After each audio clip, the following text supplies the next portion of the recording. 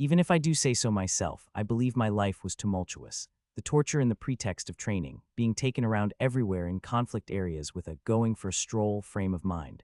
During those turbulent days, I had become United Japan's 37th Special Covert Operative, the so-called agent. Thereupon I met my comrade, and together I continued to fight. Spending all of my time fighting, at around the time I had passed 50 years of age, I retired and became an educator for the next generation. Education was something that was difficult, but I believe that the days that I spent engrossed in it were enjoyable.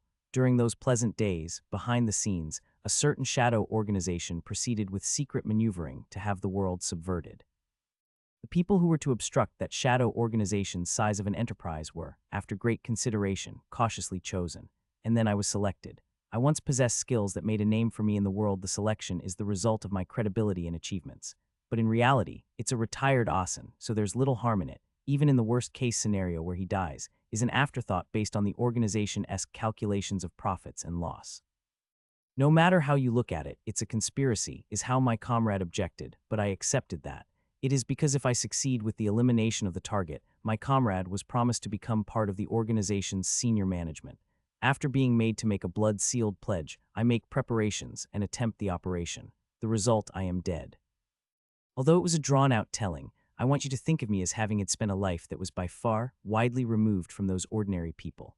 Having also got older, I take pride in having an iron heart that is not perturbed by ordinary occurrences, and yet I am shamefully flustered. Oh, why have I become a baby? Even though that's what I wanted to yell, probably as this body's vocal cords aren't developed, even words are impossible.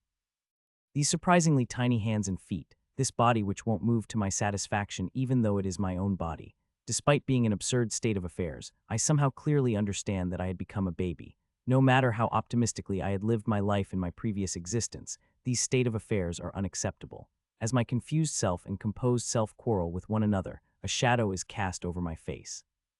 A woman is looking at me and speaking. However, without my undeveloped ears successfully picking up the words, I don't even know what is being said. Calm down, let's try to sort out the situation a bit. With composure, I quickly and accurately transition to analysis. To calm myself, I look back through my memories. At what probably became my last operation, I disposed of the man who was the target, but I had myself suffered a fatal wound. Escape had become impossible, and to also include the destruction of evidence, I chose to disappear together with the building. When I awoke, I was a baby. Yea, I've calmed down, but ultimately I don't get it. Even though I undoubtedly should have died, for some reason I became a baby. That I had gone through reincarnation makes sense, but why do I still have my ego and memories? Moreover, despite being able to recall the life I had led, I can't recall the names of my former comrade and apprentices. The pinpoint holes in my memories, the situation in which I couldn't obtain any information, and this body. In the present condition, I am unable to come up with answers no matter how much I think about it, and there's also nobody that can give me answers either. Stopping at the thought of anything more than this is useless. For the time being, I tried observing the person in front of my eyes. A woman with gray hair tied up in a bundle behind her head, with sky-blue eyes. There are a few wrinkles on her face, so she was probably approximately past marriageable age, but all flattery aside, she is thoroughly a beautiful person. If I wasn't a baby, I may have made advances on her. However, I wonder why she is wearing maid clothing. Cosplay. No, from her appearance, is this a foreign country? While I was absent-mindedly thinking, she gently held me up in her arms and started to hum something that sounded like a lullaby. I don't understand the contents nor the words. But at her gaze filled with kindness directed at me and the restful rhythm of the humming, my awareness becomes distant. Although there's a heap of things that I must consider, without resisting the pleasant feeling, I let go of my consciousness. 1 month had lapsed since I had awoken. The world that I know of is still this room only. Approximately 6.5 tatami in space, there was nothing but the low-height bed which I slept on, a table and a closet. This room that doesn't even have any books can be summed up perfectly in one word: dreary. The material of the coverlet also has a slightly harsh texture, and with the various other things, there's a somewhat out-of-date feel to it. Well, now it was a month where I did nothing but eat and sleep, but my body is developing favorably. Unlike before when sounds were difficult to hear, as if coming from a broken speaker, my ears had also become able to clearly distinguish sounds. And although I can't walk yet, I have become able to move my body somewhat. However, inversely proportional to that, fuel consumption had exceedingly worsened. In other words, I had become hungry. If it were as usual, the food arrives with the best timing, as if you'd question whether they were surveilling me, but today of all days it's late. I must think up some kind of plan for this. I had started to think of countermeasures, and at around time the door opened. It was the entrance of the gray-haired maid San who is taking care of me. Speaking of that, even though a month has gone by, I haven't seen anybody else other than this maid San, have I? Yep, as usual I don't know what she's saying. My ears had become able to hear what they are saying, but I'm completely ignorant of the language. As I had flown about throughout the world in my previous life, I was proficient with languages, but not one of those languages has any consistency with this one. However, it's not that big of a deal. As long as I'm listening, I'll probably eventually remember it, so I decide that now is the time to prioritize the meal. It appears that today there's not only gray-haired maid San, but one more person. Let me see, I wonder what kind of person wa. The gray-haired maid San gave instructions to the other person and left the room. No, wait a moment. Who on earth is this woman who is approaching me with a smile on her whole face? She's wearing maid clothes, so she probably came to help take care of me, but there's a point I sort of want to retort to. This girl, why in the world does she have cat ears on? Seemingly full of life, her age is probably somewhere between a young lady and an adult. With red hair and a ponytail, she is a considerably adorable girl, but the cat ears on her head bothers me. It's not that I particularly dislike them, but the first thing that comes to mind is a cosplay cafe. That's what came to mind, but no matter how you look at it, these ears are moving, and even with a lovely blip blop. Moving this surprised me. The girl in front of me held out a spoon with the food on it. As there isn't a baby bottle or anything, I am being fed this way with a spoon. I still have questions, but I'm hungry, so I decide to eat. Although it's something like milk with some kind of food mixed in it and doesn't really taste nice. Every time I eat from the spoon, she squirms delightfully. It's a bit annoying, but for the time being, I devoted myself to eating silently. Although the meal had ended, Cat Ears San was smiling and gazing at me without getting tired of it. You're one of those people, aren't you? The type of person who has a weakness for cute things, right? Although, as there are no mirrors here, I don't even know whether my appearance is cute or not. Leaving aside my appearance, now that my stomach is now bloated, let's resolve one question, shall we? Honestly, are those cat ears real? I point at the cat ears and try to appeal to her that I wanted her to let me touch them. No, not grab your finger, your ears, for crying out loud. Even though she thinks about it for a little bit, Cat Ears San brings her head closer and let me touch her ears. Yep, warm. I tried checking as far as the roots, but they're definitely growing from her head. This is real, this is. I'm immersed in an indescribable feeling, and Cat Ears San claps her hands as if she had thought of something. She closes her eyes, raises her index finger, and with a murmur, is muttering something. Right after having uttered a cry with her fighting spirit, at that instant, a flame suddenly appeared at her fingertip. A fire, but there's no lighter or anything. From where exactly did the flame? All I see is it something like a sleight of hand, but I don't think fire is something that becomes such a beautiful sphere and floats in midair. I'm confused over here, and in front of me Cat Ears San is happily rotating her finger. While the sphere of fire is doing impossible movements and is matching that rotation, it flew about in Cat Ears San's surroundings. I can't find any trick-like objects. Is this possibly magic? Maybe. At the same time as that conclusion arose within me, gray-haired maid San returned. Having realized that, Cat Ears San's movement stopped, and at the same time the sphere of fire also disappeared. Without speaking, gray-haired maid San beckons over Cat Ears San, with a scary, come here, smiling face. The ears and the tail of the Cat Ears San that was heading that way is dejectedly drooping. It was somehow soothing. Cat ears or tails which don't exist on normal humans, and the existence of magic. Things that absolutely didn't exist in my previous life where the whole world had been unraveled. I had presumably stepped away from intellection, but it seems that I must soon obediently accept reality. This is new on Earth. 3 months since I woke up. My neck is steady, crawling movement was possible. When the pair of maids aren't watching, I break out from bed's fencing, and devoting myself to gathering information from my surroundings. It's how I'm spending my time every day. Making various rounds like that, I was deepening my understanding of the current situation anew. I confirmed that this isn't Earth, and as there are things such as magic, it's probably okay to call it another world. Well, that the other world reincarnation that my otaku colleague had spoken so much about would happen to me. Although I have already died once, life is something incomprehensible. The level of civilization here is, if in Earth terms, probably closest to Europe's Middle Ages. Among other things, candles are the main for light, and there's no trace of things like electrical appliances, so it seems inconvenient, but instead there's magic. I move in search of new discoveries, but it'll be mealtime before long. I decide to return to my room before Maid San comes. Today it's probably Cat Ears San's turn to come. Here we are, it's time to eat. I'll feed you a lot, Anne. Sirius, that is my new name. The actual situation is unknown, but thus I gained a new life. My name in my previous life has disappeared, but so long as I have myself, I think I'll live properly as Sirius. I might be saying something cool, but the me in reality is in the position of being fed by someone else, so there is a discrepancy. I wonder if the meal is finished. Gray-haired Maid San, amended to Arena San, came to check up on me. With her impeccable outfit, she has on the captivating presence of an expert maid today too. Although she's probably younger than I was in my previous life, holding respect for the other party when they're a professional is my own way of thinking. Ah yes, at any rate, Sirius Sama eats neatly, doesn't he? Although I had heard that baby's meals were harder to handle. It's probably true for normal children, but Sirius Sama is special. He will undoubtedly make a name for himself in the future, an expert maid, but somewhat containing a doting parent. I had certainly considered whether Irina-san was my parent, but after hearing conversations, it seems like she's not. Her speech and conduct is that of towards one's superiors, and I have the feeling that she's closer to a lady-in-waiting rather than a maid. For that reason, the doting parent expression is also a bit strange, but the eyes aimed this way are completely the eyes of a parent. Considering my age rather than a doting attendant, there's no mistake, it's the expression of a doting parent. I know, right? It's almost as if he understands my words. Ah, even so, he's really adorable. The name of Cat Ears San, who is entranced with me, is Noelle San. She's in the middle of her maid training at Irina San's side, but she still has a long way to go, as she hasn't left her age-appropriate childishness. I wonder how soon he'll call me, One-chan. Ah, but One-sama is also difficult to give up. Yep, this girl is fine without an honorific title. The meal is over now, right? I'll ask that you do the cleaning next. Understood. Noelle gives a reply filled with vigor. From behind her, Irina-san comes and affectionately holds me in her arms and left the room with me. Heading towards the entranceway as is, it had been decided that I am going outside for the first time in my life. I don't know whether this world has 4 seasons or not, but outside the weather is fair and warm.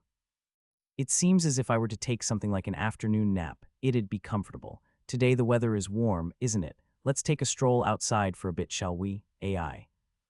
Yes, please leave it to me. Brought along by Irina-san, we take a leisurely stroll around the house.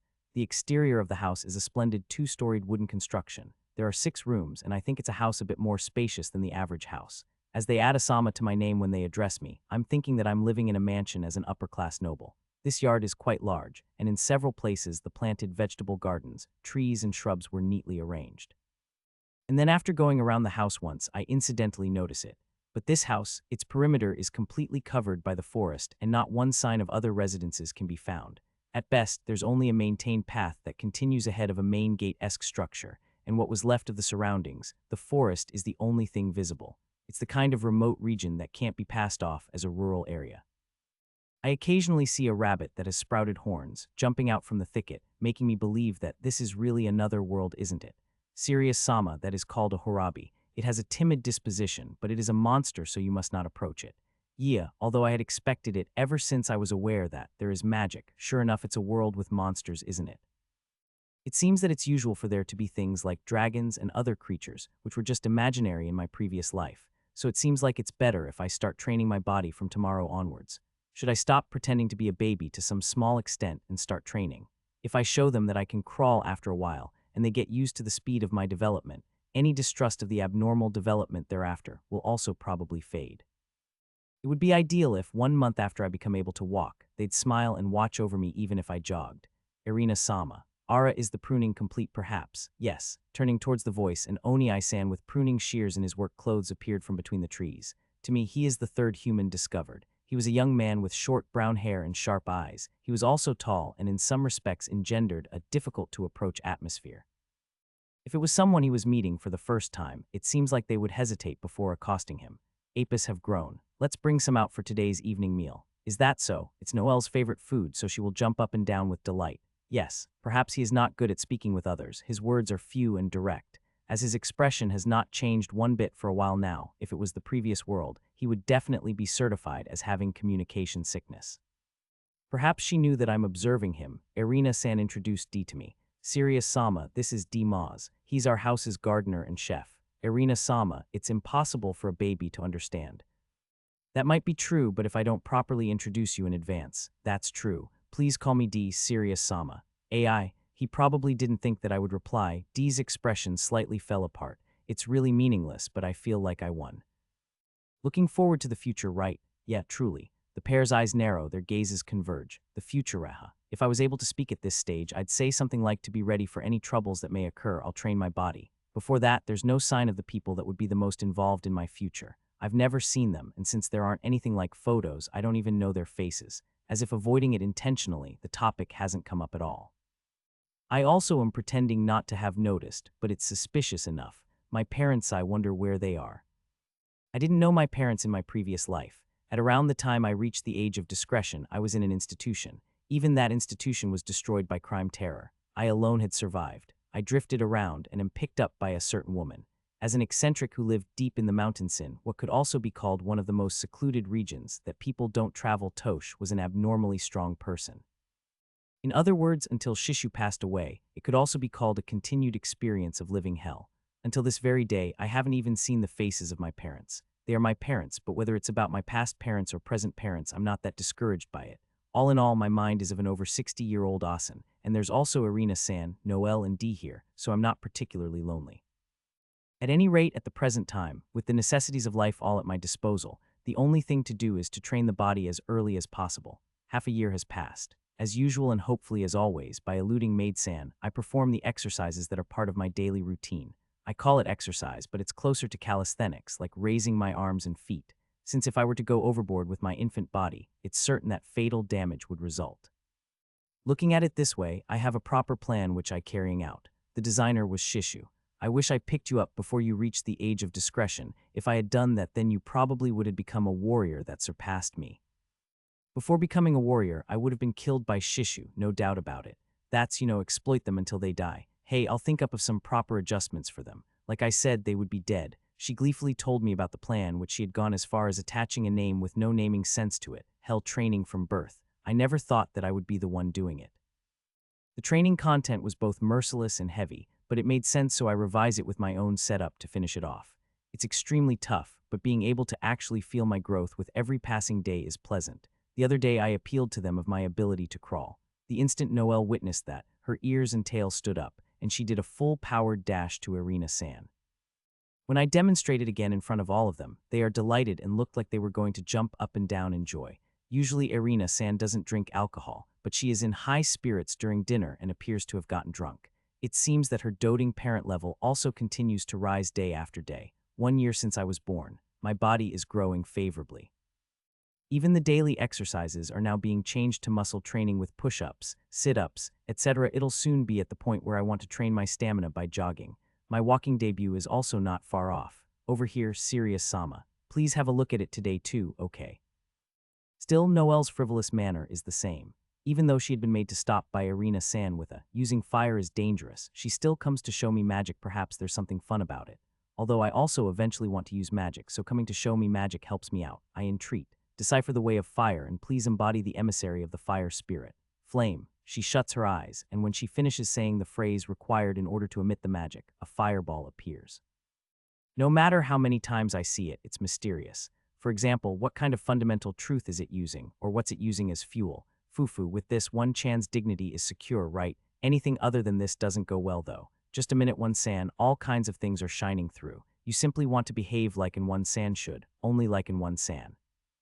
From the viewpoint of someone with a mind of an Asen, it was something adorable, like a child trying to do something beyond their power with all their might. Is it redundant to add that afterwards she was eventually discovered by Irina-san and was scolded? The next day, after getting out of bed, I finished my strength training and tried to make an attempt at magic. If only there was also a textbook, but to begin with, I really can't find any books around. Setting aside whether paper is valuable or not for later, other than the fireball that Noelle showed me, I had no information about magic. In the meantime, I tried out following the same steps as Noelle, but nothing happens. Is it my power of concentration that is insufficient or some other factor? After that, I did some trial and error for a while, but in the end nothing happened. It can't be helped. Maybe try and ask them once I become able to hold a conversation. It'd be unpleasant if I was told something like, "You have no talent for it, though." After lunch, everyone was assembled in the living room. Within the postprandial mellow atmosphere, Irina-san and Noelle are knitting. Dee was preparing the tea. Sitting on top of the rug and looking at the three of them, I executed that strategy. Irina-san, Sirius Sama is looking over here. You're right. Perhaps he's interested in knitting. Iri. The knitting material dropped from Irina-san's hands. Sirius Sama. Once more, plays, Irina. Loa. Overcome with emotion, she was moved to tears. Sirius Sama. Me too, please. Noelle, no El, your face is close. It'd be amusing to play the fool and say D, but it seems like she'd seriously become depressed if I did, so let's call out her name, shall we? Noelle. Kaya, Sirius Sama, please call me One-chan next. Taking advantage of the situation, what is this girl saying? I'll ignore that request. Turning around, D had also come closer, and is pointing at himself as if to say, what about me? D, yes. As usual, there's no change in his facial expression, but he has his eyes closed as if basking in the lingering sound. But my turn has not yet ended. Putting strength into my feet, I stand up. Heading towards Irina-san, who is wiping away her tears, I slowly took one step forward. See, Sirius-sama, might that be? He's walking, Sirius-sama is walking. Walking briskly all of a sudden would be eerie, so I advance while occasionally pretending to stumble. It was just a distance of 5 steps, but when I finally safely reached the end of Irina-san's arms, which were spread out in weight, I was interposed between two people. You did it splendidly, Sirius-sama. Irina is proud. He's a genius. This gentleman is without a doubt a genius. The pair are boisterously dancing, and I'm being jostled about. It hurts a little.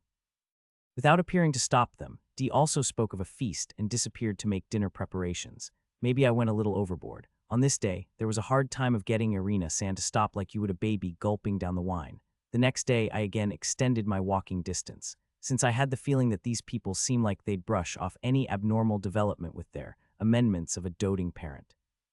It looks like there won't be any issues with starting to jog in half a month's time rather than after 1 month. The problem is magic. As it's something that didn't exist in any form in my previous life, I have absolutely no idea how I should make a start on it. Although it's only a few words, I've removed the embargo on language, so I'll try and somehow get information out from Noel. Today I'll show you different magic. If I'm not mistaken, it's not dangerous if it's this one, right? Noelle had came today as well, but she was grasping a book in that hand of hers. Nice going, Noelle. I've been waiting for that. Although you probably plan to hide that you're reading from a book, what you're doing is obvious, so hurry up and show me that book. I point at the book, and with all my might I try to get her to show me the book. Do you have an interest in this? Please wait a bit. Presumably she went to get Irina-san's permission. Previously she would have probably showed me without any concern for things like permission, but perhaps she has matured a little. While I was being a little bit impressed by her growth, Noelle had got permission and returned. I wonder if it's to read together. She places me on her soft lap, and the book that I had waited eagerly for, Elementary Level Magic Guidebook, was opened. I'll read it for you faster than Noelle, is how I pretended to be clever, but I can't read the writing, can I? Reluctantly, I waited for the oral reading. Magic is an original general principle. Even now it's a phenomenon which hasn't yet been elucidated, but it brings about blessings to all peoples. An omnipotent existence is what it says. I have no idea what it means. This girl responded with a smile on her whole face. It might sound weird coming from someone like me who can't even understand the letters, but you're the one using that magic, so put some effort into understanding it, will you? Although she didn't understand it, Noelle continued to read the rest of it aloud. The author's grammar is extremely tortuous, and I also couldn't read the letters, so even though I could understand it, I had a hard time. I think I'll try in my own way to sum up what I understood. Magic is a phenomenon that uses the manhwaeku overflowing throughout the world to occur. Manhwaeku is something that isn't visible to the eye, but exists everywhere. Even us humans are living with magic inside of us. Consuming that manhwaeku within the body and invoking a fireball like Noelle did is what common magic is. It seems that drawing magic squares and pouring one's own manhwaeku into it to invoke magic is also possible. This is used in things called magical tools, such as those which light up the night or start the fire for cooking. The drawing itself is an exceedingly delicate process, and perhaps because you have to invoke the magic via the magic squares, the resulting force is weak. Once you've drawn it, you can utilize it repeatedly, as long as it hasn't worn down, so it's fixed into everyday items. There are other magics. For example, there are also those who borrow the power of spirits to evoke spirit magic. Spiritsit seems like a word that people with Chunabiu would like, but the biggest obstacle is being liked by the spirits. It appears that spirit magic users are extremely rare. They're existences that can't even be felt without being able to see them, so a person can only wait for a spirit to approach them. The requirements to be liked by the spirits still haven't been elucidated. Putting aside the very enigmatic spirits, an aria is required for magic invocation. With the movement of the mouth and the chanting of the aria, the manhwaeku inside the body is gathered, and the magic is invoked. It seems that if there are specific keywords, then the magic will be invoked. As an example, I'll try and cite what Noelle used: flame. Be aware of the general concept of fire. Desire it such that you yourself can think up and bring fire into existence, is what it says. But if you have the keywords that have been handed down, it will be invoked. For example, there are researchers who work day and night for the sake of shortening the aria as much as possible. Flame is an elementary fire attribute magic, and the exact same aria that Noelle recited also appears in this book. As you use magic, your manhwaeku decreases and you feel a corresponding amount of fatigue. It starts with a lethargy that attacks your whole body. Eventually you faint, and if you're not careful, it seems that you can even lose your life. The amount of manhwaeku inside a person's body is determined at birth, and appears to be why there's an unbelievably large variation of manhwaeku amounts between people. It also seems that the amount grows, but its growth rate is extremely low. Growth only requires the repeated use of Maryaku to its very limits in recovery, but that Maryaku recovery is exceedingly slow. The example listed in the guidebook is that after 1 year, it'll increase of the order of 1 time's worth. The more you use it, the more it increases, is like muscle training, but because of the inefficiencies, it's probably better to do it in one's spare time.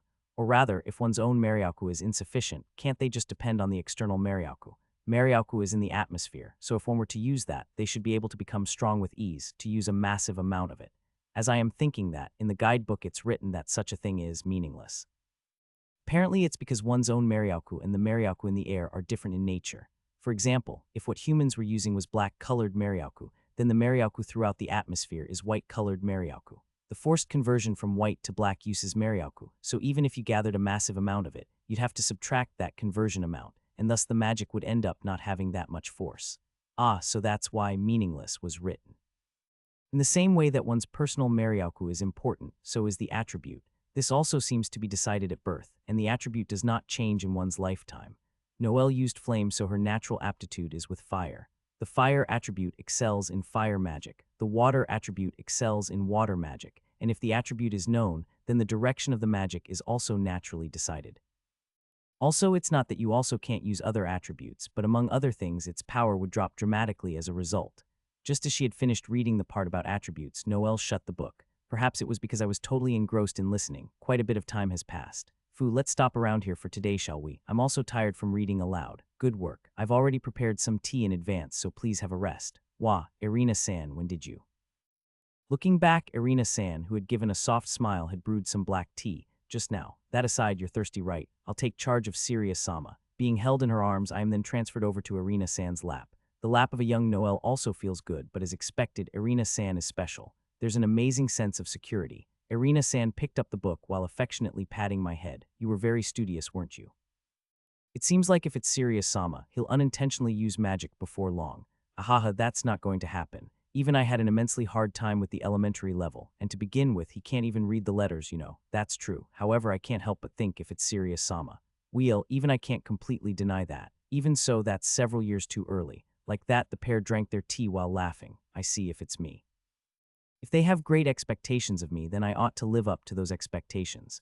First, I have to start with becoming able to read the alphabet. Attribute By the way, what might Sirius-sama's attribute be? I also wondered about that. I don't particularly have a pickiness for a specific attribute, but I think that it seems like it would be convenient if it was fire or water. Let's try and find out, shall we? There's a judgment tool in my room. It's that, isn't it?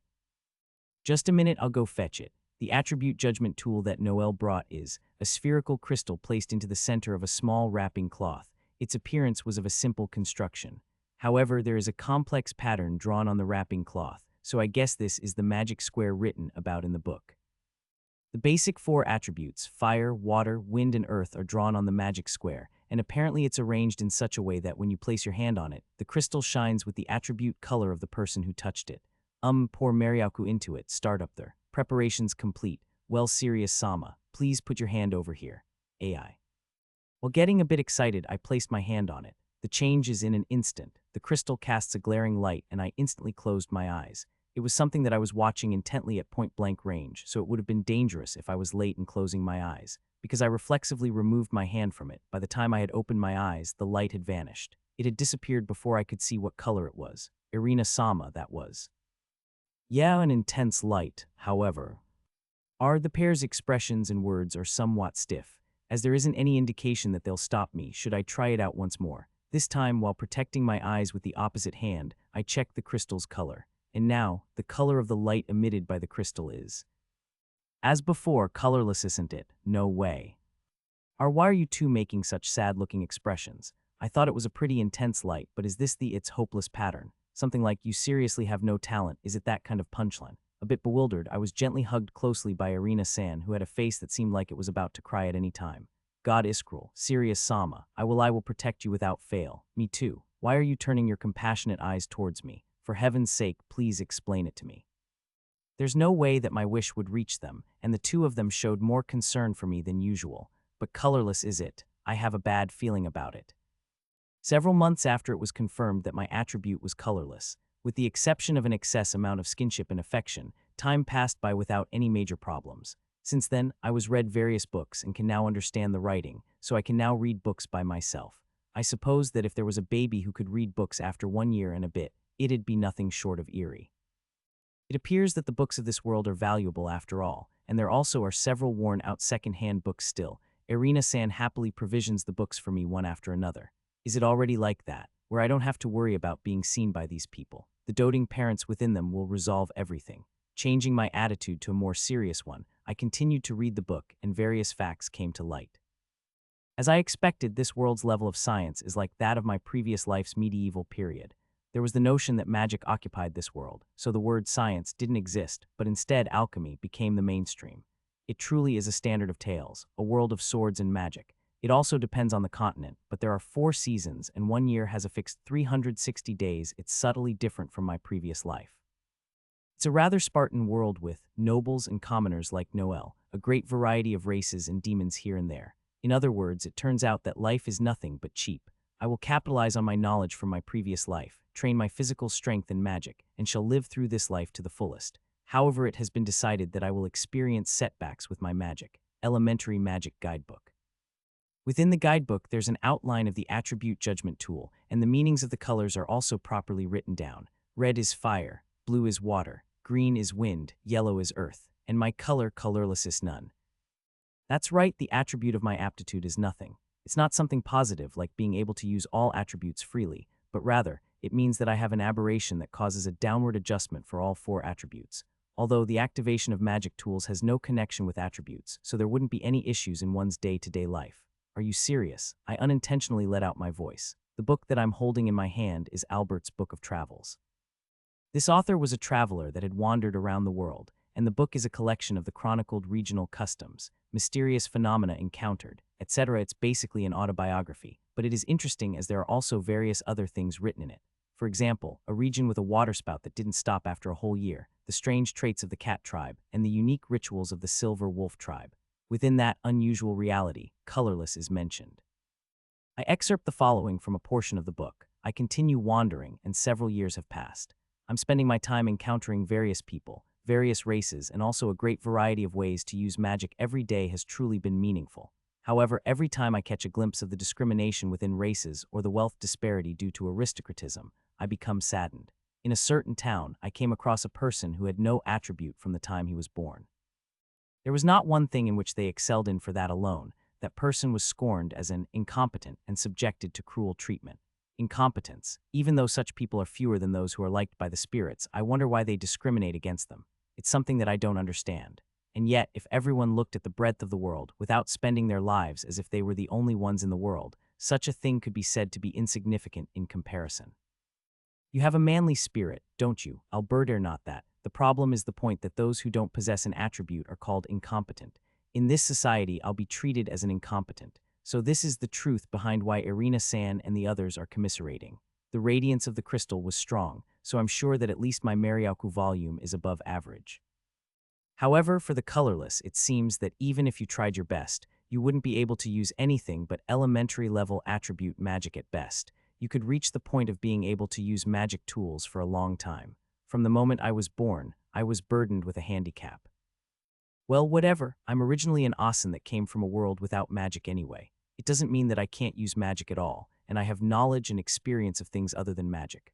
Rather, wouldn't an enemy let his guard down when he finds out that I'm incompetent? No matter what kind of animate being it is, as long as I use their negligence and weaknesses, I can handle most things with just one knife.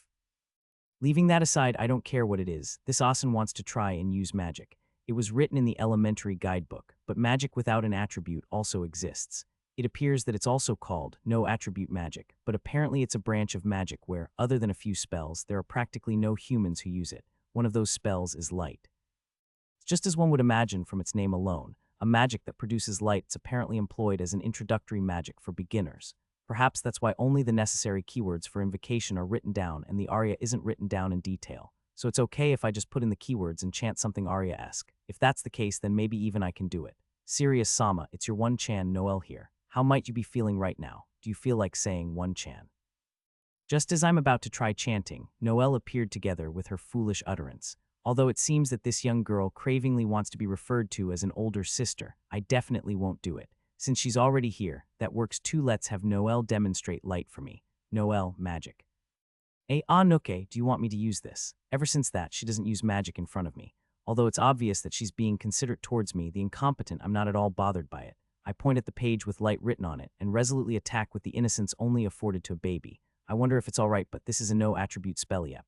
Okay, quick decisions are a Noelle-ism, but I haven't really used that much no-attribute magic before, alright. As I end up using fire magic if I need lighting. No doubt if you were of the fire attribute, then that be the case.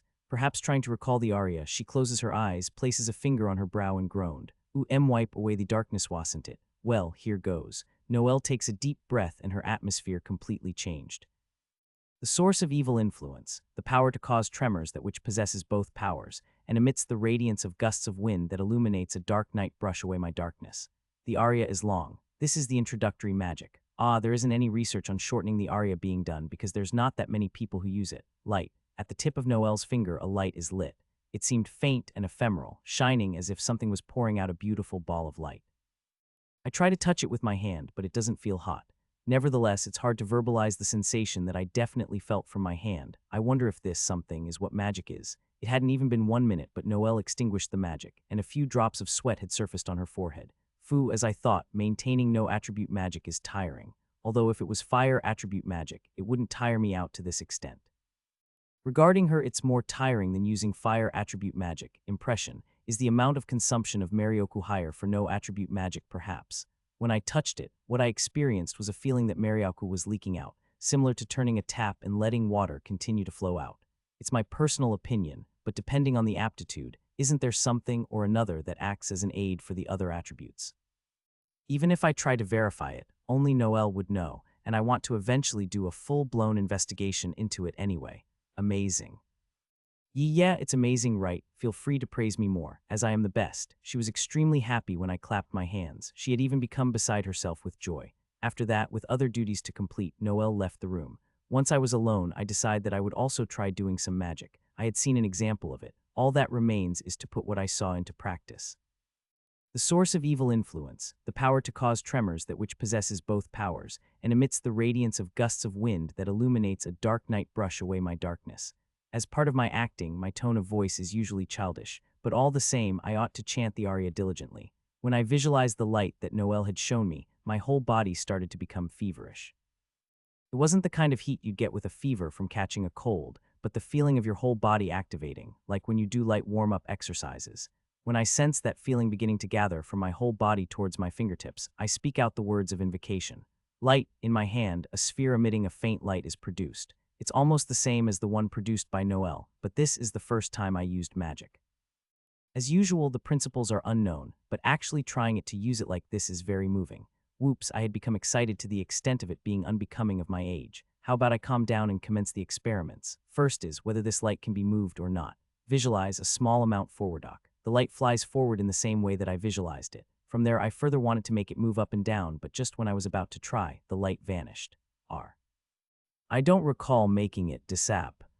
The view before my very eyes slowly becomes slanted. Nope, I'm collapsing. Even though I knew that, my body wouldn't listen to me, and I collapsed onto the bed. And what came thereafter was an intense fatigue. Might this be?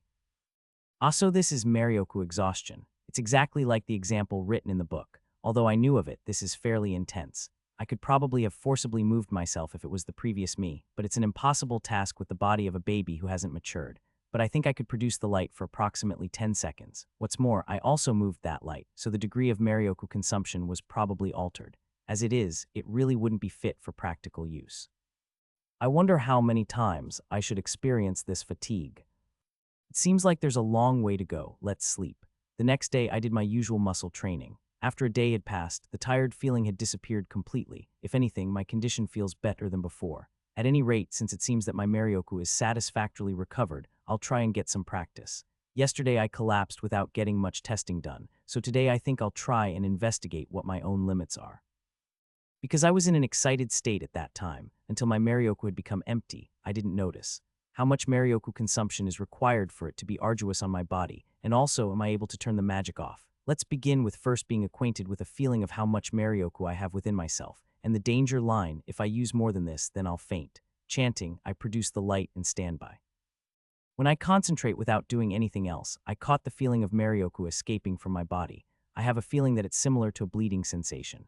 Fatigue gradually descended upon me, so in my mind I commanded the light to disappear. The light properly disappeared, so while I let out breaths of relief, I confirmed my physical condition. Yep, there's a sluggish feeling, but it's not a problem. The duration is 30 seconds. This is the limit for now. It could be within range of measurement error, but I have a feeling that I've lengthened it compared to last time. I continued to train my Marioku in this manner. While under an unexpected misunderstanding, Sirius had turned 3 years old. My body has become more and more bigger and has developed to the extent that I can even run around without incident. I mean, I'm in the middle of running a marathon in the yard right now. It's a cycle of running at a constant pace which is set to place a burden on the body, resting when I pass my limits, and starting to run again. Phew, that's it for today. I reach today's quota and break into the finishing cooling down exercises. Noel, who had accompanied me in the marathon under the pretext of dieting, is going Betty Buys beside me. He higsi, Sirius Samahir Ufine. Although one of the reasons is your lower physical strength, it's because you didn't run at your own pace. I see. With those last words, Noelle had used up the last of her strength. Although what you ran was about half of what I ran, was it that arduous? While I persuade myself with she's not the physical strength type, that's just the way she is, I finish my cool-down exercises. At the same time, Irina-san offered me a towel and a drink. By the way, I would like you to address me without an honorific, is what Irina-san requested of me, so I'm only attaching a san to her name in my mind. While I'm rehydrating myself, I look towards my feet and see D tending to Noelle. These two have opposite personalities, but they appear to have good chemistry between them. There's also the fact that they're close in age as well. They get along fairly well. Don't strain yourself. Thank you, Fu, very much. Irina-san is also gently smiling and watching over the pair. I'm also looking at them, faintly smiling to myself. I leave the rest to the young people should I take care of my body. The well water had already been drawn. When I place that water in front of me, my new face comes into sight. Having already reached 3 years of age, my facial features have become easily distinguishable personally. I think it's not a bad face. The hair is black and the expression of the eyes also gives off a gentle impression. My outward looks are more in the direction of cute rather than handsome. I suppose that there's not that much of a difference even if you tried comparing it to the faces of the other 3 people. It's a face without any unusual features, an average face. At least it doesn't appear that it was a miss. It's the kind of thing where only after I ascertain that could I feel at ease.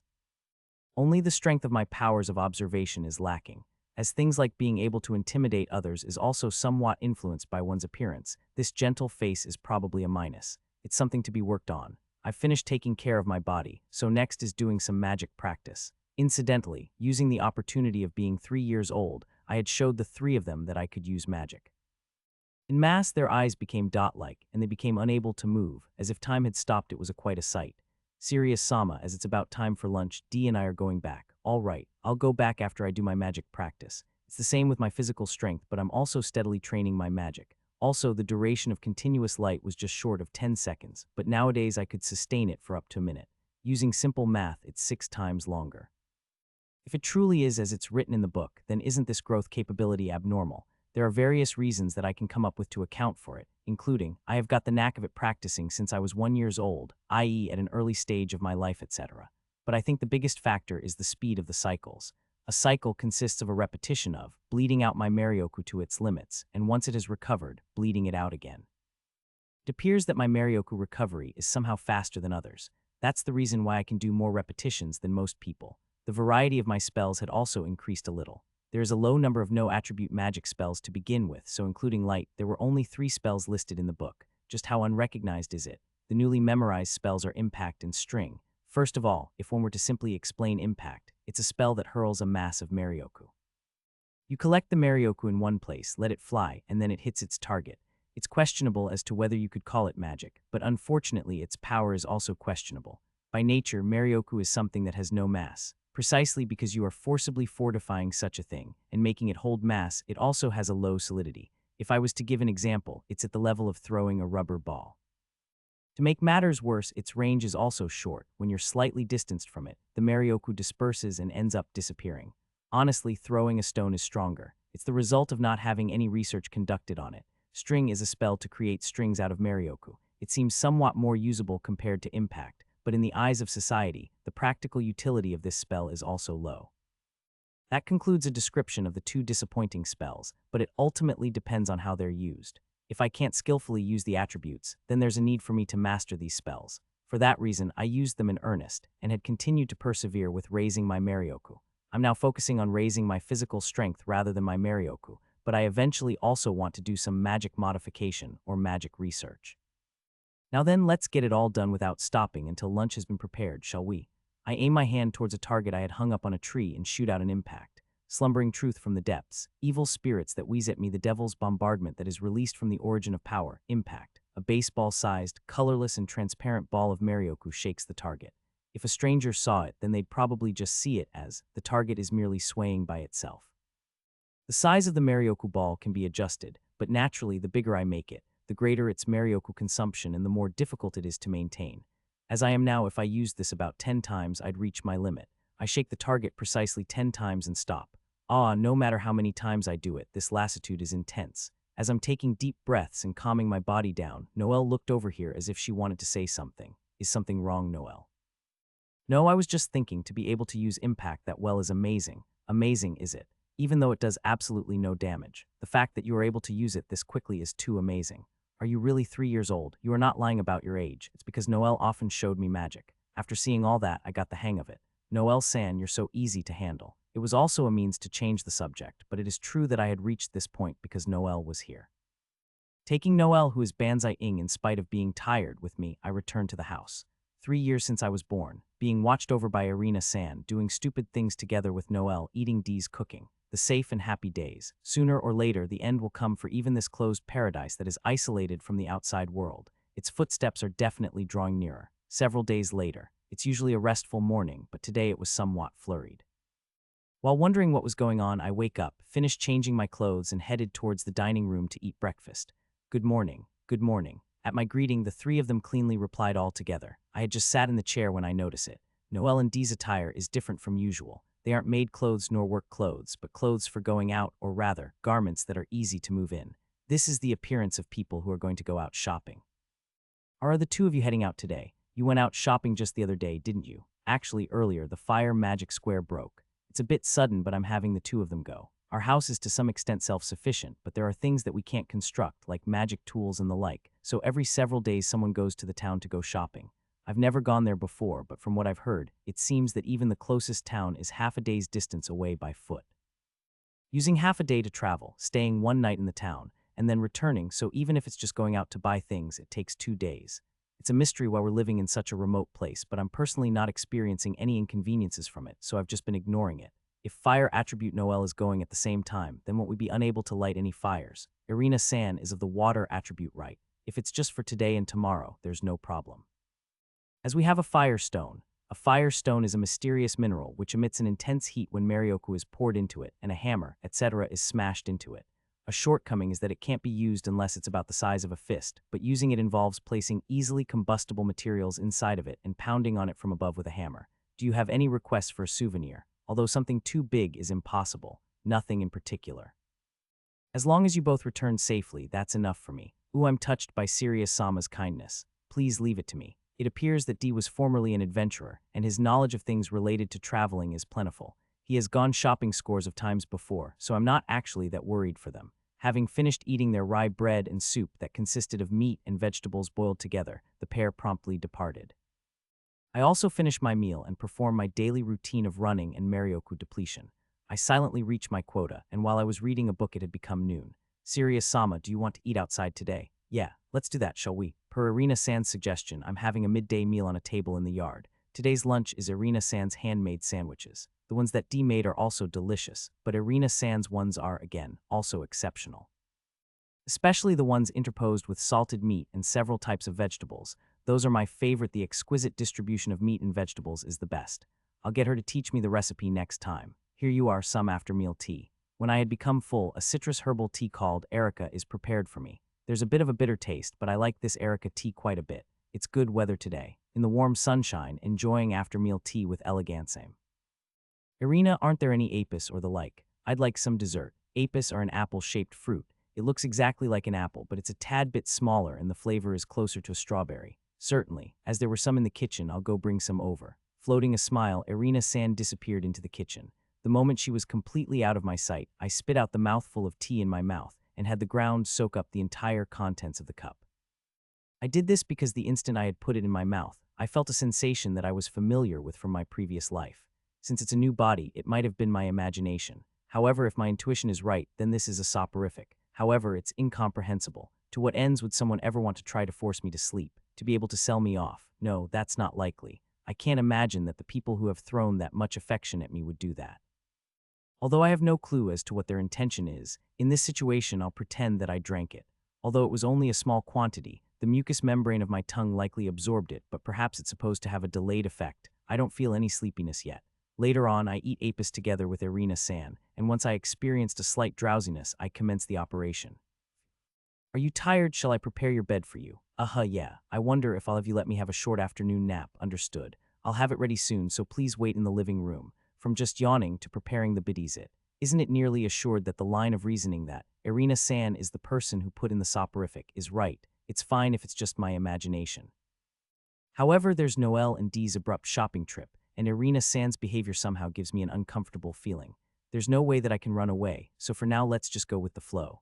Lying down on the bed in my room with my eyes closed, I raise my Marioku. I do that because my body is activated when I maintain the state of pre-magic invocation, so any slight sleepiness is blown away. A few minutes after that, a light knock was audible from the door. When I wait without replying, the door opens without a sound. Naturally, the person who appeared was Irina-san, probably here to confirm whether I was asleep or not. Now then, what's going to happen? Don't be suddenly taking out a knife and going stab or something on me now. Amy. Knife or whatever, bring it on, is how I put myself on guard, but it ended up being a groundless fear. She was just stroking my head while murmuring in a voice too small to follow. It felt so good that I was about to fall asleep for real, but perhaps being convinced that I was completely asleep, without making a sound again, she left the room. When I groaned from having not solved the mystery, a voice that I was unaccustomed to was audible from outside the window. The sound of the horse's footsteps, a horse's neigh, and a male's voice that isn't Dee's. Even though there hasn't been any visitors at all during these past 3 years, what's going on? At any rate, is this the reason for Irina-san's suspicious behavior? Peeping outside through a crevice in the window, stopped in front of the entranceway is a 4-seated carriage with a hood attached to it. 2 people had come with it. Sitting on the box, the coachman J-san is stretching his body and takes a break. And now, my eyes are naturally drawn towards the lone man who is disembarking from the carriage. He is indeed an Asen with the looks of a noble. He was noble-like, but he is a bit plump and looks unreliable. Also, compared to Dee's face, his is at a pitiable level. Around the time a bad feeling starts to form in my mind, the man had stepped into the entranceway. I put my ear to the floor and search for their position. My room is on the 2nd floor, but the footsteps of 2 people are headed towards the parlor of the 1st floor. It might be a chance to clarify all the parts that were, up until now, ambiguous. Without making a sound, I slip out of my room and I sneak up as far as the front of the parlor door. The door is rather thin, so I could easily hear the voices inside. HMPH, good grief. For what reason did I have to come to such a remote place? I was just in time to hear the start of the conversation. But what's this? Irina-san's voice is mechanical, with absolutely no emotion put into it. This is the first time I've heard such a cold-hearted voice. The man facing her was just as I expected him to be. I had seen them in my previous life, a representative of the overweening, prideful remarks of all sorts of egotistical, useless bosses. By some chancino, let's concentrate on the pair's conversation for now. Irina. This day had arrived after all. In truth, I didn't want to ever meet him again, but this also can't be helped. HMPH, good grief. For what reason did I have to come to such a remote place? For the person who shut us up here to say that, are there perhaps defects in your memory? By the way, where has the unsociable man and subhuman gone? Not giving their greetings even though their master has arrived. What's the meaning of this? They are out shopping and not currently here. They won't be back until tomorrow. Then it's fine, since even just seeing their appearance makes me feel disgusted. Even though you don't even want to see them, you insist that they greet you. Are you even aware that you're contradicting yourself? To make matters worse, you settled on calling Beastkin Noel with the contemptful utterance of subhuman. As usual, a narrow-minded man, aren't you? He has been pointlessly increasing his number of wives lately, and I hear that there are rumors going around about him being on the decline due to his artless abilities. What about that? Even though his father has come, why won't he show his face? Sirius Sama is currently resting. As he has a slight fever, I've isolated him. Sick is he. I don't need someone with a frail body. It's not worth considering a spare with a frail body. What is he calling a spare? Sirius Sama is not your tool. I saw him violate Aju Sama in order to satisfy his own personal lust, and he is even insulting Sirius Sama, who was born from that. I want to punch him in the face and send him flying right now. However, he is also the person who has control of the money to raise Sirius Sama and political power. Endurance. If I endure it, then Sirius Sama can remain safe, but a spare is no longer needed. What do you mean? The other day, my legal wife finally gave birth to a second son. With that, it's now possible to curtail unnecessary expenses. See, congratulations. No Waithies is bad, very bad. Although Sirius Sama is an illegitimate son, he is a second son. Therefore, just in case something happens to the eldest son, he has been providing money to have Sirius Sama raised in secret. Despite this, as far as he's concerned, once the second son is born, he's finished with Sirius Sama. Sirius Sama is a child that doesn't exist. I don't want to be concerned by this man's heir nor succession, but as long as Sirius Sama grows up safely, that's all that matters. That is a promise between Aju Sama and myself. My own wish. That's why you have to think, Irina. Sirius Sama is still only 3 years old. I have to protect him. Another reason is that my second and third wife also had a daughter. That's also good, but I still want to have 2 male successors. Oh yes, my eldest son is 5 years old and can now write the alphabet. I'm looking forward to his promising future, hahaha. 5 years old. I think that is on the early side, but still, Sirius Sama was able to write the alphabet when he was 2. Probably from a stranger's point of view, that gentleman's rate of development is surely seen as an abnormality. However, I get happy whenever I see his figure that grows larger with every passing day. Through thick and thin, no matter how limitless his growth continues to be, I want to watch over that gentleman forever. But if this sort of man found out about Sirius Sama's abilities, then he would exploit them without fail. That's right, Sirius Sama is 2 times different to those people over there. 12 years snow when he's 10 years old for sure. What I can do is show them that I'll do anything. That is a promising future. I've also seen various children in my time, but I think that's a rarely seen development. I see. There's no mistake, the second son will definitely become something big as well. The future of my house is bright. It's presumptuous of me, but how is the physical condition of your son doing? I heard rumors of a recent epidemic. That's right. The eldest son is healthy, but since the second son was just born.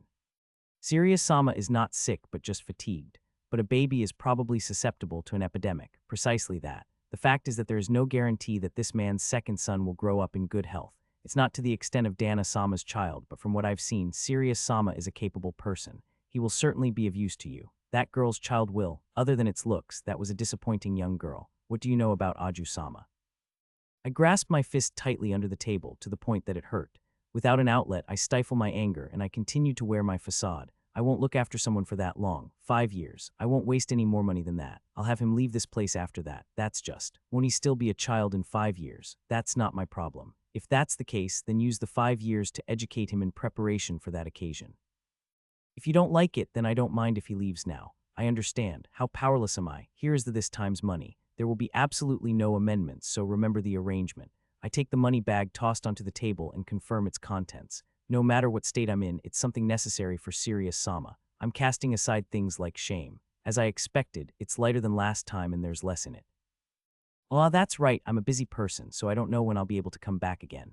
If that's the case, wouldn't it be fine to send a subordinate as a messenger? What would I do if my subordinate said they handed over the money but didn't actually come here? I'm a noble with a strong sense of responsibility. Aren't you mistaking that as one who has no trust from their subordinates? Besides, I know that you go and mess around with the town's prostitutes on your way here. It's about time I leave.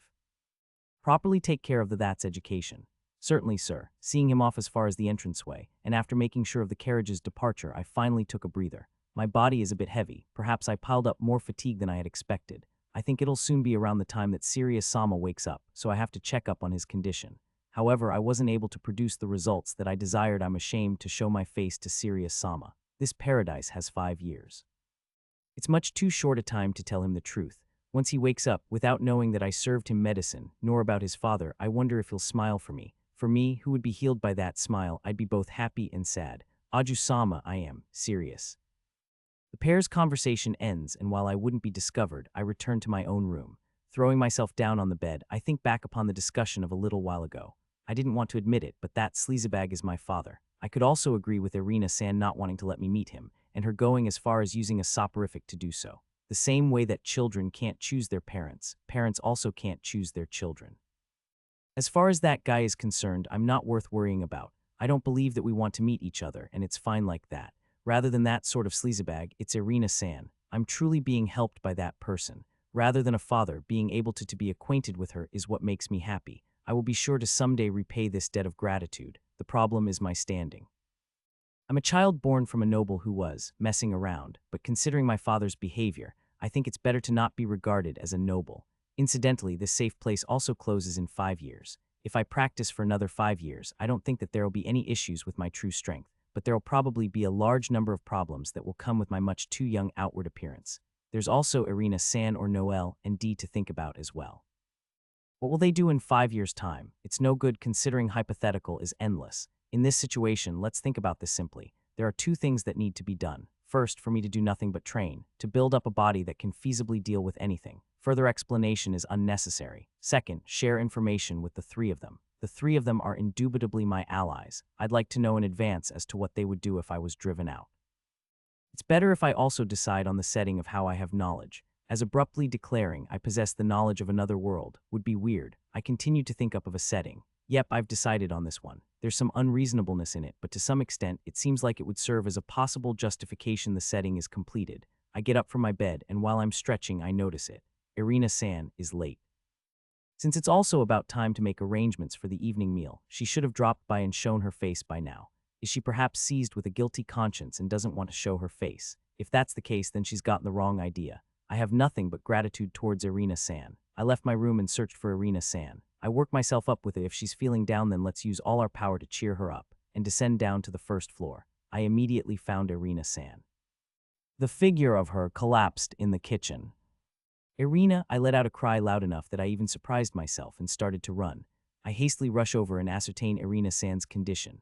The first thing I felt was her abnormally high body temperature. Her entire body is hot, her breathing is harsh, her perspiration isn't stopping. It's clearly abnormal, but I mustn't make her rest in the kitchen. I call out to her several times, but perhaps unconscious there's no response. I don't really want to move her, but it can't be helped. I crawl underneath Irina San, fire myself up and lift my body. I didn't think that a 3-year-old child would be able to lift up an adult female, but my trained body responded to the necessary demands to accomplish it. I limp along with her on my back. It's an awkward movement, but I walk step by step in a way that ensured that I wouldn't drop her. Frankly, it was demanding, but thankfully Irina San's room is close by. Barely managing to reach her room safely, I shift her onto the bed and then return to the kitchen. I had also studied medical science in my previous life, but this is a different world. Even though I can think of similar manifestations, it's not necessarily the same disease. Setting aside the examination, I try to rehydrate her. Having perspired to that extent, she'll succumb to dehydration. I fill a wooden cup with the water that she had already prepared for brewing black tea and finely chop some apis with a knife. Taking the finely chopped apis into my hand, I squeeze them into the cup and mix it with the water. I put a cloth and water into a nearby bucket and return to Irina San's room carrying everything that I had prepared. When I get back, Irina San had awakened. But her face is pale and seemingly unable to even raise the upper half of her body. She apologetically turned her eyes over here. Serious Sama, I'm so sore. It's fine. Here, drink some water. I prop up the cup to her mouth and slowly tilt it. She seems to be able to swallow the liquid, so taking care not to choke her, I continue to make her drink it. I move the cup away just as she had drunk about half, wring the bucket water out of the cloth and wipe away Irina San's sweat, wring it once again and placed it on her forehead. Don't worry about it. More importantly, what happened? Is this a disease? Yes, it's probably Demon's water disease. Demon's water disease. Where have I seen it? It was Albert's book of travels. If I'm not mistaken, there was a certain village where there were numerous deaths due to Demon's water disease or something in that book. Wait, isn't that a dangerous disease? As it wasn't a medical text, only the name and the outcome of the disease was written, so I don't know the specifics of the disease. Please don't worry. It'll be okay when Dee and Noel return tomorrow. Perhaps she had noticed that I'm panicking. Irina San spoke to me as if to calm me down. With Demon's water disease, if you have the medicine, you will get better. As that medicine had run out, I had the two of them go out to buy some. I see. If it'll cure you, then it's okay. Yes, I only have to put up with it until tomorrow. Only people with the water attribute can catch this disease, but I'm not sure whether Sirius Sama can catch it as well. So please avoid coming near me until the two of them get back, okay? All right. However, as you probably need things like water, I'd like you to allow me to tend to you, even if it's just a little. I guess it can't be helped. Thank you for your help. Perhaps relieved, Irina San lost consciousness as if a switch had been turned off. Oi, wait until tomorrow in this situation. Nevertheless, I can't stop worrying in the least. Thinking, isn't there anything I can do? I try searching around Irina San's room. Irina San does have pharmacological knowledge, and there are things like compounding utensils in the room. There might possibly be something like a medicine that recovers a person's physical strength around. Unfortunately, there wasn't, but instead I discovered a book. It had a long-winded title, but rendered simply its Encyclopedia of Diseases. The main method of treating people in this world is to use magic, so medical knowledge is not advanced. Perhaps because of that, this book has no thickness to it, but it's just what I need in this situation.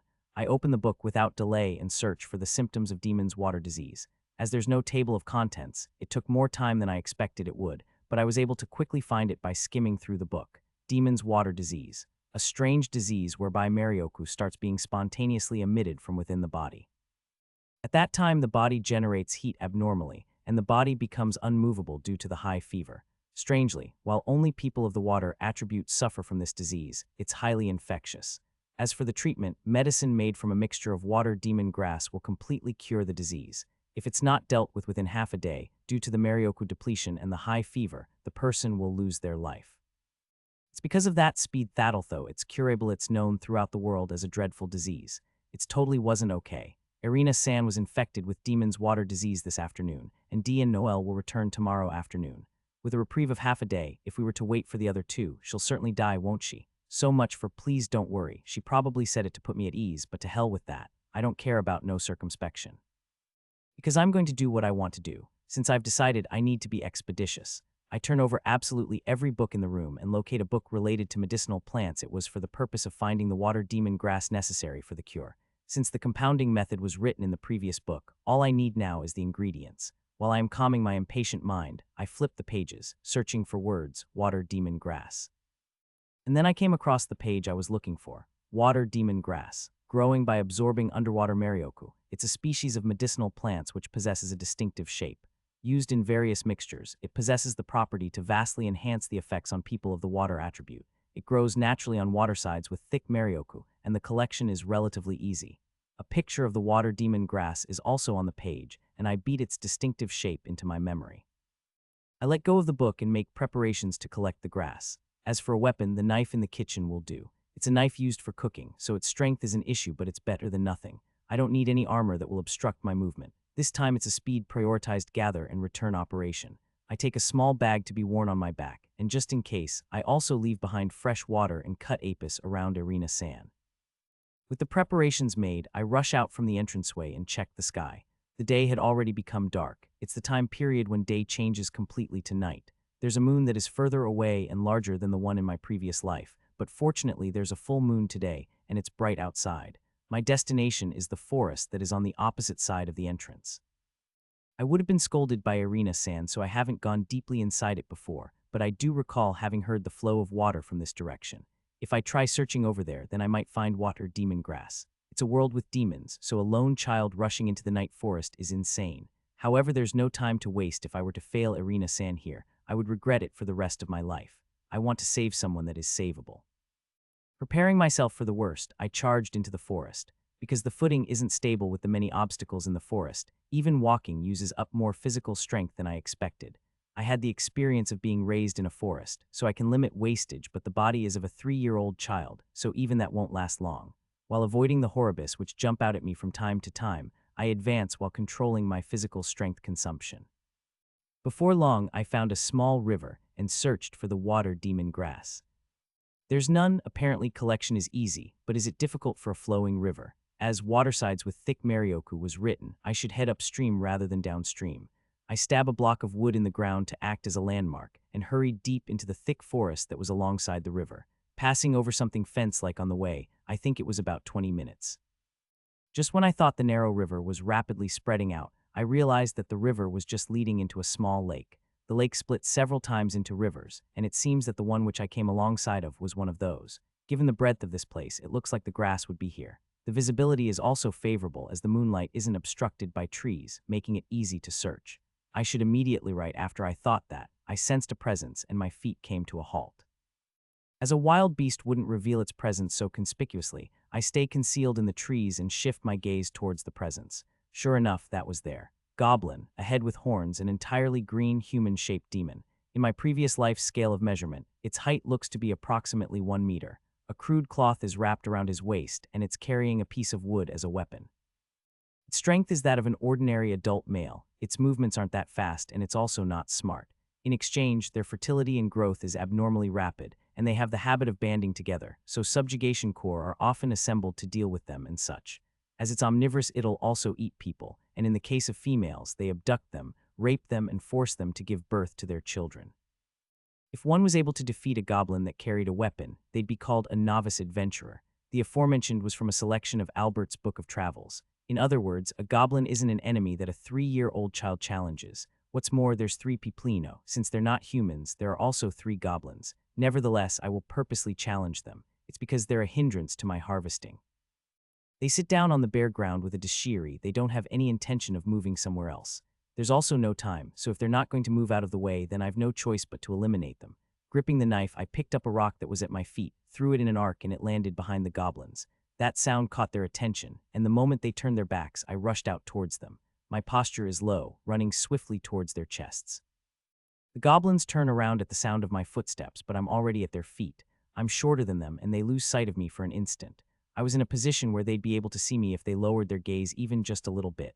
In the space of that instant, I thrust in the knife into a throat. While the fresh blood that spurts out dyes my body red, the remaining 2 goblins, leaving their eyes open, had stopped moving.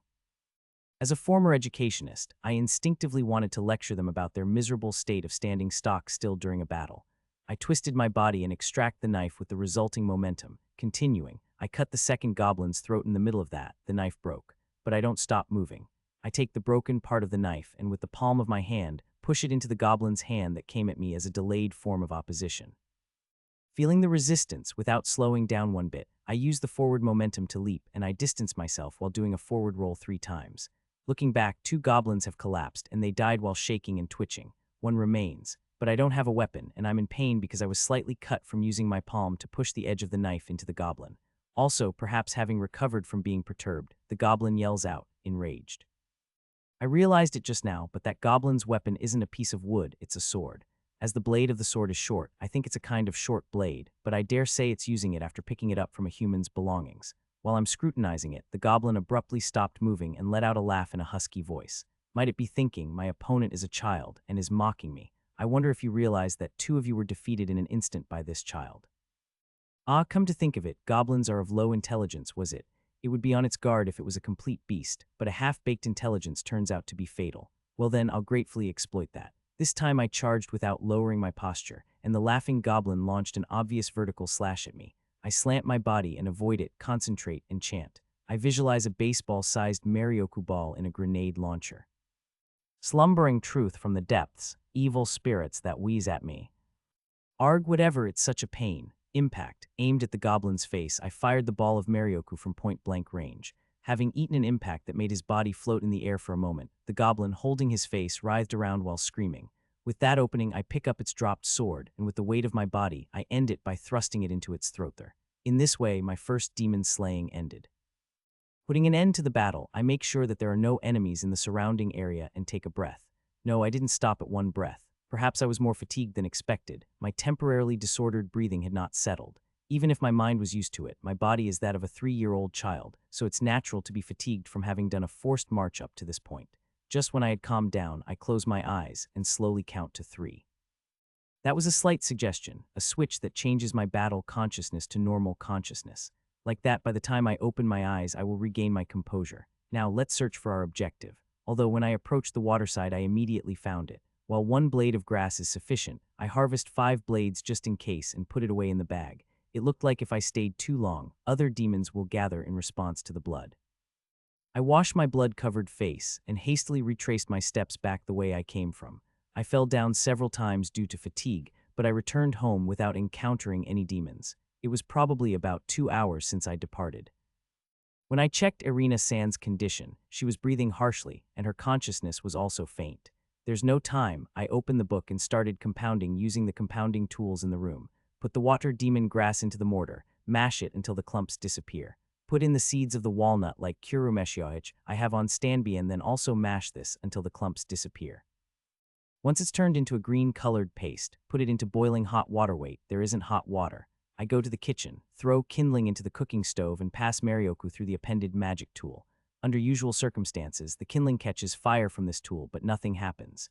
Even after I try it several times, the result is the same, and when I checked the magic tool, 1 part of the magic square drawn on it was missing. Come to think of it, I recalled the discussion this morning about it being broken. There are fragments of the fire stone remaining. I taper the kindling to a point with the spare knife in the kitchen and hit that sharpened point against a fragment of the fire stone. I then rotate the kindling, igniting a fire with the frictional heat. It's a primitive method.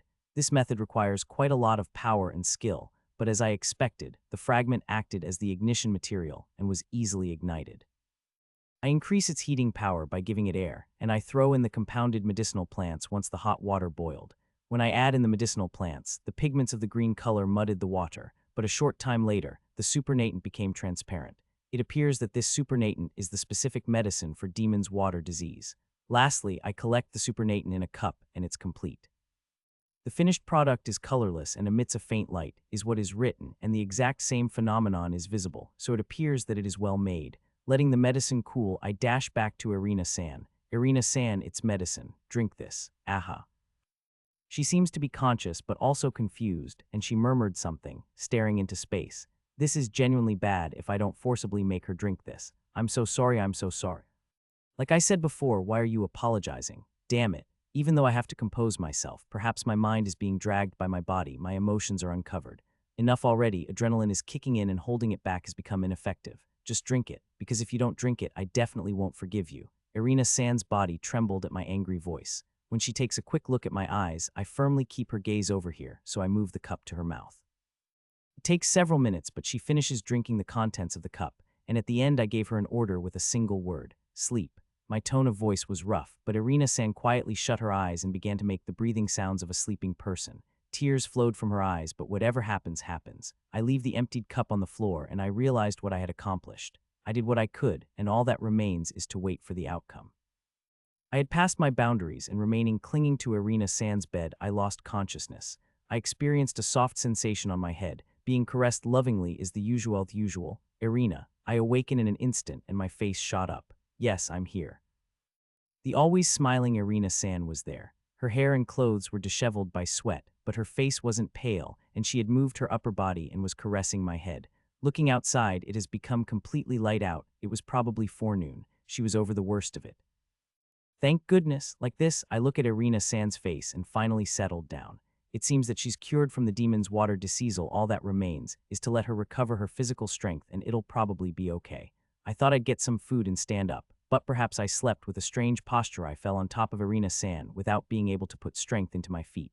What are you doing, placing a burden on a convalescent person?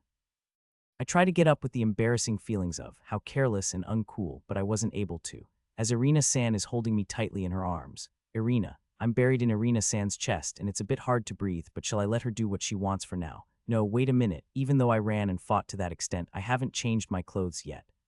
Irina, if you stick to me like that, the stains will.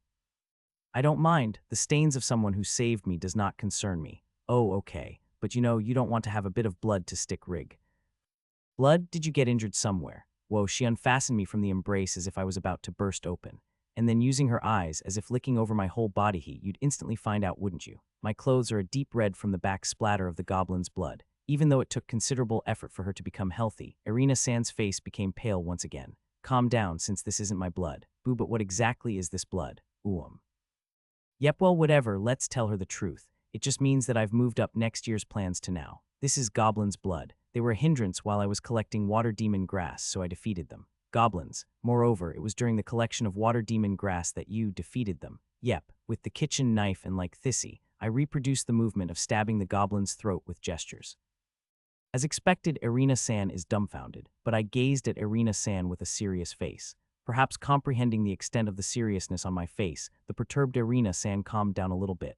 Serious Sama, just what are you? I think there are various things that we want to say to each other. I have some things I want to say, and Irina does too, right?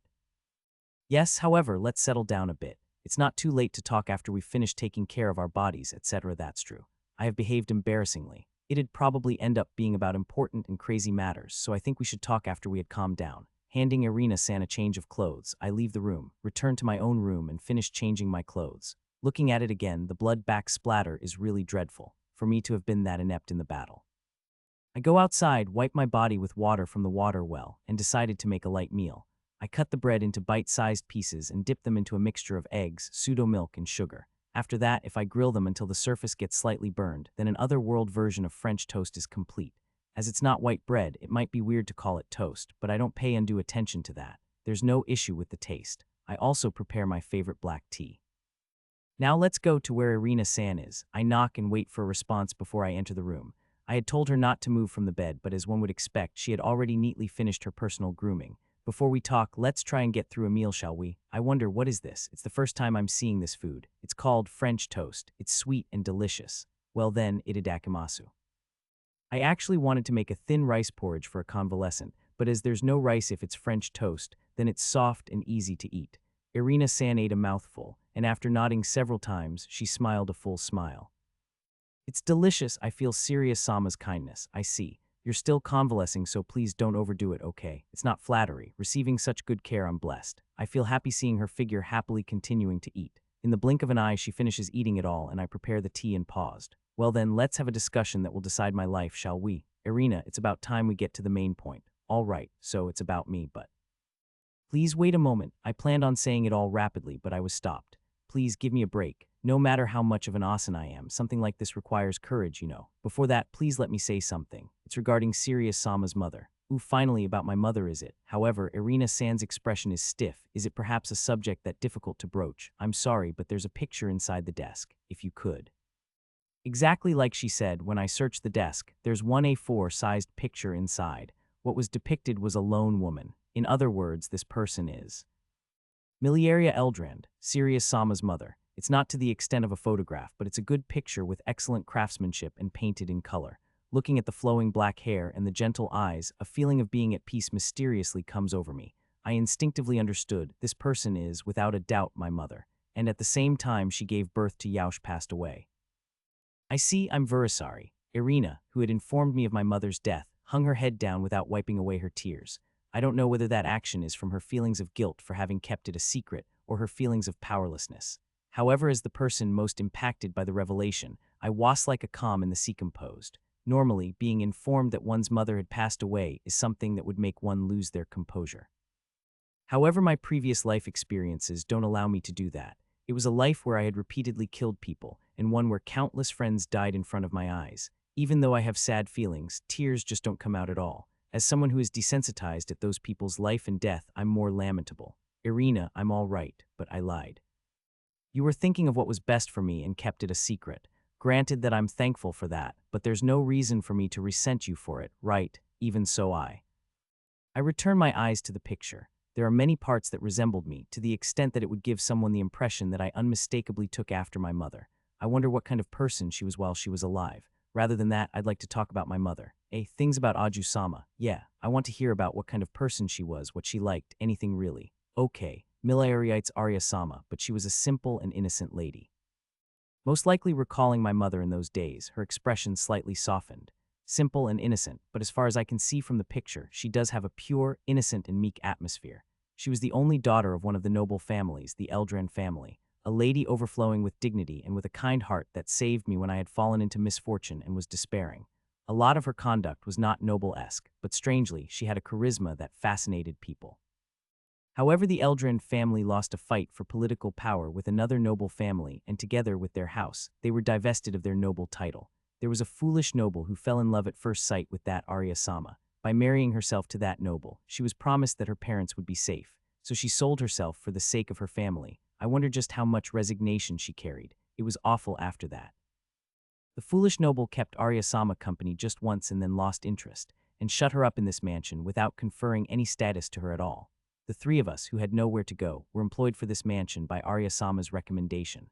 Luckily or unluckily, Arya-sama was pregnant with Serious-sama. As soon as that became clear, though only giving a little bit of money, raised Serious-sama as a spare heir said. I'm sure they were vexed from the bottom of their heart. Even though that detestable noble is my father, she's not holding back. That's fine, the whole time that was just the resentment piled up for years. I think she's putting an end to that and spitting it all out. It was proven afterwards, but the fight for political power was discovered to be caused by that noble, because he also wanted Arya-sama. Her parents are also untraceable. How often I loathed that noble. Truly a sleazebag. Knowing these facts, if I had met him yesterday, then I probably would have done him in. I had the confidence that I could do him in without being affected at all. I'm having dark thoughts, and suddenly Irina-san, who had wrinkled her brow, smiled wryly. However, Arya-sama was different. While caressing her stomach that had become enlarged, she happily said, "My child," and was in high spirits. I also said something impolite like, "It's that noble's child." But this is what Arya-sama said, "Neglect it because it's that man's child. That's absolutely not okay. This child is innocent, so we have to raise him well. Besides, my mother and father are alive somewhere, and there's also Irina, Dee, and Noel here as well. It's an environment where I can feel at ease and raise this child, right? What more can I ask for?" Being told that, there was nothing I could say in reply. That lady simply thought that as long as Sirius Sama and we were safe, it was okay, and only that. Moreover, that this child is the child of all of us. She truly was a lady of high caliber, indomitable, or perhaps I should say, a really magnanimous person. Even if she wasn't my mother, I would have liked to have met her once. As her last month of pregnancy approached, Arya-sama's physical condition suddenly changed. Since she was a lady who had a bit of a weak constitution to begin with, perhaps that was also as a matter of course. Giving birth in that weakened condition is suicidal. Nevertheless, Arya-sama replied that she would give birth, and then, "I was born and my mother Didi's what she means. Your name is Sirius. My Sirius, I love you. Please live honestly, believing in yourself and without being bound to anything. That's your mother's wish. Irina, I leave the rest to you. Give him love as well." Those were Arya-sama's last words. I was at a loss with the bequeathed Sirius Sama in front of me, but the moment I held you up in my arms, all my anxiety and confusion disappeared. The detestable man's child, even so, exactly as Arya-sama said, the child is completely innocent. At that moment I succeeded Arya-sama's will, and I swore to protect Sirius Sama, even though I swore to protect Ui. After that, Irina-san continued to talk about the current situation while crying. For example, that yesterday's Noblemee father was named Bardemir Dorian, that we somehow managed to get by with the scarce amount of money granted to us, that we could live in this house for another 5 years. It was Irina-san who had vented out her heart full of emotions, but Noah's, if she finally regained her composure, she embarrassingly held her head in her hands. She had likely remembered that the person she was talking to was a 3-year-old child. "Ha, for me to be showing such an appearance. I am sorry, I lost my composure. It's fine, as I understood it all. Yeah, understand, but for a 3-year-old to understand that." Irina-san was making a face of curiosity, but as I tell her about yesterday's conversation, her face becomes dyed with surprise. If you're that surprised just from me having eavesdropped on the conversation, then I wonder what will happen with what I'm about to say next. "Irina, what I'm about to talk about is something crazy." "What are you going to talk about?" "My secret. You might not believe me, but I want you to listen and then make a judgment, without a fragment of innocence. I'm giving off something similar to an overbearing atmosphere. I wonder how she will perceive me." We are silently looking hard at one another, but Irina-san gave a smile. "Please let me hear what you have to say without making such an anxious face. Whatever happens, I am on your side." Is it shown on my face? Perhaps it's strongly influenced by the immature body. I've been lax in my control of my expression. Does Irina have dreams? Yes, I do. I've had them several times, but it's often the case that I don't remember them. What if one was able to see that clearly, and moreover, remember it? Hey, my previous existence was in another world, and I have the memories of a person who lived until they were over 60. Even if I were to explain it like that, it'd only be troublesome in various ways. If that's the case, then it would be okay if I make my whole previous existence a dream. Although I forgot when it started, I've been continuously seeing a certain man in my dreams. It's as if I became that person every day. I have various experiences, I study various things. Even when I wake up, it remains in my head, and I acquire that knowledge when I become aware of it. That sort of thing is Ano. Do you have those dreams even now? I still have them. Recently, I participated in a war and learned how to fight. That's the reason why I could defeat those goblins. Although I don't know why it turned out like this, I think it's a good thing. I was thus able to save Irina because of it. I tried telling Irina-san my secret. While summing it up, I feel that it's going well, but she had a pensive look on her face. Honestly, my rate of growth is abnormal, thus it wouldn't even be strange for her to call me a monster. Her reply was to hug me, rarely crying, reading the letters of the alphabet in merely a year, and comprehending magic. I had various doubts, but to think that there were such reasons for it, not to mention things like where you have been through many hardships, haven't you? I didn't think that she would believe it this easily. She said that my mother was a big shot, but Irina-san is every bit a big shot. It's different. In regards to me, she is unconditionally on my side. Even if I was a criminal or whatever, she would continue to protect me. The aforementioned is my secret, therefore I comprehend the current situation. I will be chased out after 5 years, right? Hi, it is as you say. If I only had more power. Come now, it's not like that. I'm here right now because Irina has done her best. It's also why Dee and Noel are also able to be here, smiling. I am not worthy of those words. The affection that Irina-san is directing at me can only be seen as the love one has for their own child. I think it'd be okay if she revealed a bit more of herself, but since there's her position and everything, let's respect her wishes. As she is an attendant, what I'll say is this: hi, it somehow worked out amicably. I was also able to explain my current state of affairs, so I can most likely move around flamboyantly from now on. Serious Sama, if it's all right with you, what do you think about also telling Dee and Noel what we just talked about, to both of them as well? Like me, the two of them were saved by Arya Sama, and we have been through hardships together. They are people worthy of your trust. I understand. Let's explain it to them when they get back. I wonder what kind of face they'll make when they find out the current state of affairs and the truth. They'll be astonished. I look forward to seeing just how much that expressionless face of Dee's will crumble. Irina-san and I laughed while imagining the pair's response. Noelle losing her cool, Dee calming her down while expressionless, Irina-san smiling. Things weren't just going back to how they were from now on. It's not just me. We're all going to become stronger. Afterwards, I tidied up the kitchen, boiled some water, and wiped down Irina-san's body. Irina-san did nothing but modestly decline, and yet she smiled delightfully when I wiped her down. I prepare the black tea again, and at around the time the sun goes down, the two people who had gone out had returned. They came back, but they're strangely noisy. They ran around the house while making the sounds of large footsteps and opened the door of the room without a knock. Irina-san, are you all right? Noelle was breathing roughly and burst into the room. One step behind her, Dee also burst into the room. It was so noisy that Irina-san held her hand to her forehead and sighed. Noelle, you are being noisy. First get through reporting of your return to Serious Sama. Hi, I've returned home, Serious Sama. Not that Irina-san medicine. Demon's water disease is spreading widely in the town, and we hurried back. I understand, so settle down and explain it calmly. Noelle was completely in a state of confusion. We had a hard time calming her down. To summarize her story, the demon's water disease recently started to spread widely in the town. The town was in chaos, but due to the medicines on reserve, they safely restored the peace. However, our house had run out of medicine. They had planned to replenish it on this shopping trip, but that the disease would spread with this timing was a misjudgment. However, the house is a long way from the town. With that distance, they probably thought that she wouldn't get infected, but then they remembered the reason for why they had come to the town. This time's shopping trip was in order to not meet my father, but that father is to meet with Irina-san. And the demon's water disease had also spread widely in the neighboring town from where father had departed from.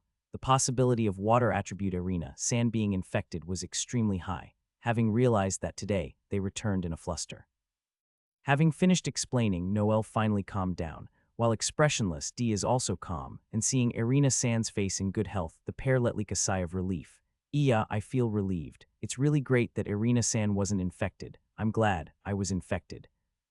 Noelle's smile solidified. Oh, come on, you're full of life, aren't you? Please stop joking around. It's not a joke. I was infected with demon's water disease, but I drank the medicine and have recovered completely. We ran out of medicine, didn't we? Was there in fact just one remaining? We had run out. Serious Sama compounded some for me. I was sitting beside her and she went to pat my head but stopped. However, I catch a hold of her hand and forcibly make her pat my head. In all likelihood, knowing my true nature, she probably thought that it would be rude to pat my head, but she would have normally patted my head before, so I resorted to telling her with my body, "Isn't it fine if you pat me without reserve?" It seemed like it got through to her. She patted me. My interior is an asen, but I am a child, so it's fine. He, as expected of Serious Sama, who would have guessed that he could also do it. Irina is convalescing, so if you could be a bit more quieter. Hi, but how did you do the compounding, even though there wasn't any water demon grass in the house? About that, there's something I need to tell you. D. Noelle, not a word to anyone about what I'm about to talk about. What's going on? I understand. Noelle, calm down a bit. Noelle started to become confused once again, but D changed his posture to intently and exclusively listen to me while calming Noelle down. As Irina-san was looking over here, I nodded and invited her to continue. I entrusted the explanation to Irina-san. It's by no means because it was troublesome. That way they could accept it more easily, and if she makes a mistake, then it'll be okay if I point them out. While interjecting in Irina-san's explanation, the sun had completely fallen around the time we finished talking. Now then, as for the two who found out my secret. Just as I thought, they are speechless. Noelle's face is swinging between rejoice and worry, and D was expressionless with a furrow on his face, earnestly submerged in the swirls of his thoughts. Well, yeah, you wouldn't be able to act normally after being slapped with that information all of a sudden. It seemed like the stillness would last for a long time, so I remake several people's worth of tea. I place it in front of the two of them, and they finally restarted. There are various things which I can't believe, but there are also points which I understand. Moreover, this is also. Noelle drinks the black tea which I had prepared and gave a satisfied nod.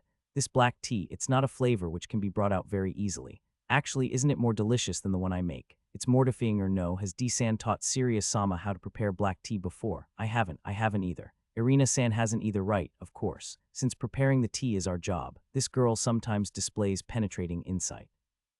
Like Noelle said, the three of them didn't teach me how to do it. In my previous life, my shishu was a black tea otaku, so I was just forced to memorize it. It's okay since I don't have an obsession with it, but if my shishu was to drink the black tea of this world, it's an established fact that we would undergo a lecture course while sitting in seiza. There's a standard for black tea called the Golden Rule. In this world, that standard is crude. The temperature of the water is low, the steaming time is short, etc. There are various points, but I received the best parts of the method. The discussion has gone off track. At any rate, this means that Noelle is convinced by the fact that I could use a method of preparing tea which I wasn't taught. It's delicious, but it's vexing. Don't you think so too, D-san? It's delicious, but not vexing. Please teach me next time. Ouch. I never would have thought that it would be backwards, and I would be the one taught as your one-chan. Please teach me too. The pride of the older sister is cheap. Ma, I also drink black tea, so let's show the three of them how to prepare it next time. Just as everyone had accepted the story, Noelle's stomach growled. Her face was bright red, but there's no helping it as it's already past dinner time. I'll exchange the magic tool and immediately make preparations. Ooh, please do. D, as the fire I ignited some time ago is still left on, I think it'll be okay if you leave the exchange for after you've made dinner. Understood. To be able to handle the fire stone, as expected. About that, the box had fallen and all the stones had cracked. I had a hard time because of it. Was there something weird with what I said? However, the three of them all had their mouths open and are speechless. D, there wasn't supposed to be a spare magic square, right? There isn't. And I of the fire attribute had also gone out. Sirius-sama, I am sorry, but how did you prepare the fire? I used frictional heating on the live coals. Was it something unwise? Frictional heating. I have a feeling that we're not quite on the same conversation wavelength. It's said that the proof is better than the argument. It's in the bedroom, but I prepare the same things as I did yesterday and created just the live coals.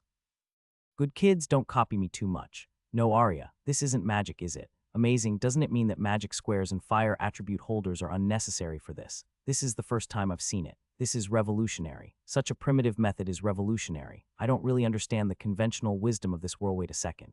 In that instant, I realized that I had made an unexpected misunderstanding. Ending with this one insight, the incident this time was resolved. It was the next day and Irina-san had safely made a full recovery. Since this morning, I've been sitting in the yard and concentrating. Just to be on the safe side, I'm making Irina-san rest for today, and Noelle and Dee are busy with the housework, so there's nobody around. What I was about to do is a bit unconventional, so it's just the right time for it. I realized it the other day, but the fact is that I should have questioned the common knowledge of the world. Before I knew it, there I was, thinking about the common knowledge of my previous life and of this world together. The world where science had advanced and magic does not exist. The world where chemistry had not developed and magic existed. It is natural for a disparity to arise. It takes me 3 years to realize something so obvious. In high spirits from being able to use magic, it seems that before I realized it, I was washed away by this world's common knowledge. For me to have been affected in such a way, how careless of me. In this world, there are 3 kinds of methods for lighting a fire. First, using fire attribute magic. Second, using a magic tool. Third, using a fire stone. There is an exception, using a demon that emits fire. However, the standard methods are the 3 mentioned above. They're the mainstream and are common knowledge. Still unable to comprehend making live coals with frictional heat, it appears that even the adventurer D saw it for the first time. In other words, it hasn't permeated society. Even though you can make something like frictional heat anywhere if you rub your hands, it's in spite of that. It's probably because of the common knowledge that has strongly taken root in this world. It's likely that other than those mentioned, there are no other ways to light fires. I think it's precisely because I know of the modern-day science of my previous existence that I have this point of view, but what caught my attention was something not related to fire. There's a magic that I wasn't able to see due to the entrenched common knowledge is what it boils down to. I opened the intermediate-level magic guidebook that I had left beside me. It's a book that was bought yesterday and given to me, but when I read this book, there were several points that I took notice of. I'll try to experiment with them one by one. First, the aria. It's written that the convention is to use shortening for the elementary level, but the ultimate aria is aria-less for the intermediate level. Aria-less is when you cause activation with only the end of the aria. The spell name, it seems that diligence and talent are necessary to reach that stage. There's the impact which I used yesterday on the goblins, but I got irritated at the aria, stopped in the middle of it, and fired the spell. The keyword of the aria for impact is, make the Marioku within you activate, condense it, and let it fly. That's what it's in terms of.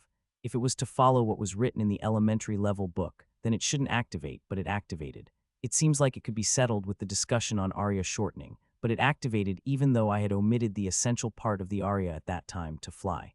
I suspect that there's a hole there. At that time, other than throwing the ball of Marioku, I had mixed in the image of putting a high explosive projectile into a grenade launcher and launching it. Even though it's called magic, the weapons that I had become accustomed to in my previous existence had unconsciously interfered.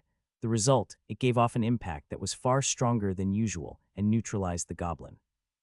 Even though the impact that I had been using up until that point was at bestat the level of shaking a target, it had made the goblin's body float in the air for a second. That force is strange. What's crucial is not the area but the mental image. The first time I used light, the photosphere moved at my visualization. In society, the impression that impact is of no attribute and is weak is the only one there is, and in practice it was weak. I started using it after I got Noel to show me an example, so isn't that etched into my brain? I was thinking, what if I used it without seeing the example, but at any rate, let's try it out and see what happens. It is an experiment, so it'll be without an aria. What I'll visualize this time is an old-fashioned cannon in an embrasure with which I personally use a pole to pack in the gunpowder and ball inside it. I close my eyes and concentrate. I gather the flowing Marioku in my body and make it into a sphere shape and standby. I point my hand in the direction of the target and visualize the Marioku sphere enveloped by the bore.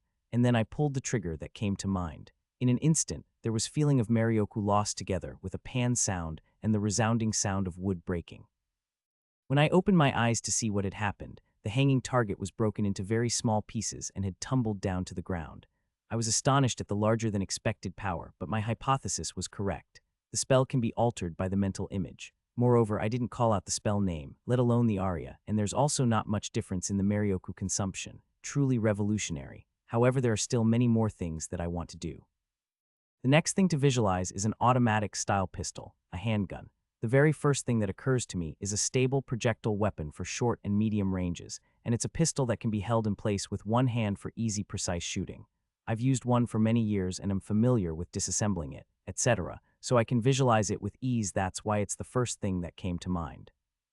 My favorite was the Magnum, but after taking into consideration its strength, this time I visualized the common handgun. The important points are to make the bullet tapered in order for it to fly straight, and the grooves of the barrel that cause the bullet to rotate, the rifling. This time I focus on the tree target without closing my eyes, and in preparation, I erect my thumb and index finger on my hand in the shape of a handgun. Gather Marioku bullet production. Loading, rifling is okay, trigger. With a pishu, a thick sound reverberated. The tree that I aimed at shook a little, and a thumb-sized hole had been opened in the tree. I continued by gradually increasing the distance of the targets that I aim at, and I confirmed that there's not that much of a difference with both the firing range and power when compared to the real thing. In addition, there's no discharge sound, and there's barely any recoil. The ballistic trajectory is even more stable than that of the real thing, and the Marioku consumption is also low. Its utility was so good that it would make one suspect. Isn't there a catch to this? As it was, I got carried away and tested various guns, but half of them misfired and nothing happened. Those that misfired were the guns that I had used less frequently, and accordingly, my visualization was tenuous. That's most likely the reason why it didn't activate. If I had the actual guns here, then I would have the very thing required, a mental image that knows each of the parts in detail. I continued to shoot while forming an hypothesis. I ran out of Marioku at around the time I exceeded 20 shots, so I stopped. The next experiment while the lethargy is assaulting my body's meditation. This isn't magic, but it's one of the actions through which Marioku can be quickly recovered. Marioku naturally recovers as time passes. This is because people unconsciously absorb the Marioku throughout the air and then convert it to a nature that matches their own. Meditation is a conscious action via which to speed up that natural recovery power. The method is just to relax, seize the Marioku with your whole body, and take it in. Becoming able to seize Marioku seems to be an obstacle of the elementary level, and because of that, it's mentioned in the intermediate level book. I think of Zazen when I hear of meditation, but it seems like it's all right as long as I can relax, so I lay down in the shape of the Chinese letter kanji. I close my eyes and seize the Marioku. See, how do I do that? Seizing a substance that doesn't exist in my previous life. Therefore, there's no choice but to lay my hands on it by groping around. In the first place, Marioku is not visible to the eye, although it's certainly possible to feel a mysterious energy at the time of magic activation. In other words, it'll be fine if I can feel a sensation similar to this energy from the air. I direct my senses towards the outside and try searching for Marioku. Marioku. Marioku. Marioku. Marioku, I unintentionally jumped up. I was dozing off in the middle of it, but that sensation was unmistakably Marioku. I'm going to do it once more before I forget it. I close my eyes again, but this time I was mysteriously able to sense it with ease. It was like a switch being flipped. I felt an exhilarating sensation, as if my own seal was undone and I had gotten free. I recognize it. It's overflowing throughout the air, and even now it's gently brushing my body like fog would. So this is Marioku. Is this what they call seizing the Marioku? As there's also nobody to tell me if I'm right, let's go to the next thing. Continuing on, taking in Marioku is written, but that's the very thing that I don't understand. It's not like taking a deep breath will work, so I had once again run into an obstacle. While groaning with an unknown, I attempted various things, but to no avail. Yuumu, taking it in, is there a sensory organ that the people of this world have for that? If there is, then I also should have one but taken the Marioku and convert the overflowing Marioku to one's own color convert. I became able to sense it, and I realized it. Doesn't this Marioku throughout the air resemble the Marioku that I personally let out? It's a feeling like the red within the color red, the tree within the forest. And now the current me is exhausted of Marioku and in a state close to a vacuum. It's not taking it in, but how about attuning my Marioku to my surroundings? I lie down once again and I take things as they are, thinking of nothing, towards a clear and serene mind. Serious-sama, what's the matter? As I was about to reach that stage, I was shouted at by Noel. Well, one would be surprised if someone were to drop to the ground right in the center of the yard. To indicate I was okay, I waved my hand to Noel, who was rushing over here, but without stopping her momentum, she came over and looked into my face. Are you all right? As I thought, there were some after effects from yesterday's incident. Calm down. I was only meditating. Look here. To Noel, who is immoderate if left alone, I slapped my hand onto the page where meditation was written. Noelle started to read the page with a wondering look on her face, but she was smiling awkwardly after she had finished reading. Ano, Serious-sama, this is the intermediate level, isn't it? Are you able to do this? Yeah, I was able to seize it, however I don't really get how to take it in. I'm at a stalemate right now. Not at all. Even that is enough to be too amazing, because it's something that originally takes several years of learning from a teacher before one can finally do that. Being able to do this much by self-studying that self-study, I received instruction from Noelle, didn't I? Not at all. Someone like me is at the novice level of the elementary level. I only showed you magic, by no means can say that I taught you. I was able to reach this point because you showed me magic. Who did Noelle receive her instruction from? There was a person who originally was a magic teacher that came to my hometown. I was taught by that person. You might not be able to tell, but it seems like I had the best aptitude within the village, and I was even encouraged to attend school. School, so there are schools that teach magic. There are, however, a large amount of money is required for the matriculation. My village was poor, and so was my family, so I had to give up the idea of going to school. Therefore, I only studied the basics, and I left my hometown in order to work away from home. I think she's yearning for her hometown. Noelle narrows her eyes and looked into the distance. Sorry, that was a bit insensitive of me. I had just become a little nostalgic, so please don't worry about it. Besides, I am happy right now. Arya-sama, Irina-san, D-san, and Sirius-sama. I am so glad that I was able to meet you all. I feel a little bit fulfilled at the sincere smile of a young lady of marriageable age. All in all, I'm indebted to this child, and I sincerely want her to be happy. However, you are 100 years too early for such things like one-chan's worries. No matter how much you say that it is because you understand various things, it is because you are still a child that I say that. I'll keep that in mind.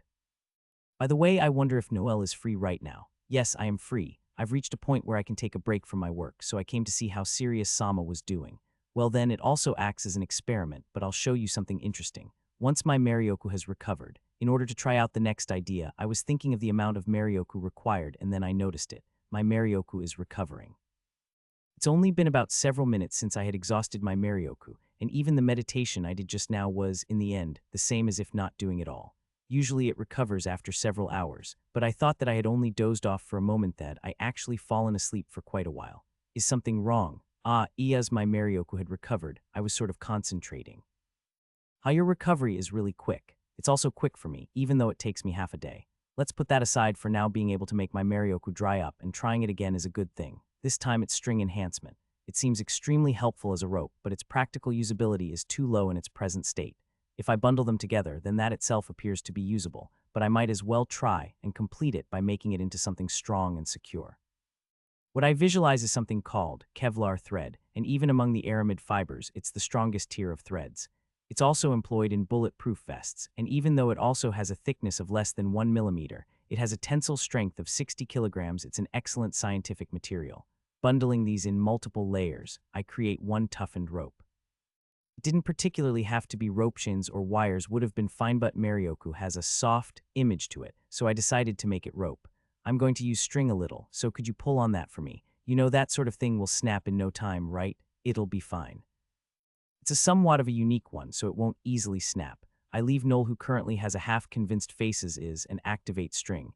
It's invisible, but when I tried to detect it, Marioku in the shape of a thick rope grew from the palm of my hand. Okay, here, hair. The feeling that there wasn't an aria just now. I didn't say the spell name, let alone an aria. I ignored Noelle, who appears to be puzzled, and I let her take hold of the tip of that which is extending from the palm of my hand. Don't worry rather than that, hurry and pull. I don't mind even if you pull with all your might. Like I said, it'll snap, there's something different. Well then, here I go. Perhaps having realized something at the sensation of the rope that she felt in her hand, her face had taken a complete change. With a serious face, she had started to pull the rope. I also put my strength into it and pull, but the Marioku rope did not move at all. It's a success. Perhaps it's because of the Marioku. It's a strange rope that doesn't creak or bend, but its strength is nearly perfect. However, I made just one blunder. Serious Sama. Overmatched in strength, I was completely dragged around by Noelle.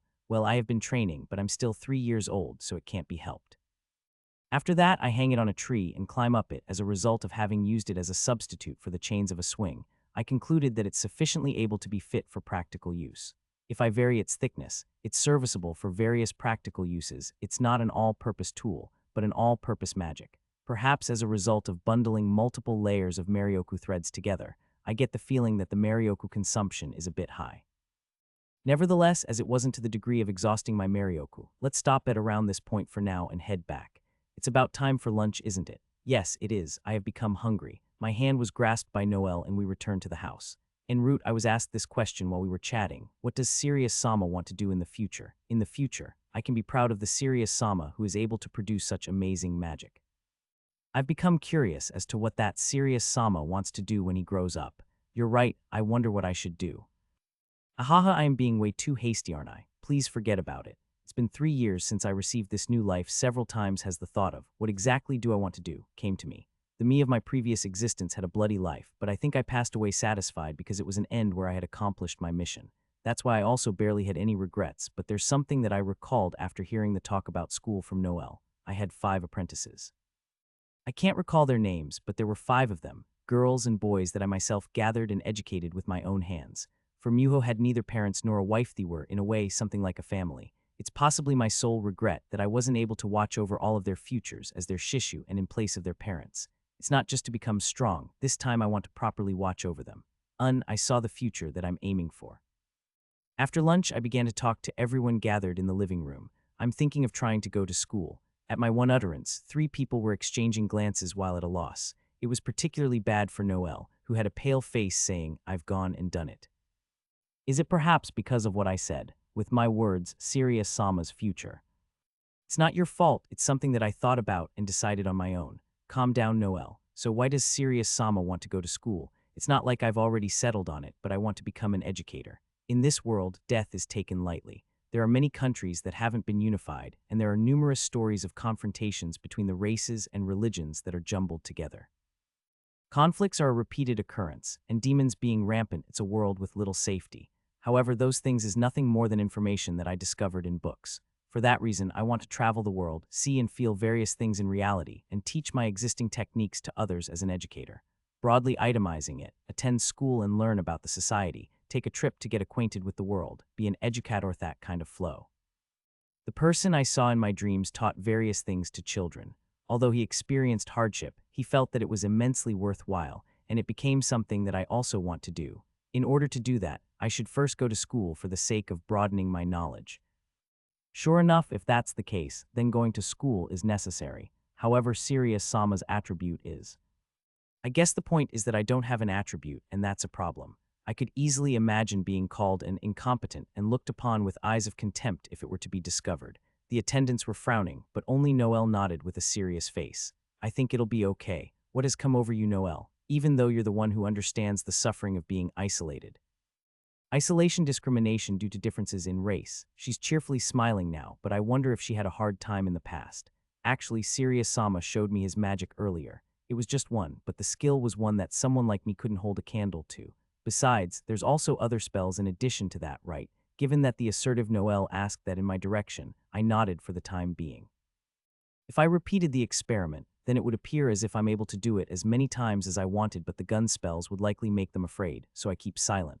He also already comprehends half of the intermediate level magic, and to be honest, I can't imagine just how much he will have matured after 5 more years. It seems like if someone was to pick a fight with him, he would turn the tables on them. That's right. If I get attacked, then I'll attack them back.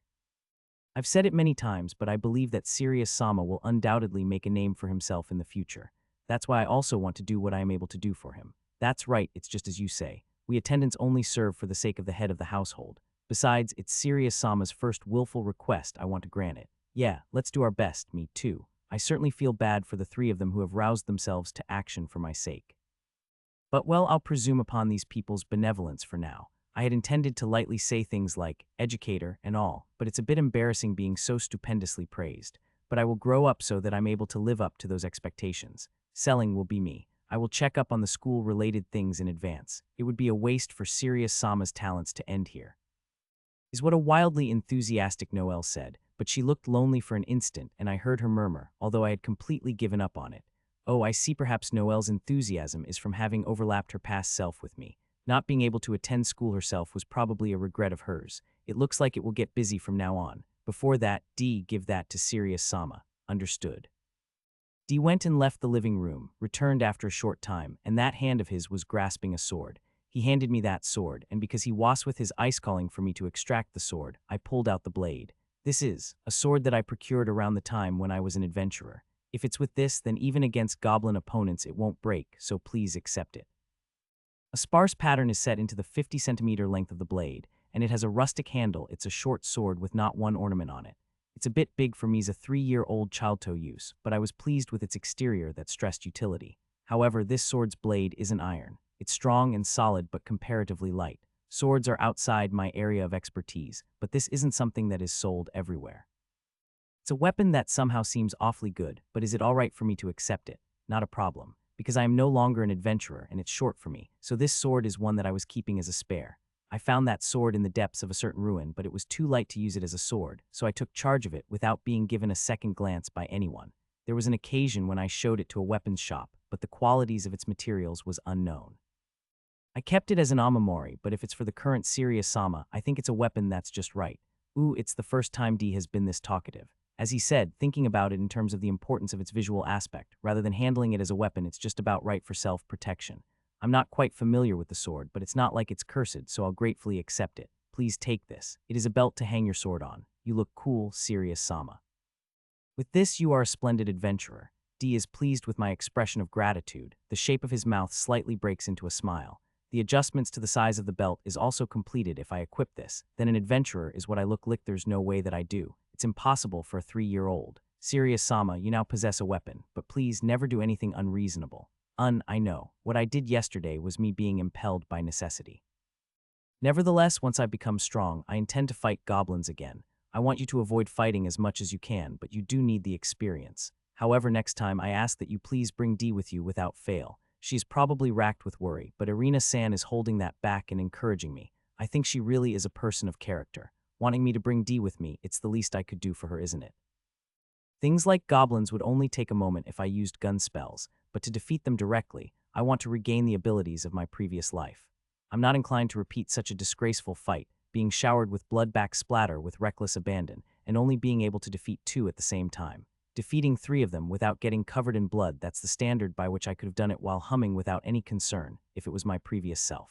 Using magic is fine. But I won't mature by being dependent on magic, in particular my gun spells. They're too powerful. If I really wanted to, then I think that sniping from a very long distance away would be feasible, but as a risk factor, there's also the possibility of me becoming pursued if it's discovered.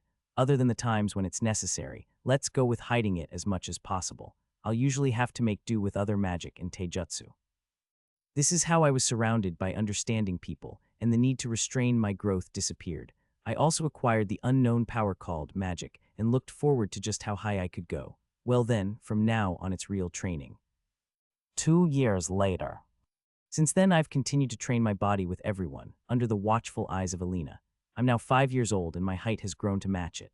I'm studying magic with Noelle and I'm being taught the basics of adventuring by Dee. I've created a few spells that weren't in the book and their progress is rather well. I've been having mock battles with D. Since he's a former adventurer, he's very strong, but there are always a few openings in self-taught styles, and so I beat him. I felt bad, but the sight of him being comforted by Noel was refreshing. Since the chance to surprise me with lessons the next day was lost, D felt that his pride as an educator was hurt. Though he is likely to get stronger if he practices, he says that he'd like to become a cook, which I think regrettable. He actually has quite the touch for cooking, though it's regrettable. I'll be pleased if he can learn to cook food from my previous life. I want him to chase his dreams if he can. The preparations to attend school are advancing steadily. I've been making medicine with an unusual medicinal herb that I found on the mountain and selling it. Using this method, I may just be able to pay the entrance fees for school quickly and with no issues. We should be able to survive these 3 years rather comfortably. One day I finally taught D everything I knew from Japan to D as if he were my disciple. There is nothing left for me to teach you. With this, you've learned everything. Though I'm a 5-year-old child, my training is constant and ongoing. Even if I were to be strolling through the forest or a mountain path, I'm constantly training. Today a new world is being introduced to me. I'm running in the sky. To explain why I'm so happy, I have to first talk about 2 spells. One is Boost. Its effect is to improve physical strength. Once it's activated, I can surpass the limits of the human body, increasing my speed by several times and making it so I can crush rocks with my bare hands. Naturally, a person's body isn't suited for such actions. However, this problem is averted by coating the body in a layer of mana. It reveals the user's potential, but since the mana consumption for the spell is extremely intense, there are very few masters of the spell. Because the spell doesn't have any effects that would place it in an attribute class, it's considered a colorless spell. Boost is a spell that can even be found in my magic tome. As I experiment and examine the spell, I notice that its effect is literally to cover the body in magic power.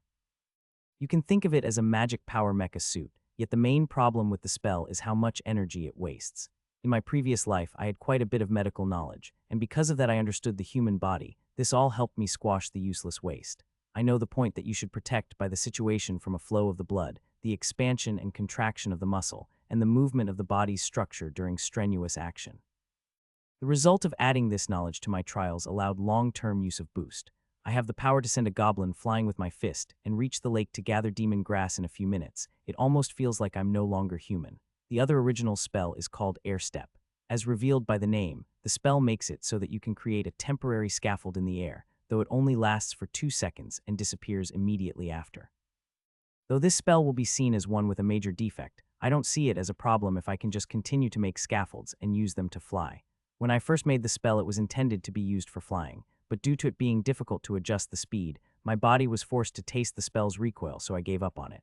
Eventually, I settled on this method, which can be both fast and slow due to the use of footholds. By practicing these 2 spells, I can now move at the speed of a car while in the sky. I'm able to ignore wind pressure due to the Boost spell increasing my physical endurance. The destination of my flight was the neighboring country separated by the mountains. It is still the Mephisto continent, but if you cross the ocean, then you'll meet the mountain which is the edge of the continent. I practiced magic, even while the sea which lies as a border crossed to my side of the horizon. After I went there for the first time, I learned that it was called Eldorado. It's a place with its own unique culture, but aside from that there aren't that many differences from the rest of the Mephisto continent. I've heard that there is a port city in Eldorado that is frequently traded with. It would take a normal ship about 2 days to go back and forth from there. That being said, it seems to only be a trip that would only take an hour from here. However, the sea that separates us is the home of a demon that attacks when storms roll in and can sink a ship in a matter of minutes. There is also a formation of cliffs that block the edges of the continent and make it difficult to find a place to land. In other words, one would be stuck with no option but to land in an area of the downtown shopping area. Yet, these problems are completely irrelevant to I, who can freely run through the sky. They are issues for the mules that sail ships. My curiosity leads me to fly to the new continent. I flew in the sky without a serious problem, and several minutes later, I arrived at the neighboring continent safely. The half remains in magic. I have about half of my overall mana pool, which should be enough to get me through any foreseeable issue. The wide expanse of the forest is spread before my view and gives the impression of looking at the Mephisto continent in reverse. I thought this not to have any problem, and expected it without being able to extend a trip to the town by trouble when father heard it when it was the other side the town feels deserted. I've no choice when there are no other sources of life around. Where else do you look but to the sky? I shut my eyes and counted to 3, recovery complete. Though it seems like a joke, magic can be recovered quickly by harmonizing with the mana in the atmosphere. The book didn't mention anything about this method, and it seems that Noel can't use the technique either. I'm still unsure why. There are no issues with her body, and she uses the right method. Well, in the end, the answer will reveal itself in time. I begin to run in the sky again. Without having any particular destination in mind, I fly between the trees while going against the wind. I slow down as I start looking for a village while feeling a cool, comfortable breeze, but I can't find anything like that. This forest is really wide. If anyone enters on foot without preparing, they'd surely get lost. As I advance through the forest, I finally see an end to the trees and decide that is a good enough sign for me to take a short rest. I take a seat on the branch of a particularly enormous tree. I take out a container of water from a bag I had slung over my shoulder and look down on the forest beneath the trees, keeping up a degree of caution. Something feels wrong. There isn't a sense of murderous intent. It feels like a hidden entity is moving about in the area. The wind seems to have gotten stronger, a sign that doesn't bode well. For now, should I continue to examine the situation, I turn in the general direction of the discomforting feeling and activate a search spell. It works similar to a sonar. The principle is the same as when one would throw a stone on the surface of water and observe the ripples. The spell itself sends out a sort of wave made of mana that looks for mana in the area. The main fault with this spell is that it notifies the other party if they're picked up by it. However, that notification is mostly an unconscious sense, and from Noelle's testimony, is unlikely to give away my position because I can blend in with the area's mana flow. Since discretion is important when scouting for enemies, this spell will be labeled as worthless. The ripple of mana is shown in my mind. Though this search inserted an image of all the mana perceived in the area, it also means that it includes the animals and all of the innumerable living beings in the area. There seem to be 6 reactions from humans in the area.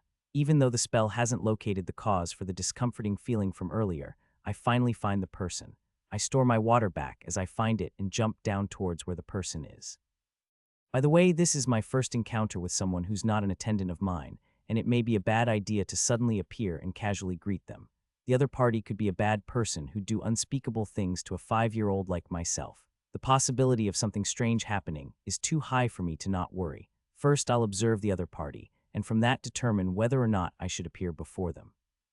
Though there are 6 people that were revealed in my search, the leaves crushed under their feet reveal another person, one who is putting in the extra effort not to be noticed by them. I don't think the group will have an easy time finding the individual. In the worst-case scenario, it'll end up as a brawl and I should be able to get away by running through the sky. I doubt they'll chase after me in the sky. I land in a small distance from the reaction point and move over to them quietly.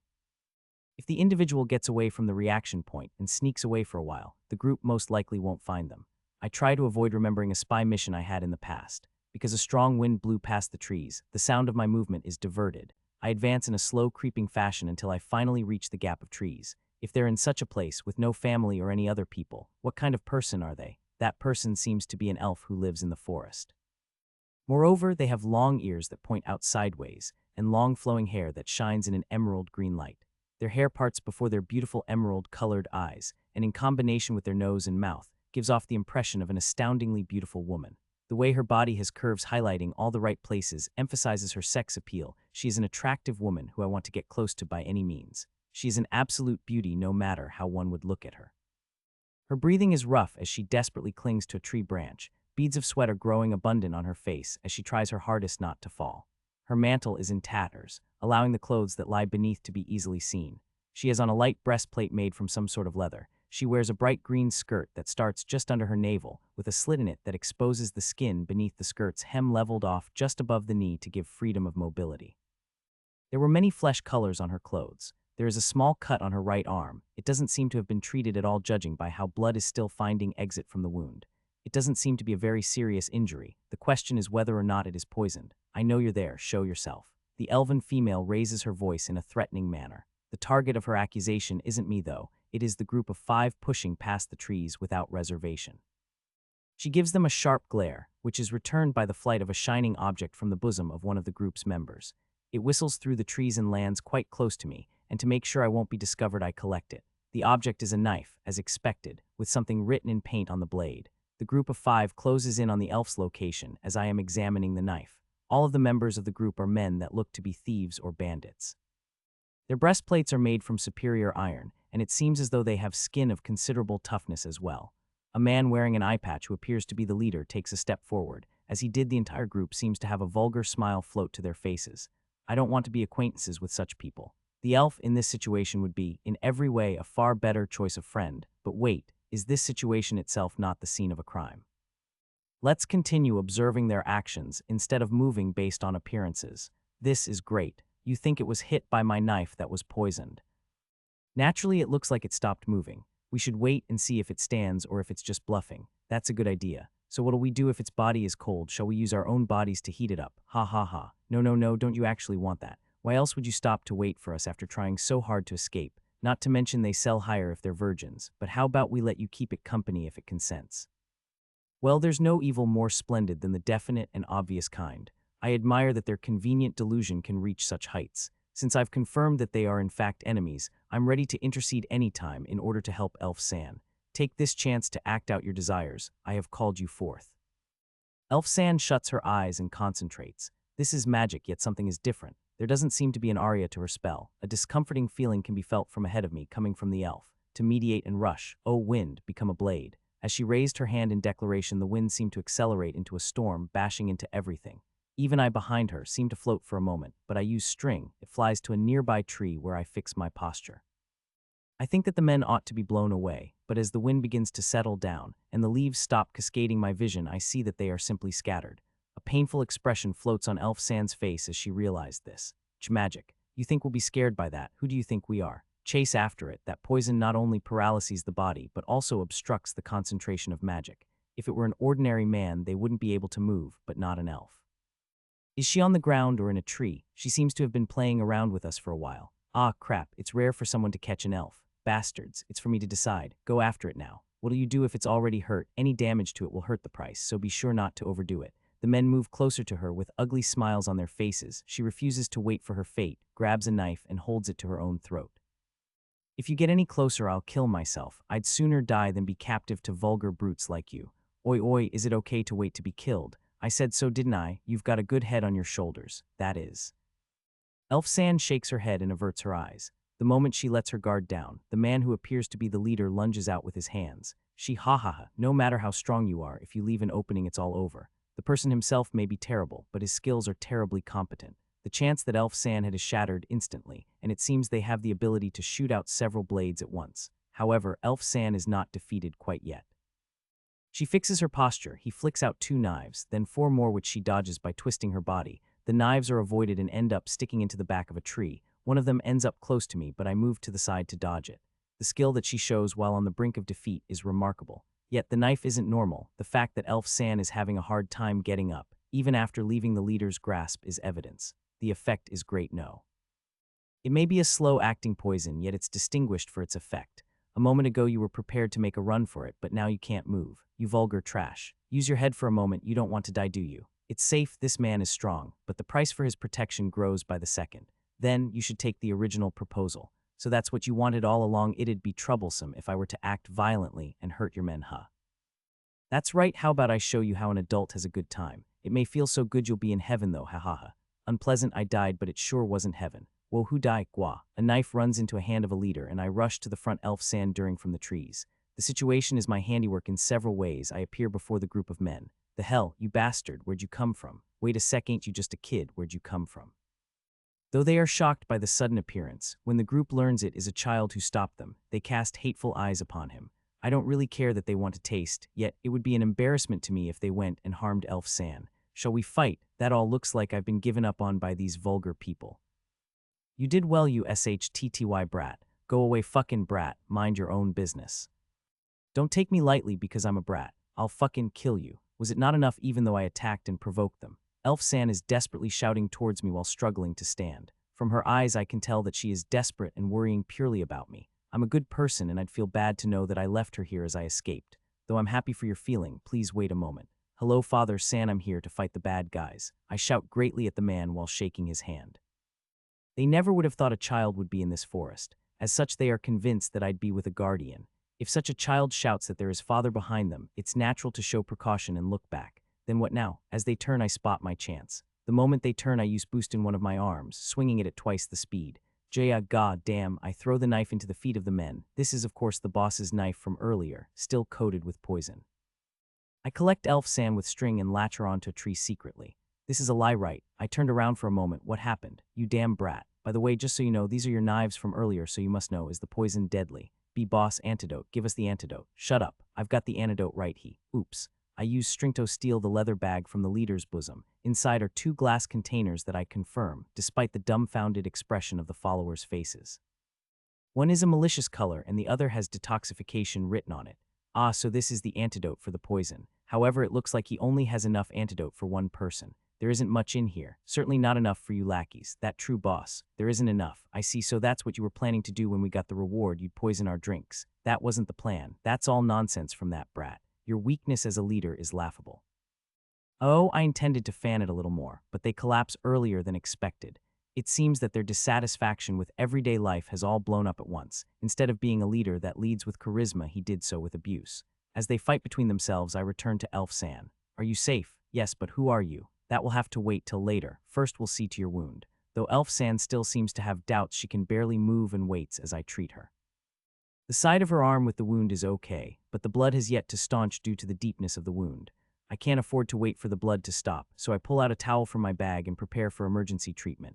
Hey, the damn brat is with the elf. SHT, kill the kid quickly. Oops, looks like I was noticed. While I am stuffing the medicine into the bag I stole from the boss, Elf San puts her hand on my cheek.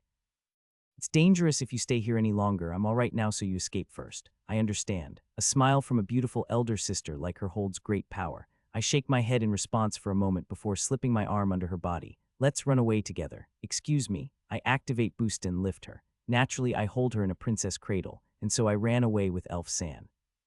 Here we go. Serious note, in the novel, he made a reference to some very old Game Boy game here by saying hi dash. Wait, you'll get caught if you carry me like that.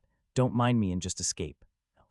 Even if you say that, it just makes me want to help you even more. Besides, you're a very light one, San, so it's all right. Serious. I'm strengthened by my boost spell so I don't have any trouble, but I was serious when I said that she's very light. And her body is really soft as well, which is a good thing, but does she even have any muscles? On the other hand, she's good at handling a knife. I guess these strange differences are related to her race. I keep escaping while enjoying the softness of the elven lady, but the bandits are still following us as I expected them to. Wait, you bastard, Bandit 1. You're just a fucking brat. I'll catch and paralyze you, Bandit 2.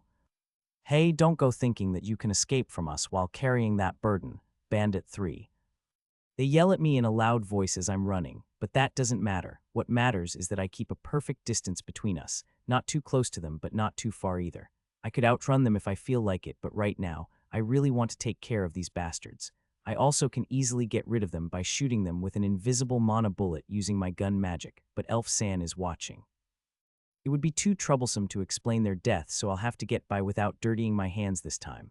Though the bandits are following us closely, they are running in a clumsy way, which means that the poison started taking effect. After confirming my location, I slowly stop running. Haha, you finally reached your limit, Bandit 1. Bastard Hassans, we're in a hurry, we'll finish you off quickly, Bandit 2. It doesn't matter how much you beg, we won't forgive you, Bandit 3. They're exhausted no matter how you look at them, but they can only blame themselves. Stamina is above everything else, they should have trained more. Well, I guess it can't be helped this time since they're poisoned. I see you ran away to buy some time for the poison to take effect. Elf. You're half right, I guess. More importantly, one San, we're going to fly, so try not to bite your tongue. Serious. Fly, what do you mean, elves? All right, ready, set, serious.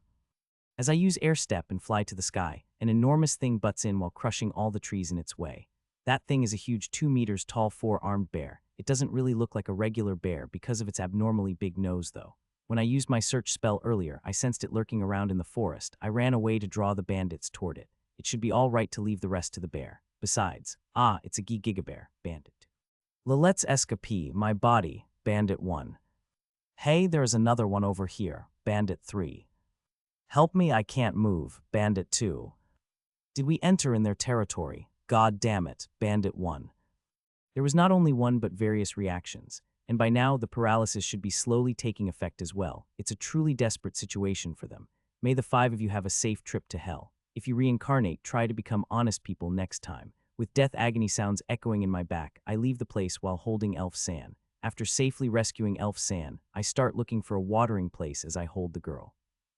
I have to give her the antidote, and if I don't treat her wound soon, it will leave a scar. It would be a shame for a scar to be left on that smooth, pure white skin, but the girl is strangely quiet. However, I think that normally, one wouldn't be this calm after being saved by a child who then flew into the sky. Say, we're flying right now, right, Elf? That's right, you're scared. You want me to land. Serious. Not at all, it's amazing, amazing. Flying over the sky is so pleasant, elf.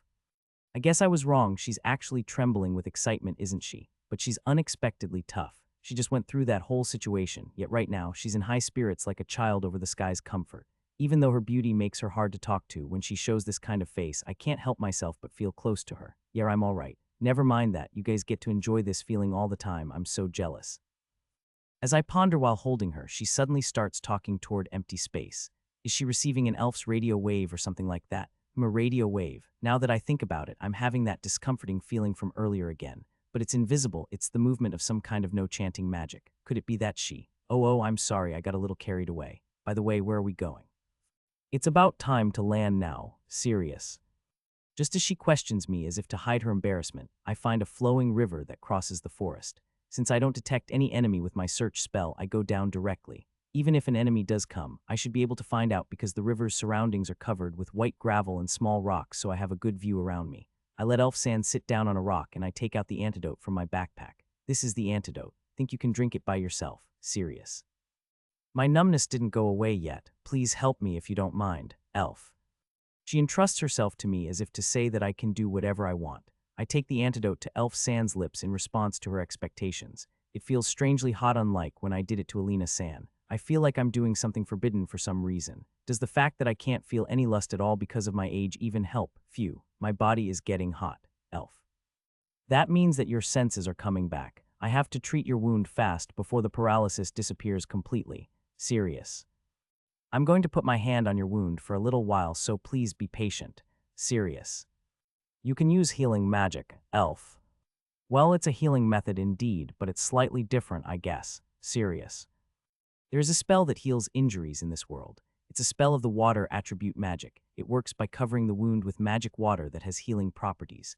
Though I tried to learn it, I ended up giving up because my compatibility was very bad. However, I can use something similar. I press my hand on the wound, I concentrate some mana, and I pour it in Elf Sand's body. We both stay silent for a while, but she notices something and starts looking embarrassed. Well, you're right. But I did it all on my own accord. Serious. It's serious. Don't you normally give your name after asking for someone else's? Serious. I'm sorry, it's common courtesy among us elves as well. My name is Shemifia Aramis. Ah well, we're both safe, so it's fine. Shemifia-san, can I call you that? Serious. Just call me Fia since I'll be calling you Serious. By the way, what are you Serious, Fia? She's quite the aggressive young lady. No, the elf race seems to have a very long lifespan. She might be older than I was in my previous life, so I can't really call her a young lady now, can I? What? Can't you tell by looking serious? Yeah, you do look like you're a child from the human race. However, even if you look normal in the front, you led 5 adults by the nose and used some unique magic never seen before. I traveled to many places, but I've never seen a human like you, Fia. As Fia says, I'm a non-standard from other people's perspective, and I even have the appearance of a 5 years old on top of that. But no matter what anyone says, I'm just a human. I only happen to reincarnate with the memories of my previous life, but I wasn't blessed with any special ability. This strength is the fruit of my own labor during my daily training. Even my magic is the result of the methods I made up myself. Even if you say so, I'm a genuine member of the human race. I'm a child and I'm still 5 years old. Serious. 5 years old, you do look like it, but it seems very unlikely for a 5 years old to be able to use those movements. Fia. Well, it's because of various circumstances. It's hard to explain, so I don't really know what to say. Serious. Well, I just reincarnated and kept my previous memories, really. As I start having a slightly distant look, Fia misunderstands and begins to panic. I'm sorry. I reminded you of something unpleasant. Fia. Ah, no, you didn't. Anyway, I'm just a normal human being. I got this strength as a result of a daily training. The possibilities of humans are infinite. Serious. I don't think so, but I feel like I can understand that when I look at you. You'd put adults to shame, wouldn't you, Fia? I'll take the compliment. Serious. Please do, but why did a human like you go out of his way to help me? Those guys weren't amateurs. You would have been killed if you had failed. Fia. Maybe because I thought that my chances of success were high enough. Serious. Still, humans consider the elf race's members as pretty rare. Therefore, they try to capture us by using any cold-hearted means they can, just like the bandits a little while ago. Well, you're a human too, but I know that you're not like that. Fia. Why did I help her? I decided to help her only after the moment I saw everybody. I didn't do it for humanitarian reason. I most likely wouldn't have helped if it was one of the 5 guys in Fia's position. In this world, the weak are meat and the strong do eat. Those guys obviously tried to capture Fia with gold and lust in mind, and I wanted to satisfy my own desires. I'm the same when you think about it. I just wanted to get to know you because of the rarity of your race, I guess. Also because you're a beautiful woman, serious. The fact that she's beautiful had a lot to do with it. Though I said that seriously, Fia starts to laugh out loud with a dumbfounded look. Ha ha ha ha ha, you want to get to know me because I'm pretty. It's my first time seeing someone revealing his ulterior motives so casually. Fia. Well, that's because I'm a man. Is there a problem with answering this honestly? Serious. Hee hee, yes there is, but it feels pretty good to be called a beautiful woman, so it's all right. Say, can I meet you after? Fia. Oh, what do you mean? Serious. Well, I mean let's be friends. No, rather, please be my friend, Fia.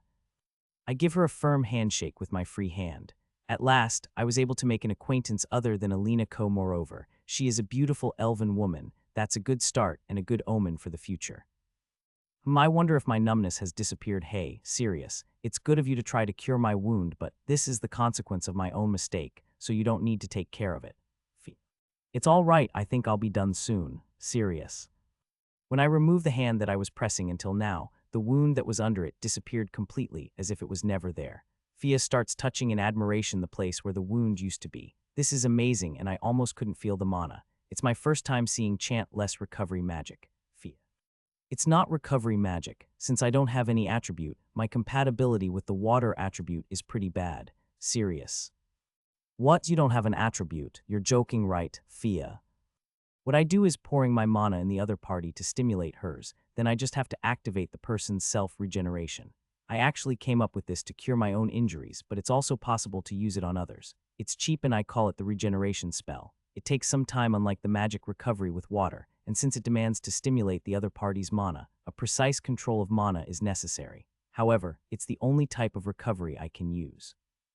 It's pretty bad and not natural, and as I expected, she's surprised to hear that I don't have an attribute. The elves have the same opinion on that, don't they? Haven't you been flying in the sky? I figured that you were from the wind attribute and that you flew by using a wind spell. Fia.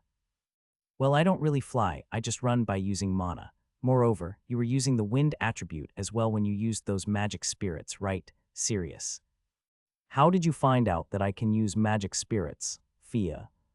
Her face takes a form similar to a no mask. Did I screw up? No, I think I should be honest with her. I start talking without minding her. Perhaps it was because the wind spell you used against those men was too strong when compared to the amount of mana you used. When you did that, I started to feel something odd around you. Serious. The wind spell she used against those thugs was a misfire, but from what I sensed, she only used a handful of mana. If her mana wasn't obstructed by the poison, the bandits would have been blown away, as she said it herself. And when I touched Fia, I confirmed that the discomforting feeling doesn't come from her, but it's whirling around in her surroundings. I believe that that discomfort comes from a spirit, and if that's the case, then it's most likely a wind spirit. Fia, with a serious face, answers to my explanation. Serious, can you see the spirits, Fia? No, I can't see them, but since I felt something weird around you, I just figured that it was because of spirits. Serious. That's right, is it your first time seeing spirit magic, Fia? Yes, it's a first for me, however, it's serious. The spirit magic is way overpowered, just like my gun magic. Though it was written that it's strong in the documents I checked, after seeing the real thing, I think it's above that. At any rate, with a small amount of mana, she can call forth spirits to make something like a storm. I have a hunch that if she gets serious, she could make a natural disaster at the level of a tornado. I misfired it, but it was great right. That's why I try to hide it, since my tribe would make me use it even by force if it's found out. Fia. Certainly if it's that power, it's perfect to use as a weapon. Under normal circumstances, elves always try to be peaceful, but if they find out about the spirit magic, they might unexpectedly turn to the offensive. To call the spirits, I only have to use some of my mana, but the spirits go overboard if I give way to my feelings. Because it's like that, I have to constantly handle my emotions. Fia. She talks with a smile, yet it looks forced, even though she's trying to hide it. She probably goes through a lot of hardships because of that power. It's a pain that only those who have a power too strong can understand. Too strong, huh? Oh, come on, this is my issue, so you don't have to make that kind of face. Serious. Fia. No, I don't understand this spirit business, but I can understand when it comes to hiding power. Serious. That's right, this has got to be fate. I'll make this girl who's suffering by herself understand that she's not alone. As I'm about to show my magic to Fia, who's questioningly tilting her neck, I notice some sort of huge body drawing near. Something is approaching. Zneria. Well, my spirits certainly are agitated. Wait, what's that, Fia? Turning my eyes up to the sky, I see a huge thing flying. It's a big animal with a lizard's body and wings growing on its back, a demon said to be a dragon subspecies in books. A wyvern, huh? But I see only one. Did it stray from its flock? Serious. Let's hide and calmly observe it. It would be troublesome if it targets us. Fia. Too late, it seems like it already caught sight of us. Serious. While letting out a high-pitched roar, the wyvern comes straight toward here. I think it's probably 3 times as big as me, and its solidity is even greater according to books. It's like a young dragon, isn't it? Even so, it's quite big. Serious. Oh, for crying out loud. I guess it can't be helped for now. Hold on a lit, Fia. Fia tries to release a spell while holding steady, but she seems to be unable to concentrate her mana, probably because the poison didn't wear out yet. I pat the shoulder of the girl, sweating from her forehead in order to reassure her, and I walk out to the front to protect her. Come back, Serious. I can't kill it, but I can at least drive it away. Fia. It's all right, please leave it to me from here. Serious. The wyvern is now approaching imminently. Locating its prey, the wyvern dives down to attack, and aiming at it, I point my index finger. Are you paying attention, Fia? Your spirit magic isn't the only powerful one. I'll show it to you. Serious. Wait, what are you say, Fia? Magnum. Serious. From my fingertip, I fire the mana bullet that I have fired many times over the past few years to increase my accuracy. I picture the fired bullet exploding upon the impact's collision, so it instantly goes through the wyvern's eye and releases a shock wave in its brain, making its head explode. Naturally, the wyvern doesn't survive. It keeps gliding with the momentum of its nosedive, and it passes beside us to then fall on the ground. Fia looks dumbfoundedly at the wyvern that was annihilated in only an instant, but she recovers after a short time and slowly turns her face to my direction. Just now, what was that? What the heck did you do, Fia? This is one of the original spells I can use. It's strong as you can see, but what do you think of it, Fia? Serious. I have no words. It doesn't have a chant, and yet it fires a magic this powerful feat. As I thought, it's amazing even from your point of view. The spell just now, can you not tell anyone about it? Serious. It's not like I intend to do that, but why? Using this magic would get you a huge amount of invitations from nobles and royalty. Fia. It's saddening that so many people are likely to exploit children, isn't it? Look, we're the same, Fia. Serious. Fia isn't the only one who's hiding her powers. In short, we shared each other's secrets. I see him. Then since you didn't pry earlier, I won't pry either. Fia. Got it. Serious. That's how it is. Fia and I are friends with the same secret. The girl realizes my intentions, and this time she turns a genuine smile towards me. While waiting for Fia's recovery, I check the body of the wyvern. Since its head exploded in scattered blood, I need to finish taking care of it before demons gather. And as I examine the parts likely to sell, Fia, who's now able to walk, looks up at the wyvern while humming. But still, it's really amazing. You defeated the wyvern just by pointing your finger at it, Fia. I'm not that good, I just aimed at a soft part, because the eyes are not covered by scales as one would expect. Serious. Just being able to aim at such a small part is plenty enough in itself. Putting that aside, what are you doing, Fia? Although it's not that big or solid, it's still said to be a dragon kind, isn't it? I'm trying to tear off the raw materials on it, but let alone the scales. My blade can't even cut through the wing's patagium. I want this patagium, but this knife is no good. It's solid and flexible, so I want to take it somehow, but serious. It's certainly impossible with this small knife. Take this, I'll lend it to you, Fia. Fia throws and hands me a completely green shining knife. I've seen my share of knives in my previous life, but it's my first time seeing a knife that looks so beautiful and so superior in practical utility. I feel it would be sacrilegious to use this piece of art, but since Fia says go ahead and shows me a smile, I accept and use it without reserve. Oh, this is amazing. Serious. It's light and strong since it's a knife made of mithril metal, which easily conducts mana. Fia. By just lightly stroking the surface, I easily cut the patagium without even damaging it. I keep cutting it while astonished by the sharpness, and having finished securing it, I part from the wyvern in a satisfied mood. It's not like this amount isn't enough, but is this all right? You didn't tear off the other parts like the scales and such. Fia. My luggage is full just from the patagium. If I get any more greedy, it will hinder my movements in the sky. Serious. If the patagium is this strong and solid, then it can be used for various tasks. As I carry the folded patagium, Fia stares at me with a strange expression. This isn't greedy. If it was the adventurers I've seen, they'd tear off every part to the bone and sell it, especially since the wyvern is a dragon kind and therefore sells for a high price. Fia. Though it would become profitable when sold, it'd be troublesome if the source of the material is suspected since I'd have de-sell it. Even so, I deceitfully pick up a few useful-looking scales and secure them. My situation is troublesome in various ways, so I can't sell the material easily. Knowing that, you're sure you don't need it, Fia. Serious. I'm on my way back to my hometown, you know. Even if I take it home, it's not like I can sell it, therefore I don't need it. Fia. Then let's leave it behind. That aside, how are you feeling? Serious. While floating a smile, Fia hops up, puts her hand on my head and pats me. Being patted by a beauty isn't too bad. Then let's move soon, shall we? The wyvern's corpse might gather monsters. Serious. Yeah, then I'm in your care, Fia. Fia comes toward me approvingly while smiling. This was my intention from the beginning, but I surely didn't think that it would be requested by the other party. It can't be helped. Then I'll carry you. Serious. I am honored to be trusted that much. Well, shall we go, my lady? Serious. Yes, go, Fia. Holding Fia in a princess cadle once again, I kick the air and run in the sky. My destination is Fia's hometown. I'm going there because it doesn't seem far from here.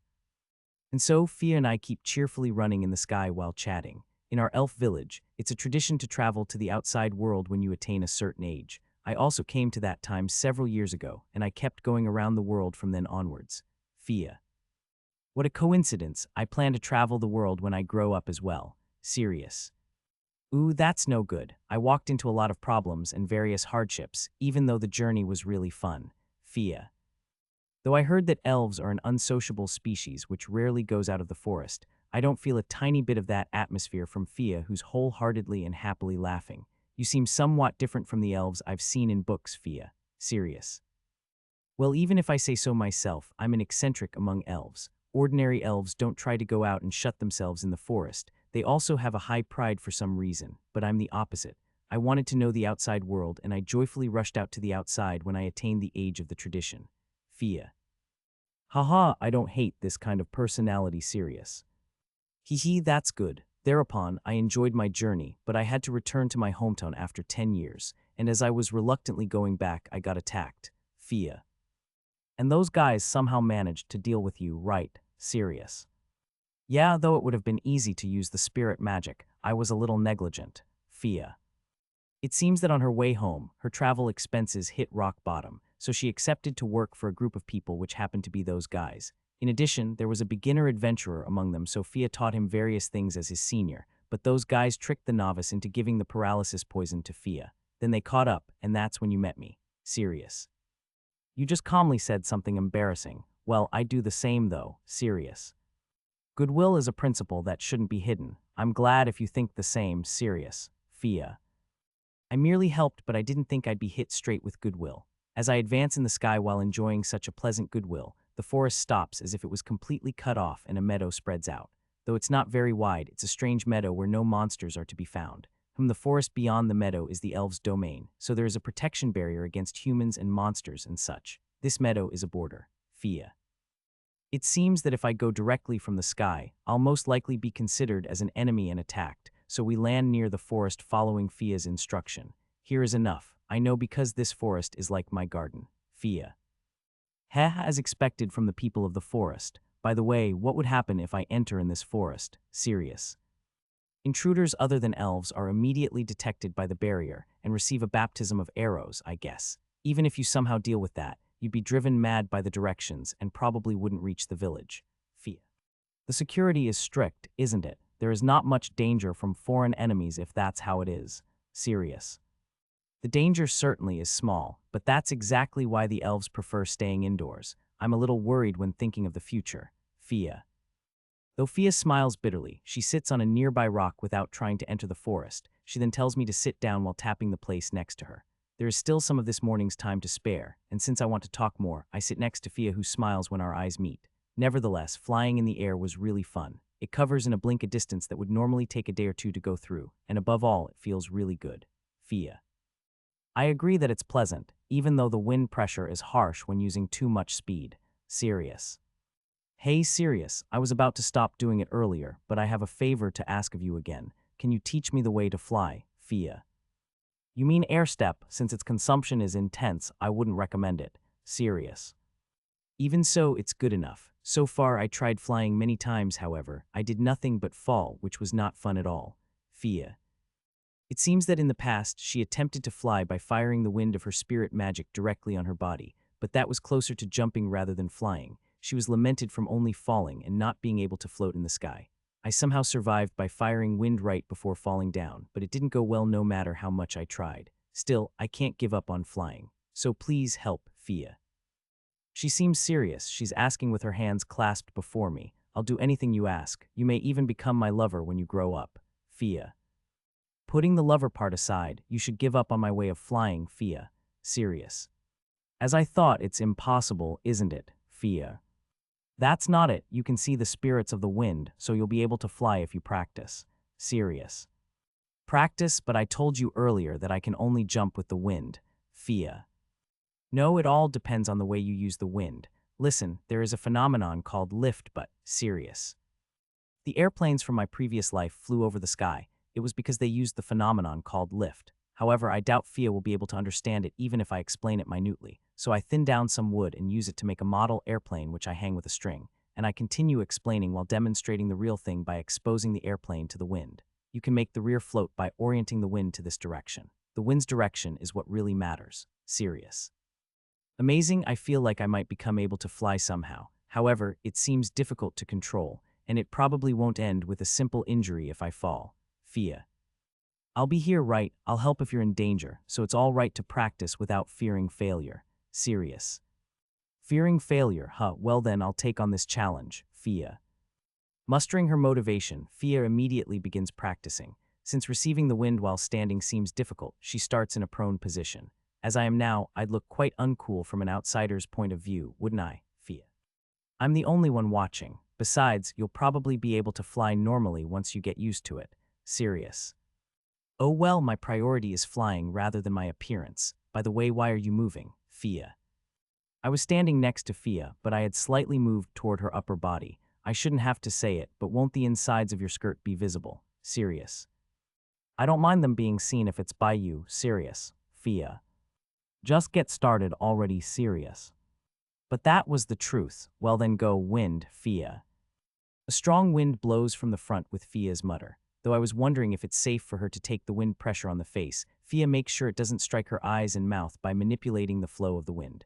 While I was admiring her high control ability, the wind's strength increased, and she finally succeeded in floating from the ground. I did it. I finally flew over the Fia.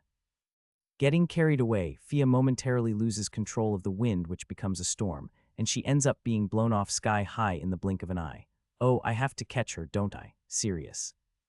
However, I fly and rescue her before she drops down. When I catch her in my arms, Fia gets excited and clings to my neck. That was good. So what are you going to do next? Serious.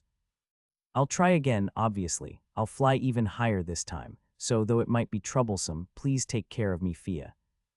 As soon as she came down to the ground, Fia resumed her practice. Hoping to fly at will, she repeated it a lot, going higher at every retry and, of course, falling just as much.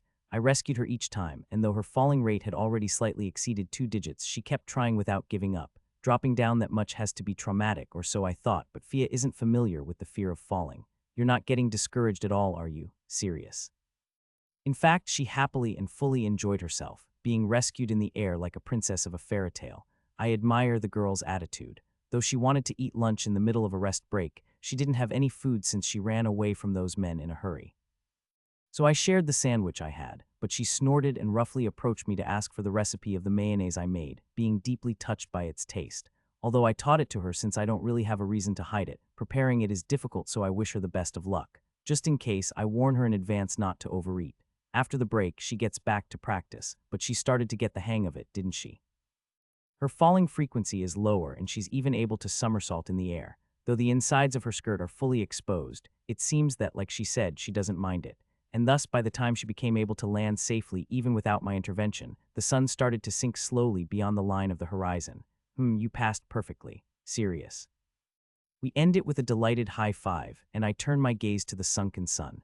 Elena is likely to worry if I don't return soon. Looking at Fia wanting to inform her of my going home, she had a sad expression having also noticed. It's a goodbye, isn't it, Fia? That's right, however, since I memorized this place, I'll come to meet again. Serious. Sorry, one can't go out of the forest for about 10 years when coming back from a journey. Therefore, it will be impossible for a while most likely. Fia. What's with that? I can just go in the forest. Is that impossible too? Serious. Indeed, all non-elves are unconditionally chased away from there. Even I might have some difficulty to defend when entering. Fia. It's a racial issue. That problem is everywhere, huh? Serious. Seriously, even though you and I became close like this, what's the problem with race? And what's with that purification ceremony rule? Though it's said to purify the impurities from outside and such, it doesn't need 10 years, right, Fia?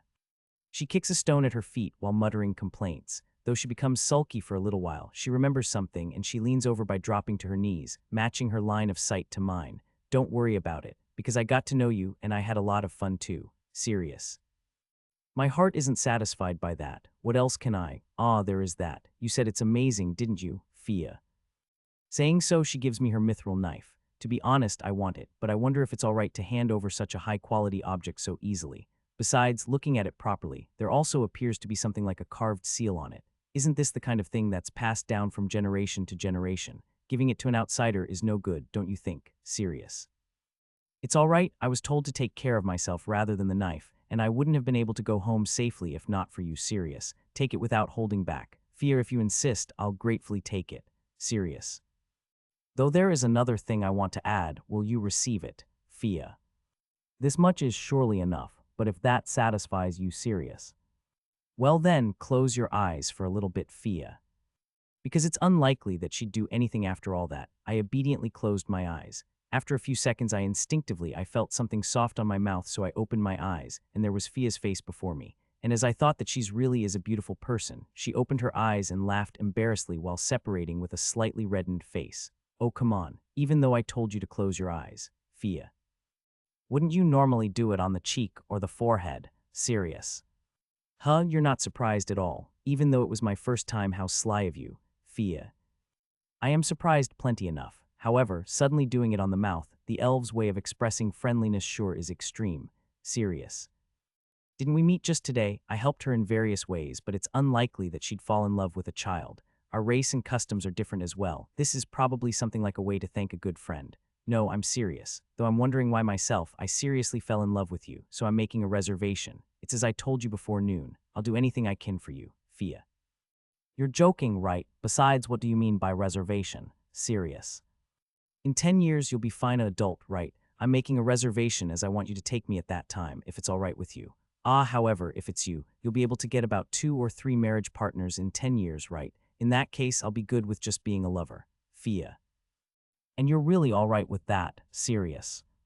Of course, I'm currently 252 years old, so I'll still be at the prime of my womanhood when you'll be an old man. It's my one-sided argument, therefore I'll give up if it's impossible, but, Fia.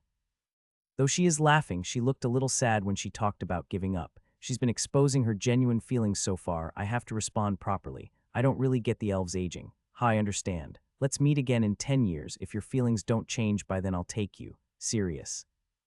Really, they won't change, so be at ease, Fia. Fia clings to me with a smile spread of her face. Thinking about it, Fia is beautiful and her personality isn't bad. It's to the extent that I think she'd be wasted on me. Not bad. Then Serious, let's meet again, Fia. Well, when that time comes, let's come here again, Serious. Yes, I'll be waiting, Fia. With a last handshake, Fia disappeared in the forest while widely waving her hand. Confirming that her figure completely vanished, I dashed to the sky, going back to the mansion. And thus the meeting between me and the elf woman Fia came to an end, with a reunion planned for 10 years later. Though I don't know how it will turn out in the future, I look forward to meeting her again. Several days after meeting Fia, I came to the Adrode continent again. I came back since I didn't get to do my exploration last time because of the troubles I had with Fia. Well, despite that, I guess I did learn some useful stuff from her. If we do meet again, I'll just think of her as a lover I left and neglected or something like that. It's ridiculous to worry now about an uncertain future. Because I went east last time, this time I'll try going west. It would be nice if there is just a simple village in that direction. I already got my share of elf troubles with Fia. While the east side is only flat forests, this side has a mountainous terrain. There seems to be a lot of demons, so there probably won't be any human villages. Still, I fly around while searching, yet I don't see anything. Is this also a miss? In order for my actions not to go to waste, I have to remember to do some mapping during breaks. While I'm writing on the map as I wonder where I should go next, my ears unexpectedly catch on some sound. I raise my face from the map and confirm that I'm really hearing something. However, looking around, I can't see the origin of the sound. It has a certain rhythm and sounds like it's coming from the other side of the mountain. This can't be ignored. Hurrying, I close the map and fly towards the source of the noise. As I make a detour around the mountain, I find a solitary house built in a carved-out tree. It's pretty far, but I can see smoke coming from something that looks like a chimney. There has to be someone living there. Even so, for someone to reside in a private house in the midst of this forest, it must be fun to live this eccentrically. I could just go through the sky and land there, but it smells like trouble, so I get off at a nearby place and switch to going on foot for the rest of the way. I travel through the dense forest then, at last. I arrive at the house down the road by following something that looks like an animal's trail. A man twice my height is chopping a tree there. The origins of the noise that led me here seems to be the sound of wood chopping. He's wearing a simple black shirt and a pair of trousers. His short hair is completely gray and a scar runs over his left eye. He's probably pretty old, but his well-trained muscles and his sharp eyes make him look like a veteran warrior. He swings his axe down in a steady way. Though it's just mere wood splitting, I think that his refined movements are beautiful. He would look better swinging a sword on a battlefield's front rather than merely cutting wood. Who's there? Stop hiding and come out. Note, he speaks in a dialect, a ho-gen, like an... He noticed me even though I'm hiding my presence. Those muscles aren't just there for show. As I come out obediently since I don't really have a reason to hide, his threatening look settles down a little. Did you get lost or something? Nice to meet you, I am serious. I'm sorry to bother you, I accidentally found this place while taking a walk. Serious.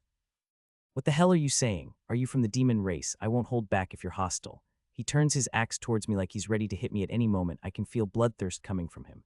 Wait a minute, no matter how suspicious I am, isn't he losing his temper a little too fast? I haven't done anything but talk. No, I'm normal, well, not really, but I'm a child of the human tribe. I'm not hostile at all.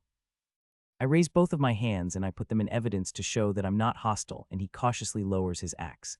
Then without saying a thing, he resumes his wood chopping, disregarding me. It's rather refreshing to meet someone that blunt. However, my coming here would all be pointless if I'm going to get ignored. Should I start the conversation from here? I'm sorry, but why do you live in such a place? Serious. I don't want to converse with an aristocrat. I don't know how you found me, but we have nothing to talk about. Leave quickly and take your bodyguard with you. I got strongly rejected and spat on. Isn't this old man misunderstanding something? I get that he hates nobles, but I don't know who he is. First of all, I should make something clear. It seems like you're misunderstanding something. I just came here by chance. I wasn't looking for you. And I'm not an aristocrat, so I don't have any bodyguard. You probably already noticed that there is no one else around besides me since you've got sharp senses. Serious. There is no one else indeed. Boy, how did you get here? This isn't a place where a child can come by himself. Because I have some special magic. I'll say it again, I found you by accident. Serious. Boy, do you know me? I don't know you, but I do think that you have a lot of skill. Serious. This old man's atmosphere is different from Dee's. Yesterday's bandits are like trash when compared to this. Was my answer good? The old man finally stops being cautious of me. You do seem different from those foolish nobles, boy. Please don't compare me to them. It's unpleasant. Serious. Ho, you said it. Well, you're a guest, so I'll serve you some tea. Come with me. Speaking of aristocrats, the only one I know is my father. That's why it's just like I said to the old man, I don't want to be considered as one of them. Is he satisfied with this? The old man puts down his axe and invites me to his house. It's a handmade log house. It's made of neatly processed wood, something similar to the stuff done in my previous world.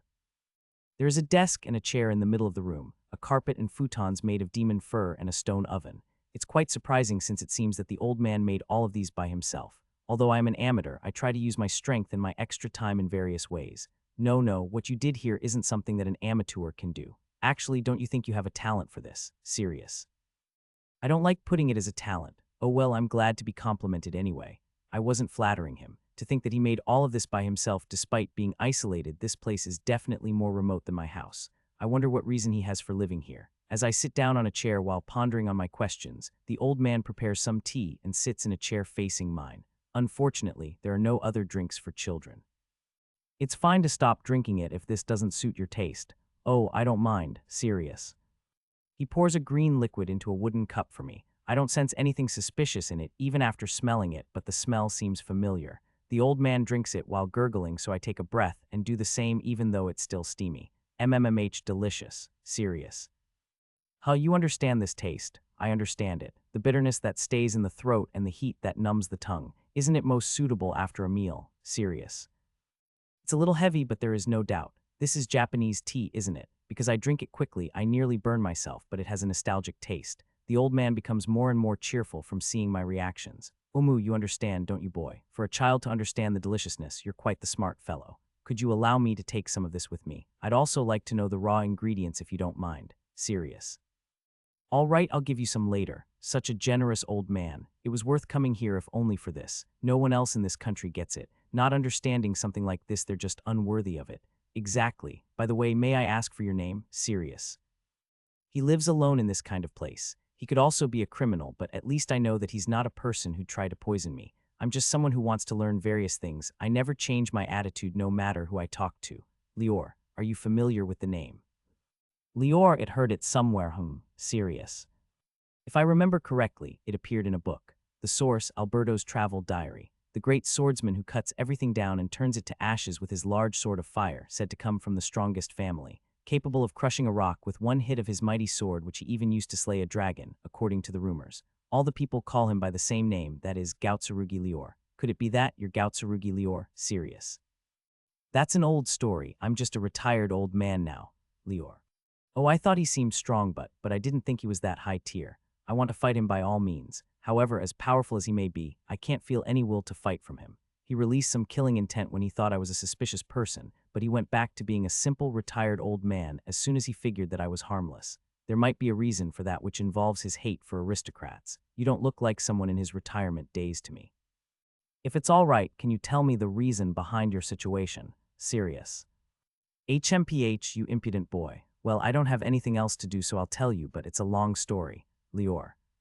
He pours a second helping of tea into our respective cups and gradually starts talking. I always liked training. I trained and trained. I defeated various opponents, and before I knew it, I got labeled as the strongest. I also got labeled as Master Swordsman and Strong Flame, but I didn't really care for these trivial titles. However, after becoming the strongest, I couldn't find an opponent to match me. Then an idea came to me like a flash. Seeing how things were, I could just train someone and turn him into an opponent capable to face me. Therefore, I took some pupils. I easily managed to gather a lot of disciples at the center of the country after declaring openly that I was looking for one. He's the strongest after all. He'd likely be able to gather as many disciples as he wants even after advertising for just a moment. However, I'd say that most of the proposals I received were from aristocrats who wanted to show off as my pupils. Though the guys I taught were hungry for strength, they were just gutless idiots. Whenever a situation got tough, they'd run away, and if I didn't go easy enough on them, they'd find it unacceptable and start whining. I have even been reported several times to the king. There was no end to those idiots' proposals that I turned down. Since it couldn't be helped, I decided to look by myself for suitable apprentices that I could eventually fight eye to eye with. I found a few fitting pupils, but they were all natives of the slums and commoners, which made those dumb aristocrats make a commotion. From their point of view, I neglected them even though their position was better as nobles, so they started whining again, yet it felt pretty good this time. However, several of the nobles got jealous and envious and aimed for the right time when I was absent to surround and attack my disciples, preventing them of even swinging their swords. Though the pupils had some good skills, one of them ended up dying. In a fit of rage, I looked for those nobles and chopped off the arms of the fools and humiliated them in front of the king and the other aristocrats. After that, things just got ridiculous, so I retired here. I didn't want to get involved with the aristocrats anymore. Lior. After finishing the long explanation, the old man quenches his thirst with some tea. I now understand well the reason behind his hate for nobles and his lack of vigor. However, for now, I'll just give him my thoughts on that. So half-hearted, serious. Come again, Lior. Your revenge against the nobles was too half-hearted. What you did to those aristocrats only hindered the country. You should have destroyed their family name and honor instead. Serious, Lior. You were reported to the king several times before, right? This whole thing is just a consequence of that. You didn't try to justify yourself properly, and you carelessly took risks instead. Didn't you just get too excited? Serious. Certainly so, however it would have been useless to justify myself, because there were too many aristocrats blaming me. It's my first time being told that I acted half-heartedly. Lior. A student shouldn't die before his teacher. That's why it's very important to improve the pupil's environment and make it suitable. Serious. Though it's just my opinion, I think that creating an appropriate training environment is also the teacher's duty. The aristocrats are certainly bad, but the old man who ignored them and looked down on them is bad as well. He didn't just have to guide his students, he also had to watch their back while they were still inexperienced. That applies even more when there are only a few of them. As a former teacher, it should be all right for me to make a sermon or two right. HMPH, that's difficult to hear. You're just a boy, how would you understand, Lior? I certainly am a child. Still, I'm aiming to become a teacher. You should admit your mistakes as the one standing on top. Serious. You want to try to become a teacher at your age. Though you have some wonderful ambition, you're not likely to become one with your half-baked ideas. Lior. Then maybe you should give it a try yourself. Serious. I provoke him while letting out a small, overpowering feeling. Even I think that I'm being too blunt, but the old man squints his eyes and his mouth gets just slightly distorted. Good, I knew that you weren't an ordinary fellow. You're finally showing your true colors. Somehow there is a fight-like atmosphere, and the old man is fired up now. Excellent. Let's have him show me the abilities of the one called the strongest. After leaving the house, we're now facing each other with wooden swords in our hands. Putting aside the old man's sword, the other seemed to be suited for children and probably belonged to the dead apprentice. Though it looks like it hasn't been used in a long time, he probably cherishes it because it has been treated with great care. I think that it's likely to break if it's used for a serious fight, but the material of this wooden sword seems very strong and best suited for training nonetheless. The grandpa is beaming with confidence and not worrying at all. Though he's an old man, he's happily doing practice swings to warm up. The opponent I'm facing this time is like a demon. I'm glad to be able to fight against such a person. I actually craved for meeting someone like that, so there is no way I'm letting this old man retire. If you hit me even once, it's your win, boy. But don't worry, I'll hold back, Lior. Cut it out, boy. Show me with actions, not words, Lior. Well, now that my plan is a success, I don't need to badmouth him to provoke him anymore. However, I didn't plan the rest of this. What should I do? I'll just try to make the first move for now. I slowly walk toward him, then when I get 2 steps away from the old man, I focus all the power of my upper body to my feet and I dash at him. From a slow motion to a fast one, although he's surprised, the old man responds to the unexpected attack and moves over instantly. As expected of the one titled as the strongest, he easily managed to read and dodge my move and trajectory. While he dodges, I slash the wooden sword down from his shoulder with my right hand, and I go aside. I then take some distance, and as we pass each other by the side, I notice that the left hand I hit him on is shaking. Say, what if this was actually a knife? Serious. It would have been a fatal injury on a battlefield. My retirement made me grow dull. How shameful of me. He finally notices his negligence and smiles wryly while shaking his head. This should make things get serious. Looking at the old man, a ferocious smile appears on his face and his muscles start inflating. I'm sorry. Yet I'm thankful as well, boy. My heart almost got rotten. Why? The shock wave made by his roar shakes all the trees around. Hey wait, isn't that too big of a change? He was just a lazy retired man a few minutes ago. Yet now the strong pressure resulting from him just standing there is making all the demons and animals in the area run away in all directions. This tension reminds me of the training with my teacher. I want to cry every time I recall the kumite in that hell, but I'll put that aside for now. The preparations are complete. The old man finally got serious. From here on we'll have a real fight. Note, kumite is one of the 3 main sections of karate, similar to sparring. I've never seen this stance before. What school is it from? The old man is holding his sword vertically pointing upright. It's quite similar to the style called Jijin Ryu from my previous life. The Jijin Ryu style is said to allow one to cut anything with a single blow. I think that it really fits this old man. It's not from any school in particular, it's self-taught. Serious. As for me, I'm hiding one hand behind my back and I'm holding my sword with the other, a peculiar stance that protects the body. Though I was trained by teacher, she didn't follow any school. However, she shined by nothing but her experience and changed her moves to suit each case. A style that changes depending on the situation. It's a style that is quite convenient for me. Is that so? In that case, from here on, let's go at it, boy, Lior. The old man dashes at me by stepping only his tendons on the ground, and I activate my boost in order to fast Gyutsurugi. Thus a switch got turned on, Lior. Boring, I always liked training and fighting. I kept getting stronger just because I liked it, and eventually I became the strongest. However, I also became empty. Though there was no end to the people challenging me to get my title, they all sunk with a blow or two. Too weak. How long was it since my thirst for fighting had faded? So boring. Fire won't burn without any firewood. And like the firewood, I kept waiting for a meeting with a worthy opponent. And then one day, I realized that instead of waiting for it, I could just make it happen. Training disciples and raising them to fight against me. That was way more significant than just waiting. Though I immediately found some recruits, I only gathered noble brats losers who didn't even know how to swing a sword. Even when there were some pupils that were somewhat better, they were removed by the other aristocrats' influence. Some people even tried to bribe me to give them a student title, but I shut those guys up with a single blow. I decided that I shouldn't wait for apprentices either, and that I should look for some myself. I searched all over the world and kept looking for pupils in thirst for strength. I was delighted when I finally gathered enough students. They got stronger and stronger every day. It was the first time I felt that happy besides when I fought. However, the aristocrats destroyed all that. I cut the right arm of the main culprits for revenge, but my mind didn't clear at all. Even simple seeing aristocrats felt unpleasant. I left the country in despair and I retired in a secluded sea of trees. I built a house, I fought with some demons, and spent my everyday life in a calm and peaceful way. However, I couldn't fill the empty hole in my heart. When the mind becomes weak, the body becomes weak as well. Even my favorite sword gradually started to feel heavy. I grew weaker because of the lack of any sense of danger, and my empty days continued. And then I met a boy. It was a confusing and nonsensical child. Even experienced adventurers rarely set foot in this forest, yet he casually passed by here with a light attire like he was just going to the neighboring town. I thought he was a new variety of demon at first, so I gave off some bloodthirst. Then I thought he was some idiot noble who came to visit me. It's rare to meet someone who doesn't know me on this continent. I was quite interested in that boy who didn't recognize me even after seeing me, though he understood who I was after I revealed my name to him. The boy was quite mature for his age, and he had good taste in tea, too. It was my first time meeting someone after so long as well, so I became quite talkative. However, I actually ended up getting preached. I noticed that he was provoking me, and I answered to his provocation in order to educate that impertinent boy. I thought I could just wait for an attack, dodge it, and hit the kid lightly on his head. However, he was just leisurely walking for some reason. It was my first time seeing that kind of action. I absent-mindedly watched the boy leisurely approaching me, then he suddenly appeared in front of me and got into my range.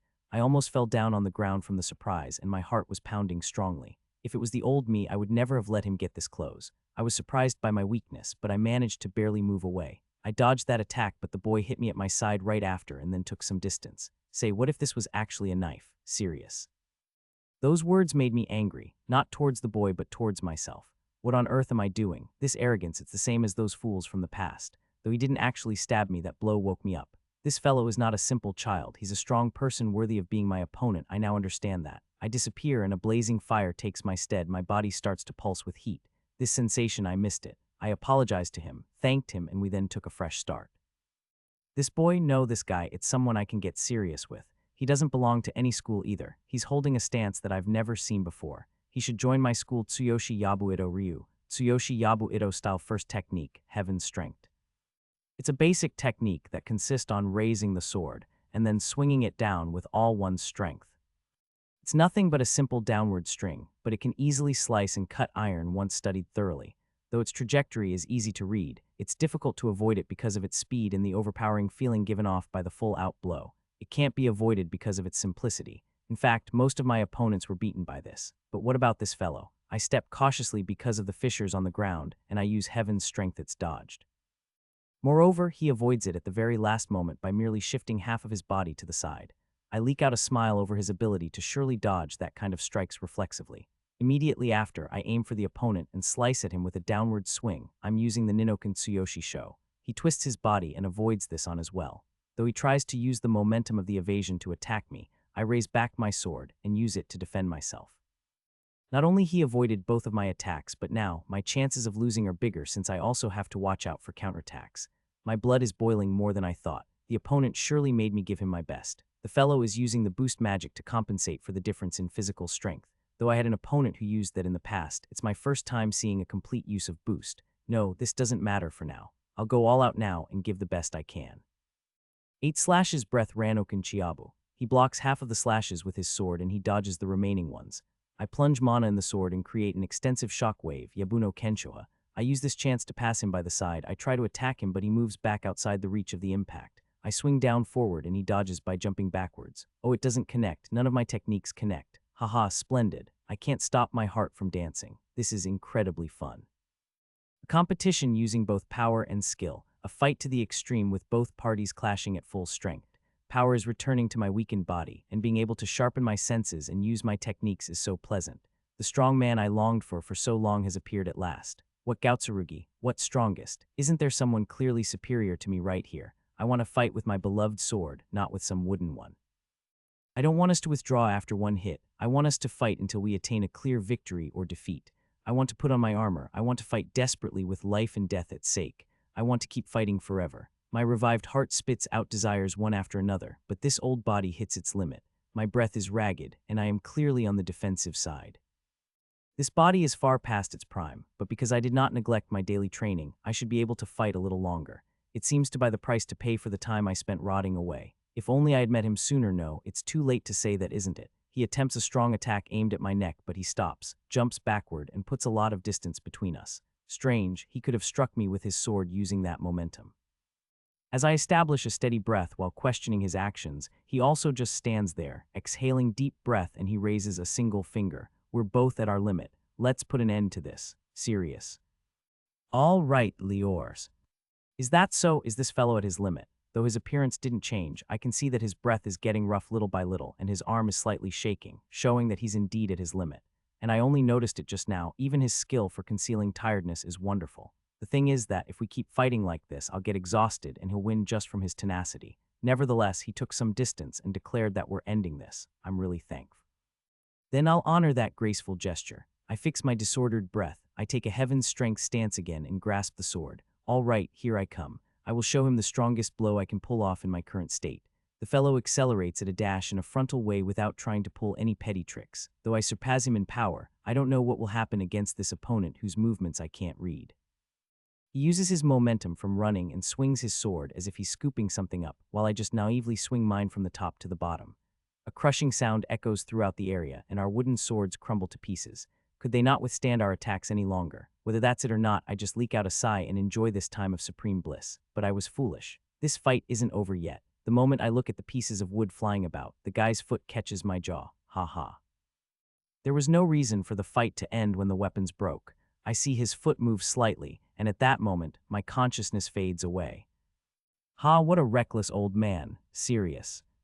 He's twice stronger than I imagined, and what was with that 8 consecutive slashes attack, it made me seriously wonder if I'm in some sort of manga setting. I managed to dodge the strikes, but frankly, if it wasn't for my boost spell, I would have been done for. Moreover, his abilities were considerably reduced by his old age and negligence. I don't know what would have happened if he was still in his prime. Yet, I managed to beat him in the weapon fight. The wooden sword was surely strong and hard to break, but if the same spot gets hit repeatedly, it naturally becomes fragile. After that, it's possible to break the sword if one aims and hits that same fragile spot at full strength. This feat was only possible because of my boost in my eyesight, which allowed me to avoid bullets in my previous life. At worst, if only my sword broke, I would have declared my defeat and given up. That old man is clearly a battle maniac. He kept laughing out loud while fighting, and he genuinely had fun as he waved his sword around. He was pretty easy to read since emotion overcame him like that, so I managed to catch him off guard when the weapons broke, and I hit him in the jaw, knocking his lights out. Since I kicked without holding back, it violently shook his brain. He probably won't be getting up for a while. That attack was at a level that would have surely killed an ordinary person. Even so, it's as one would expect from the old man titled as the strongest. Though not as much as him who's sleeping in a satisfied mood, I too am quite happy about being able to go all out after all this time. I'd like to have him as an opponent again, but I guess there would be some age-related issues. Anyway, I'll go take care of the old man. I can't bear to leave him drenched in sweat outside. UGH. Ahha, Lior. He suddenly begins to laugh out loud. Did I kick him too hard? So fun. It's been such a long time since I had this kind of fight. I feel reborn. As he says that, he springs up to his feet as if nothing had happened. No, wait, are you kidding me? Did he immediately recover after getting his brain shaken like that? Sorry, but I'd like you to tell me your name again. Lior. You'd think that calling me only boy would make you unable to remember. It's serious, serious. No need for honorifics and stuff like that. It's all right for you to call me as you like as well. Serious. You beat me after all, Lior.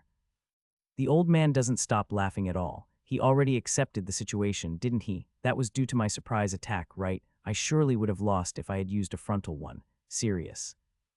It was due to nothing but my own carelessness. I'll be eternally ashamed if we say that I didn't lose. I understand, then it's my win. Serious. Indeed, it's your win, but well, that was so fun. My techniques didn't go through at all, Lior. Now is not the time to get excited. We should finish maintaining our bodies first. We're both pretty worn out, right? Serious.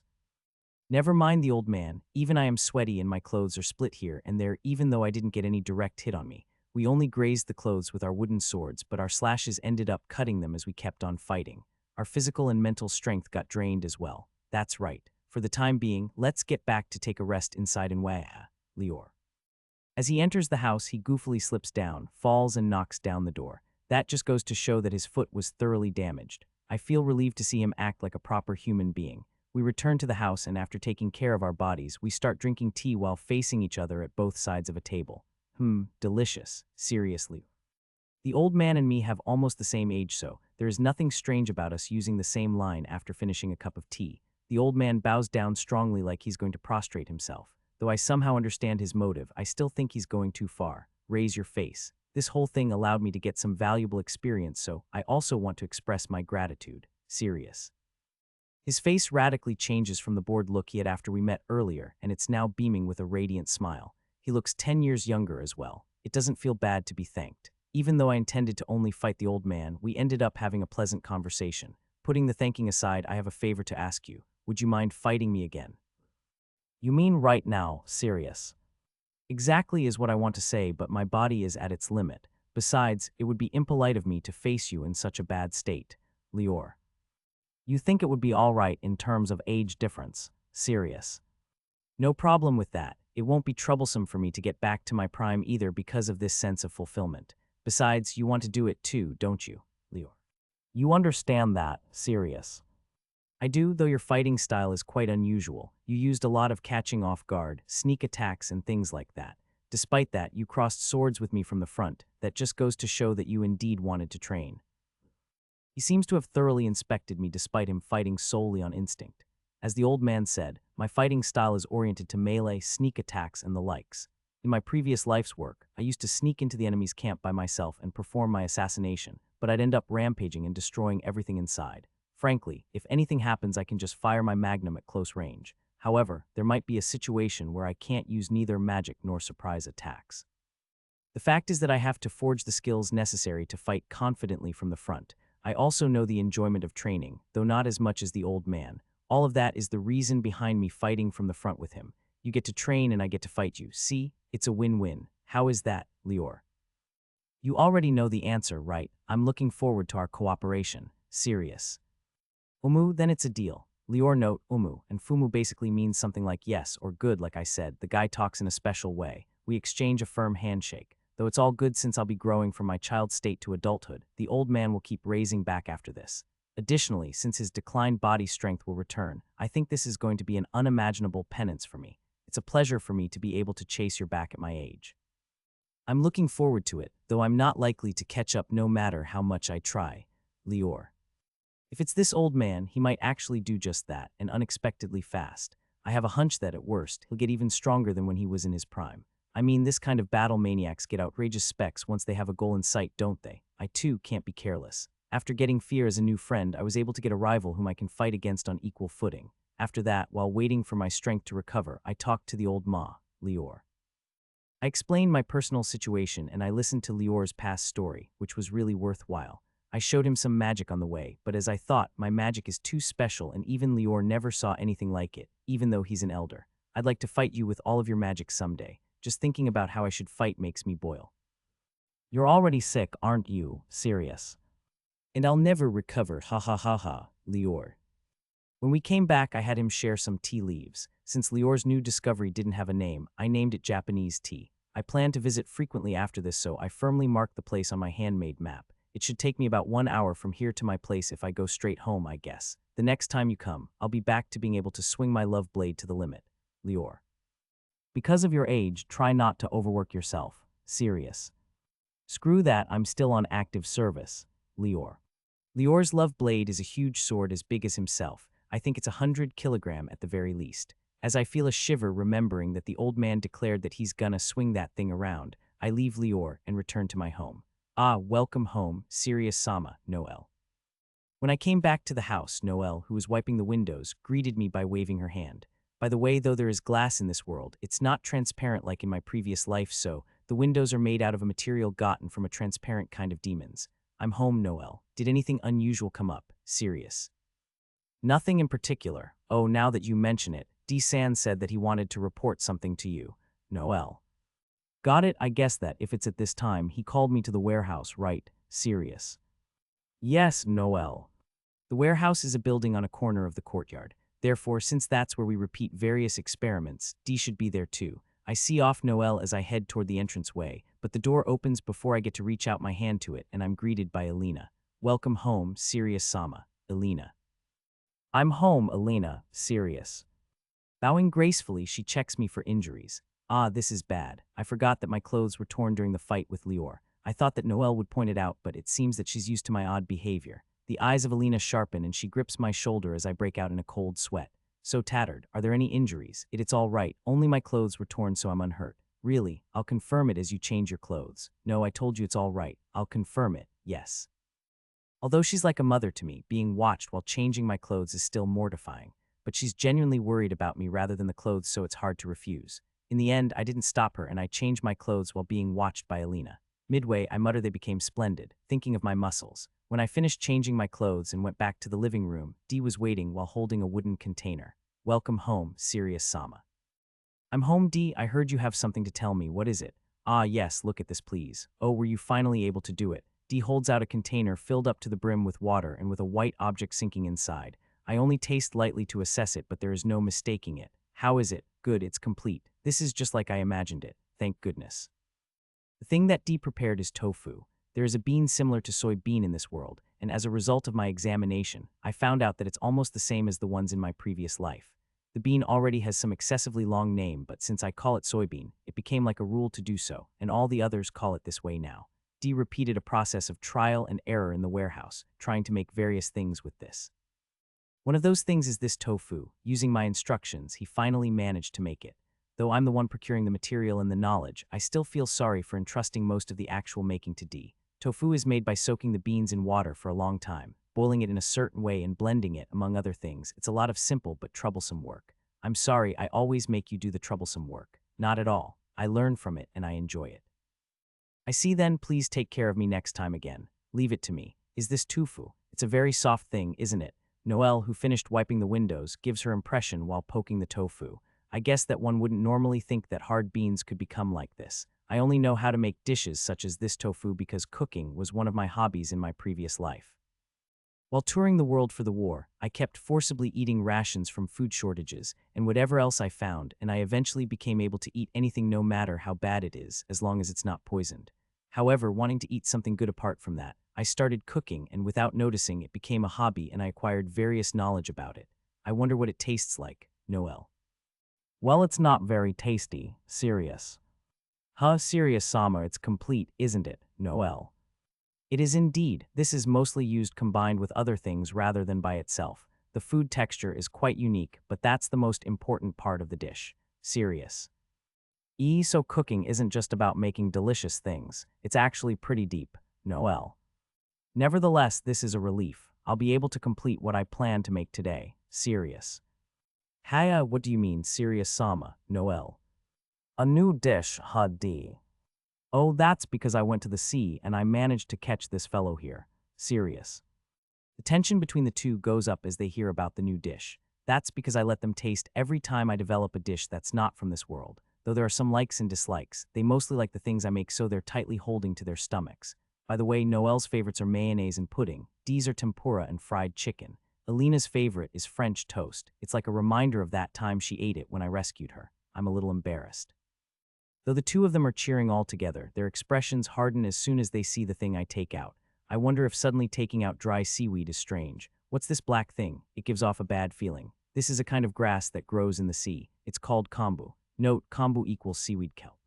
I found it on the coast and I left it to dry there before crossing the continent. I collected it on my way back. The flavor should be good since it dried for about half a day. You want us to eat that? Well, the thing is just like I imagined it. However, this time I'll use it to make a soup rather than eating it. Though I immediately try to head to the kitchen to cook it, Alina stops me midway and starts preparing tea. Sirius Sama, shouldn't you take a rest since you just came back? Is that so? You guys should also go take a rest. Sirius Sama, I want to ask you for the reason behind your clothes getting torn. She's smiling, but she's giving off a very intense presence. I want her to stop making that face because, frankly speaking, it's scary. Thus, I easily explain that I met Lior. You met That Gautsarugi. Is it that surprising? His strength was terrific, but he only looked like a retired old man visually. No, I never met him, but I can say for sure that he's amazing, to the extent that he even appeared as the hero in books, Alina. He's also called a living legend, D. I heard that too. He'd charge at any enemy camp by himself and make them surrender in only a day. He seems to have innumerable heroic episodes, Alina. Could it be that you challenged as if? There is no way that's true, right, Noel? I understand all this well. That person was really strong. Honestly, it was a very close victory. Serious. Ha ha ha, though it sounds like a joke, I can believe this if it's you, Noel. Seriously, if they get surprised by each of my actions, there will be no end to this. Though that applies for Noel, Alina only nods with a consenting expression. So your clothes got torn because you fought against that Gautsurugi. However, serious Sama, please don't overdo it, Alina. But I won't get stronger without overdoing it, serious. Still, though I can overlook it to some degree, I'll say this again and again, please don't ever overdo it, Alina. I understand, serious. Though her words are kinda annoying, they come from pure worry about me. I guess she won't back away even if I whine about it, so the best thing to do is to do not obediently. However, having her overlook my behavior is better, but I can't let Alina worry every time. I have to find a way to inform her of my safety. I'll think about something. Nevertheless, it's an amazing story to meet someone like the legendary Gautsurugi and a rare elf in such a short span of time. Even if you say so, I just met them by accident. Serious. I want to meet them too. I don't know about Gautsurugi-san, but I heard that elves are beautiful. Serious Sama, that person was a pretty woman, right? Could it be that you fell in love, Noel? That's no good. Even as she's a beauty and an elf, I have to meet her properly. I won't permit this if I think that she's not suited. Alina. It's hopeless. Alina's eyes are just like those of a mother-in-law. Well, I can't imagine her scolding or blaming Fia for omitting a step while cleaning. The other party is the one who fell in love. I can't say that. Though the kiss was just a form of gratitude, Alina would surely snap if she were to know about it. He said that they can't meet for at least a decade, right? Then forget about the elf. Today's event is more important, Noel. Yes, then please be really careful, Alina. Got it? Well then, I guess it's about time to go cooking. D, get me 2 pieces of tofu out of the warehouse. I'll use it to cook. Serious. I understand, D. Now then, I'll try to make some yosnabe. This world doesn't have much seasonings, nor does it have any good soup stock matching vegetables and meat. When I found the sea, I remembered the existence of kelp kombu. I found something that had the same shape and atmosphere. I checked it for poison, but there was none, and so I'm cooking it as an experiment. First, I use a squeezed dry dishcloth to wipe off the dirt on the surface of it, and I put it in a saucepan filled with water, which I then simmer on a medium flame. Just before it starts boiling, I take out the kelp and just like this, the soup is done. Then I cut the vegetables and the meat that Dee prepared into a moderate size. I put the difficult-to-boil materials in the soup, and I cook them together. I regulate the taste with salt and sugar since there is no soy sauce.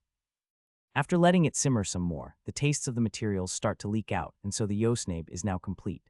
Though the cooking method is easy, it looks delicious. However, I don't know about the quantity per person. This is a dish which isn't actually supposed to be divided, rather, everyone has to eat from the same plate. I'll explain when all members gather, so let's make dinner for now. I prepare a small table with Dee taking notes next to me. Everyone is now encircling the pot. By the way, since there is no gas stove, I put up a fire magic tool below on a weak setting.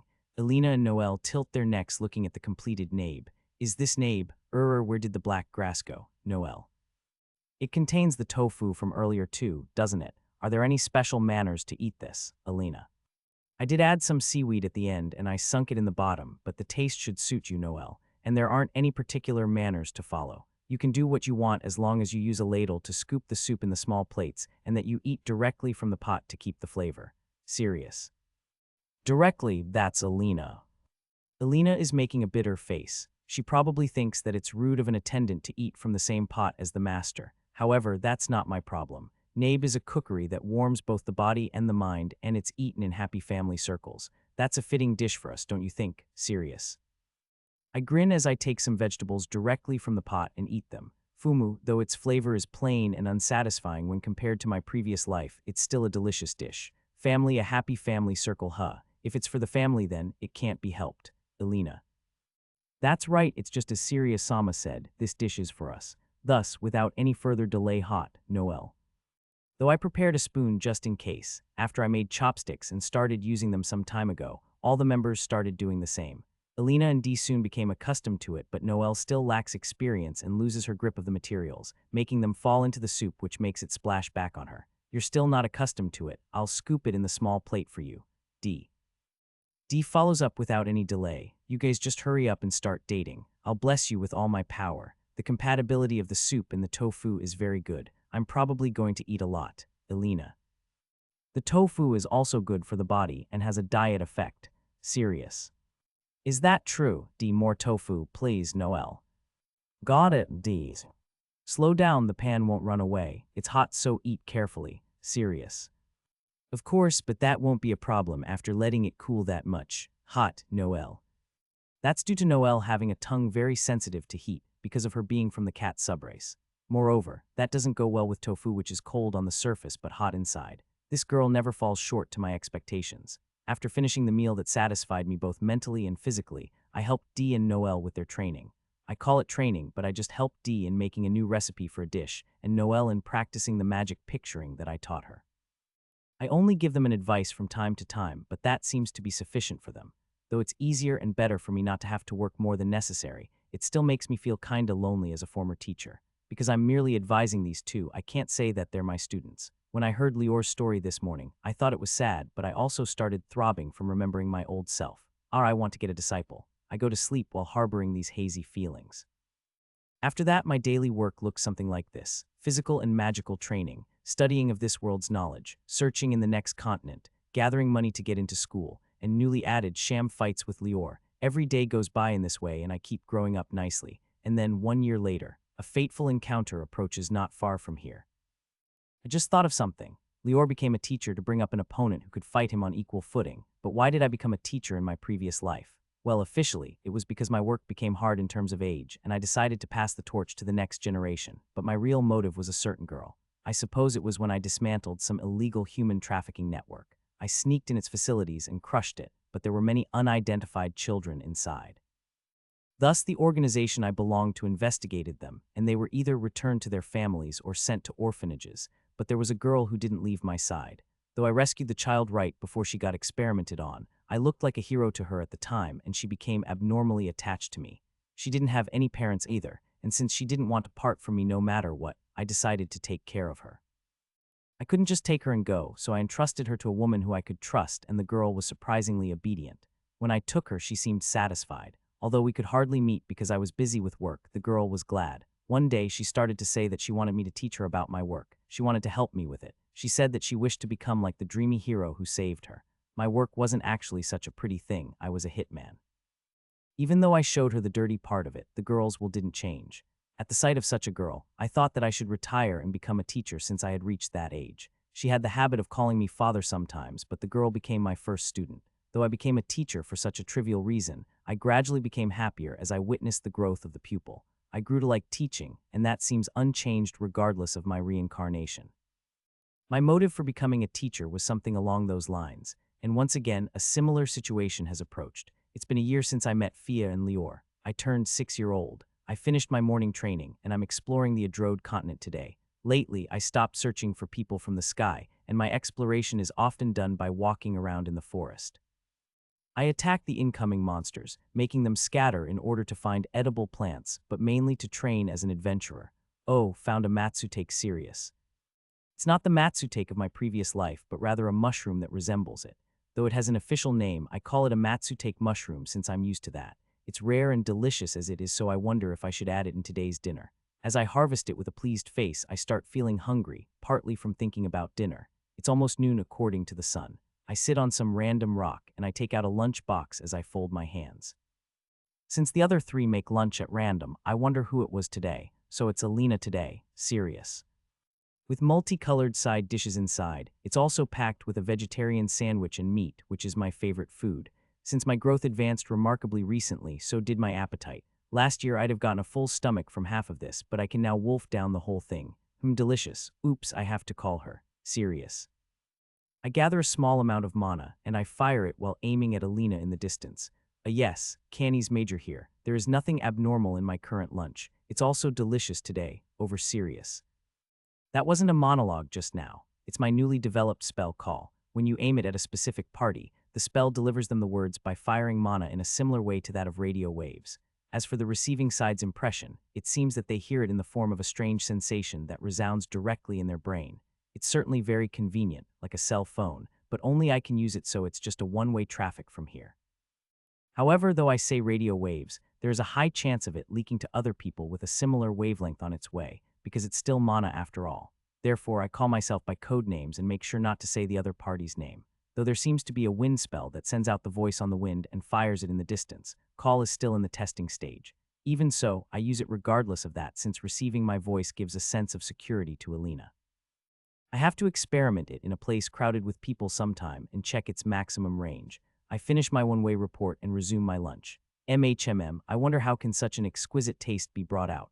I couldn't reproduce the same flavor, though I tried copying it several times. It seems my tastes are well known. Having finished 80% of the lunchbox, I move my search spell because I feel a presence from the depths of the forest. Since I perceive something approaching at a high speed with the radar in my brain, I interrupt my meal and put my lunchbox away as the thing comes in sight. With limbs as elegant as a horse's and an abnormally fat body, it's a strangely unbalanced beast that has two big, splendid horns. If I remember correctly, I believe it was called a bayanifeng. It appears that I'm his target. He sets in a ferocious body blow while pointing his two horns toward my direction. It's so dullo.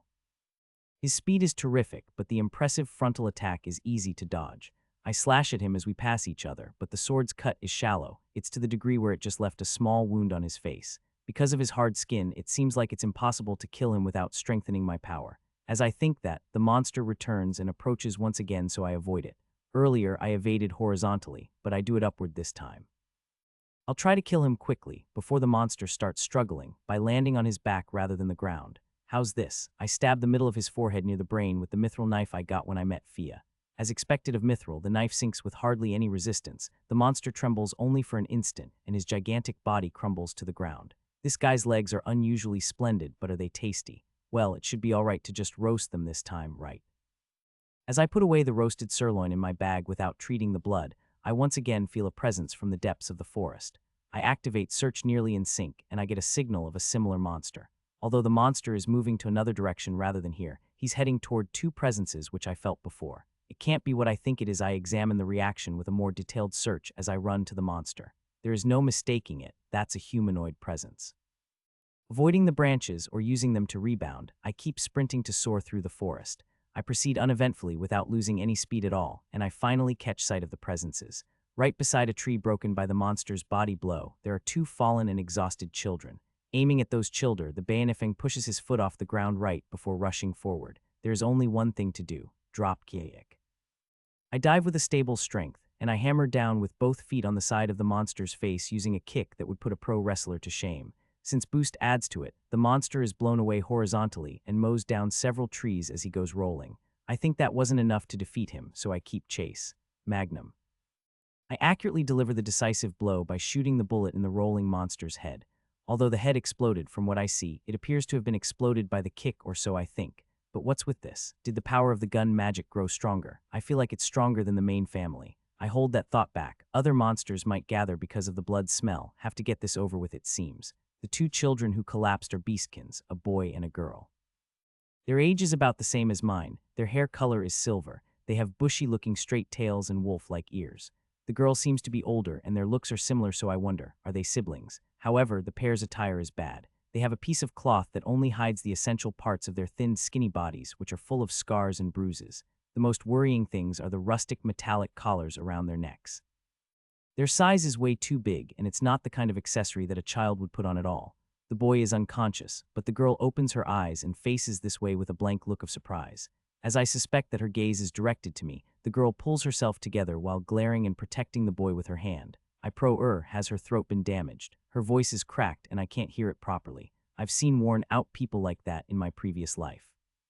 Nobody cares for them. They live in the few lawless areas without the country's blessing, slaves. Without any human rights and the like, all those slaves who were treated like consumable goods and discarded had dead eyes. However, this girl is different. She's in a situation where she's worn out and can't fully move her body, yet despite that, her eyes show a strong determination. I protect little brother. That was the voice that I managed to pick up from the girl by strengthening my hearing. As I approach step by step, she tries to escape at the same pace, but her body seems to not be listening. One more step. Her body is shaking. She's completely frightened by me, but she doesn't avert her eyes, nor does she separate her hand from her brother. I take another step. The girl is under my eyes. My getting closer while concealing my hand is that what's scaring her. Even so, her eyes aren't dead. I bend a little to match her line of sight, and I put my hand on the girl's head while talking slowly. It's all right, I am not your enemy. I tell her the same words I told the girl from my past who started it all. Right now, the girl is in a state where she sees enemies everywhere, so I first have to relieve her by making her understand that I won't harm her at all. You're protecting your younger brother, aren't you? You did your best. I'll help you, so please take it easy now. I pat her ruffled hair affectionately. With the girl from my past, I messed it up by doing it in a rough manner, but this time I try to do it in the same way Alina does it for me. I think it worked. The girl's vigilance fades away and she simultaneously falls unconscious, shedding a trickle of tears. Good grief, I still don't know these children's true colors, but this turn of events is weird. However, I said that I'd help. They have dog ears, but I can't pretend having picked them up like pets, can I? What would Alina say about that? As I worry, the surrounding presences increase, being lured by the blood. There is no more time, so it can't be helped. For the time being, hold. Tying the two with string and carrying them, I fly away from the place. And so I came to borrow you wisdom, old man. Please do something. I changed location to Lior's home. Lior gave me a puzzled look when I came over carrying the two, but he didn't say anything in particular and prepared a bed. I laid the two on the prepared bed and immediately got to explaining the circumstances. I consulted him while I was at it since he is an elder. What's with that? So irresponsible. Even if you ask me to do something, you're the one who picked them up. Figured as much. Well, I've already decided what to do about it anyway. Even without me having to tell you, didn't you already make your decision? What the heck are you hesitating about? Nothing, it's just ha ha ha ha. The strong man who took me down is frightened by one of his attendants. Shut up, Alina is scary. It's a fear that only relatives know. My old self didn't know it, but that retired old man wouldn't know it either. I suppose it's clear from the flow of the chat, but I made the decision to go back home with these two. I might end up even quarreling with Alina, but I have no alternative to that other than abandoning these fellows. Though it didn't really bother me. Why did you bring them to my place? You simply could have gone directly to your home. I sincerely just wanted to borrow your wisdom. But first I want to ask you, are these two slaves? They're ragged all over and they have those strange collars too. Although I'm almost sure that they're slaves, I want to hear the opinion of Lior, who traveled the world. They're slaves, no doubt about it. That collar is the most conclusive evidence. As I thought, does this collar have any effects other than its looks, though I can feel a little mana from it? It's a tool called subjugation collar. When a contractor equips it to someone, he takes hold of his life. If the contractor so wishes, it can cause that someone's body in acute pain, and even if he runs away, the collar keeps emitting mana to transmit his position. To make things worse, that emitted mana comes from the equipped person. As the mana lessen, the person gets gradually exhausted until she eventually dies. If it's true, then it will be a problem if we don't remove it as soon as possible. That's the thing, it seems like it can't be removed without the contractor's key. Moreover, breaking it physically can harm the equipped person, which is troublesome in various ways. Looking properly, I see a keyhole on a part of the collar. It's nothing complex, just a typical lock made to simply insert a key. However, the mana of the collar is pouring out from there. Is this location being transmitted to the contractor right now?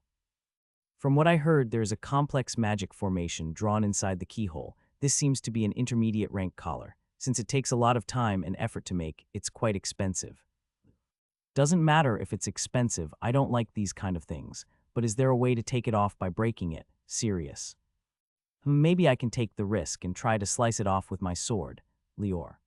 Though I believe in your skill with your weapon, let's leave that as a last resort. Hold on for now, I want to try out something. Serious. Oh ho, I wonder what you're gonna pull off this time, Lior. Setting aside the excited old man standing behind me, should I try with the boy first? I hold my hand on top of the collar and activate Scan, a new spell. This spell passes mana through the target. It's an investigation spell that depicts the object inside the brain. In my previous life's terms, it's X-ray imaging. If search is suited for wide-ranged exploration, Scan is intended to enhance the accuracy by narrowing the general target to the minimum. The drawback is that it can't depict it in detail if it's not at a hand's distance. I experimented it with magic tools and found that it's harmless. I also confirmed its safety toward humans by asking D to cooperate with his permission. Grasping the internal structure of the collar, I redirect the scan to focus it on the magical formation. This modified scan doesn't show the internal structure of the object, but only shows the inner structure of the mana. Though I don't understand the meaning of the effects drawn on the magic formation, I can see the source of the mana.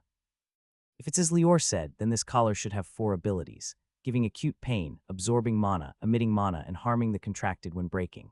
As expected, looking at the mana formation, 4 cores are reflected. Among those, 2 are turned on. I guess that's the mana absorption and emission. If I somehow deal with the other 2, I might be good to go. I extend 2 thin string from my left hand. I intrude them from the keyhole and direct them toward the magic formation. Holding the mana, I whirl it around all over to cover the circumference of the 2 problematic cores. Confirming that the 2 are enclosed without a gap, I grip my mithril knife in my right hand and draw it close to the collar. Please forgive me if I fail. Serious. I converge the string to constrict the cores and crush them. At the same time, I slice the collar with the knife. The collar makes a thick cling sound and slowly rolls to my feet. As Lior tenses up, I put my hand on the boy's face. Breathing confirmed, he's alive. Serious. Phew, thank goodness, Lior. Though it was almost gambling, it seems to have succeeded. You're amazing as usual. The fellows who broke their collars before ended up bleeding from their whole bodies and dying. Lior. If you know those kind of results, don't go trying to slice it with your sword. Serious. I thought that maybe I could slice it while aiming at the magic formation, ha ha ha ha. Lior started laughing out loud without any hint of shame. I understand his reasoning, but his attitude is pissing me off, however. There are wounded people before me, so I don't voice my thoughts. I follow up by breaking the girl's collar and examining it, but it's just junk that doesn't emit anything now since it's not absorbing its target's mana. Knowing its magic formation in detail might be useful for something. I wonder if I should take it home. Well then, now that I removed their collars, what's gonna happen to these 2? Serious. A collar is a slave's identification. Since there should be nothing that can remove it except if the master opens it, you can think of them as civilians. Lior. How does one become a slave to in the first place? I could understand if they were criminals, but these 2 are too young to be criminals. Serious. Normally, criminals are the ones made to fall into slavery, but these 2 were definitely kidnapped, because their species is rare around here. Lior. Rare, huh? Do you know it? Serious. This silvery hair and wolf tail, they're probably from the silver wolf tribe. Lior. The silver wolf tribe. They have a silver wolf's ears and tail, and they are one of the numerous beastkin tribes. Their total population is small, and their combat efficiency is generally high. It's a unique tribe that lives deep in the forest. Though they also have a lot of rough and short-tempered people among them, it seems to be a race that thinks about its companions and cherishes the bond between the tribe and the family. And that's it. The source is the all-purpose Alberto's travel diary. It doesn't matter if they are rare or whatnot. These 2 aside, I'm the one with a problem here. Serious. What should I tell Alina? I want to keep it, I want to keep it. I want to keep this slave. Should I throw a childish tantrum? No, not gonna happen. At worst, I can take care of them. Lior. Though I appreciate the sentiment, this is my issue. Serious. I personally decided to pick up these fellows. That's enough, I need to steel myself. I trigger call and aim at Alina, thinking about what I should say. North Star here. I'm coming back now because I picked up 2 children due to certain circumstances. Please prepare a bed in the guest room. Over. Serious. I report what I have to say and take a deep breath. Since I can't see the other party's response, this one-way phone calling is scary. I want to improve it somehow. Well then, maybe I should hurry back home. Old man, do you have big bags or something like that? Serious. I do indeed, but what are you going to put there? Lior. I want to put the pair there. It's a wild movement prevention, and it will block some of the wind pressure too. Serious. I see here, you can have these. Lior. I push what little remains of the lunch box into the old man's mouth. It's a very rude move, but this delicious dish is justice. The fact is that the stuffed by force old man is smiling. You're so lucky to have an attendant whose cooking is this delicious. Well, you make delicious meals as well. Won't you make me some next time, Lior? Since I've been in his care here several times, I occasionally cook a meal so that we can eat it together. I'm not your attendant, old man, but I'll do it if I feel like it. Serious. Holding a bag in which the 2 are wrapped up, under each arm, I rush home thinking that I look like a kidnapper. Noel. My name is Noel. Using magic at merely 3 years old, he now keeps developing new spells and has the ability to have a match with D, who's an adventurer, and win. Furthermore, he holds knowledge far beyond ours, and he makes the best use of it every day just for our sake. He's a man of great ability. On top of that, he's a great cook. He created various dishes never seen before, and we're delighted whenever he introduces one, especially so for the mianas and pouting, which were revolutions. The first time I tasted it, I was stunned for a while, wondering how can such a delicious dish be. I feel happy whenever I recall it. Oops, I'm digressing. However, that serious Sama's attribute is colorless, the attribute of the misfortune which is ridiculed as useless by the world. Though I don't know who came up with that idea, I think that person was mistaken because it's definitely not useless. On the contrary, we were shown that we're the more incompetent ones. He's such a flawless person, but right now, he's scratching the back of his head with a very nervous face. It's my first time seeing Sirius Sama this flustered. It's so cute, unlike his usual manliness. This is the guest room and there are two beastkins laid on the bed. How did it turn out like this? Well, it was this afternoon. When I finished eating my lunch, I was asked to clean the guest room by Alina-san. I quickly finished cleaning and Sirius Sama came back home looking for Alina-san in order to report to her. I headed to the entry hall while thinking that he had come back early today. He had been holding two big bags as well. At the time, I had thought that maybe the contents of the bags were some new ingredients. I tried asking about the contents of the bags while a little excited, but he avoided the question and didn't answer. When Alina-san and D-san came toward the guest room, Sirius Sama made up his mind and took out the contents of the bags. What the Noel? D-san and I froze still. Why ragged children, and they were two as well. Only Alina-san was unfazed. When she confirmed the children's state, she hurled instructions at us. D, bring some medicines and hot water. Noel, bring a change of clothes for two people. Alina. Ah yes, Noel. Yes, D. Sirius Sama, since I'll ask for the reason later, put the two people on the bed for now. Alina. I understand, Sirius. And like that, each one of you filed his role, and the basic medical treatment of the two soon came to an end. Though he still has a nervous expression, Sirius Sama starts telling us about the reason for this. Long story short, he found the two being attacked by a monster while strolling in the forest, and he defeated that monster to protect them. Which one did you kidnap first? Though that thought crossed my mind, Sirius Sama isn't that kind of person. I'm a beastkin, yet he doesn't discriminate against me, and he's such a great person that he became friends with Elf-san and Gautsurugi-san. However, these children's attire, I'm familiar with it. Apparently these two people are slaves. Sirius. It's only natural that I'm familiar with it, because even I was a slave. Though I was saved before the worst happened, these children might have been made to experience worse things than me. However, what's going on? Doesn't it require a collar to be a slave? I broke their collars, but I thought that I should treat them because their injuries were too severe, and so I brought them along. Sirius. You broke the collars, Alina Noel D.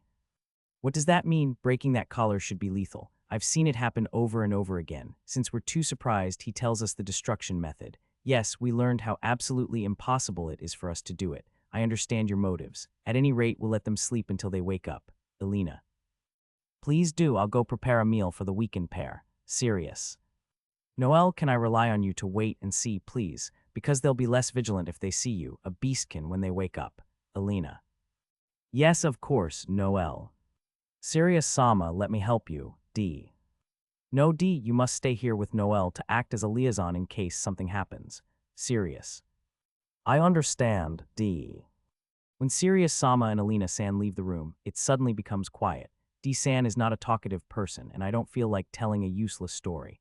I put a chair beside the bed, and I seat in a position from which I can see the faces of both of the two. Is D restraining himself? He's sitting at a slightly distant position. I keep silently looking at the faces of the two for a while. Nevertheless, they're in a really bad condition.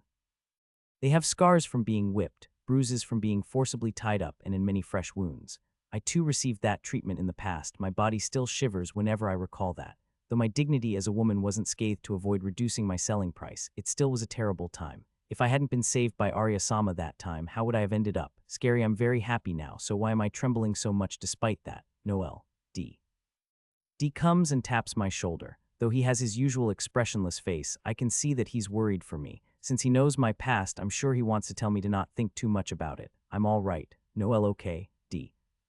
That's right, I'm different now. My wounds and bruises have already disappeared, and I'm happy from being surrounded by everyone, aren't I? Let's think about these children for now. Well then, what should I tell them when then wake up? It's all right, you're safe now, that's too common, right? Snap out off it, you scum. That's the wording that Sirius Sama used before, but it feels wrong somehow. You guys are lucky, but I can't just suddenly say that. However, I really do think that these children are lucky. Their becoming slaves surely was unfortunate, but they were saved by Sirius Sama. If it's them, they can spend their life smiling much like I am now. But Arya-sama and Sirius Sama really are mother and son. They both saved beastkin slaves. We observe attentively the state of the two while having D-san make tea. I notice that it's time to prepare for dinner, but I don't see any changes in the two. I think that it's all right since they're breathing, and I suspect that they might wake up soon. As I wonder if I should report to Sirius Sama, someone knock at the door. Hey, it's me. Open, Sirius. Sirius Sama came just at the right time. When D-san opens the door, a delicious smell fills the room. In addition, Serious-sama's hand is holding a pan. The smell seems to come from there. It's mouth-watering. Want to taste it? Serious. Isn't this the two's share, Noel? I made a little too much, so it's all right. However, it's made for the weakened ones, therefore I thinned out the flavor. Serious. Then I'll accept your kind offer, Noel. Serious-sama saw right through me. I take thin light brown soup without any ingredients inside and pour it in a cup. Yes, the taste certainly is light. However, the non-persistent rich smell pleases the nose, and above all, the flavor is gentle. It slowly spreads in the stomach and pleases the spirit, something like that. Serious-sama, please teach me the recipe D. Cooking also runs in D-san's blood, so there is no way he wouldn't clamor. This certainly is the best for a weakened person. I'll have him teach me too afterwards. Ooh, girl, child. Ah's Noel. While we're complimenting the soup, the girl wakes up. Was she lured by the smell? Anyway, the beginning is essential, so I have to greet her gently. It's natural to be frightened when waking up to a stranger. Calm down, don't panic. You only have to say the words you thought of a little while ago. Easy as pie. You all right? You're really lucky, aren't you? You scum, Noel. How did I mix it up? Translation by Sei Shuheki. Editing by Haninbo Shusaku Sai. Okay, you lucky trash, Noel, serious. Hey now, those are your first words after they wake up. I fear the confusion Noel caused, as the initial impression is crucial to clear up any tension. However, where did the word trash suddenly come from? What the hell are you saying, serious? A slip of the tongue. Just now they looked so messy, I confused them with trash. Noel, young girl. Listen, calm down, and tend to the kid, serious. With you panicking, the kid won't settle down. As Dee and I withdrew, Noel clumsily begins to talk while gesturing. Sorry, are you okay, Noel? Ayus, young girl. A little surprised to be talked to, the girl inspects her surroundings, frantically searching for something. Seeing the boy next to her, her expression softens a little. Younger brother, yes, he's safe too. Are you okay? Is there anything you need, Noel? Young girl. Noel confirms things one at a time, first calming the girl down and then assuring their safety. Is this child unable to speak, Noel? I only recently rescued her. I think it's only inflammation, so I believe she should get better. Serious. With the two nearby, I invoke scan. Along with inflamed and festering wounds covering their bodies, they are plagued with malnutrition and severe dehydration. Even though the inflammation won't last long, I decided to heal the girl's throat. Although troublesome, this isn't the time to worry about that. Understandably nervous, I left it to Noel until the girl calmed down. Hey look, I don't have a collar right. This companion of mine won't hurt you, okay? Noel, young girl. The girl was surprised. While touching her neck, she noticed the slave collar was missing. The boy, on the other hand, looked confused. You noticed. You can be relieved because the collar was removed, Noel. You, young girls, young girl. The girl, who cried tears of joy after hearing that her collar was removed, reacted to the word soup. However, the boy lying down shook his head. Noel appeared to be considering their reactions. I see the young brother is hesitant. Well, shall we talk then, Noel? Wiping tears away with a handkerchief, the girl slowly nodded. Noel's straightforward nature had helped to lower their guards. My name is Noel. Can you tell me your name? Noel, no, young girl. Sorry, your voice is a little too strained, Then letters, can you write them? Noel. Noel looks toward Dee and I for help, but considering Noel's nature, she isn't the type to give up so quickly. With great trouble, Noel returns her attention to the girl. Geez, Dee calls Noel. Then Noel's gaze shifts to me. Serious. I'm sorry, Noel. Got it, this man is our master, serious. Do you remember him helping you? Noel, young girl. Still wary, she answers with a nod. As Dee quietly leaves the room, I calmly approach Noel. I'll introduce myself again. I am serious. As Noel's master, I will protect you. Serious, young girl. I want to understand your situation. However, you can't talk right. First, I want to heal your throat. But how to do it, I wonder. Serious. Serious-sama is a very tender-hearted master, so it's okay. Heck, he's not even angry from something like this, Noel. I rustle Noel's hair. She understands that this gesture is to calm the young girl. Even with Noel's poker face and reckless greeting earlier, the girl nodded. Why yes, young girl. Let's heal those two. Placing my hand on her head, I pour in magic power for an instant. Young boy, serious. Suddenly the boy shot up and bit my arm. Serious-sama, Noel. Wait, serious. As Noel pins the boy down, the magic doesn't disperse as my concentration is maintained. Even though his jaw is weak, his fully grown canines are a little painful. Roman 2 young girl. By talking with master, you're delaying treatment, Noel. Because of the girl trying to stop the boy, the healing isn't stabilizing. The boy is also desperate. It's difficult for the wounded boy to think rationally. Ooh, young boy.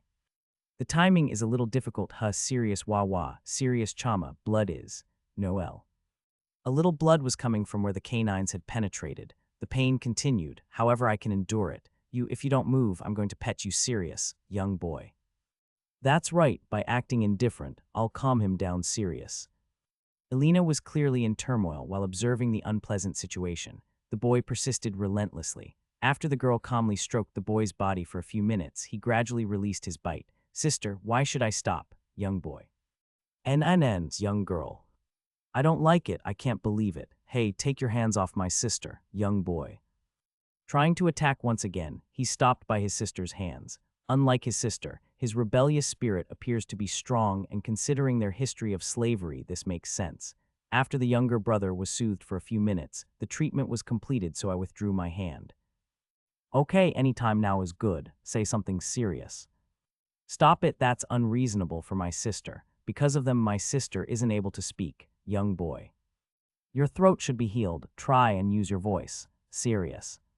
While the boy ranted, I persisted anyways. The girl, baffled, sucked in her breath. Array Yuzu, young girl. Sister, young boy, Ruse. Ruse, you hear my voice, young girl. I hear you, sister. Ruse sniffle, that's great, Noel. Tears begin to form on Noel's face as the siblings embrace each other. Noel brings a handkerchief to her tear-filled eyes. Hold on now, there are things to do before you cry. Want soup? Serious. That's right, prepare at once, Noel. So it doesn't get cold, I want them to eat quickly. Reaching to the bottom of the container, Noel presented 2 bowls of soup to them with a smiling face. The younger brother has come to his senses, so I'm all right now, right, warm soup to eat, serious. That's it, it's a trick. It's incredibly disgusting and you're going to laugh at us. Ruse. That's not the case, look, yay, it's tasty, serious.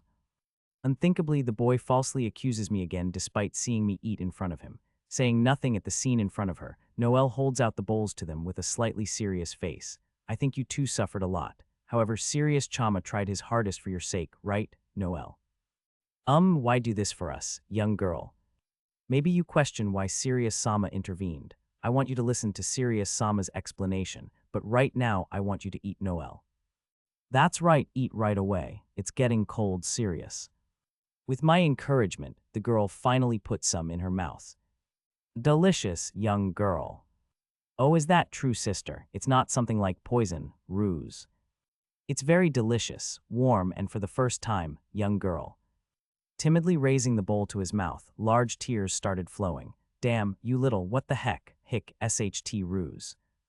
Delicious, really, young girl. It seems he's completely thrown off his shackles. Ignoring their appearance and the shame of it, the two cried in a loud voice. Crying with all their strength and unable to calm down, those present came to understand their harmlessness. Crying without holding back is a good way to let go of heavy burdens. Rely on us in the future, serious. Yes, please leave it to us, Noel. Trusting the two, I quietly left the room. Upon leaving the room, I greet Alina. She takes my hand, smiling gently. Good work, but don't overdo it. If it wasn't a kid's strength, you'd be seriously injured. Alina. As you said, but it isn't so serious an injury for you to be worried. Serious. Indeed, let's hurry up and apply treatment. I don't want to sound cynical, but thinking about hygiene, I'm worried about infection. Alina. It's okay, the magic filtered any impurities in the blood. After clotting, treatment won't be needed. Serious. As expected, but let's wrap it in bandages just in case. Alina. Using my hands, the bandages were wrapped quickly. Though overprotective as ever, Alina looked happy. Sorry, Alina. I grabbed these two without consulting anyone. Serious. Apologies are not necessary. Rather, this is a good thing. Serious Sama really is Arya Sama's child. Alina. Mother's serious. That's right, the situation was different, but Arya picked up Noel in a similar manner. Their look and spirit were just like this. Alina. Alina laughs happily. Without knowing I'd acted the same way as mother. I should say I'm glad, yet it feels creepy. Serious Sama, what do you intend to do with the two? Alina. Serious Sama, Alina. Interrupting me, Alina put her hands on my shoulders with a serious face. Don't mind us or the household. Please tell us your honest feelings. We're servants, therefore we'll do what you want. Elena. Even if I'm unreasonable, Sirius. Even then, however, if you're being unreasonable, we'll say something. Elena.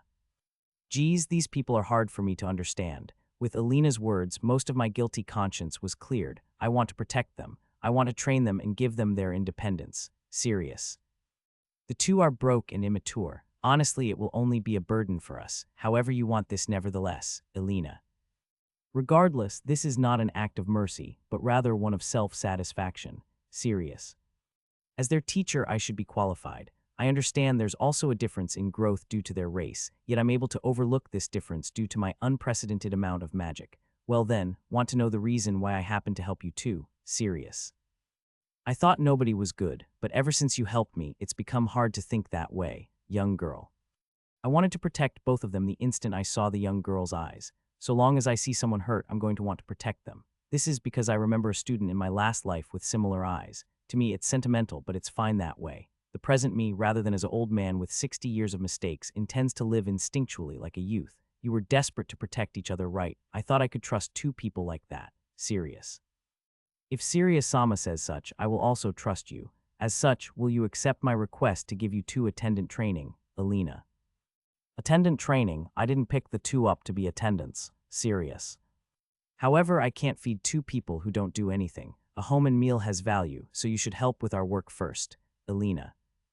It certainly is. Sirius. Just physical training or educating yourself isn't good enough. We must also provide them with experience in being an attendant. I'm ashamed to admit it, but recently there have been many times where I thought the work was overwhelming and that we needed more attendants. Elena. Since I don't mind the time education will take, I want permission. Sirius. If Elena allows it, I don't mind. The first thing to do is confirm it with the two siblings. D. Since you saved their life, I think there's no problem. Elena. Though you feel obligated to teach them a way to live, leaving it to the saved themselves should be an exception. D. You hoo-hoo kind truly just like Arya-sama. Elena.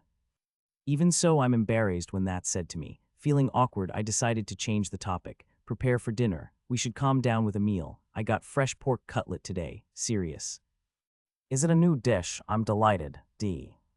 Right, in my spare time, I was able to make it with Noel. Sirius. I hope this new dish will be the first thing that stands out to them as I make my first attack through their stomachs. Now that the food is ready, everyone is gathered in the parlor. Calm down, I thought I'd finish questioning the two. What is this? It's so crunchy and meaty. Moreover, the mayonnaise inside is the best. Hush up, Sirius.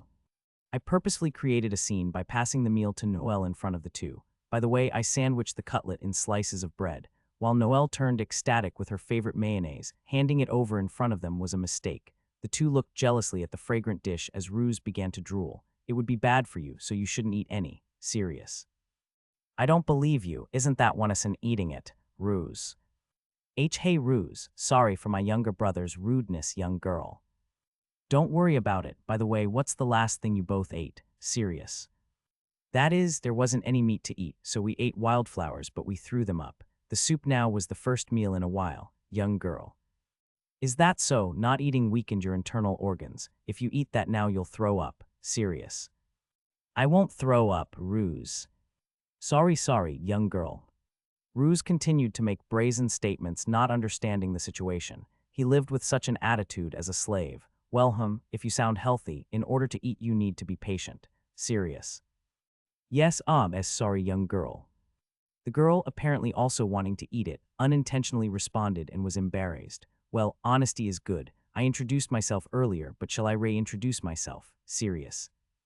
Yay, who the heck are you? Ruse. Ruse, young girl.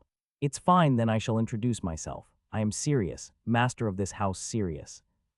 Next I introduce Irina, D, and Noel. During my introductions, Noel accidentally chokes on some water, but it doesn't affect the flow of the conversation. Is Sirius-sama noble, younger? A noble for now, I guess, but speaking to me casually is good. I'm a different type of person. Sirius, I am Ruse. Emilia and Ruse, Since Ruse's voice quickly became submissive, maybe he understood I was a noble and pulled back. Your voice quickly became quiet, What happened to your confidence up to now? Sirius. Ooh, shut up, my name is Ruse, son of the amazingly strong and proud Felios, Ruse. Oh, Ruse. Ah, thank you, Ruse. Well, okay, with this, introductions are complete, so do you have any questions? Serious. What's going to happen to us after this? Ruse. That's what worries me the most. Rather than proceeding, we need to present what choices there are and aren't. I have nothing but Ruse. No parents, no family, no money. Therefore, I don't know what I should do, Emilia. Emilia and Ruse being left behind like that. Please stay here until you're healed, Serious. But we're both slaves, Emilia. Since there's no collar, you're no longer a slave, right? After you get well, there are two options. One way is for you two to do as you like afterwards. Another is to learn a way to live from me. Serious. Learn is it, Emilia. That's right, I will provide the necessary strength and knowledge for survival in this world. Naturally, I will also provide meals and necessities in the meantime. Serious. He's lying, sister. An adult that talks like that must have an ulterior motive. Ruse. Ruse, but, Emilia. Are you two not frustrated? Serious. What would you know? Rose. Don't you think it's frustrating wanting to protect each other, but not being able to fight back against a mere monster? Isn't merely being deceived by an adult good? Serious. With those words, the two hid their faces in frustration. It's a bitter lesson, even though it's easy to do. Why go so far for us, Emilia? No reason. If you force me to answer, it was a whim. Think of it as good luck, Serious. Yes, we'll follow you, Emilia. Sister Ruse. It's somewhat of a letdown. I thought I would have to press for a decision all day, but the girl was more proactive than expected. We don't have any other choice, and you say your teaching makes a person stronger. I want to become strong to protect Ruse, Emilia. Because I have to protect sister, Ruse. Then Ruse also agrees. Moreover, don't you think this attitude resembles your father? Serious. Wrong, father was bigger and stronger. You and us aren't the same as him. Ruse. Oi, don't compare me with him. Since I look like a 6-year-old, I don't feel the same to Ruse, but for Emilia it seems different. I thought she was just a helpless girl, but she might be an unexpectedly good find. It isn't you, it's Serious Sama. Since you decided to follow him, you should address him properly, Emilia. I got it, sister, Serious, Sama Ruse. Even though my younger brother is useless, please treat us well, Serious Sama, Emilia. Even though Ruse didn't want to, the two silently bowed. At any rate, it turned out fine in the end. Although half-forced, to be able to teach again and for the two to receive protection until they become strong is a win-win relationship. I can't complain. I have various thoughts as well, but treat me well. Your resolution can't be half-hearted, Serious. We'll do our best, Emilia and Ruse. To be brief, show me your resolve, Serious. Though as tattered as ever, their expressions softened immediately. I think children are best when smiling. Though not yet, someday the two children will overcome their past and smile again. Since it seems the conversation is done, is it okay for us, the family, to explain, Elena? That's right, I'll leave it to you, Serious. They should learn the family rules from Elena Takai, who are in a similar situation. First, your appearances. Take this medication and wipe your bodies, Elena. Here's the medicine, D. Right, here's hot water and a towel, Noel. Emilia and Ruse. Next, clothes. After getting your measurements taken, get some hand-me-downs, Elena. Right, measurements are done, Noel. Clothes here, D. Emilia and Ruse. Elena D and Noel adjusted the attire of the two while they stood there in a daze. Since their injuries are completely healed, about 5 days should be enough to allow their minds to adjust, right? Naturally, I include this in my treatment plan. While talking to the two, they're being pushed around like rag dolls as clothes are put on them. I form a schedule in my head. Emilia, 7-year-old girl with hair that shines silver down to her shoulders in a bob cut.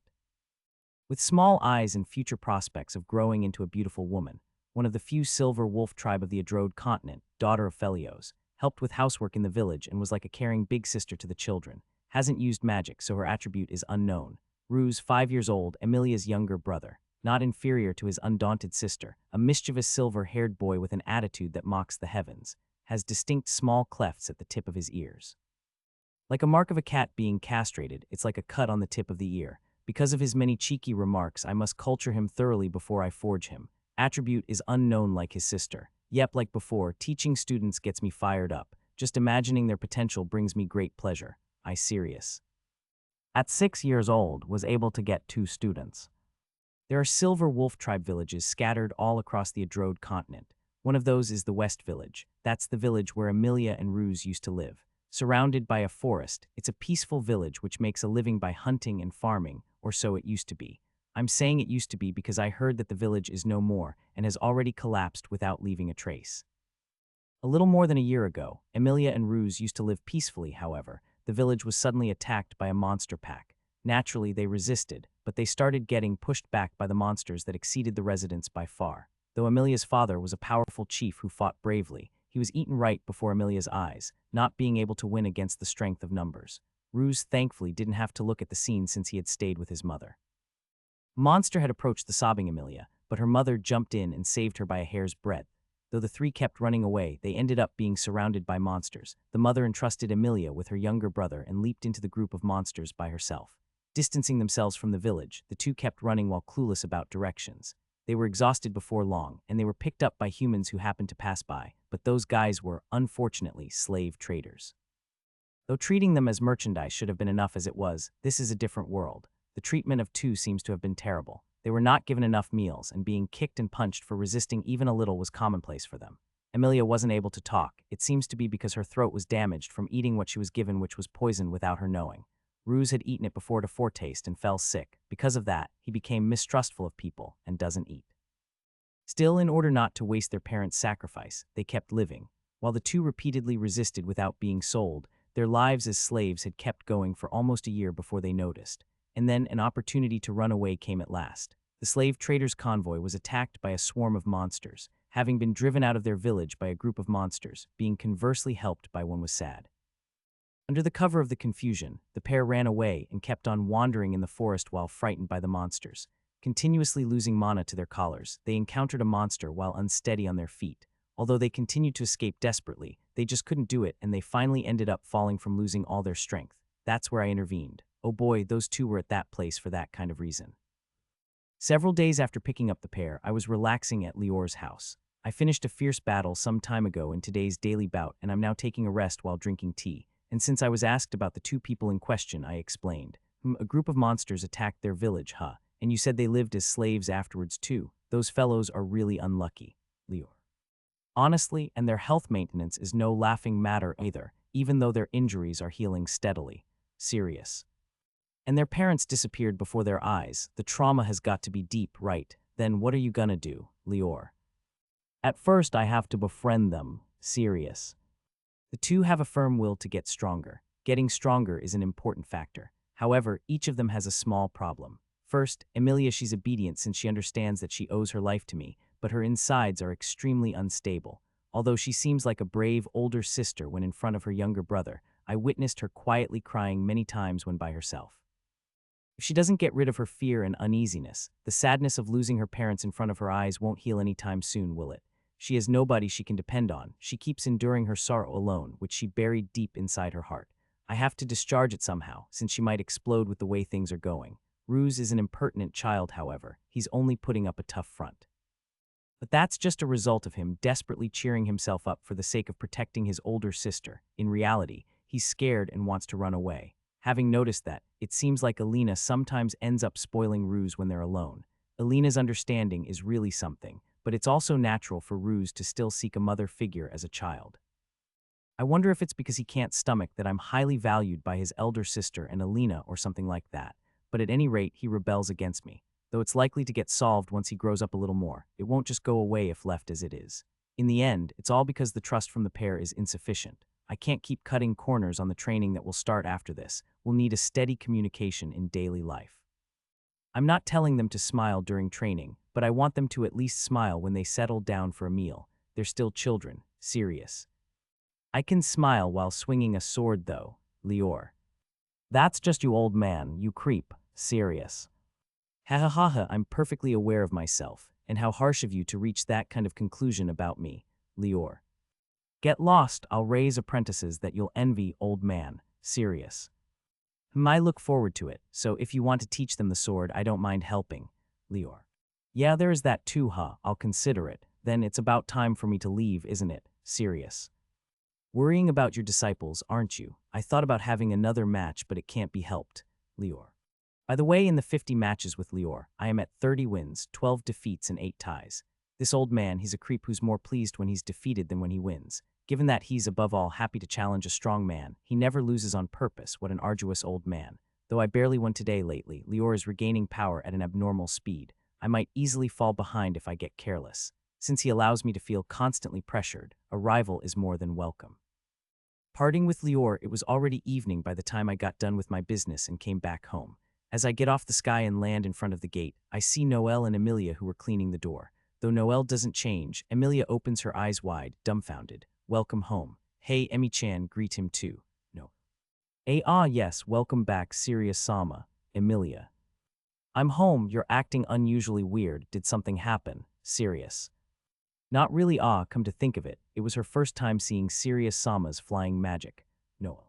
Oh, now that you mention it, that's the case, isn't it? She fainted when I saved her. Serious. Was that magic, Emilia?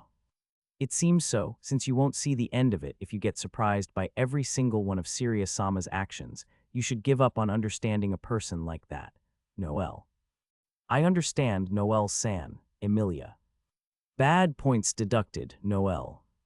Noelle flares up wholeheartedly while putting up her finger. Points deducted, she says, but I feel like nothing inadequate has been done. Could it be that it's a mistake which only a maid can notice? It seems like Noelle became a splendid senior. That's right. One-chan, Emilia. Good, yes, when you address me. Use one-chan, ouch, ouch, ouch, Noelle. I punish her with an iron claw, my latest favorite. Ouch, my face is becoming smaller and smaller. Please be more considerate with me, Noelle. Sorry, but calling you one-chan won't do, don't you think? Can't you at least make it senpai? Serious. Though it's no good to scold the senior in front of her junior, my hand unintentionally reacted from the excess of stupidity. Wait, the person herself already consented to it. Right, Emi-chan, Noelle. Yes, I don't mind calling her one-san, I guess, Emilia. She's not able to conceal her confusion. However, they seem to get along, so I wonder if I should just leave it be. You were a little late today. Were you looking for something, Noelle? I had to secure ingredients for a new dish. Serious. Ho, is it sweet? Is it spicy, Noelle? Spicy, I guess. I think I'll make a hamburger with a combination of my tofu and minced meat. Serious. I see, I don't really understand, but I look forward to it, Noelle. You have no shame, do you? Serious. As I cut through the two people with a wry smile, I turned around, feeling Emilia's gaze. What is it? Serious. No, nothing, Emilia's. Tofu hamburgers are good for your health, so eat a lot. Serious. Okay, Emilia's.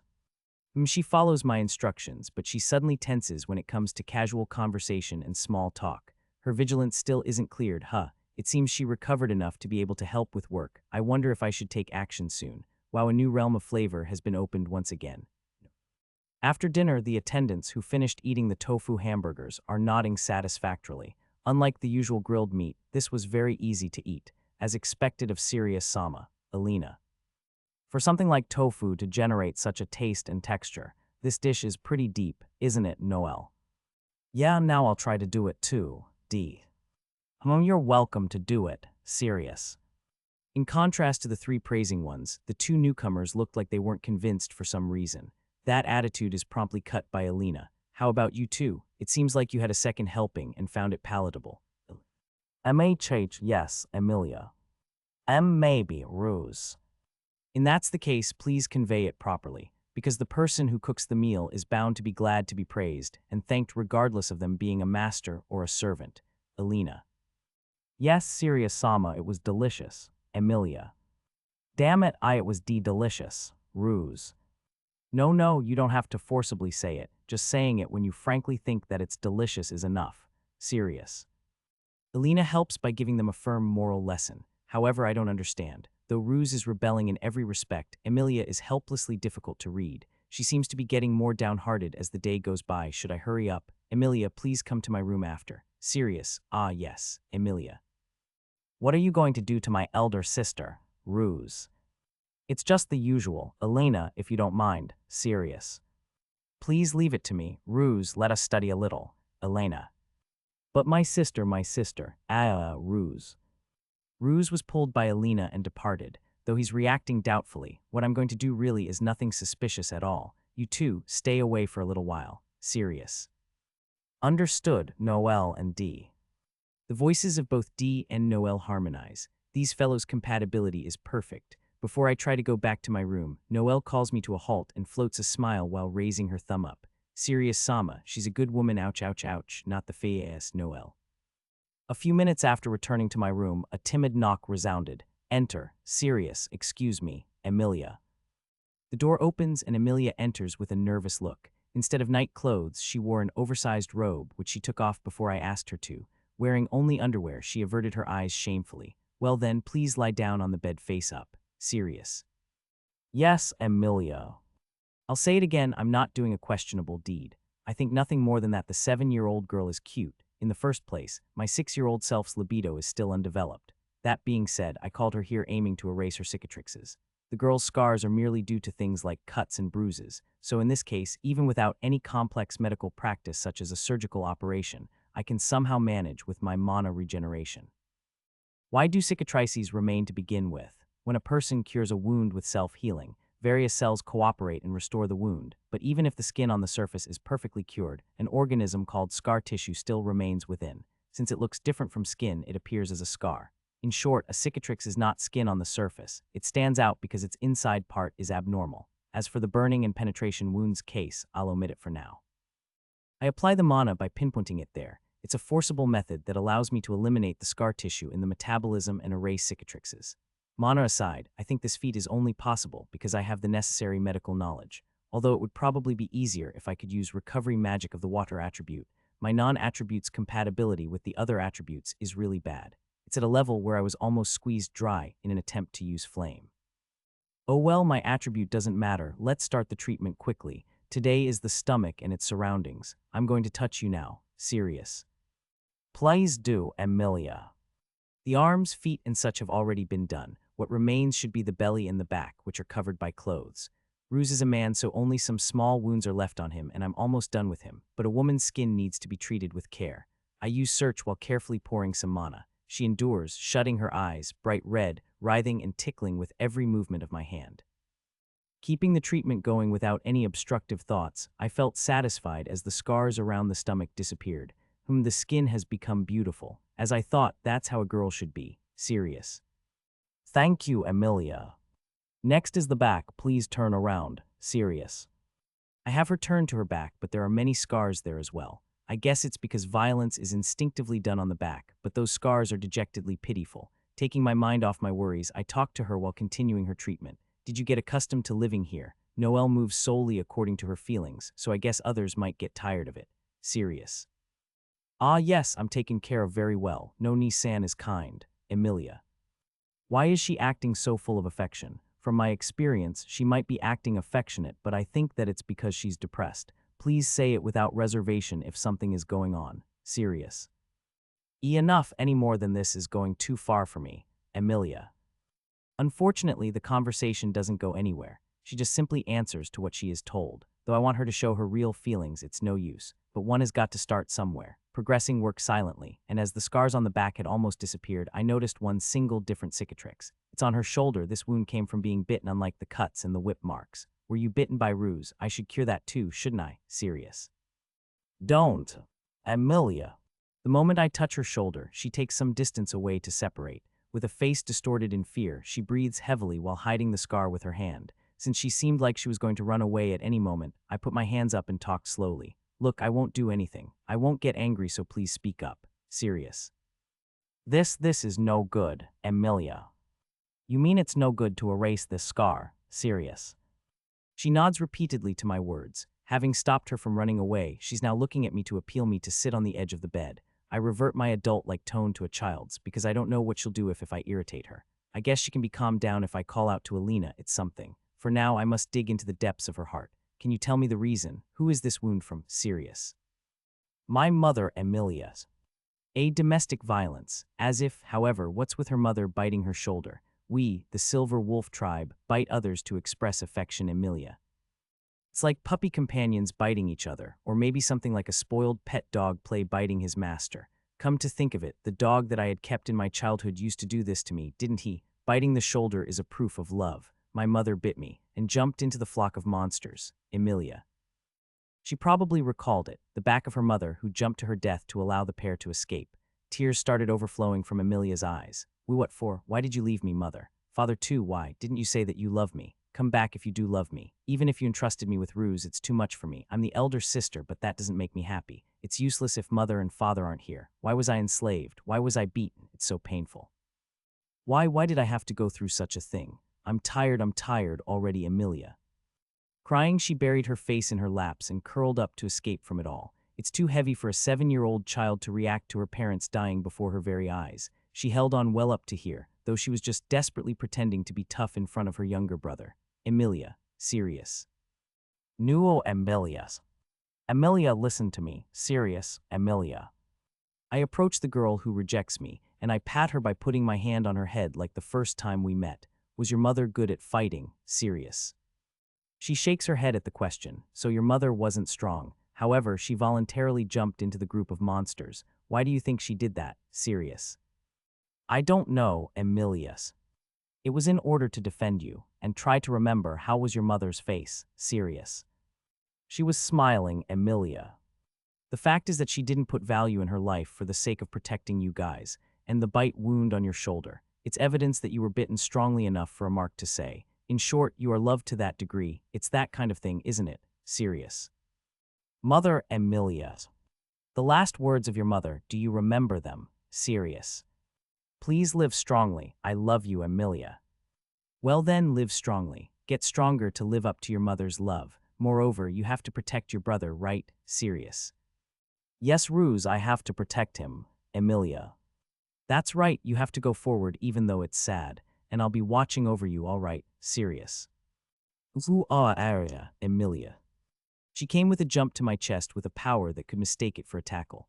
I'm taken aback by the unexpected force, but I somehow managed to hold my ground, kindly hugging her. Though at first I was gathering her ruffled hair, I'm now gently and calmly stroking the beautiful glossy silver hair. It must have been hard. However, it's all good now. Cry to your heart's content because nobody will hurt you here. Serious. Yes, Emilia. Be at ease, you'll be able to eat to a full stomach in the future. You'll get a lot stronger. Your mind will strengthen like your mother's too. Serious. Yes, I'll get stronger, Emilia. Talk about your feelings clearly. Consult us when you're troubled. Serious. Yes, I'll talk, Emilia. Yes, Emilia. With the power of her hug strengthening by the end, she kept crying all out. When she who kept hollowing out became quiet, a calm sleeper's breathing resounded. Isn't it only natural that one would get tired after continuing to cry that much? But well, I guess her deflation should be sufficient with this. Note, he means that she let out her frustration. I wipe her face, which is covered in tears and snot. I lay her down in my bed, and I spread a blanket over her. I'll pass it to her since, today exceptionally, her face shouldn't be seen by her younger brother. Upon my going out of the room, while hoping not to wake up the girl who was sleeping with a calm face, all the attendants excluding Ruse were waiting in the corridor. They must have gotten nervous from the excessive crying and noise. No, it somehow worked out, but it could have failed if I had not done it right. Serious. The results turned out well, but I had to excavate an old wound that she hadn't recovered from. There was even a possibility of her mind going mad from being unable to endure it upon failure. But for her strength of mind to manage to endure it despite that, no, there was her parents' affection in play too. What kind of face will she appear with tomorrow? She should smile. However, serious Sama, you really are a lady killer. Emi-chan already became love-struck. Noel. You know, I only bonded with her like a parent. I didn't do it for the sake of foolishly making her my woman. Serious. No, a woman who's not in love wouldn't react like that. Noel. I think that will halt without delay. I plan for her to do a special training of my composition in a few days, so that will come to a stop. Serious. Ah, you're going to do that. Oh, come on, you should be a little kinder with them. It's a no-go, right, Noel? Noelle's face went blue as she remembered my usual training, and she sympathized with the pair. What about Ruse? Serious. Though that child is not at Emilia's level, he has spit out what he accumulated in various ways and he's sleeping. Alina. Is that so? Sorry, I consider that I, who picked him up, should be doing it, but serious. He was seeking for parents, so I should be qualified, don't you agree? Besides, it was really cute. Alina. You're fit as a mother indeed, Alina. I too think of you as one. Serious. Alina hung down her head deeply and joyfully. Why did she thank me just now? Well, whatever. Where am I going to sleep tonight? Emilia is using my room. Serious. Then do it in my room, Elena. So fast, Alina. Didn't you raise your hand before I even finished talking? No, I'm good with the sofa in the living room. I'll prepare a blanket. Serious. That's no good. I could not let my master sleep in that kind of place. I'll sleep on the sofa, Alina. I don't want you to sleep there. You're getting tired recently, Alina. A room for two, serious. Hey, the attendance pair. Why are you looking away? And the cat ears over there. Don't try to whistle if you can't do it. My room is crude so. D. I think I should sleep next to Emmy-chan. I get lonely when I wake up by myself, you know, Noel. Then your room is vacant, right? I'll be borrowing your bed, Noel. Serious.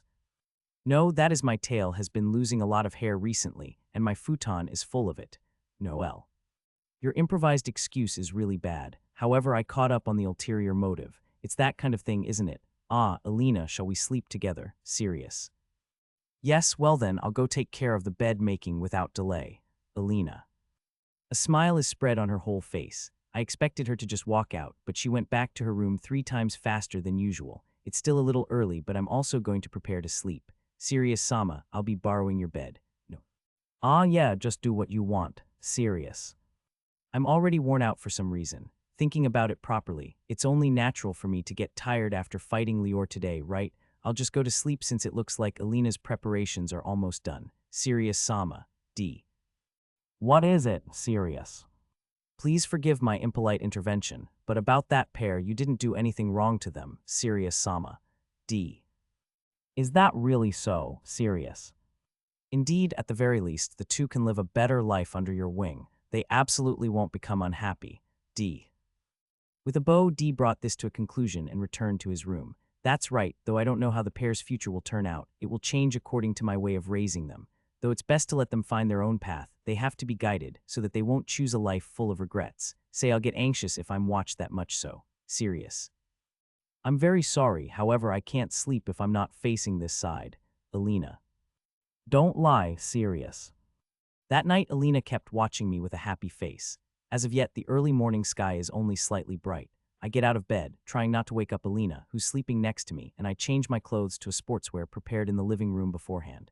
I take a lot of moisture, I go out, I stretch, and start today's jogging vigorously, regardless of my loosened body. Since I'm running in the garden, I go by tiptoeing in consideration of the people sleeping. This is also a part of training. I gradually accelerate, and when I get warm enough, I activate boost and dash toward the forest. I don't fly in the sky, I use the trees as obstacles, and I run through without losing speed. I kick a branch, I jump over a river, I step on a monster, I fly over a cliff, and I climb it. My goal is the top of the highest mountain in the surroundings. Thereupon, I switch off boost, and I start a muscular training that emphasis on push-ups, sit-ups, and running. It's a low-oxygen training on high altitude. The altitude here is about roughly 3,000 million above sea level. The oxygen on high ground is low, so the partial pressure is reduced, which puts a large load on the body. The effects of training rise rapidly when it's done like that. I recommend it since it visibly raises endurance as well. By the way, with my master, I was made to do it in a snow mountain where the altitude exceeded 5,000 million. I seriously thought I was going to die, and it's just one case among many others. Since the time for breakfast is approaching, I stop my training here after around an hour. I return by going down the mountain while flying in the sky and gradually reducing my altitude. This is because if I descend at a dash, the difference in atmospheric pressure might cause abnormalities to my body. My physical exercise program comes to an end when I arrive at home. The above is my training menu for the morning. The magic's assistance in easing my movements is really helpful. If not for the magic, I'd only have the time for climbing up the mountain and descending it. When I wiped my dripping sweat, I felt something odd from the entranceway. Alina normally offers me a drink and a towel after exercise. While I titled my head in confusion at the unusual occurrence, I heard footsteps from behind and I turned around. Did you oversleep? It's quite unusual of you, Alina. Ah, Serious. Ah, good morning, Serious Sama. The one standing there was not Alina but Emilia. She has a flask and a towel in her hands, but she blushes and looks down shamefully. Oh well, she must have become like that from being seen in that shameful state from yesterday. Is she trying to get my sympathy? Good morning, Emilia. Can you give me the towel? Serious. Ah yes, please take it, Emilia. I receive the towel that she held out forcefully and I wipe my sweat, but I feel stares. Though she's also watching me with a flushed face, what stands out is 4 faces popping out from a tree in the back. The hell are those guys doing? Hang in there, Emmy-chan. No. Damn it, Nissan, with that guy, it's just MMMHMHM. Ruse. Be quiet, D. Ah, youth, Elena. I can hear them by strengthening my hearing ability. Such a pain, I shoot out a light impact on the tree as a threat and they scatter away. They're like pigeons. Please take this drink too, Emilia. Ah, sure, I'll take it. Serious. A warm drink is better than a cold drink after an exercise, but this child seems to know that already. I drink up slowly. Emilia seemed to have settled down a lot by the time I returned the glass. She took several deep breaths, and after nodding once, she bowed with all her strength. Are you good now? Serious. Yes, I was embarrassed, but I feel fine now. Emilia. Just as Emilia said, I don't feel any trace of the sly atmosphere she had yesterday from her. Though her face is still red, she has a calm and refreshed expression. Though I'm still just a little sad, it's good already. I'll get stronger. I want to become strong like mother and father. Therefore, once again, please make me strong, Emilia. Yes, I'll follow you, Sirius Sama, Emilia. I see you surmounted your parents' death nicely, Sirius. Ah, Emilia's. I spontaneously patted her head. Her movement stopped just a moment, but she narrowed her eyes. Tee-hey, Emilia. She laughed for the first time. The young girl raised a lovely flower-like smile. Yes, as I thought, it's best for children to be smiling. By the way, she's from the silver wolf tribe, so she has a bushy tail, but she swings it with an amazing strength every time I stroke her. Wondering if she likes it, I stop patting her to experiment. Ah, Emilia. Her tail stops. In addition, she has a sad expression. I pat her again. Ehiha, Emilia. Her tail restarts. This is bad, it's too amusing, it's like a switch. I experiment with more strength, and I pat her with a force that puts her hair in disorder. Kaya, Emilia. She lets out a lovely scream and satisfiedly waves her tail with a force that gives it an afterimage. One would normally dislike it when it's done this rashly, right? And her hair is getting rummaged too, so why is this? I stopped at that point since I was likely to get addicted to the cuteness. Though she was disappointed when I separated my hand, I have to endure, I have to. That feeling subsided when I tried to talk to her while facing her during breakfast and came to a realization. Sirius Sama. Emilia, wait a second. Her eyes, for some reason she has the eyes of a girl who fell in love. I recall Noel's words from last night. However, Sirius Sama, you really are a lady killer. Emmy already became love-struck. Past Noel. No, hold on a second. It certainly looked like I was trying to comfort her, but I didn't plan on things turning this way. I was planning to become a substitute for her parents. I had pictured myself as something like a guardian. Actually, I picked up a girl who was similar to her in my previous life, and I comforted her with the words I said to Emilia. I was called father by her on the next day. I got along with her like a real father. Emilia should therefore do the same so. Wait, a father, myself from my previous life, was over 50 years old. The other party was about 7 years old. My current self is 6 years old. The other party is 7 years old. It's a perfect boy meets girl. That's more like the age difference with a boy, not a father, isn't it? Of course she'd fall in love when hugged gently in a moment of weakness. And no, in any case, I succeeded in obtaining her trust. Overcoming her past, from here on she will get stronger. She can do my special training properly without being unhappy about me, so it's all good, right? As a teacher, it's normal for me to get along with my disciple. Yes, it's totally normal. I love you, Sirius Sama. I went too far. I honestly returned Emilia's confession. Specifically, I told her, I am still a child and I am your teacher, so I can respond to your feelings. It's quite a bad answer. She got depressed, or rather, I thought she would. I am just yearning for you of my own accord, so don't mind it. That being the case, please pat me again from time to time. Emilia. Answering so with a big smile, she went back inside the household. Perhaps she favors me as a benefactor that she can depend on, at least. I think that's a strong part of her yearning. I think it's the kind of feeling where one wants to become like a person who achieved something great. In short, her romantic feelings aren't complete, yet it's safe. As I left her alone while sighing out a breath of relief, Noelle came out looking stressed, as if she hadn't done enough already. It was annoying, so I iron-clawed her. Naya go good job, Emmy-chan, no.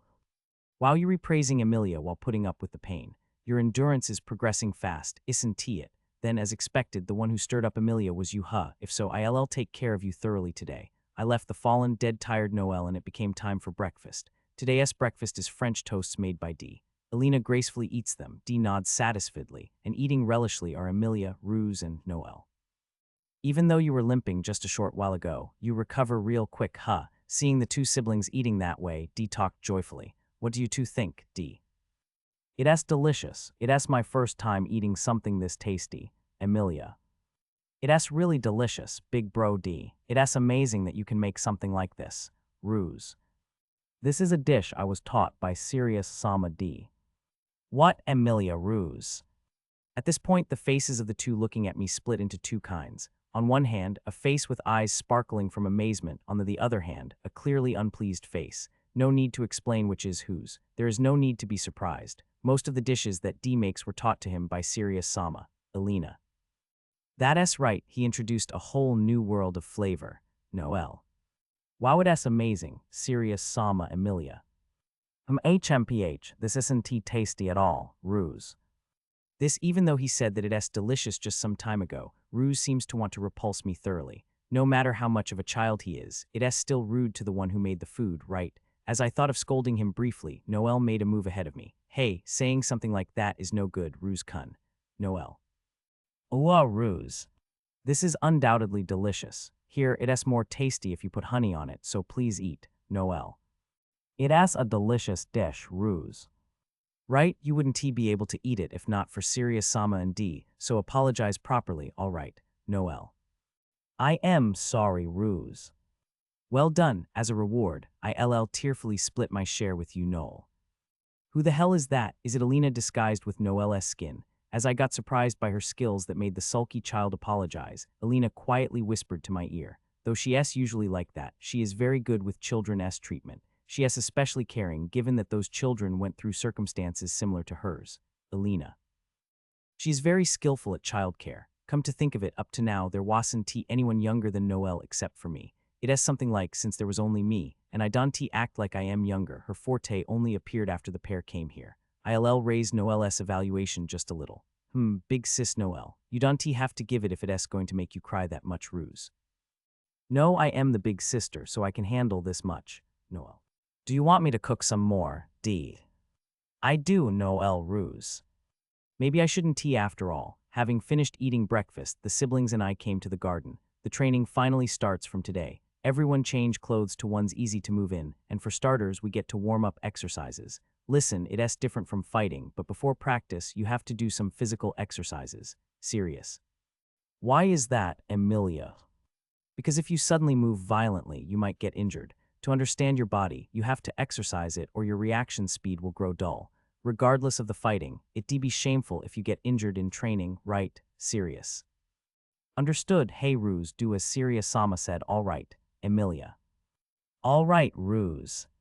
They mimic my movements and stretch repeatedly, and we stop when our bodies start to warm up. Well, to begin with, I want to hear about you 2's abilities. Do you have any battle experience? Serious.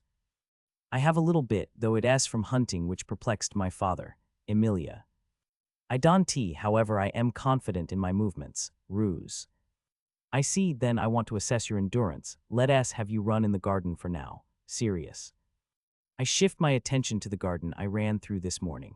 If one runs through this garden's outer course on a wide range, he'll cover a distance of about 1 lap around an elementary school's playground. That's easy, Ruse. So how long do we have to do it for, Emilia? Until you pass out, Serious. How, Ruse, Emilia. What's with the shocked faces? Run until you pass out. You can cross your limits if you don't know your limits. Fear not, for there is someone who'll take care of you even if you collapse. Serious. Someone who'll look after them is Noel. I made here hold on standby at the end of the garden, preparing drinks and towels. First of all is stamina. Stamina is absolutely essential in order to take action, and there is no reason not to practice it. I come back to my senses and hit my hands together in front of the two whose focus stays unshaken. On the way, you also have to dash all out several times, and don't slack off because I'll be following you. Serious. Cut the crap, how can you suddenly ask us to do it until we pass out? Ruse. Ruse, we re-going, Emilia. Sister, Ruse. The younger brother can hide his astonishment of his elder sister's resolution. He faces Emilia, who has a serious expression. I decided to follow Sirius Sama. I'll run even if you don't go, Ruse, Emilia. Alright, I'll go too. However, I still don't approve of that guy, Ruse. It's Sirius Sama, right? Name him properly, Emilia. Damn it, I meant Sirius Sama, Ruse. Turning his anger into power, Ruse starts running all out in the garden, and Emilia runs after him while smiling wryly at that mischievousness.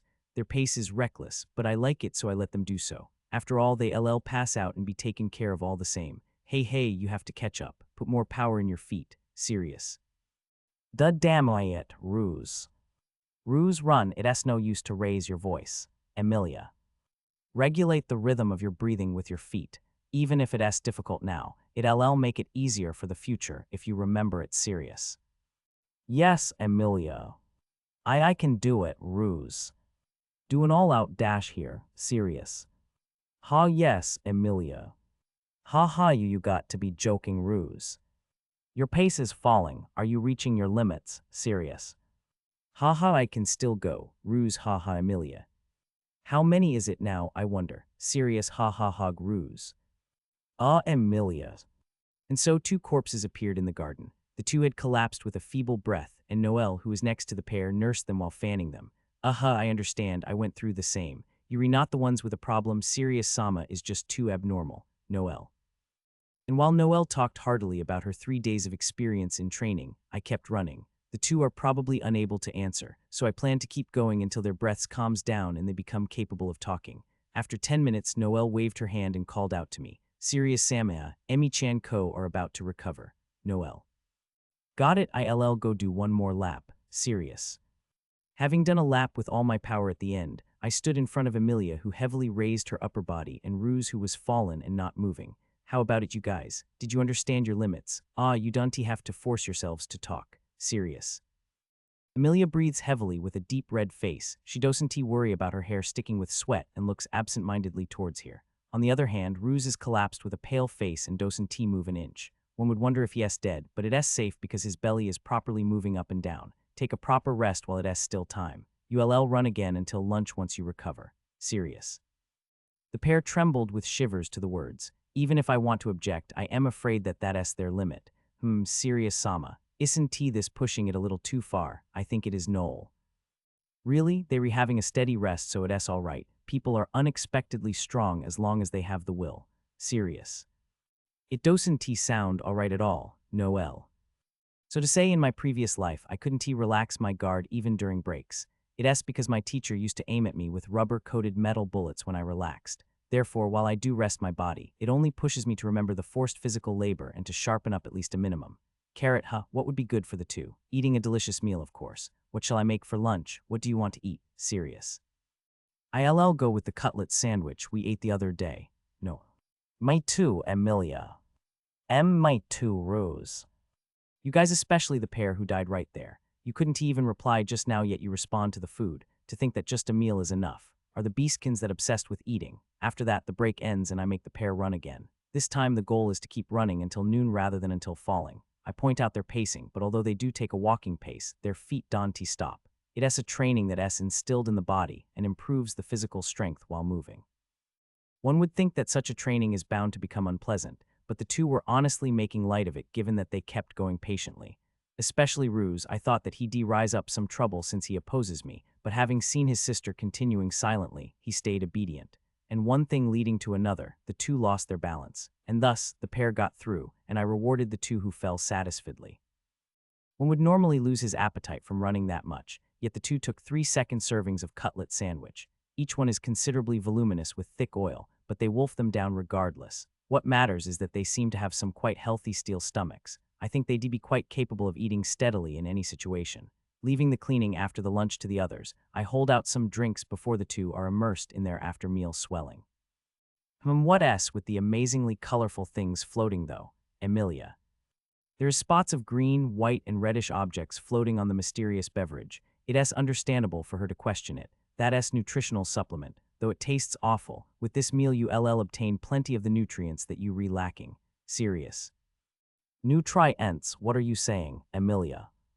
I don't know why it is good, but it is good, so drink it. Serious. By the way, I squeezed in various vegetables and fruits, cutting and mixing the parts that were nutritious enough. I also mixed in some honey, which made its taste barely drinkable maybe. The faces of the who drank up were quite difficult, but it is safe, I am drinking it too, so it is all good. Do you want to eat pudding to remove the bad taste? Serious. I do, ruse Emilia Noel. Although one cat-eared beastkin intermixed, well, I one mind it. Having eaten the dessert, I give the following directions to the 2 who became satisfied looking. Next up is a nap. Serious. A nap, Emilia ruse.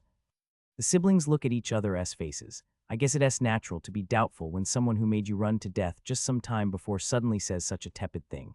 I say a nap, but it is just a cat nap.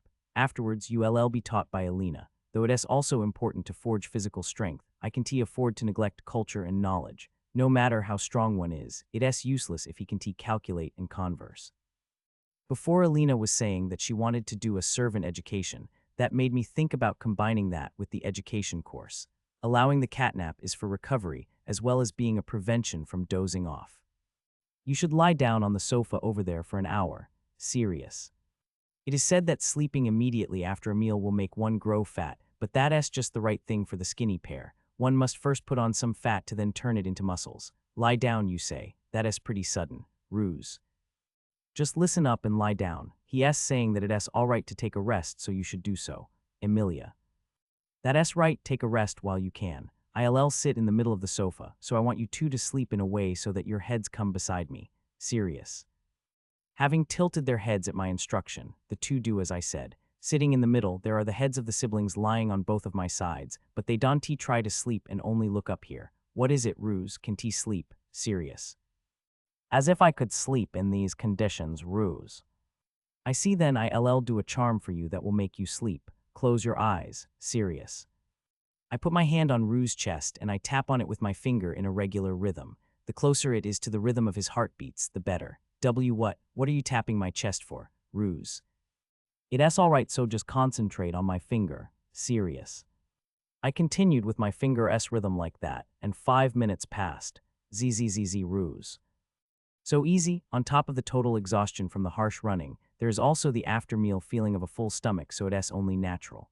They quietly fell asleep next to me, or so I thought, but the elder sister was happily looking up my way. And here I thought she'd sleep without having to be told to, since she is a good and obedient child. Even if it displeases you, hurry up and sleep. You won't lose your fatigue otherwise. Serious. Yes, say could you pat me, Emilia? It can be helped. Serious. Haha, Emilia. When I pat her head in accordance with her request, she closes her eyes and laughs in a satisfied mood. Surprisingly, after a few seconds, she settles down and starts letting out a sleeper-s breathing. My hand sure is amazing, yeah, as if, ooh, it is like a magic hand. This skill, I want to learn it too. Noel. Their sleeping conditions were very satisfactory, so it was just a matter of having to make them relax a little. Well, the real thing is from here on. Serious. I put my hands on the 2's head, and I pour some mana inside in a way so that it doesn't disturb their sleep. In order to make it enter at ease, the trick is to make it diffuse in the whole body by osmosis, by giving a weak wound-curing regeneration activity to the whole body. The recuperative power of sleep greatly raises. Having continued for about 30 minutes, I part my hand, and separating from the sofa, I promptly sit at the table where some Japanese green tea is prepared. While drinking, my eyes landed on Alina, who was waiting with a smile. Please do what you have to. And since I was strict until just a little while ago, go easy on them, all right? Serious. Please leave it to me. I will make them into splendid servants who won't be embarrassed anywhere they go. Alina. Hold on, they didn't say that they become servants. You don't have to bother going that far. Serious. The servant education is a splendid education. Besides, it seems like it is just a matter of time, doesn't it, Alina? Alina turned her gaze toward the sleeping pair and nodded with an together with Noel, who was also looking. Especially so for Emmy-chan, it'll certainly happen sooner or later. My former self being the same, I can see her taking any other path than that one. Noel. Though I understand where you're coming from, I think the girl is just idolizing me and that her love hasn't sprouted yet. After this, if she keeps on training, I think that she won't have the time to fall in love. Serious. When I'll add combat training, magic training, and field training to the physical fitness, it'll be jostling. The girl's simple love will easily cool down then, won't it? That is too naive. A girl's love is infinite. No matter the conditions, love will prevail. Noel. You read too many fictions. Anyway, Emilia is steady, but the problem resides with Ruse. Serious. That is right, I have inquired about his troubles, and that child is unstable. Alina. Unstable, you say? Ruse Kun seems pretty energetic though, Noel. Alina and I share the same thought, it seems. She explains to Noel while including her own opinion. Is it really all right? The siblings try to protect each other from being one another's only relative, though that is certainly wonderful, but that is only if you don't change your point of view. Alina. Isn't it only natural? It is proof that they important for each other, right, Noel? Since she vented up her pent-up anger on me, Emilia will try to find a new aim, but Ruse only has his sister as of now. Serious. Rue's repulsion towards me is clearly from jealousy. For his dear and beloved elder sister to look at me, it must be unbearably mortifying. That child is still too young. He acts tough, but his wounds from losing his parents are deep, and he is depending on his older sister without knowing it. We have to find him some other goal. Elena. That is so well, fortunately, it is safe for now. He is training diligently for the sake of protecting his sister, so he can do nothing but go with the status quo. Serious. There are still 2 years left before we get driven out of here. Though I'll go to school, I don't know how those two will grow, so until then I want to somehow do something. As Elena and I worriedly looked at each other's face, Noelle suppressed her voice and laughed. You two are a little like a mother and a father. No. Hey, it is impossible in terms of age. Make me a big brother at least. Serious. In others' words, am I serious Sama s mother? That is wonderful, Elena. Leaving the suddenly overcome with emotion Elena alone, we spent our time in a relaxed mood until the time of the 2's awakening. The two who laid down for exactly an hour were woken up. Though they seemed a little drowsy, their physical strength was recovered, which strongly puzzled them. I make them run lightly to keep them awake, and the servant education of Elena begins at last. Then shall we study about servants? It is difficult, so follow attentively. Elena. Understood, Emilia. Hello, Ruse. They sat face to face on the desk in the living room, and I was looking at the scene sitting on a sofa. By the way, Noelle and Aaron T by the desk being attending to errands and cleaning. Since Elena is an expert maid, she fits very well the role of teaching people. Ruse is obedient to her as well, so there is no particular problem in proceeding. Ruse, today I am your teacher. Say yes, not MHM, Elena. Oh, why yes, Ruse. The speech teaching begins immediately. While the change of manner of the usually gentle and tender Elena is shocking, it seems to accordingly enhance obedience. Being the master's underling, the servant is, naturally, a person who supports him from the shadows. A devoted heart is important for that. If you happen to meet a master that you want to serve, I believe you surely understand. Elena. Yes, Emilia. I Ruse. The two glance this way with each a different reaction. Putting Emilia aside, Ruse's face seems blatantly unpleased. Elena immediately turned sharp eyes towards Ruse for his apparent mistake. Ruse, instead of talking like that, answer with I understand. Elena.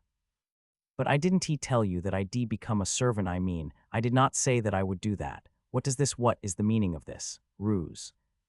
That's right, you certainly don't need to become a servant as you say, and that lowers the meaning of learning about it. However, mastership is not a story limited to serious Sama. Learning this one hurt. For instance, the speech. Elena. Elena firmly reciprocates the actually plausible speech of Ruse, but he seems not to understand well and tilts his neck in wonder. Speech is important. The high-ranked people will respect another person if she gives a good impression by talking politely, and above all, it makes you appear smart and elegant. Ruse, do you remember what kind of impression the speaking of the adults who made a fool of you gave off? I didn't understand it well, but it was something very vulgar, Ruse. That's what happens when one doesn't know polite speech, so cultivate yourself. Or do you want to become like that, Elena? Not wanting to turn out that way, Ruse frantically shakes his head with an unpleased face. Therefore, let us learn. Follow my and your elder sister's example and proceed in remembering slowly. Elena. Yes, I understand, Ruse. That's it, good child, Elena. She praised Ruse and promptly patted his head. Though it is a simple carrot and stick, I believe it is very effective for children like Ruse. In fact, he is smiling from ear to ear. Well done, Elena. Your speech will correct itself with time, so for now I shall show you a few attendant movements. Elena. Standing up without a sound, she shows off the attendant movements before the 2's eyes. Though I see it every day, looking at it carefully again I think it is really splendid. Even her walking is graceful and her footsteps are barely audible. Her bow's angle goes like the tray of steadily moving water. This technique certainly could be the ideal attendant movement.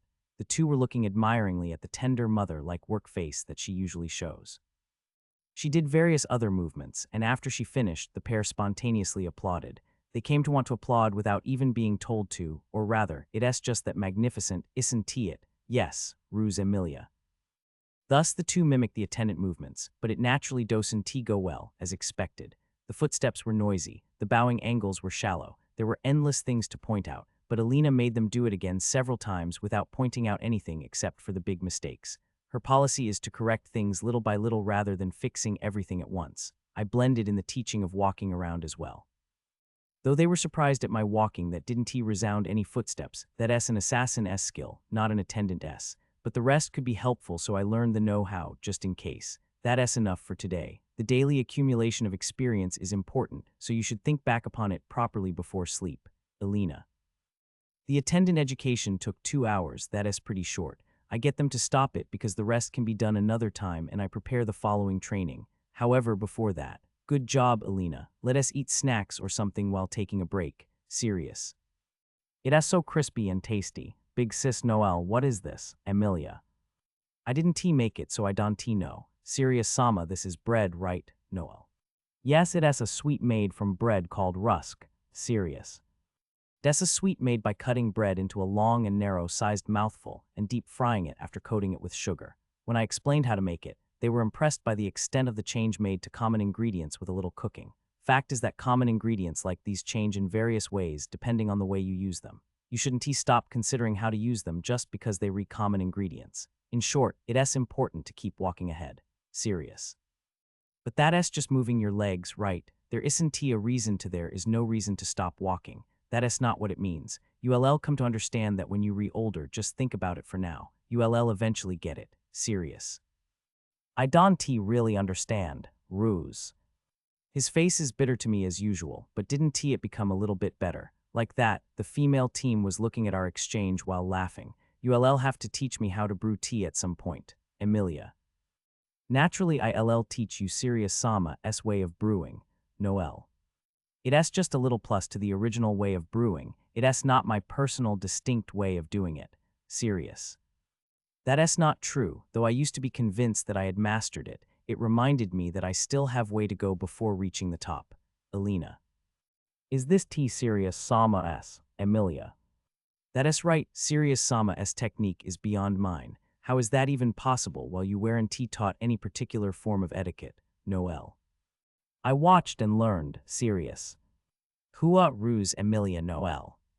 What is with those faces? Do they not believe me? Then shall I try and display it like Elena did earlier? Elena, please act as the master. Serious. It is my honor, Elena. And so Elena is entertained as a master. With an elegant bow, the tableware's handling is done without a noise. It is a natural intervention that doesn't interfere with the master's actions. These are all things I learned by observing Elena's movements. Observing your opponent is an important and essential point in fights. If you practice that well, it is not difficult to perform attendant movements as they are. However, since it is just an imitation, it eventually gets rusty over time. It would be impudent to compare that to Elena, who permeated it through her body and can do it spontaneously. Finally, I brew the tea and bow down, putting an end to the entertainment. Perfect. Both my body and soul were satisfied. Elena. What is with this sense of defeat? However, Serious Sama is my master, not a rival. Therefore, it is all good Emi-chan, all right, Noel. The angle is, and so the foot goes like doesn't it, Emilia to herself. With eyes shut, Emilia mutters something. Could it be that she is doing image training? Emi-chan, Noel. She seems to be serious somehow. She might overtake you if you are careless, Noel. Serious. In that case, it is time for special training. This big sister can be defeated by someone she stands above of. Noel. Though I neither know nor care where she went to, Noel rushed out of the living room, full of motivation. It is strange, I feel like it became strangely noisy here, and we didn't really get to rest much. Well, with the main culprit of the commotion not being here anymore, it should quiet down. Sister Ruse. I decided not to look at the lonesomely muttering Ruse. I put an end to the break and start the following teaching. Reading and writing of letters, simple calculations. It is time to hammer the basic knowledge necessary for living into the 2S heads. This is going to be taught by me in cooperation with Elena. Now then, letters and arithmetic are very important. Why do you think that is? Serious. Well, do you know, sister, Ruse. Ruse, how did we, who didn't not know those, end up? Emilia. We were chided, Ruse. Correct. In short, your chances of being cheated will decrease if you know those two things. Serious. Theft by false pretenses, document deficiency, and so forth. There are traps everywhere in society. For example, a person who can use arithmetic or characters, having signed a contract to get a 10 silver coins job, received only 6 silver coins upon finishing taking care of it. Though she of course complains, it is written on the signed contract that 30 would be taken as a referral fee, and she can do nothing but reluctantly give it up. In addition, she doesn't understand the meaning of 30, so she can notice 1 silver coin being embezzled. Those are escapable if one knows basic knowledge. In order to see through injustice, one needs to have the knowledge necessary for the sake of avoiding being cheated. However, it won't be a problem when I think that, if I get strong, it won't be a problem. Ruse. Do you intend to just strike from the front like a monster? That just makes one look like a prey for thieves. Listen, no matter how strong one is, he still might be made to agree to wearing a subjugation collar and such without noticing. If you learn earnestly, you'll save yourself from the cheating adults and you'll defend those who you want to protect. That's right, knowledge is power as well. Serious. It has a different world, but children still hate studying, huh? However, this world has less margin than my previous life as there. You didn't have a choice but to receive the essential teachings and to instill them diligently in you. But it's also natural since the only thing he tasted is the bottom of slavery. Alina-san, please teach me serious Sama S words from just now in letters Emilia. It seems like you too were impressed, Alina. Yes, I thought his previous words were amazing. I want to save them, so I want to learn the characters fast. Emilia. All right, I fully wrote and accumulated his past wise sayings, so afterwards I'll show you my records. Alina. Please do, Emilia. Hold on a second, she wants to learn the characters in order to make a compilation of my quotes. What else with that? Rather, when did Alina even do such a thing? I don't mind a high will to learn, but I seriously want them to stop it because it's embarrassing. I made a simplified chart of characters, so as I display it, I compare the names of various things with the chart while teaching them. Since letters are things used every day, with perseverance and time, one is bound to remember them. The arithmetic comes to an end normally. Teaching them the digits up to 100, I made them understand those digits and made them repeat one-digit additions and subtractions. I even tested them by making them experience a simulated shopping after passing them 1 copper coin of allowance. I let them buy the remaining cutlet sandwiches from lunch. I told them they may eat them if they could buy them by calculating properly. Being at the peak of their growth and having become hungry, they were really desperate to eat. Let us say 1 unit of these cutlet sandwiches costs 3 iron coins. Then how much change would you get if you buy 2 units of these? Serious. Well, for 1 copper coin, it's Emilia. The money of this world is all in the state of coins, whose prices are decided according to their materials. Converting it kind of roughly into Japanese yen, it becomes the following. 1 stone coin is 1 yen, 0.0080.007. 1 iron coin is 50 yen, 0.410.37. 1 copper coin is 500 yen, 4.133.72. 1 silver coin is 5,000 yen, 41.3637.2. 1 gold coin is 100,000 yen, 827.2, 744.11. In addition, there seems to be the higher-ranking white gold coin and dragon gold coin, but I give up on obtaining that for now because it's impossible. As a reference, with a bunch silver coins, a family of 4 can live through about 1 month, I guess. Since the prices held by bartering change depending on the location, I can say that how it unconditionally is, but that roughly it. While Emilia seriously calculated the amount of money, Ruse passed the copper coin to me and said, "Just make it what you want, because in my case I might eat more." Ruse. I received the copper coin and I decided to include a weak iron claw to his change. Why am I receiving the same thing as Big Sis Noelle? It's a little painful, so stop it, please stop it. Ruse. You got some nerves to give up on the calculation. This is what I'll do from now on when you do foolish things. Serious. I figured it out, what's the matter, Ruse? Emilia. Don't worry about it, so how much is the change for 1 copper coin? Serious. It's 4 iron coins, Emilia. Correct, here have these cutlet sandwiches. Serious. When I separated my hand from Ruse and handed 2 cutlet sandwiches, Emilia handed her younger brother one of them. Big sister, my answer is wrong, Ruse. I don't need as much as 2, so it's all right, okay. Emilia.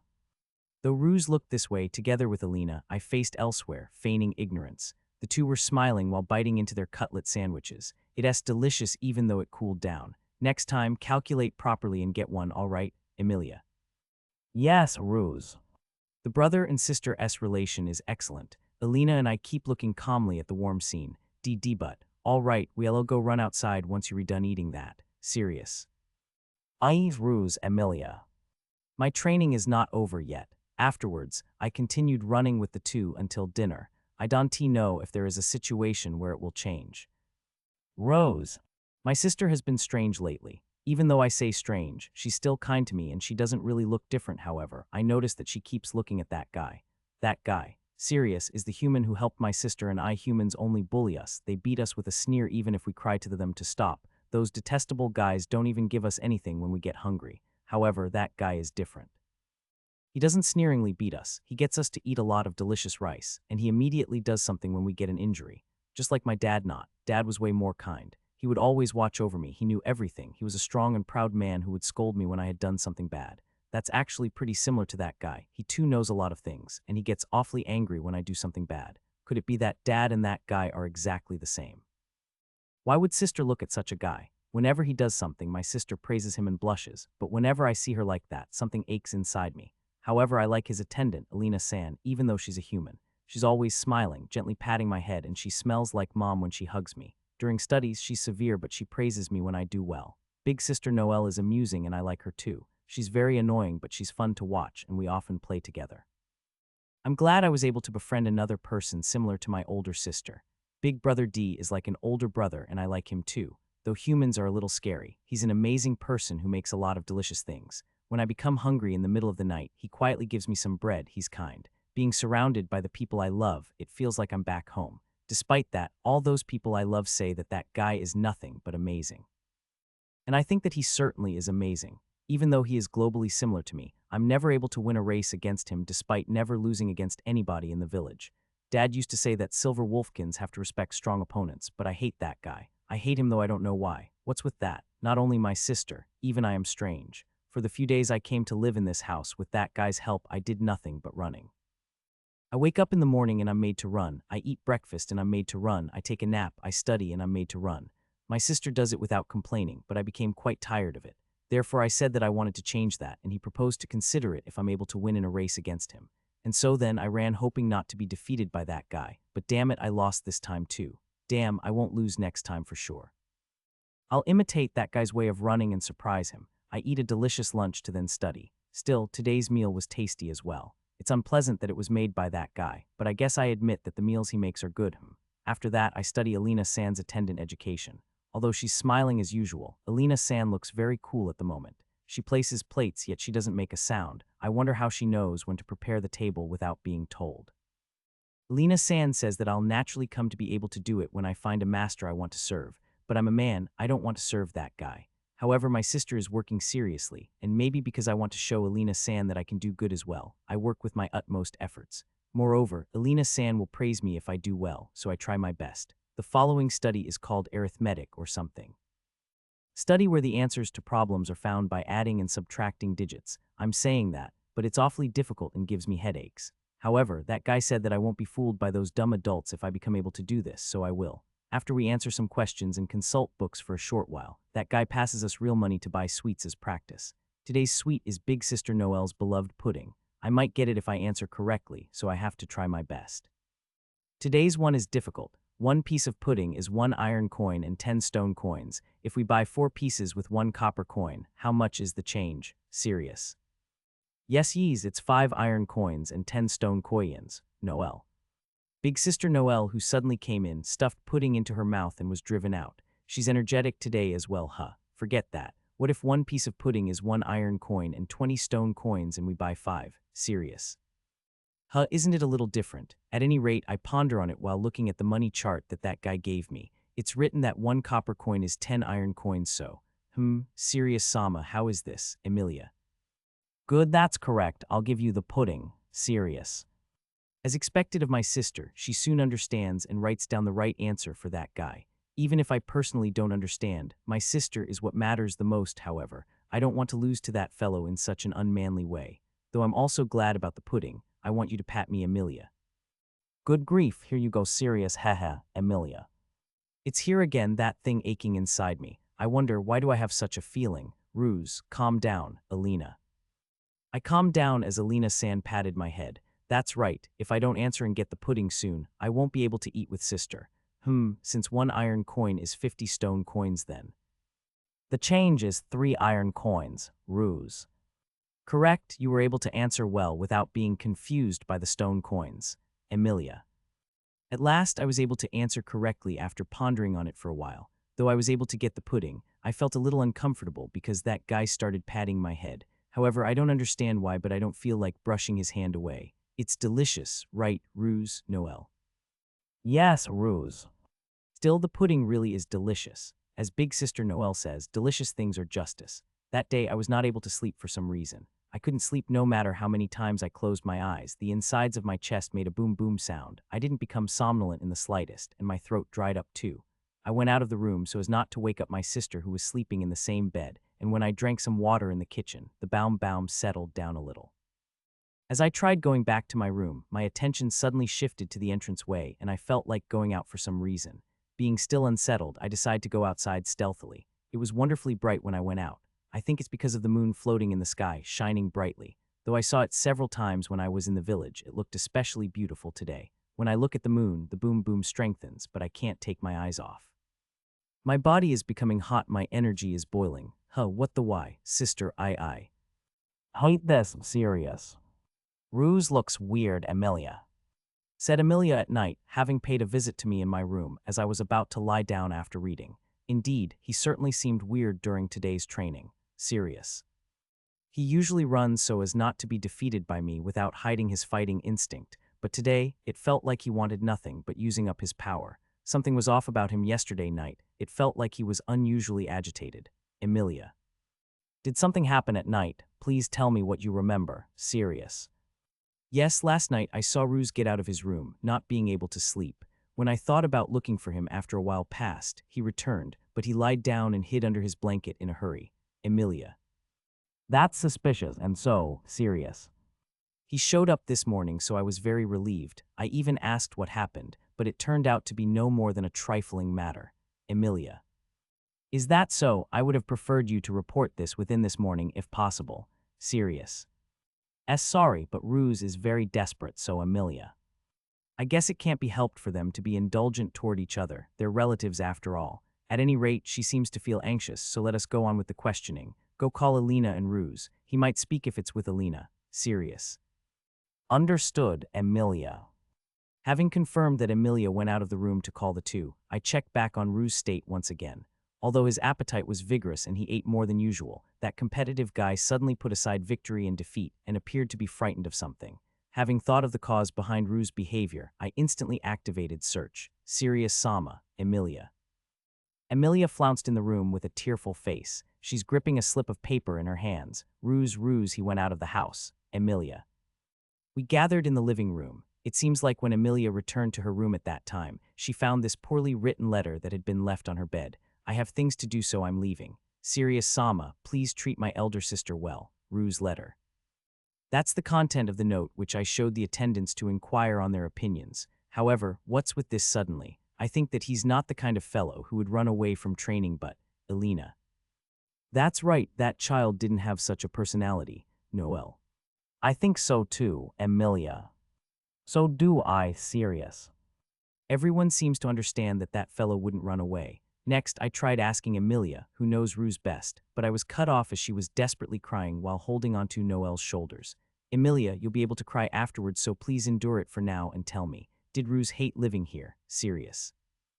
That's impossible. Everyone's kind treatment, it's so joyful for him to just run away. That's absolutely impossible. Amelia. Did something happen last night, Alina? Ah yes, actually serious.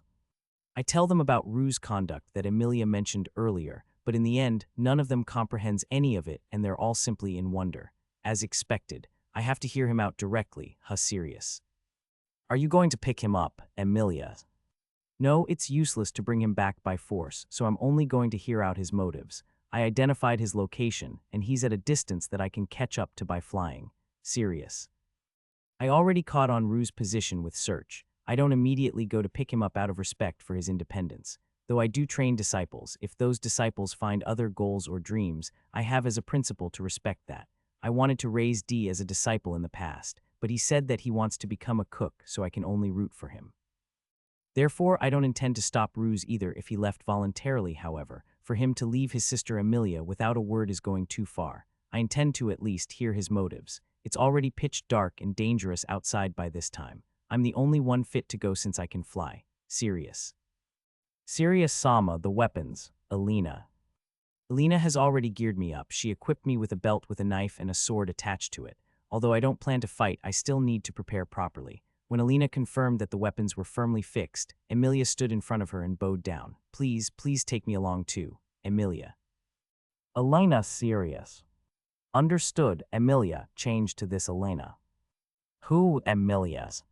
She might have thought that she'd be rejected, but Emilia was dumbfounded as she received the top and lower clothes. What is it? Hurry and go change your clothes. Serious.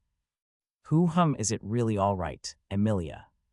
It's only natural, isn't it? Isn't he your younger brother? Even if you don't understand his choices, you can't consent to him making arbitrary decisions, right? Serious. She bows down to me with watery eyes, but this is far from being over. I give an eye signal to Noelle, asking her to pull Emilia and get done with changing her clothes. Understood. Emmy-chan, you'll cry later, so hurry and get dressed. Serious. Yes, Emilia. She retreats to her room, and while waiting for her to change her clothes, I consult Alina and Dee. We might get attacked by monsters, so I want you to prepare some medicines and such. Serious. Please leave it to me. We'll be waiting for the three of you to come home. Elena. I shall prepare something warm too, Dee. Please get in touch with me if something happens serious. Understood, Elena D. Emilia came out as soon as I left the entrance hall. She's wearing the clothes she was given, a thick, robust half-coat and pair of trousers that adventurers wear and which are easy to move in. Sorry to have kept you waiting, Emilia. It's all right, let's get going quick. Get on my back. Serious. Why yes, then excuse me, Emilia. As I turned my back to her and squatted down, Emilia got on it even though she was a little bewildered. For safety, I firmly fix her to me with string. We get closer and Emilia gets thoroughly agitated. Aha, see serious Sama, Emilia. You're safely fixed with magic so you don't have to worry about falling. Then, everyone, we're leaving. Serious. Gee, goodbye, Emilia. Be safe, Elena D. Noel. With the attendants' voices on our backs, Emilia and I started flying in the sky. Aren't you scared? Serious. I'm all right, Emilia. I restrained the speed and altitude more than usual, but flying over the night sky for the first time is likely to feel scary. Though there are arms circling my neck with a considerable force, my strengthened self can handle it. At such times you should look up. Here, try to watch the moon. Serious. Yes, wow, Emilia. Emilia gets closer as she contemplates the moon and her arms loosen up. I continued flying silently for a while, and Emilia, who settled down, suddenly muttered, I wonder if Ruse is watching this moon too, Emilia. Yeah, wouldn't he unexpectedly be watching the moon while sobbing lonesomely? Serious. That's quite possible. Really, what a foolish child, Emilia. Right, he sure is foolish. I'll give him a hard beating if his motives are foolish too. Serious. I'll slap him on the cheek too, Emilia. That's the spirit. I'll raise the speed a little. Serious. Yes, Emilia. Though I checked with Search, the reaction from Ruse was stagnant.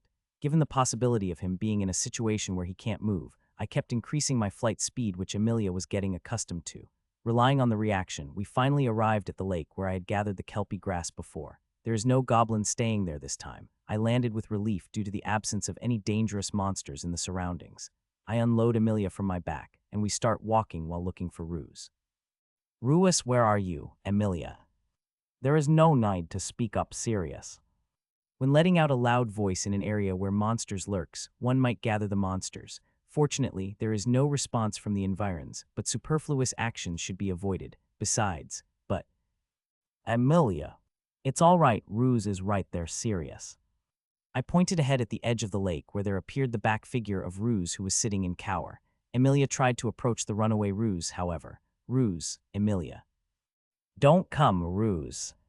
She was rejected by a threatening voice unfit to be used toward an elder sister. Confused by the abrupt action, Emilia unintentionally came to a halt. Ruse, what are you saying? You're going home with big sister, right, Emilia? I said don't come, Ruse.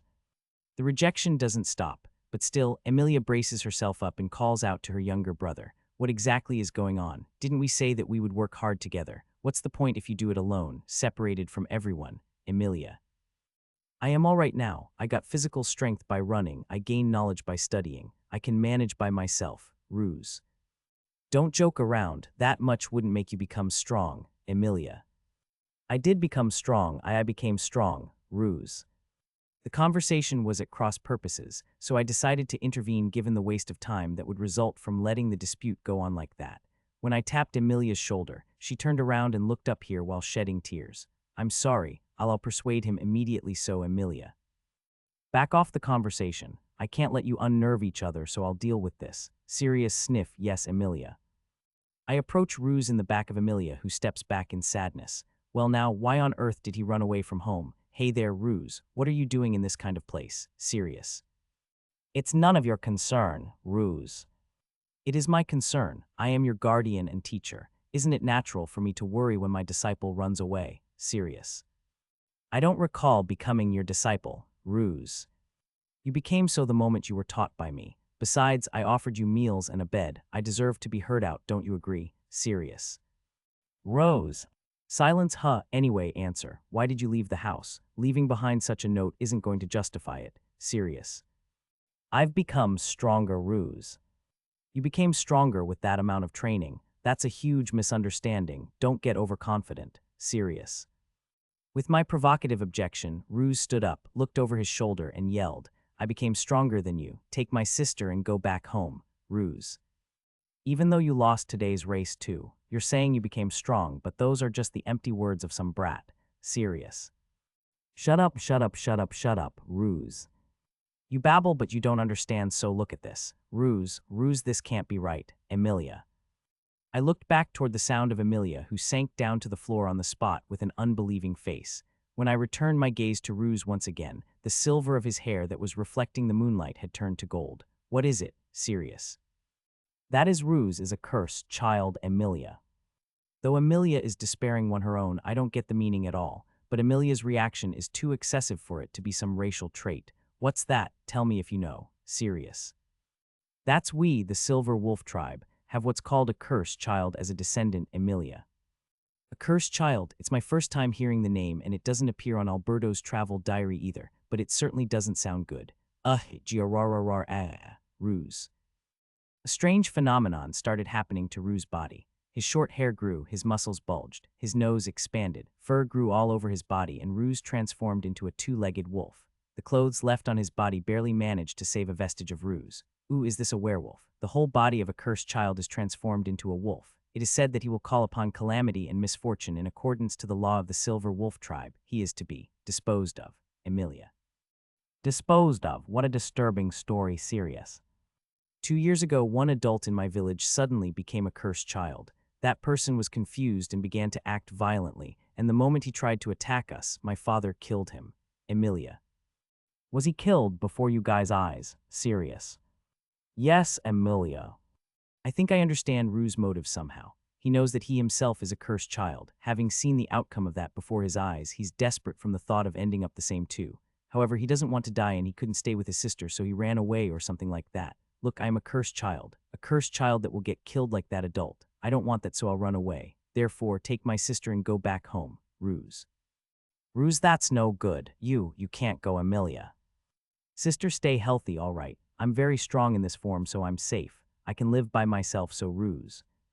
You can't, Ruse. Don't leave me alone, Emilia. Emilia also knows the laws of the Silver Wolf tribe. She understands Ruse's actions. He's bound to the chain called law. There is no power in the voice of the suffering girl. Although in reality she probably wants to stop him and capture him by force, her feet don't move and she just quietly sheds tears. Her insides are wrapped in both helplessness and despair. How foolish. Serious. I laughed scornfully. Serious sama, Emilia. What's that? Try and say it again, Ruse. I'll say it any number of times. How foolish, for real, so foolish. Serious. Emilia got shocked by my words. Ruse got furious, but I ignored him and raised a finger. Ruse, let's have a match. If you can win against me, you can go wherever you want. However, if I win, you'll accept to comply with one thing I'll say. Serious. What, didn't you say that you'd let me do whatever I like if something happens? Yet now that I'm doing what I want, you're stopping me, you liar. Ruse. I don't want to be called a liar by a fellow who's lying himself. Besides, is this what you want to do? Hilarious. Serious. Though I certainly do respect a person's own independence, that's only if we're able to consent to it mutually. Say that I become intimate with a woman I want to protect and she feels like separating. If that woman ever deceives my disciples, I'll still stop her and beat her, even if she's a woman. You became strong, right? If you're confident in winning, hurry and come at me. Serious.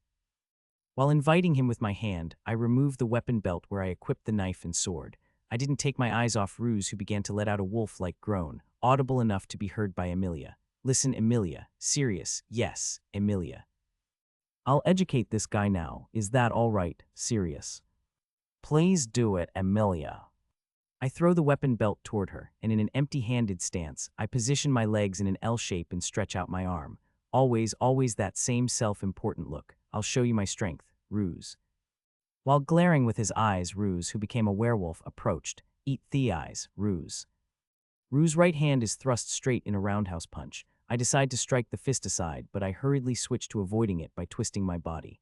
When I notice the wind pressure of the fist passing through my right cheek, I drop my body to dodge, and I immediately attack with a left hook. Since his unprotected belly is visible before my eyes, I drive my fist toward it without hesitation. It doesn't hurt, Ruse. It wasn't really effective, it seems. He expressed a ferocious smile in rejection, so I stepped back and took some distance. This is more than expected. Fast and strong too, huh, Sirius? How about that? I became strong, right, Ruse? You certainly did, Sirius. I won't allow you to apologize, Ruse.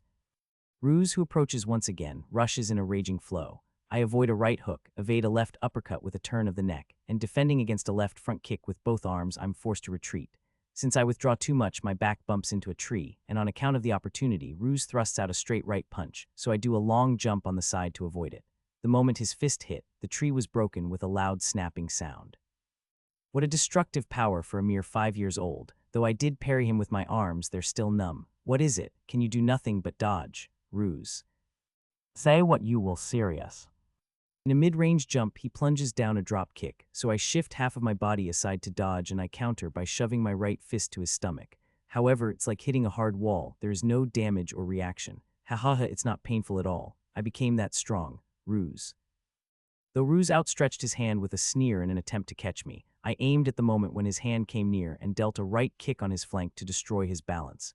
Ruse fell back several steps from the impact of the kick, but then regained his balance as if nothing happened. It's not going to work. It's my win, so give up already. He greatly draws back his fist and strikes out with a telephone punch loaded with power and momentum.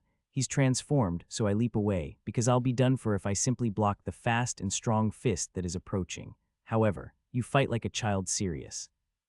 A telephone punch is a punch that is struck straight in an easy-to-predict way. I avoid that punch filled with opportunity. I step toward Rue's bosom, and I seize him by the collar and pull him toward me while kicking his leg hard, making him trip up. Thereupon, Ruse rotated 3 times in the air on the spot, from front to back, and defenselessly fell to the ground. Ugh, how?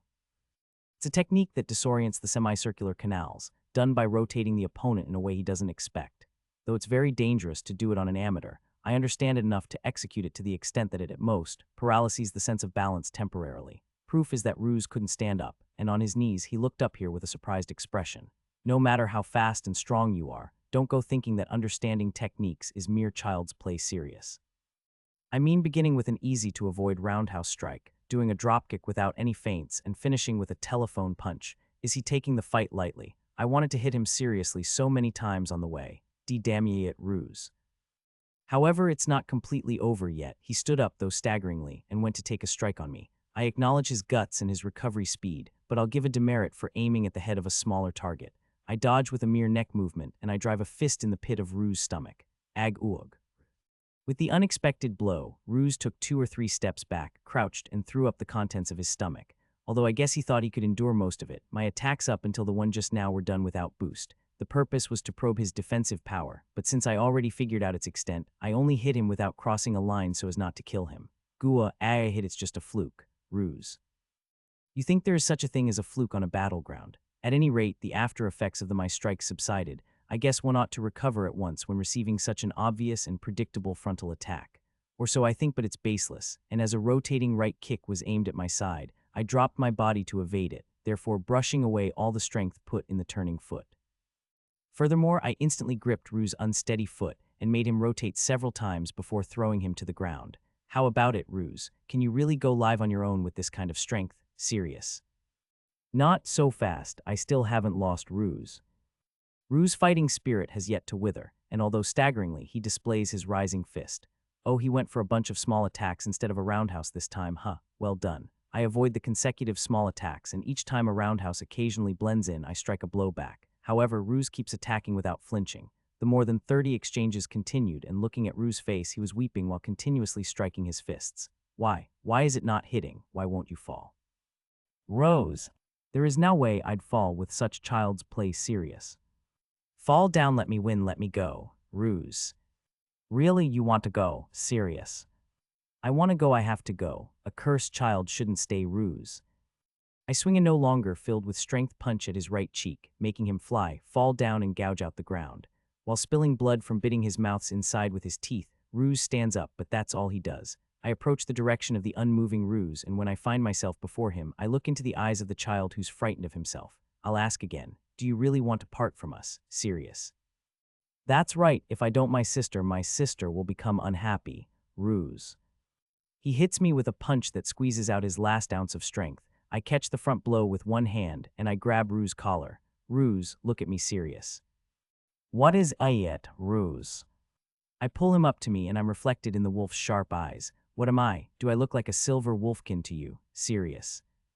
No, Ruse.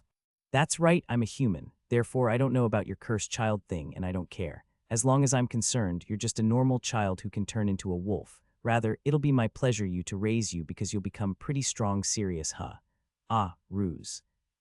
The laws of the silver wolfkins, such nonsense. Those laws are unrelated to you, my disciple. Even so, if someone foolishly musters a complaint, I'll give him a beating. Serious.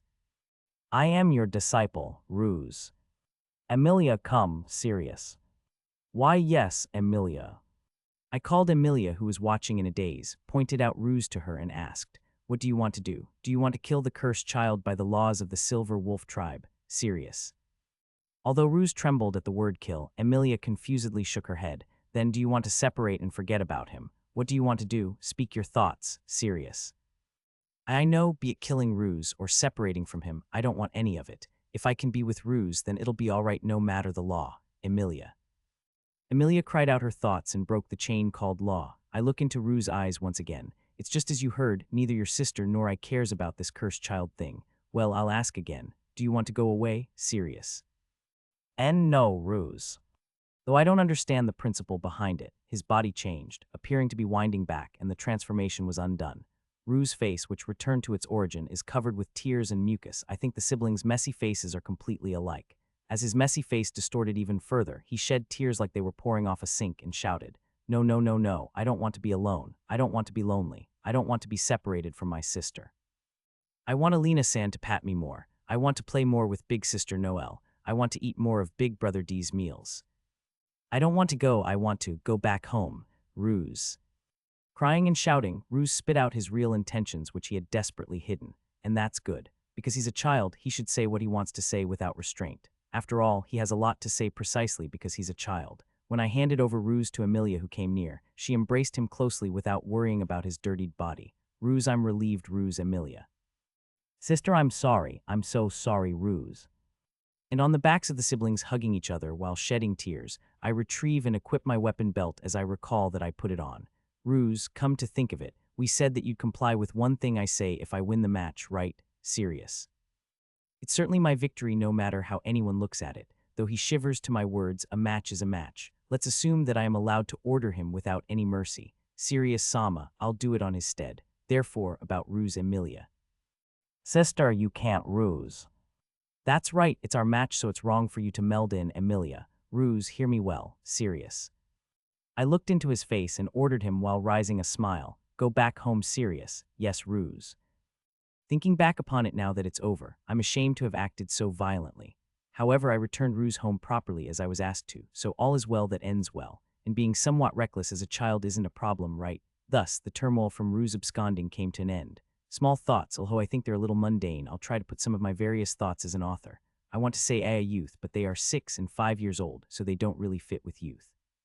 The morning after the turmoil from Ruse absconding, I was training by myself on the summit of a mountain. I've been running in the garden with the 2 disciples lately, but still, it would be cruel to do training early in the morning right after yesterday. Or rather, it's because I went too far and made Ruse full of injuries and not even able to walk. I smile wryly as I recall yesterday's events. Last night, we who had brought back Ruse were welcomed by the attendants who waited for our return in front of the house. Welcome home, Serious Sama, and Emilia and Ruse to Noelle. Ah, I'm back, everyone. However, please nurse Ruse at once serious. Please leave it to me, D. Woo, he's full of injuries. Will ointment be enough, Noel? I passed the passed out and exhausted out Ruse to D, and he entered the house with Noel. I unloaded Emilia, who was mounting my back, and I finally settled down. However, even if I say so myself, I went too far serious. But it was necessary. It's just the result of you two facing each other seriously, so you shouldn't worry about it, Elena.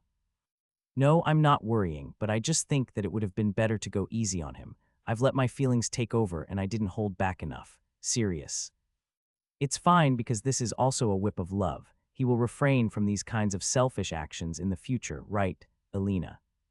You sure are unscrupulous. Well, you can say that. Serious. As my whole being felt shivers at Elena's wholly positive thinking, I suddenly noticed Emilia standing behind quietly. Though she didn't utter a single word until we came back home, is she going to scold me for beating Ruse now that she has collected herself? What's the matter? Are you not going to where Ruse is? Serious. Ah yes, I'll go immediately, Emilia. She ran through my side in a rush when I called out to her, but she stopped on the way, retraced her steps, and bowed in front of me. Ah yes, you're welcome. If nothing else, I'm glad that you're safe, serious. Yes, and I'll also keep following you anywhere, Emilia. Emilia looks up at me in feverish excitement. How could this be? Excuse me, Emilia. She abruptly apologized and suddenly embraced me, and as I got bewildered by her sudden action. Ouch, serious. My shoulder was bitten, though I leaked out my voice instinctively. It was mostly from surprise as there was little to no pain and no spurting blood either. Before I got to question her sudden action, she muttered something, parted from me, and ran away while blushing to then enter the house. As I'm left dumbfounded, Elena emits an aura of anger. Putting her fangs on Master, she needs the punishment that goes by the name of training. Elena. Hold on, that's a habit from the Silver Wolf tribe, so I wasn't attacked, serious. To persuade Elena, who was on the verge of attacking, I gave her the explanation about the silver wolfkins that I heard from Emilia. For silver wolfkins, biting a shoulder is a proof of affection. As for the words she murmured to me when she separated, I like you, Emilia. It certainly is a step further from last time. This is already that, huh? If I were Noel, I'd say that she completely fell Elena. Please don't say it, serious. Yes, it's clear for anyone to see. That's a maiden who's completely in love, isn't it? I saved her younger brother from the cursed child's despair, and her admiration for me passed and evolved to love. This is bad. It's becoming a situation similar to the one Noel talked about. Though I don't particularly dislike the girl, we're still both young, and it would be bad if we don't discuss it together properly before it gets oddly complicated. At my worried self, the all-purpose Elena bumped her chest as if saying, entrust it to me. Serious Sama, please leave Emilia's matter to me. Elena. Is it all right if you make her depressed and let her endure it? It would be a problem, serious. It's all right. I have a good idea for us to manage to reach a mutual agreement, Elena. Though I'm kind of anxious, I'd better entrust a woman's matter to a woman, serious. I leave it to Elena, I trust her, but just this time I couldn't wipe off an indescribable uneasiness. And after that, the treatment of Ruse ended, but since then he didn't wake up until the rising of morning. I worked hard in the training on the top of the mountain, so I returned to the house by flight. Having been welcomed by Elena, I heard her out while receiving a towel and a drink and taking care of my body's maintenance. Did the pair get up, serious? Well, not yet. They don't seem like they'll be coming out, so I think I'll go call them soon, Elena. After the strife I've perpetrated yesterday, I can understand why they wouldn't be in the mood to face me, serious. But still, we'll have to meet each other since we're in the same house. And even Emilia is not coming. I think it's because she doesn't want to leave Ruse alone. At worst, shall I put a meal in front of their room to lure them out? Elena. Not right now. Anyway, breakfast is ready, so let us go. Dee seemed to be enthusiastic today, too serious. It's not like I'm holding a festival to lure out Amaterasu from Aminiwado, but isn't it pitiful to treat them like animals by alluring them with food? However, that guy is like a pet wolf so unexpectedly. I think I wouldn't feel any kind of guilt even if I do it. I'm quite cruel. Good morning, serious Sama Noel D. Though Noel and Dee are sitting in front of the table on which the breakfast is set up, there is still no sign of the pair. All the members of the gathering sat with hungry gazes, and when Noel stood up deciding to leave the living room, "Aha, did you two wake up, Noel, Emilia, Ruse?" The two who were looking in to hear through the door were discovered. The two panicked, but Noel threw the door open, allowing no more discussion, and drew them inside. "Good morning, Emilia," sobbed Ruse. Emilia, who seems embarrassed, has eyes swollen with tears, and Ruse is looking down with red eyes, trying not to meet her line of sight. Ruse, what about the morning greetings? Emilia, gee, good. Morning, Ruse. Yes, very well, then hurry and sit. The breakfast will get cold serious. Here, here, both of you go ahead and sit, Noel. With their backs pushed by Noel, the two reluctantly sit on their seats. Though bread and bacon was lined up on the breakfast table, only Ruse had nothing laid in front him. He was clearly disappointed by that fact. You have this, D. However, though a little late, D prepared him a warm soup. Looking at D, he's expressionless as always, but the angle of his mouth rises slightly. It's because your mouth's insides have been injured. You're okay with eating this, so eat that, D. Explaining that plainly, D also takes a seat at the dining table. As the two dumbfoundedly looked at that action, we matched our hands. Then, everyone, let us pray. Itadakamasu, serious. Itadakamasu, Alina, Emilia, Noel. Itadakamasu, Ruse. Breakfast starts with a signal from Alina. By the way, though there is a common practice of praying to God before meals, there is no itadakamasu, so I made it known. Though confused, the two matched their hands toward the meal, but as he sipped the soup, Ruse had a bitter face. It's probably entering the intraoral wounds. Should I have gotten it to cool down a little after all? It seems it's so warm it's painful serious. But warm things are delicious, Ruse. Right, though it's the first soup you guys had, do you understand its taste, Rukun, Noel? Is it tasty, Dai? Maybe out of worry about the quality of the soup I taught him, D waits for Rue's reaction with a throbbing heart, expressionlessly, and Ruse, whose tears rose, came to attention. Why yes, it's tasty, very tasty. He sheds tears, and though they fall into the soup, Rue's spoon doesn't stop. Having finished eating more than fast, Ruse bowed vigorously. I'm sorry for acting so selfishly. I won't do such things anymore, so please let me stay with my elder sister. Though everyone's hands stopped at the abrupt repentance, Alina put down her tableware while wiping her mouth. Ruse, I wonder, do you remember what Sirius Sama told you to get you to come back? He said go back home, Ruse. In that case, it's all good. Welcome home again, Ruse Alina. Welcome home, Alina D. Noel. Yuwa'u, Ruse. His tears overflow even though he wipes them. Today, I think it's the first time Ruse became conscious, from the bottom of his heart, of being a member of this house. You must be hungry. Can you eat bread despite the pain, Noel? Eat meat too, it will make you strong, D. Ruse, I'll share my eggs, Emilia. Yes, I'll eat it all, Ruse. He was spoiled by his elder sister, Noel and company, and the noisy breakfast continued for a while. After breakfast, Ruse came over in front of me as I was drinking my after-meal tea. His jealousy toward me from before completely disappeared right now. He's just a child at a loss as to how to start a conversation. I'll cast that aside this time since it can't be helped. What is it? You have some business with me. Serious. Yes, you're welcome. However, even though I'm the one who hit you, I'll let the injury heal on its own. That's in order to carve your blunder firmly. Serious. Yes, Ruse. He finally reached the point of smiling at me. I tried patting his head as an experiment, but he didn't behave like he disliked it and was shyly swinging his tail. What's with this change? I want to do a doyagao right now, which reminds me of that child curse thing. What about that? Though you're turned back now, will you involuntarily transform when the night comes? Serious. I don't become it as long as I believe I don't want to become it. Though it makes my heart throb a little when I look at the moon, I can endure it. Ruse. The transformation seems to be controllable. He said it's when he looks at the moon. Thank goodness the forced transformations requirement isn't the coming of the night. However, I don't know about when he'll grow up. I suppose I should investigate with various experiments. Anyway, I made him promise to report immediately if something happens without recklessly transforming himself. Since his initial character is obedient, the argument ends smoothly without any objections. Sirius Sama, I want to become strong, so as to be able to protect my sister, and to not lose against things like the child curse. I want to become strong like you, Sirius Sama Ruse. Yes, Ruse. Milia and Ruse have shaken free from various things and finally departed from the starting line. From here on, my true skills will be tested. I can't neglect my personal training as a teacher while training the two either. Though the road ahead is long and difficult, it's worth taking. Today, the training of the pair is completely canceled. I told Ruse not to overdo it and made him take a rest, and Emilia was led to her room by Alina. I mean, she never matched her eyes with mine since this morning. But with Alina's abilities, those problems in yesterday should get settled. Therefore, I thought about heading to Lior's house, however. D said that he'd make me a lunchbox, and since he said that it would take an hour, I swung a wooden sword in the garden for a while to kill time. Mighty piercing sword style, strong dash from the mighty sky. Having traced the movements I observed in numerous fights, I move my body according to the image I have of them. This is a style that kills without fail with one stroke of a sword, and since the ability to do a sure hit is indispensable for it, training it repeatedly is very important. I tried imitating Chiabu that releases 8 slashes in one breath, but I was limited to 6 with the boost status. Although it was the result of my lack of strength and skills, that old man can do it with his heavy iron sword. I comprehend once again that he's a monster. As I was swinging around roughly and sweating lightly, I stopped on the spot. A silhouette was hiding and peeking toward here.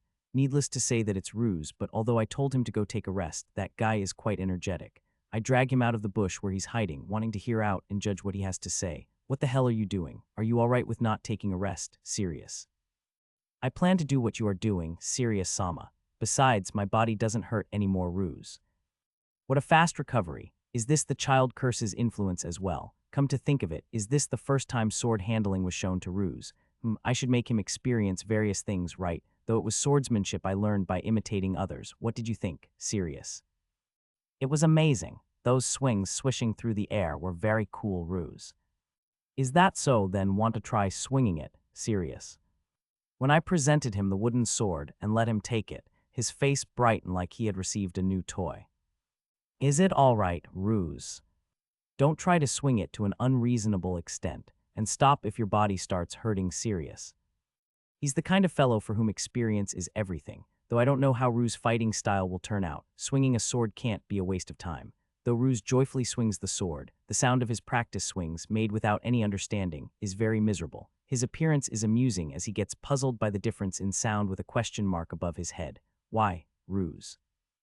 Your grip is too soft, which is only natural if you swing it with your arms only. Serious. I make him return the wooden sword. Truthfully, I don't know whether or not I should demonstrate an imitation of Lior's practice swings to him.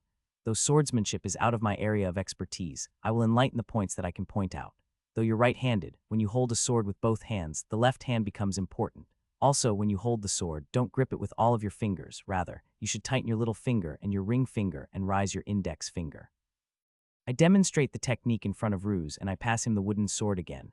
Though what I taught him is the way to hold a katana, I think it will work out with no problems with this sword as well. I'll ask Lior for confirmation just in case. When he went on swinging the sword again, the sound of the practice swings had improved, though just a little. He's an unexpectedly fast learner. Serious Sama, I'm sorry to have kept you waiting. Oh, Ruse with a sword, D.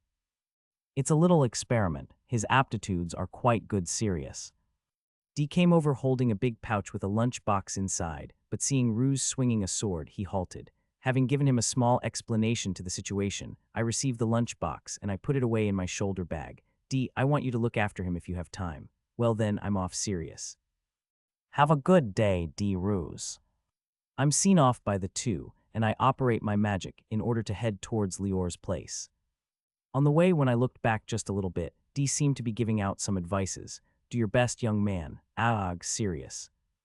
I'm unable to repel Lior's surprise attack, and I'm blown away by his direct hit.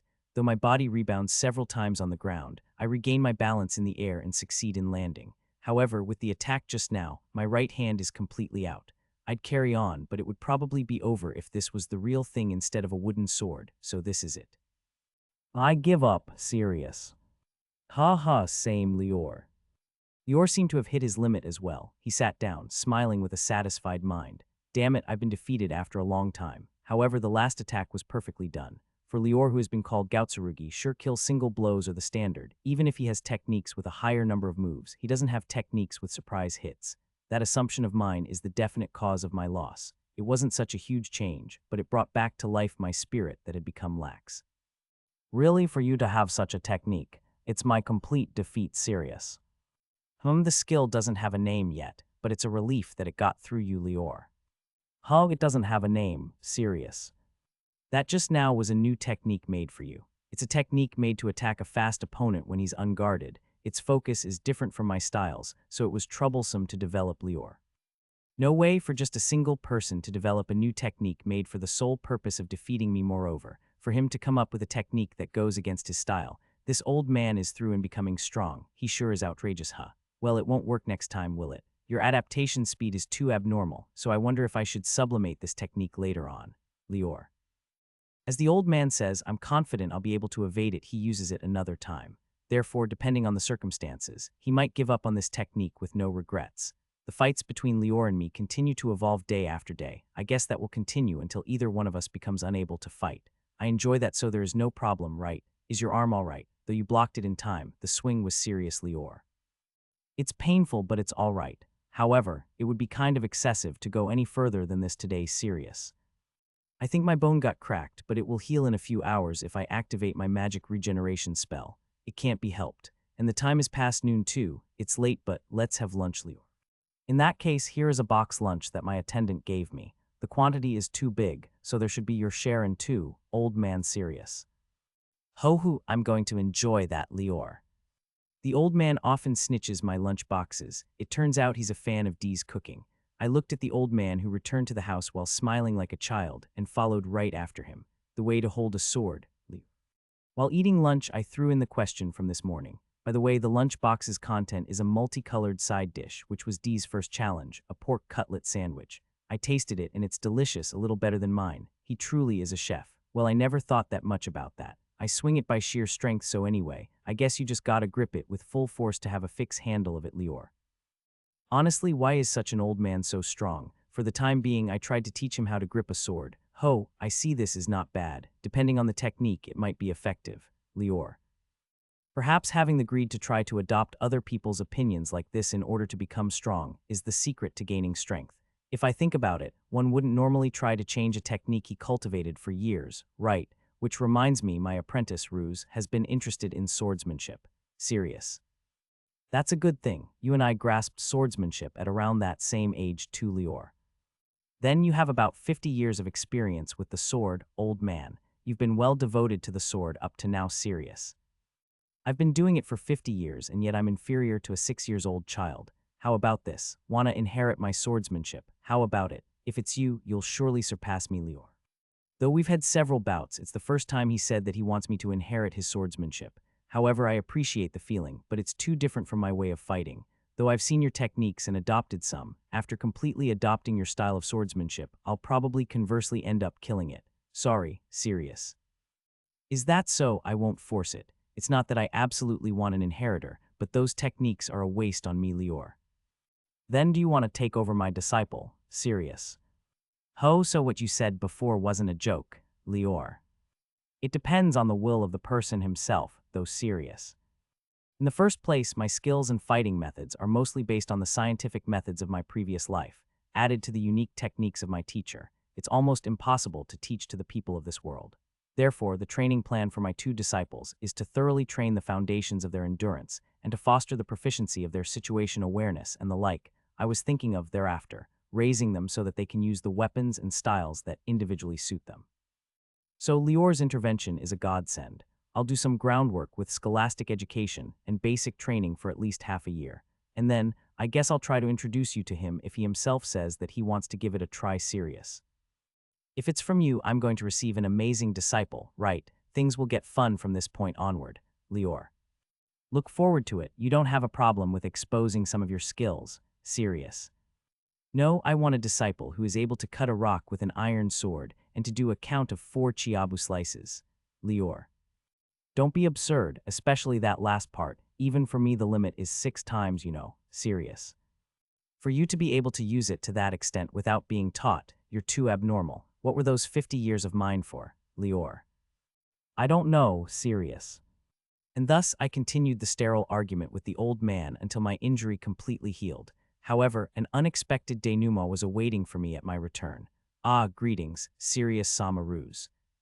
When I finally reached the house, Ruse was still swinging a sword. Still, he's not forcing himself. His injuries have already completely recovered and he's swinging the sword happily. However, next to him, I saw Dee, who was making a difficult and still expressionless face. Serious Sama, though you have a tremendous talent, this child isn't inferior to you either. D.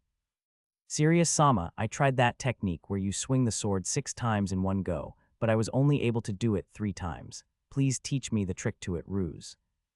What? He remembered only by seeing the technique being done once, and though it was only by half, he actually succeeded. On top of that, he also has a visual acuity that perceived the number of slashes, which were almost like flickers of light. Could this child be an unthinkably talented person? There was another additional unexpected denouement. Welcome home, Emilia. Though Amelia's face blushed, her eyes matched with mine and she talked to me. As expected of Alina, she seems to have taught her well. About yesterday's matter, I was overcome with emotions, and that is, would you say that I went too far, Emilia? You didn't go too far. I'm delighted by your goodwill, Emilia. Serious. Though I had been confused by the sudden confession, I'll accept it with all my being because I've resolved myself to it. Emilia's face brightened delightedly at my reply. I'm glad. I'll do my best for you after this serious Sama, and when I'll be an adult, I'll do my best even in bed. Please wait for me, Emilia. Hold on a second. Weren't some strange words just mixed in? With no regard to my suspicions, Emilia faced the kitchen and got milk from Alina. Men like big chests, right? If I don't work hard, Emilia. That's the spirit. You must work hard to satisfy serious Sama in the future. Alina. Alina-san, what the heck? What did you inspire her with? At the night of that day, the 3 attendants and I were standing in the garden that the moon was shining upon. The moon of this world doesn't wax and wane by the day, rather. It's a moon that is always round and visible and that only casts a thin shadow. Today is a bright full moon. It's a good a day for moonlight bathing. However, we're not standing in the garden for such a witty thing. We gathered here because we were invited to do so by Emilia. Everyone, I have a request. Tonight, I want you to please gather in the garden at the time when the moon shines the most. Emilia in the past. Is what she said out of the blue after dinner, and though we're here, the 2 essential persons are nowhere to be found and seem to be doing something in the house. Today is a full moon, and the time when the moon shines most. In other words now, what on earth are we doing, Noel? Before coming here, I heard that they wanted some wine. Serious. Wine then are we here to drink? The moon is beautiful. It wouldn't be bad for everyone to enjoy alcohol at the light of the moon, right, Noel? Serious Sama and the pair are minors. We can't make them drink. I don't know the intentions of the 2, but it might be something important because they seem to be serious. Alina. That's right, let's wait for them patiently and speak of the devil. The 2 emerged from the entrance of the house while holding, respectively, a small wooden box and a table, and they came sprinting toward here. I am sorry for having kept you waiting, Emilia. Though the 2 bowed down with a haggard breathing, I don't recall being particularly made to wait here. They were received by everyone with rising smiles. Don't worry because we didn't wait much. That being the case, what did you gather us for, Alina? Oh yes, truth it, there is something that I want you to see. Ruse, Emilia. Yes, it should be good here, Ruse. Ruse installed the table that he was carrying on the ground, and Emilia took juice and wine out of the wooden box that she was holding and put them on the table. It looked as if it was an offering to the moon. Standing in front of us, the 2 thank us all alike. Somehow, this first speech kind of feel is heartwarming. Allow me to explain, on the occasion of marriages and festivals, we Silver Wolfkins hold a ceremony called the Oath of the Silver Moon. It's an important ceremony where one pledges a vow to the moon. Once the vow is done, one must never break it. After the explanation, Ruse poured a poo juice in the cups that were put on the table. Never break it, you say. The Silver Wolfkins sure are amazing. Noel. According to my father, it's just a commodity. However, I have yet to see a person who broke that vow. Emilia. It's a ceremony that is held for marriages, right? The Silver Wolf tribe is a tribe that is said to cherish kinship. There is no one among them who would break that vow. Serious.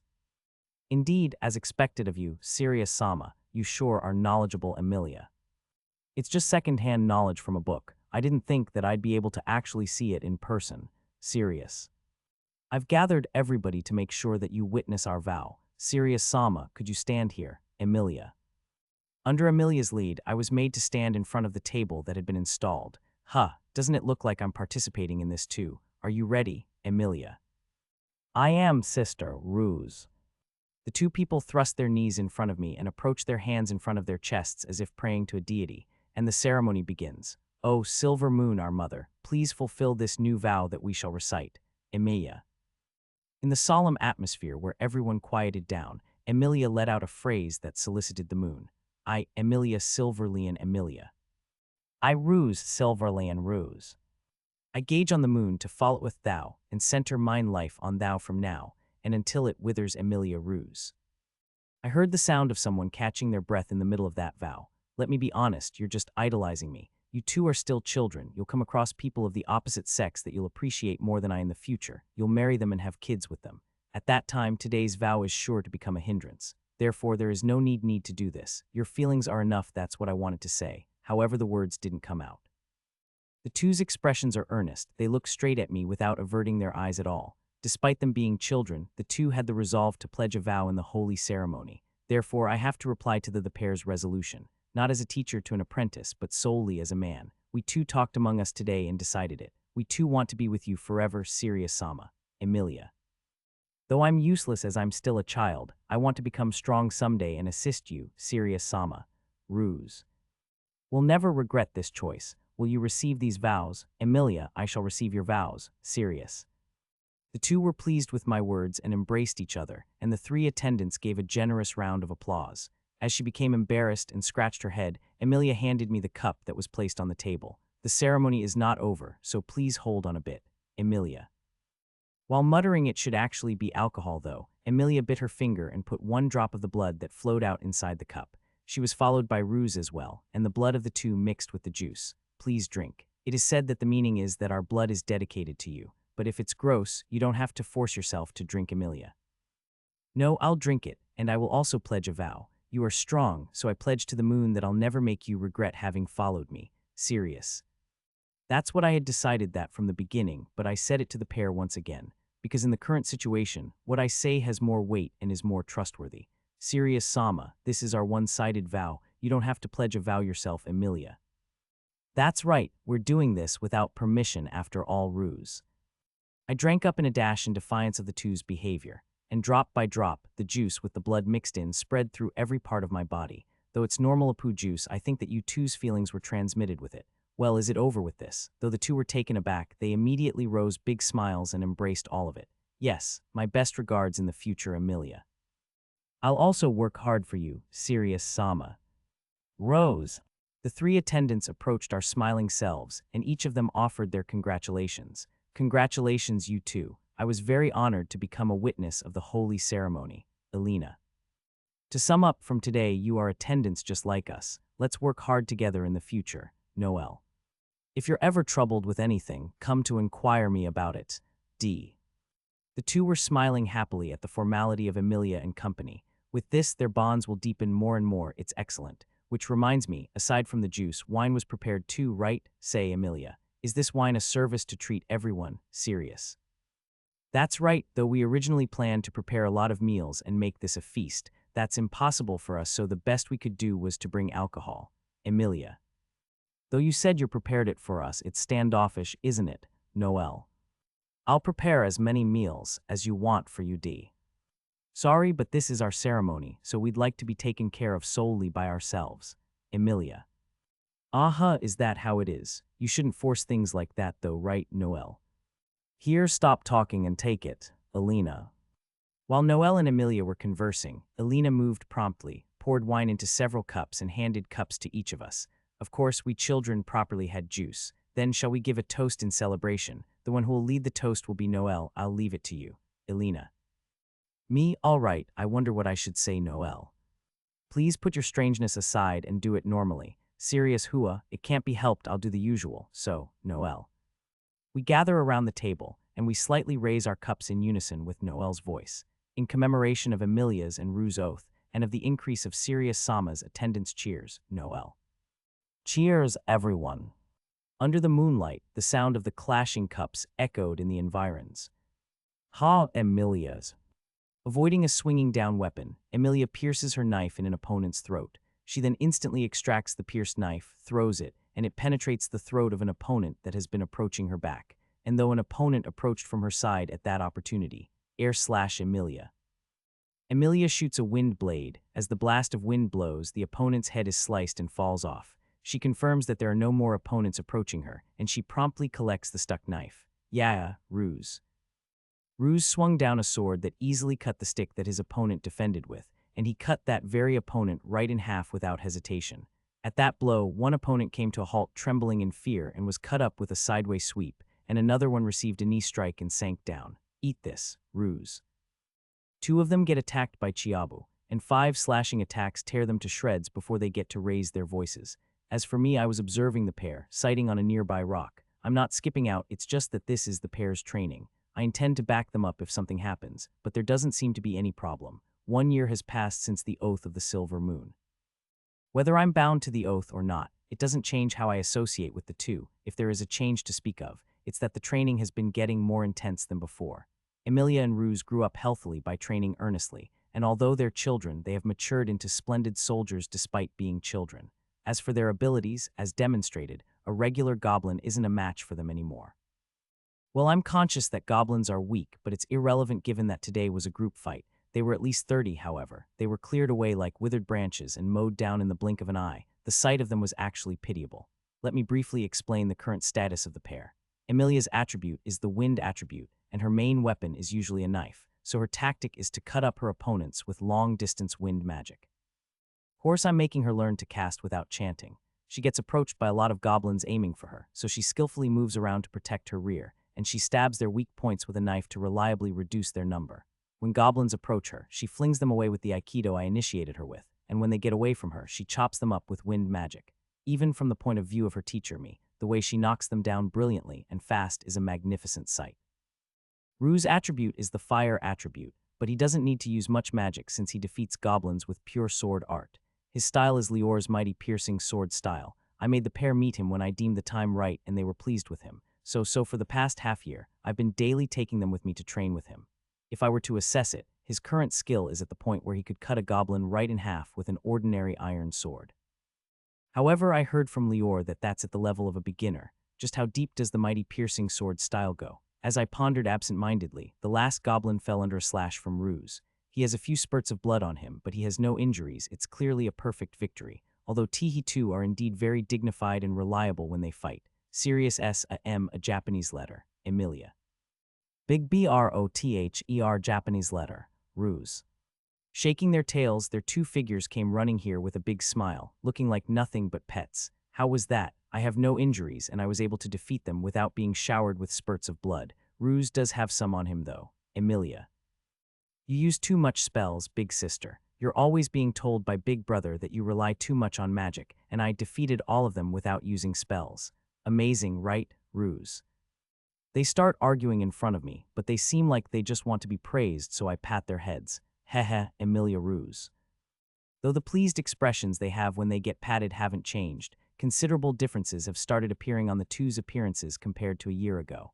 Emilia not only grew taller, but she looks more adult-like too. As for her silver hair that was up to her shoulders, it grew up to her hips, which made her charm as a woman start coming out. For some reason, what grew the most is her chest. It has started to bulge somewhat. Her body seems to have answered to her obstinacy as she wished for it to grow. I can guess the reason, but I dare not ask. Even if it's from her motivation and her goodwill, it's too fast for an 8-year-old, right? But I digress. At any rate, she became lovely. She'll blossom into a beautiful woman in the future. Rue's whole body became bigger, and his mind became a lot more stable. He reached a point where he calls himself Or instead of Boku. Note, they both mean I or me, but Or is confident and manly while Boku is kinda shy and childish. Notice that Sirius always called himself Or, and he acts less upon his emotions. And after the Oath of the Silver Moon, he started calling me Big Brother. I have pointed out that it's strange not to call one's master with Sama, but it seems that Big Brother is a superlative appellation for him, so he's allowed to call me that except in public. Unfortunately, he's inexperienced with honorifics. Even if I point it out, he'll soon forget it, so I'll leave this matter as is until he becomes a little more grown up. As for me, well, to put it bluntly, I kind of grew taller. Though it's a regular growth, it appears that I'll be overtaken soon by Ruse, whose abnormal height growth continues. I believe he'll surely surpass me after half a year. Whatever, I have evolved more on the inside than on the outside. My new spells increased. I came to be able to use attributed magic, though I need preparations before doing it, and my disciples are growing up without a problem. Everything is going smoothly. Is this the end for today? That's right, though it's a little early. Today's training is done. Let us return to lunch. Serious. I wonder what Big Bro D made today, Ruse. I would get a little money if I were to cut out the goblin's horns and take them to the institution called the Adventure Guild, but the price per unit is low, and I can't register to the guild because of the age limitation, so I leave the defeated goblins alone. Some wild monsters will probably deal with them later on. Ruse simple-mindedly walks at the front. I follow while watching over him, and Emilia comes after, close behind. As of lately, this is our standing positions and our formation.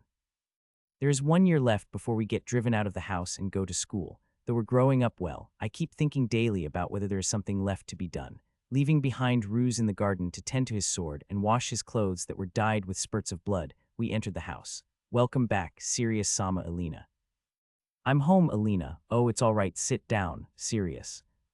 Elena tried to stand up from the sofa to greet me, but I immediately stopped her. I humbly apologize. Leaving that aside, I hope the day went well. Elena. Those two were excellent, so yeah. How is your condition today? Serious. Well, there are no issues, though I am a little sluggish. Elena. Lena's physical condition has been crumbling for the past half year. Before, she used to come to meet us at the entranceway upon sensing our return, but lately, her sitting time is longer and even walking to the door makes her countenance seem painful. Therefore, she's prohibited from greeting us at the door, and I persuaded her and made her promise to reduce her attendant work to just a minimum and for no beyond half a day. Serious Sama, what's your schedule for this daytime?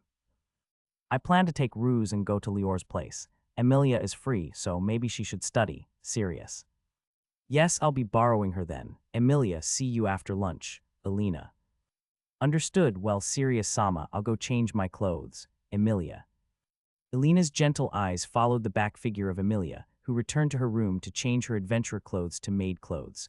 That girl's growth sure is fast. I fixed her maid clothes just a few days ago, and they already seem like they've become small. Elena. I know, right? Honestly, I believe that she'll grow up to be charming. Rather than that, fixing those clothes got to be hard on you, right? Serious. No, it makes me happy, because whenever I do it, I can get a real feel of how much she's growing up. Besides, it's a task I can do while sitting, so it's one of my few enjoyments. Elena. At that, her eyes appealed. Of course, you are included in those, to me, which I responded to with a laugh. Dressed in maid clothes handmade by Elena, Emilia bowed lovelily towards me. Welcome home, Serious Sama. Please allow me to look after your luggage. Emilia. I get her to remove the weapon belt that I put on. Though I could do it myself, it seems that this is also a part of her training as an attendant, so I let her do it. When compared to Ruse, Emilia isn't good at fighting. She's going to be my attendant, so she has been receiving Elena's attendant teachings in interval with her combat practice. Practicing intensively is mentally exhausting. Adding attendant training to that is putting too many irons in the fire. However, she keeps on doing it without uttering an objection or a complaint. That ardor and that way of thinking are really amazing. How was it, Emilia? It was flawless. You sure have grown up, Elena. Indeed, your removal of the weapons was smooth, and your bow was perfect too. Serious. Though when praised, her true nature comes out. She's young, so it can't be helped. It seems like you have as much talent as Noel, doesn't it? Well, maybe that's kind of an understatement, Elena. At Elena's words, a wooden tray fell down with a clatter from behind. Looking in the back, there was Noelle, who had prepared our meals. She was solidified with eyes wide open, as if something unbelievable was just said. Silence governs the living room, and as I saw the tray tumbling and thought that the tablewares would be all right if I were to set them back up afterwards. It's all right, big sister. I'm only good with Serious Sama with other people. I become awfully no good. You can deal with anyone, so I lose to you. Emilia. Ahahaha, yes, that's right. This big sister isn't losing. This hardworking self of mine is no inferior, Noel. It sure is sad, being comforted by a younger child who's almost 10, that is. It would be so good if this frivolous person wasn't here but Elena. Elena's mutter reached no one but me. The time is after lunch. The location is Lior's place. I had entrusted Ruse to Lior, and I was practicing magic on a slightly remote hillock. Woo, Lior. Damn it, Ruse. Voices of the two fighting fellows are reverberating in the distance while I am sniping with my gun magic, aiming at a target far ahead. In my previous life, I used to often resort to sniping in order to assassinate some specific enemies. Though my maximum shooting distance at the time was of 2,000 meters, it's now twice-fold at 4,000 meters, and that is so even if I aim at the target in a shoddy way. I naturally picture the gun as a sniper rifle. I aim by standing on one knee, and it's a hit, although it doesn't go right in the middle. I'd ordinarily be certain to fail a hit like that, but this is a world with magic. Ha ha ha ha, what's the matter, kiddo? Lior. Wait, that's going way too far, Ruse. The power and the shooting distance of the magically fired rifle is exceptionally higher, and I'm substituting the sight, which is used to look at a faraway distance, with a magic tool I made by hand. Yes, even I came to be able to make magic tools, as long as they're simple. What I do is that I draw a water magic formation in the middle of a hollow cylindrical timber, and I make two lenses of transparent water to build a mechanism similar to that of a telescope. Since there is no telescope in this world, this is my personal thing, but it seems that I'll be able to learn various magic formations if I go to school. I'm looking forward to it. Having kept on shooting several times, I finally managed to shoot right in the middle. Let us aim a little deeper next. You endured it up to here, then next is this, Lior. Be big brother, hey help, Ruse. Normally, when fired bullets are subjected to air resistance, they decelerate and deviate. However, mana bullets are mostly unaffected by air resistance, so they're hard to decelerate or deviate. I seriously believe that magic is omnipotent. Oh good, it hit. Ha ha ha ha ha ha, Lior. Wow, ruse. Ruse seems to have been done in, so maybe I should wrap this up. By Big Brother Ruse. Oh, it's you. This fellow here can finally bear 30 of myself, Lior. Taking a look at the two after returning to where they were, Ruse was beaten up and collapsed, and the old man was laughing loudly. I pat the Ruse's teary-eyed head that reaches out to me. I pick up the wooden sword that he dropped, and I confront the old man. There, you held on really well, Ruse. From here on, I'll be raking this childish old man over the coals, all right? Serious. Big Brother Ruse. Childish, how rude. I'm hardening my heart for the sake of training, you know, Lior. Oh, shut up. You don't get to say that while smiling so hard. Serious.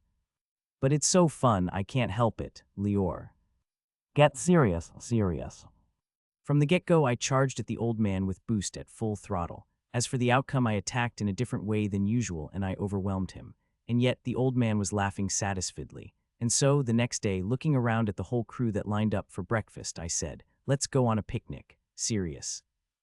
Although the attendants were silently exchanging glances between them, Noelle raised her hand on their behalf. May I ask a question, Noelle? Yeah, go ahead, serious. What is a picnic, Noelle? Is it like that? Looking at everyone, they all seem to be thinking the same and seeking for an explanation. I made a blunder. A lot of words resembled closely those of my previous life, so I thought this one would flow. We'll all be going out to have lunch and relax. In other words, let's go have fun serious. Agreed, Ruse Amelia, guess who?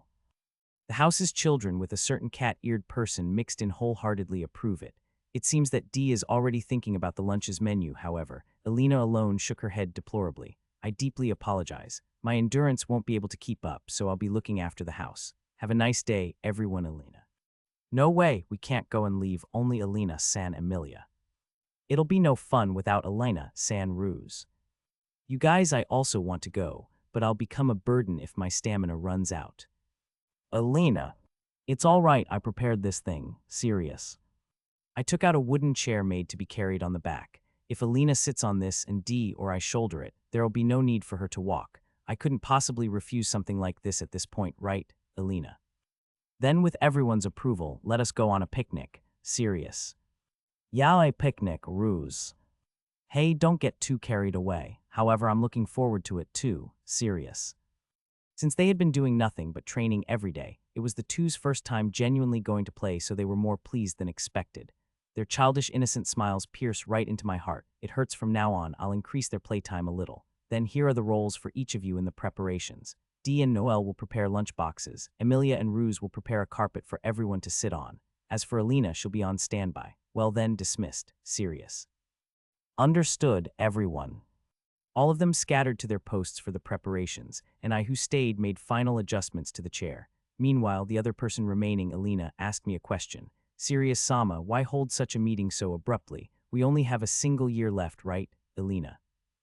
That's precisely why. Don't you want to make fun memories with everyone? Serious. As she says, there is little time left for us. We have hardly any time for leisure. However, myself aside, what will become of the attendance after 1 year is unclear. Therefore, I want to leave behind 1 or 2 happy memories. It's this train of thought that brought about the picnic. Let us leave the difficult talk aside, and let's have a lot of fun today, serious, you're right. Although I am being a bother, please take care of moving me, Elena. Yeah, you can count on me, serious. I practiced carrying Elena several times for adjustments, and once I was able to confirm there were no problems, the preparations ended and we left without delay. The place we're heading to is within the mountain range behind the house, at a walking distance of about 30 minutes. I just stumbled upon it once while flying in the sky, but it was a spread-out open field with no monsters to be found, just the right place to relax. Ruse, whose perception is sharp, takes the lead. I follow him while shouldering Elena, and Noelle, Emilia, and Dee are at the rear. If there are dangerous monsters to speak of in this area, it's the goblins, but I cleared a herd of them the other day, so the chances of encountering them should be quite low, shouldn't they? Still, I carry a weapon for caution's sake, and we 3 men face our destination vigilantly. Serious Sama, aren't I heavy, Elena? I'm all right. Even if I were to run, I'd have no problems. Rather than that, are there any changes to your physical condition, Elena? Serious. I have no problems either. It's quite strange. I hardly feel any load on my body, even tough I'm being moved up and down. Elena. It's because of my way of walking. This is also a form of training. Serious.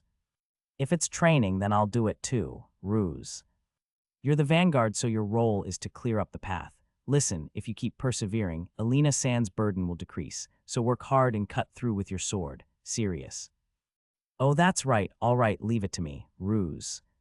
This child, he's actually quite an airhead. Looking at his retreating figure cutting up obstructive bushes and branches while swinging a sword, I felt anxious about his future. Woo, Emilia. Wow, it's amazing, Noel. The dense trees become interrupted by a flower garden in full bloom that spreads out before our eyes. Though the place was rugged as if the forest had been hollowed out with a spoon, I checked with search for the presence of monsters, and I couldn't find any, which was a relief. Taking along the attendants who were trembling from excitement, I spread a carpet at the base of the only tree there, in the middle of the flower garden. The flower bed is great, but why is this tree the only one here? Noel. It might be the owner of this place. Look, it's slightly bigger than the other trees. Elena. That's really the case, huh? For now, shall we ask it if we can borrow its roots? Noel. I'll do it too, Ruse. Noel and Ruse clasped their hands together in worship toward the tree. Perhaps this tree monopolizes the nourishment in the outskirts, so the other trees stopped growing, I guess. And then the number of trees decreased, and the sunlight shone on the ground, providing the flowers with a little nourishment that allowed them to bloom in profusion or something like that. Well, it's good that we arrived, but it's still a little early for lunch, isn't it, Noel? Then shall we play for a short while? I actually brought a little tool. Serious. Let's play, Emilia. Ruse. With their ears and tails rising, the two turned expectant looks toward me. That made me remember the words "want to go for a walk." That one would tell a dog. I took out an overally light disc-shaped object with thin and curved edges, that is, a frisbee. Since plastic doesn't exist, I made it by shaving some light and sturdy wood. What is that? Should I strike it with my sword? Ruse. Shall I shoot it with magic? Emilia. Hey, don't go thinking about breaking it. This is a tool called a frisbee. It's an object you throw like this. Serious. I try to throw it lightly. It's handmade, so it's ill-balanced and it meanders a little, but all in all, the movement is close to the real thing. Oh damn, I carelessly went and threw it in a direction where nobody was. Yeah, Noel. However, Noel caught it in the air and passed it to me. She was setting up the luggage in the back just now. When did she come? What was that? I reacted unintentionally, Noel. With a wondering look, she goes back to her former position. Cats do react to moving objects. It seems that just because she has the ears of cats, their instincts was also mixed in her. Looking at the pair, they're observing the frisbee with sparkling eyes. After that, we'd normally just do passes back and forth, however. Maybe I'll try messing around a little. Here, catch it. Serious. Wait, a ruse. Yawas, Emilia. I threw it slightly harder, and the pair started joyfully chasing after it. You'd expect catching it at this speed to be impossible, but by making the best use of their trained legs, the two succeeded in overtaking it, and Emilia caught it. Ooh, you caught it. All right then, throw it, boss. Serious. Serious Sama, Emilia. Before I got the chance to tell them to throw the frisbee back, the two came back running and gave it to me. Big brother, hurry and throw it. This time I'll get it. Ruse. I'm not going to lose either. Serious Sama, please throw it again. Emilia. They were being very noisy, so I threw it with even more strength this time. With this speed, even a trained veteran dog would have a hard time, but sorry for the dog. These two are the pupils that I thoroughly trained. Responding with a considerable dash, Ruse pulled off an air catch, and then in the blink of an eye, the two came back together. Big brother. Again, Ruse. Next time it will be me. Serious Sama, throw it please. Emilia. Huh, it's odd, isn't it? Isn't frisbee played by passing it to each other? I just made you fetch it as a joke, and yet you're enjoying this so much. Are you like dogs? No, they really are dogs. Oh, ooh, Noel. And then I noticed the dangerous gaze of Noel, who was standing close by. Those were the eyes of a cat on the verge of pouncing on its prey, which is why I lightly threw the frisbee nearby as an experiment, and she jumped right at it. I see, so she wasn't able to win over her instincts. Wait, serious Sama, what on earth? Aw, not again. Yeah, beastkins are interesting. Their physical abilities are higher than that of we humans, and yet many of them are amiable people. Makes one wonder why they are discriminated against, huh? Doing it only with big sis Noel is unfair. It's my turn now, Ruse. Please throw it to us. I do admire big sister's lightness, but we are stronger than her. Emilia. What's that? If you're going to go as far as saying that, then I'll stop holding back. Behold this big sister's true strength, Noel. Since the noisiness increased even more, I earnestly threw the frisbee. It's fun, so I don't really mind, but I've been thinking, and there is no real need for me to throw it, right? You guys can simply throw it in turns, can't you? Serious. No, ruse, Emilia Noel. But why serious? Eventually, it reached a point where a veteran dog of my previous life would be at an impasse. I mean, it's because they're using Boost, which I taught them, but still, aren't they taking the game too seriously? Everyone, let's have lunch now, shall we, Elena? Yes, Emilia ruse Noel. The Beastkins who gathered at Alina's call made me think of kindergarteners who went on an excursion with their teacher. We sit down in a circle around the lunch box that Dee set up while chuckling to himself. We said itadakimasu in a chorus, and I was handed a sandwich and a drink from Emilia. The attendants can't eat before me, the master, so even though I think it's a little troublesome, I eat the first mouthful. It's tasty. Though it's a little too seasoned, this much isn't bad. Serious. Really, Emilia's. Emilia is pleasedly wagging her tail. It's a quite clumsy work for something made by D. Could it be that? Did you make this, Emilia? Serious. Yes, I did, Emilia. I see. I think you did well for a first time. Therefore, you should eat instead of just looking at me. Serious. Understood. Ha, what a relief, Emilia. That's good, Alina. You really did your best, Emmy-chan Noel. Having been praised by the two who had watched over her when she was cooking, she happily bit into her pork cutlet sandwich. Though there was an accident where Ruse clogged his throat by earnestly wolfing down his food, the meal proceeded peacefully. After lunch, the frisbee immediately restarted, or so I expected, but the time flew by really quietly in the flower garden. This was because the three main causes of the commotion were having naps side by side under the shade of a tree. Of course, they'd become drowsy after filling their stomachs in such high spirit. Since Dee is sitting near and standing guard, even if monsters approach, there won't be any problems, right? Thus, I lied down and I got a lap pillow from Alina, like a young woman would from her boyfriend. Hee Alina. It's fun, right? Serious. She stroked my hair with a face filled with affection. It's the same face that she has been showing me all the time since I awoke in this world, and even though her wrinkles multiplied over the years, this expression hasn't changed. Yes, it's very fun. You've become all grown up, and our family is getting bigger too, so I'm very happy. Alina. Happy, huh? You're right, I want to make more fun memories like today's. Serious. As I was warmly wrapped up in the kindness of the cheerful Alina, I too became sleepy. If it's you, you'll be able to make as many happy memories as you like. I am fine, so please go ahead and take a rest, Alina. Then don't mind if I do. Serious. She hummed the lullaby that she had sung countless times before, and with that pleasant rhythm, my consciousness slowly faded. Sama serious Sama, Emilia. Looking in the direction of the call that awakened my consciousness, there was Emilia and Ruse. How long did I sleep? Serious. About an hour or so, Alina. I see, so what's the matter, you two? Serious. I got up while thanking Alina, and I assessed the state of the two as they were easing their stiffened muscles. They went as far as waking me up, so I wondered what went wrong, but they aren't panicking much. When we got up a little while ago, we went for a walk and we found something strange on the way. When Ruse saw it, he said that it was suspicious. Emilia. Yeah, I got an odd feeling from it, but I don't know what it was. Ruse. Therefore, we asked Big Sister and Dee to stand watch, and we came to consult you, Serious Sama. Emilia. Wow, they left behind some people to watch over the target, and they were able to pull out a perfect Horenso. Excellent. By the way, Horenso is an acronym that takes the first syllables of the Chinese words Hakoku, Renraku, and Saden, which mean report, inform, and consult. It's indispensable for the efficient advance of an enterprise and of various activities. A disciple of mine from my previous life didn't know this, so I explained it to him, although I did it with a sigh. I was pulled by the two and guided to that place, and there was something strange there indeed. A jewel, Serious. A jewel giving off a golden gleam was protruding about 2 fist lengths out of the ground. I feel like I might unintentionally reach my hand to it because it's a jewel, but it remains suspicious, so I'm hesitating. It's so beautiful, but Ru-kun says not to touch it. Noel.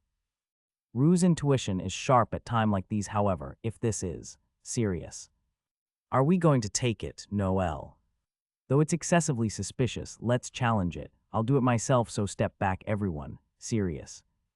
We tidy up the luggage just in case, and with everyone having backed away to a safe position, I coil string around the jewel and try to pull it lightly, but it remains unaffected and doesn't move at all. It's not moving. Is it stuck on something? Serious. The moment I put more power into it, the soil surrounding the jewel upheaved, and an enormous object appeared with a cloud of dust. That's a jewel turtle, D. It was a 5 meters tall tortoise. The jewel that I was looking at before was shining on top of its carapace, and its whole body was covered in rocks. It looked very tough. Moreover, 6 tentacles were extending from its shell and wriggling in a threatening manner towards here. You know what it is, D? Serious. Yes, it's a very tough monster, but it's famous for being a monster that can make one earn a lot of money. D. Really? Then let's beat it, Noel. It's strong and very ferocious, though. Anyone other than a top-tier wizard or a high-grade adventurer would lose against it. D. With D's explanation, I recalled informations from a book. Jewel Turtle, it's a tortoise monster covered in rocks from heads to toe with a body harder than steel. For that reason, it's very slow and easy to escape from, but if one were to fight it, they'd have to be somewhat prepared to do so. It's strong, so superficial attacks have no effect on it, and if someone were to approach it unskillfully, that person would get caught and strangled by the tentacles that stretch out of its carapace. But the jewel that grows on its back can be fetched at a high price. Upon making such a discovery, gaining 1,000 gold in one stroke would be no dream. However, there is no end to the adventurers who had the tables turned on them and lost their lives to this monster because of their lack of ability. If we're going to run away, we should leave immediately. Duh.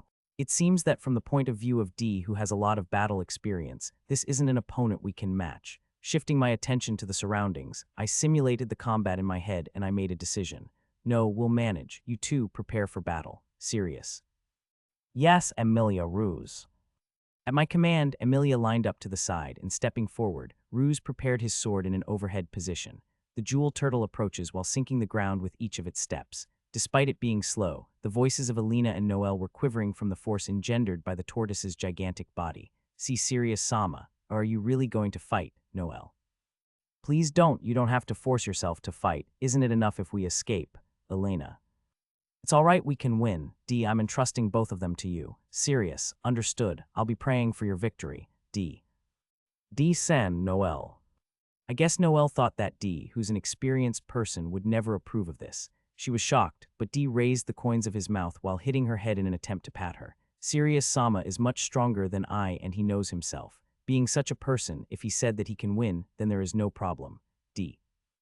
That's right, he has always been that kind of over-the-top character, hasn't he? All right, Serious Sama, Emi-chan, Ru-kun, do your best. Noel. Serious Sama, Elena. To be frank, I wanted to send the 3 back home, but even if I had told them to do it, they probably wouldn't have listened. In any case, I asked them to fall back to a safe position, and we confronted the jewel turtle. Let the battle begin. Serious. Frisbee isn't fun for a dog. What's fun for it is playing with its owner. The 2 siblings are humanoids, so they do enjoy Frisbee, so it's double the fun. So fun that they'd want to throw it in the sky as hard as possible. The jewel turtle is composed of rocks and unique ores. In simple terms, I guess it's a living and moving golem. Anyway, though its whole body is that of a sturdy monster, according to my data, it has a weak point, its heart, which is below its stomach. That place is almost bare, and has a thin defense, so it's even possible to beat the turtle with a knife by performing well. However, that would mean turning that huge body over to its abdomen, and what's more, the unique ores it's composed of are very heavy, so it's easily around 4 tons. That's like 2 truckloads. Even if one hypothetically were to turn it over, its weak point or heart is small and hard to see, and tentacles would expand from the jewel turtle's carapace to protect that weak point while raising back the monster's large body. Although it only has soft tentacles in its body, I heard that they are endless because even if they're cut, they regenerate. Other adventurers don't know how to fight it, but I think I can turn it upside down with my strategy. Ruse, don't attack it and focus on defense. When an opportunity comes, don't miss it. Serious. I understand, big brother, Ruse. Though in his stead, Lior would probably be able to cut it right in half. It's still impossible for Ruse. Besides, he has a mass-produced iron sword. It would certainly break upon striking such a sturdy monster. Therefore, I get him to concentrate on a single blow that he'll aim at the tortoise's weak point. Emilia, follow my instructions while using your magic. First of all, let's make it focus on us. Serious. Understood, Emilia. We have to avoid close-hand combat as much as possible first. We'll take some distance to get out of its tentacles' reach and we'll attack with long-range attacks. So that it doesn't target the attendants, we'll stick its line of sight toward here and we'll lure it to another location. Shoot its face. Serious. Yes, air ball, Emilia. Emilia condensed some air to make a spell which fires a volleyball-sized sphere. It has the power to crush a rock when it's made with serious efforts, but this time she launched it in a held-back way. This monster is harder than a rock, so the shot had the sole purpose of attracting its attention here. The wind ball hits the monster's face directly, making the sound of an impact, and the turtle turns its inhuman eyes this way. Next, cut a single one of its tentacles. Serious. Air/Emilia Kazakiri. The fired blade of air sliced off a tentacle, which then dropped to the ground while spurting bodily fluids from the cut section. Though I intended to shoot it with my gun magic at worst, I knew that Emilia's magic could slice it.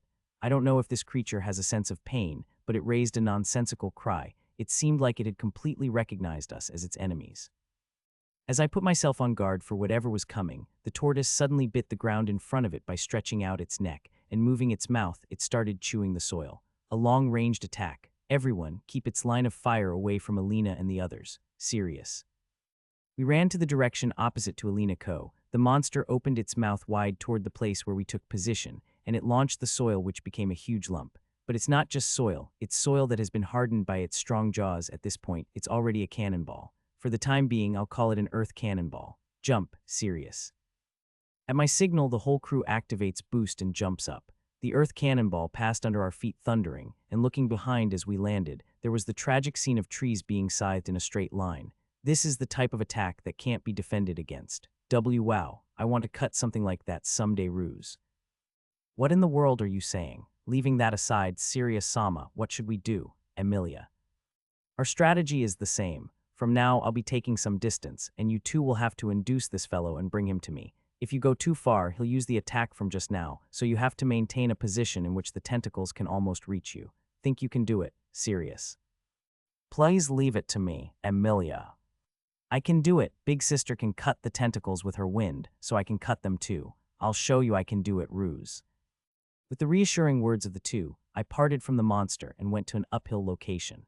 Although the slope is unsatisfactory, being at an angle of roughly 20 degrees, I guess it's adequate since there is a possibility that the tortoise wouldn't be able to come up if the hill were too inclined.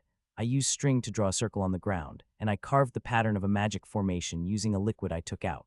When making a magic formation, drawing and carving isn't enough. For the formation to take effect, it needs to be drawn with holy magic water, which is a mixture of a fluid extracted from a flower named moonlight flower and of a grinded special ore that contains mana. Additionally, the pattern needs to be drawn delicately. It requires a lot of time and labor to make. However, it's easy to draw a pattern for beginner magic in order to do things such as setting off a small fire or raising a gentle breeze, and what I'm carving is an earth spell of the beginner level. I finished the engraving after less than a minute. I poured my mana inside to activate it, and a small hole appeared on the ground as I extended both of my hands. I do a little more work and the preparations are complete. Looking at the siblings, they were gradually approaching toward here. The tentacles take just a few minutes to regenerate and make their assault, but the siblings either cut them or avoid them while properly continuing to run, walking slowly but surely. They successfully follow the instructions. That's the way. Lure it a little more, then come to my position. Serious. Yes, Emilia. Yeah, wait, big sister, Ruse. What are you doing? Serious. Maybe because she got impatient, Emilia came here almost instantly, and having followed her, Ruse left his position. This is bad. At this distance, the earth cannonball will come. You're coming too fast. Damn, it's too late. Serious. Was Emilia. When Emilia noticed and turned around, the monster had already bitten the ground and prepared itself. If he fires toward here and wreaks havoc on the area, the strategy will be ruined. Though it's a sink or swim, maybe I should try to intercept it. I deeply apologize. Emilia. I drifted away too far too. Big sister isn't the only one to blame. Ruse. Leave the apologies for later. I'll intercept it, but prepare to dodge in case I fail. Serious. Why yes, Emilia. Ruse. Having scolded the apologetic duo, I focus my palm in the direction of the monster's mouth. I aim for the right moment and an earth cannonball peeps out of the creature's open mouth, to which I simultaneously fire a spell. Launcher. Serious. Though the magic bullet I shoot is similar to Magnum, the size and the impact of the bullet are different. Upon impact, the baseball-sized bullet blows up on a vast range and can generate a very powerful shock wave. You can think of it as a hand grenade fired by a grenade launcher. And so, just before the earth cannonball gets fired, the launcher spell hits it and explodes. No matter how hard the monster chewed it to strengthen it, the ball's material was still a bunch of soil, so from the high impact it burst, it scattered, and only a little soil remained in the monster's mouth. As expected of Serious Sama, Emilia. Big bro is awesome, Ruse. It's not over yet. Prepare for what comes next. Serious. Maybe in an attempt to put up with the shock wave inside its mouth, the tortoise raised a roar higher than the one from before and it stepped forward. Good, it's approaching again. That will save time. And then, the moment the monster's body finally reached the hole, we made our move. Now, cut all the tentacles. Serious. At my signal, Emilia released 6 consecutive air slash, slicing all of the creature's tentacles. At the same time I dash out, I coil my string spell around the monster's neck and I leap over him to his other side. And then I operate the trap which was set up in the hole I dug. Activate. Serious. Inside the hole, I have installed an impact spell made of my condensed mana, in a standby state. It will detonate and explode sooner or later if I leave it as is, but I've tied string on it, so I can make the spell explode arbitrarily by using the thread. And now is the best timing for that. As the monster's body became inclined on the uphill slope, I pictured an anti-tank mine, which could decimate the masses of steel that were the tanks in my previous life, while simultaneously detonating my impact spell right under the creature's neck. By combining that with a full force back pull of the string coiled around it, the monster's huge body was greatly destabilized, and I succeeded at flipping it on its back. A huge thud was generated as if an earthquake had occurred, and the instant the monster's defenseless abdomen appeared in broad daylight, Ruse leaped. Ruse. Ruse part from the sword. Serious. But I'll be able to knock it down if I hang on a little more. Ruse. Don't get cocky, just listen up and let go. Serious. Ruse. I jump up right over the monster's head, and having confirmed that Ruse has withdrawn, I shoot launcher into the monster's face. Although the monster stiffened for no more than a moment when the impact struck its face, that moment was plenty enough. Aiming at the handle of the sword that has stopped moving, I shoot my magnum spell.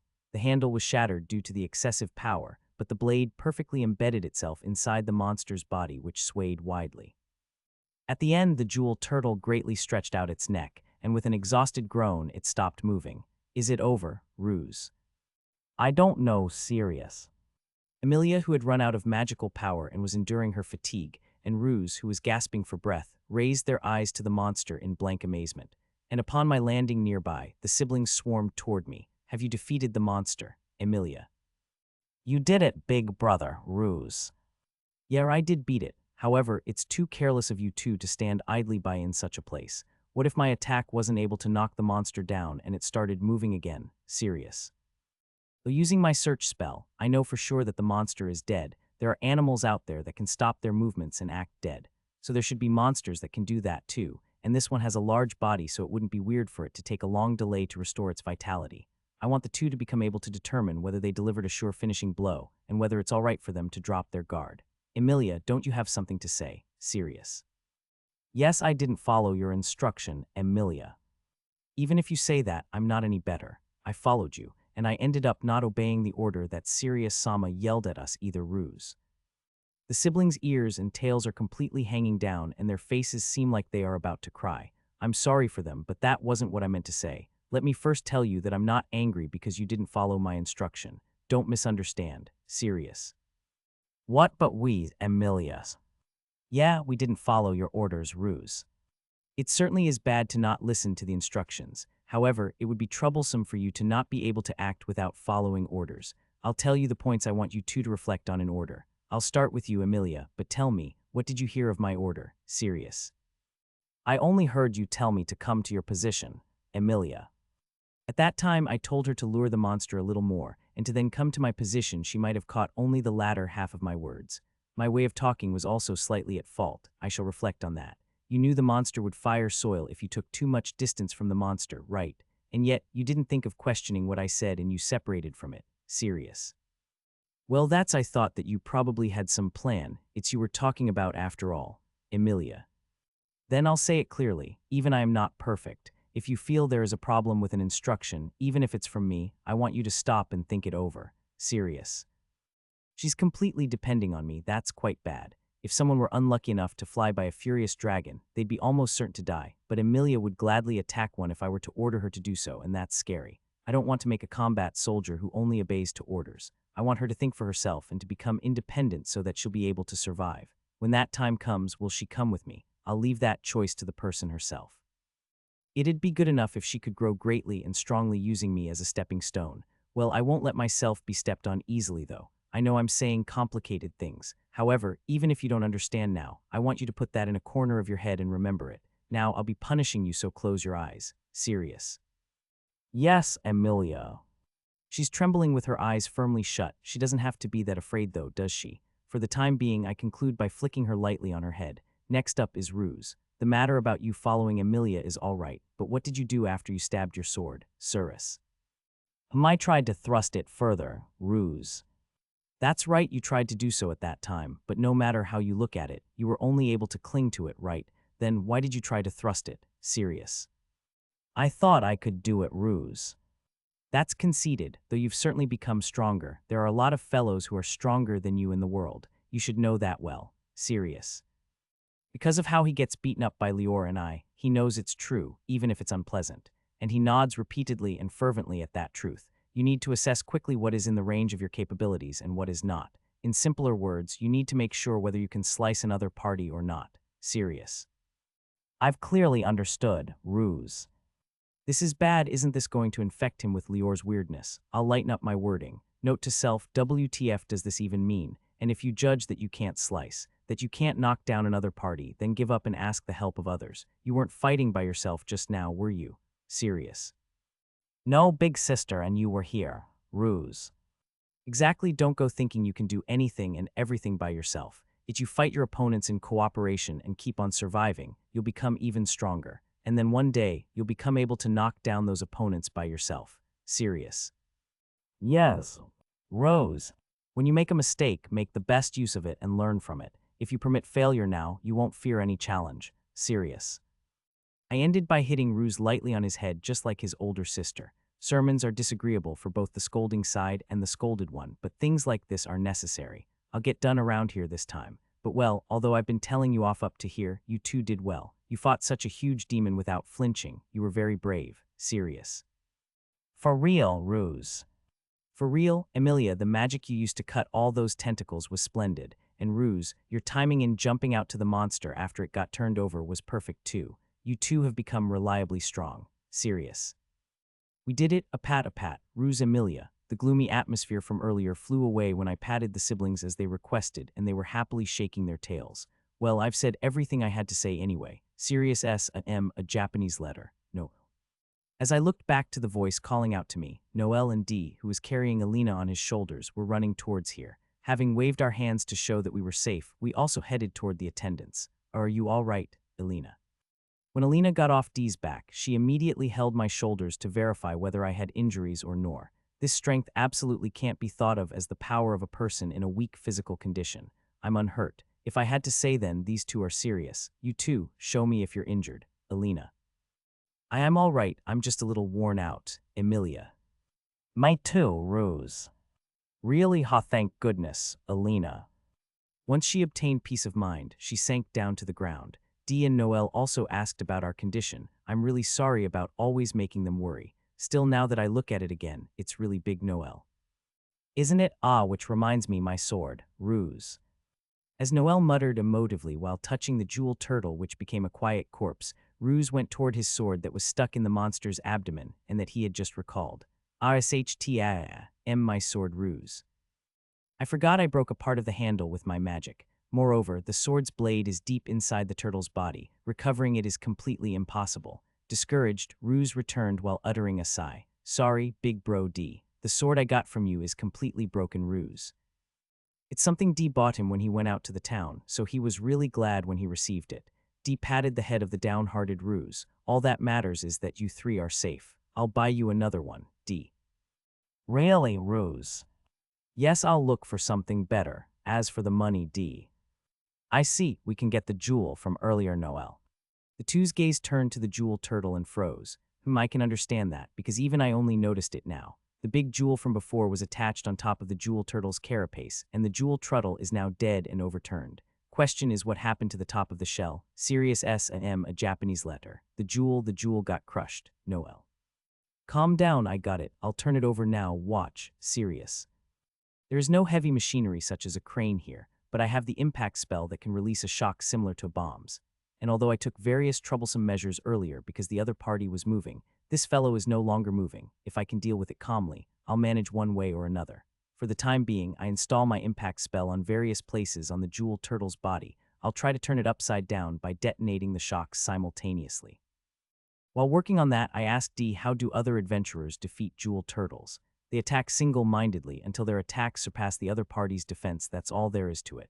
There are also some that get too enthusiastic and end up screwing up and breaking the jewel.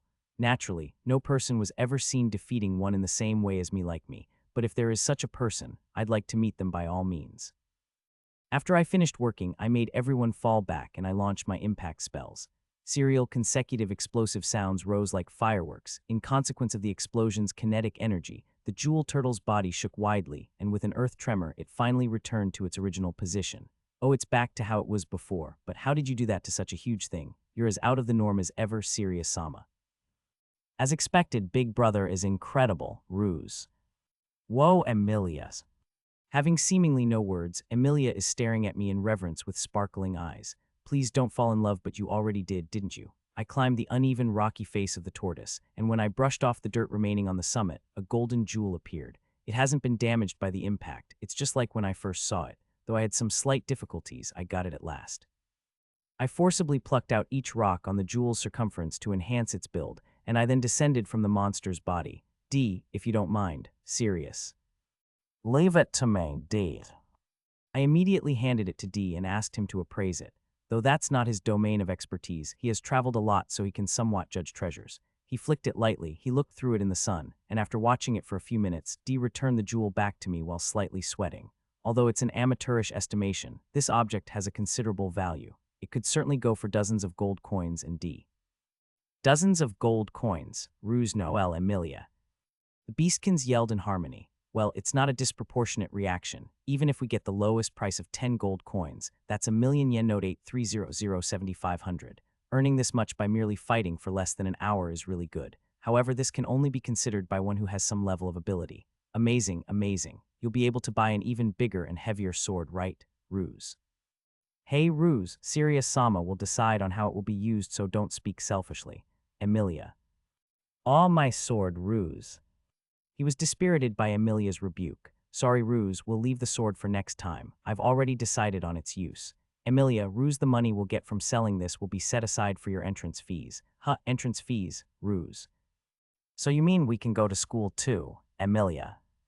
Before I've explained to the two the matter about me being driven out of the house and going to school, the sibling couldn't believe that they'd also go to school, so Alina gently smiled at the two flustered kids. That's right, it's more believable coming for Alina, isn't it? Yes, that's right. It's something I've been speaking of with Serious-sama for a while now. Alina. Going to school along with Serious-sama, Emilia. For real, even I can go, ruse. You obtained the money by defeating the monster in cooperation with Serious-sama, and Serious-sama allowed it, so there is no problem. Go to school with your heads high, Alina. Hooray, Emilia, ruse. Perhaps from feeling real excitement at last, the two were jumping up and down happily while embracing each other. You did it, you too. I'm glad too, Noel. Noel intruded too, and the sight of the three who were becoming rumpled while rolling around on the ground was like the comforting sight of pets playing together. After I watched for a while, D, who was examining the jewel turtle, approached, stood next to me and came to whisper to my ear. The three beastkins were being noisy in a distant place, so it's probably a talk I wouldn't really want them to hear. I'm very sorry for pouring cold water on your expectations, but I don't think something like this can be sold in a small town. Moreover, it could also become the seed of troubles. D. In this world, money exchanges are done by passing cash directly. To begin with, there are no methods to make checking accounts, to do bank transfers and so forth with certain trust here. So if he sells this jewel, he'll get dozens of gold coins on the spot. However, depending on the shop, it might not be bought. Anyway, it's an object that would surely become a fortune. If a person were to buy it, thieves and people from the underworld would probably get wind of it and come out of nowhere. The person would have to manage firmly so that the jewel doesn't get taken from them by those people. Though a big store would most likely have a flawless security, small stores can't afford that, so buying things is difficult for them. Another problem is us getting attacked. One would surely be aimed at by those foolish people when carrying dozens of gold coins. It would be okay if the neighborhood weren't aware of the gold and if it weren't seen by anyone, but the fact that the jewel was bought would surely leak out in the town at some point. An amazing jewel appeared. Which shop did it show in? Who brought it there? The information about who it was sold to would circulate. the fact that that person possesses a lot of money would become known and they would be aimed at. If the person acts unskillfully, there is also a possibility that they'd be tailed and that the people aiming at them would intrude in their residence. So that we can get the money, one wrong move and it might seriously become the seed of troubles. We'll think about that situation in time. At worst, we should just give this to the school as a substitute. Serious. I see, then serious Sama, you're fine with managing the jewel, right, D? That's right, I had better hold on to it. Leaving that aside, D, is this one of the precious stones from the jewel turtle? Serious. You noticed, please take a look at this, D. I swept away the soil sticking to the jewel turtle's surface with my hand, and its skin, seemingly made of stones, appeared. Looking near the stones, there were countless lights being reflected. Some parts were shining in red or blue depending on the position. Could it be that? Are all the colored stones jewels? Serious. That is so, D. Seriously? Well, the book did say that the tortoise can make one rich in a single stroke, didn't it? Guessing from the color, those are rubies and sapphires. In addition, there are emeralds and a great variety of other things. However, not only these are only small beads, but they're also raw ores that haven't been manufactured. I have misgivings about exchanging them for money. Don't they seem like they're too small? I don't have enough experience with stones. D. That's too bad. However, if you search well, there are slightly big ones too. How about this? Serious. I found a sapphire the size of a little finger at a slightly high point. This could probably be used as an ornament. I think we could get some money if we sell it. This seems good. I'll try and go sell it. D. Oh, I know, D. How about you get someone to manufacture this into Noel's wedding ring? Serious what? D. D exposed an idiotic face he rarely shows. There are probably some jewels left, so use the gold you get from selling those as the manufacturing price. You always do troublesome things, so you should be allowed to receive favors like that. Serious. Excuse me, ID. Since Noelle is pure, blue should match well. Don't you think that the contrast of color between her red hair and a blue ring would give a good vibe? Serious. It sure would. Wait, no, stop joking, please. D. Joking you say, serious. Though D got unusually angry, he held his tongue upon seeing my serious expression. We looked at each other for a while, and when I deemed the timing right, I handed him the sapphire I was holding. Leave the managing of the rest to me. Serious. He was hesitant, but he eventually lifted it to his breast pocket. Seeing him, I chucked inwardly. He has learned well. After that, I assembled the attendants. We examined every nook and cranny of the jewel turtle, and we were able to collect some raw jewels that seemed like they could be exchanged for money even though they were small. It looks like something that one could discover when searching for it. It's likely to sell well even in a small town. Though I never thought that that memory-making picnic would turn out like this, I obtained the entrance fees for my 2 disciples, so it proved to be a worthwhile picnic. I carried Alina on my back, and we began walking back home contentedly. The remainder of the year went well for us. However, life is not so sweet. Our last trial was approaching imminently, and so then, half a year later, the situation I feared finally occurred. Alina collapsed again. There is half a year left before going to school. The current season is a season called Lukaja Moon. In my previous world's terms, it's winter. As the chilly days go on, our heating magic formation continues to be used at full capacity. Though we still have the jewel from the jewel turtle in hand, Alina, D and I have had talks of going to sell it soon. We also have the money that we've been saving for 5 years, so there are no problems on the capital side. Training is also going well, knowing that they can go to school with me. The 2 disciples are showing more and more enthusiasm. When I first picked them up, I made a short-term schedule thinking that we'd separate once I would go to school, but that is no longer necessary, so I adjusted the schedule with the long term in mind. Nevertheless, the training is still quite severe, but the siblings are persevering and growing up well. The attendants' destinations have been decided too. I'll start with Noelle, but she seems like she'll just be going back to her hometown village. Her village was poor and she had many siblings at home, so with being a migrant worker as a pretext, she left the village for the sake of reducing the village's food expenses. However, it seems like while exchanging a couple letters, she found out that the current feudal lord was quite capable and that the village financial condition had considerably improved. Its territory is also expanding, although only slightly, and it's tolerant towards beastkins therefore, believing that there would be some job to be found there now. Even if only a single one, Noelle decided to go back home. D will also be heading to Noelle's village. He has his cooking and his experience as an adventurer as his good points. With Noelle's help, he should be able to manage his bad speech somehow or another, and nobody will utter a complaint after tasting his cooking, even if only once. His cuisine alone should be plenty enough for him to make a living. More importantly, half a year has passed and he hasn't been able to confess to Noelle yet. His sloppiness has been getting quite irritating, so I'm thinking of a plan to incite him to do some night crawling. And then there is Alina. That day, I was having a mock battle with Ruse. Noelle and Dee were doing housework. Emilia was taking one of Alina's classes, and Ruse and I were merely trading blows with our wooden swords, but my actual goal was to try to fix his bad habits. Big brother, I give up, Ruse. How many times do I need to say it for you to understand? If you get caught like this, it's because you're not pulling back your sword. Serious. He has too many openings, so I have to use an iron claw to instill the training in his body. Well, let us try once again. Next up, you Sirius. Sirius-sama, please come at once. Emilia. The voice of Emilia, who had her head out of the window, progressively turned from a yell into a scream. I returned to the house hurriedly after tending to my body, and upon charging to Alina's room, I understood everything. Alina-san has collapsed, she's not moving. Emilia. Alina was breathing roughly with a pale face, void of life, while being held in Emilia's arms. On the other hand, Emilia, who seemed like she'd burst into tears at any time, had been simply calling Alina's name again and again. Alina-san, Emilia. I'm all right, I just need a little rest, Alina. Don't talk, we need to move Alina to her bed immediately. Serious. Please pull yourself together. Alina-san, Emilia. Emilia, serious, Emilia. With a thundering voice, I redirect Emilia's attention toward myself, and I address her slowly to make her settle down. That's right, I must not get impatient here. The top priority is to first carry Alina to her bed. Listen up, for starters, move Alina to her bed. I won't be able to examine her otherwise. Do you understand? Serious. Why ease, Emilia? Maybe because she was given a purpose, Emilia calmed down and carefully moved Alina to her bed, as if she was a fragile object. The technique she used to move her without putting a burden on her despite her agitation is probably the result of her attendant education. Before I became aware of it, Noelle and Dee were waiting behind me as I was gathering mana at Alina's bedside. Though they're anxious, the two are standing quietly, seemingly waiting for my diagnosis. As for the siblings, they keep on crying while holding Alina's hand. Using scan, I examine Alina's condition. From the head to the abdomen, from the waist to the feet, I took my time and scanned her body thoroughly, and then it became clear. It finally came. Serious.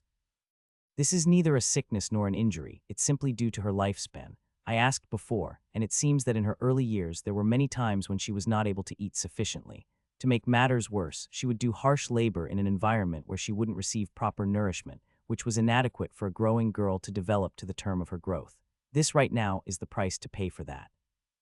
In my previous life, people lived up to be nearly 100 years, but in this world where medicine isn't being developed, Emilia might be considered to have lived a long life. After all, recovery magic doesn't have the omnipotent ability of extending one's lifespan. There is only one thing I can say for sure. She doesn't have much longer. Her body was already at its limits from before. Through the past half year, she'd been sitting more and more, and soon after, she started spending more and more time motionless.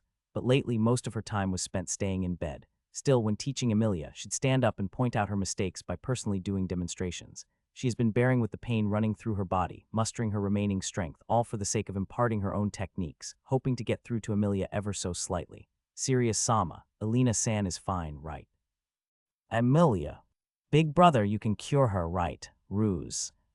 Though Noelle and Dee appear to have deduced the situation by my reaction, the siblings are still clinging to the hope that I represent. However, believing in miracles that are not caused by myself is not in my nature to begin with, and I have no intention to hide in the illusion called miracle.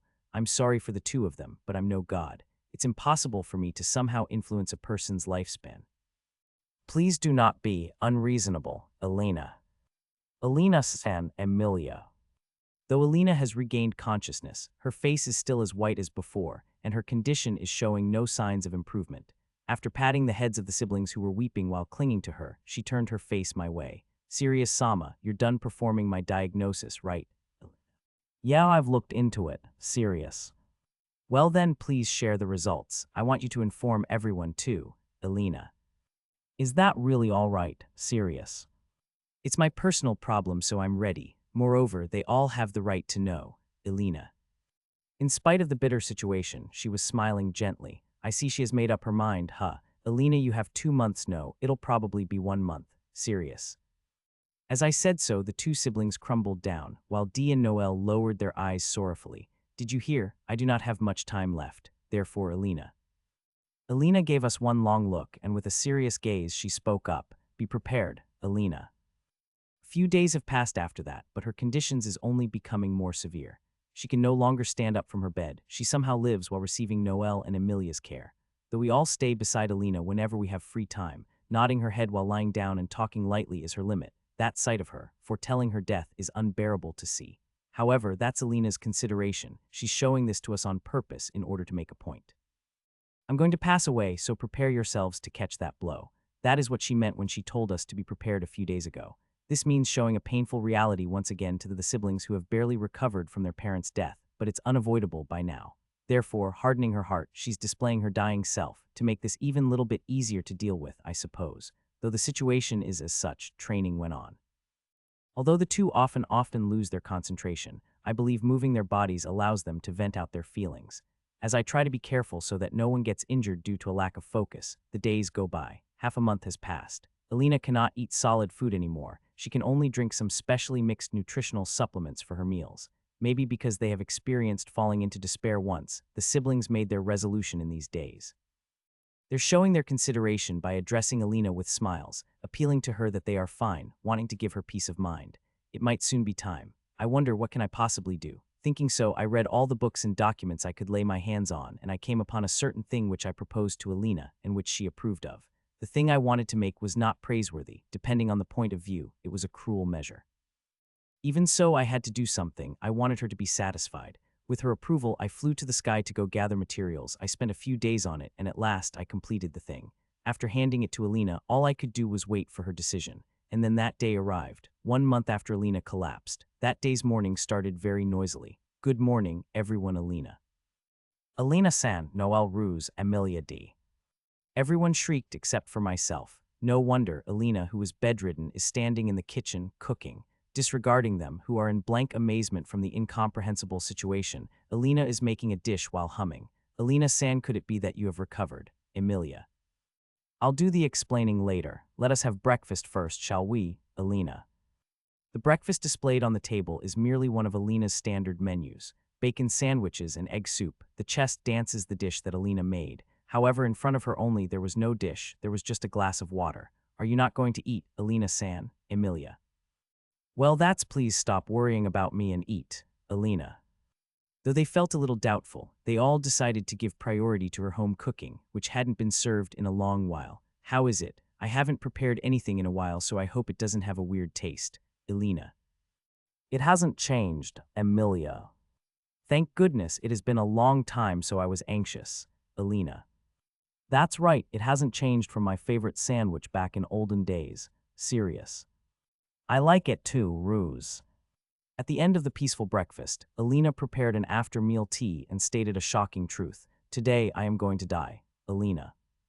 Everyone stopped moving. I personally knew of the circumstances, so I just stared at Alina indifferently as she spoke up. But Noelle, who had recovered at last, raised her hand and asked a question.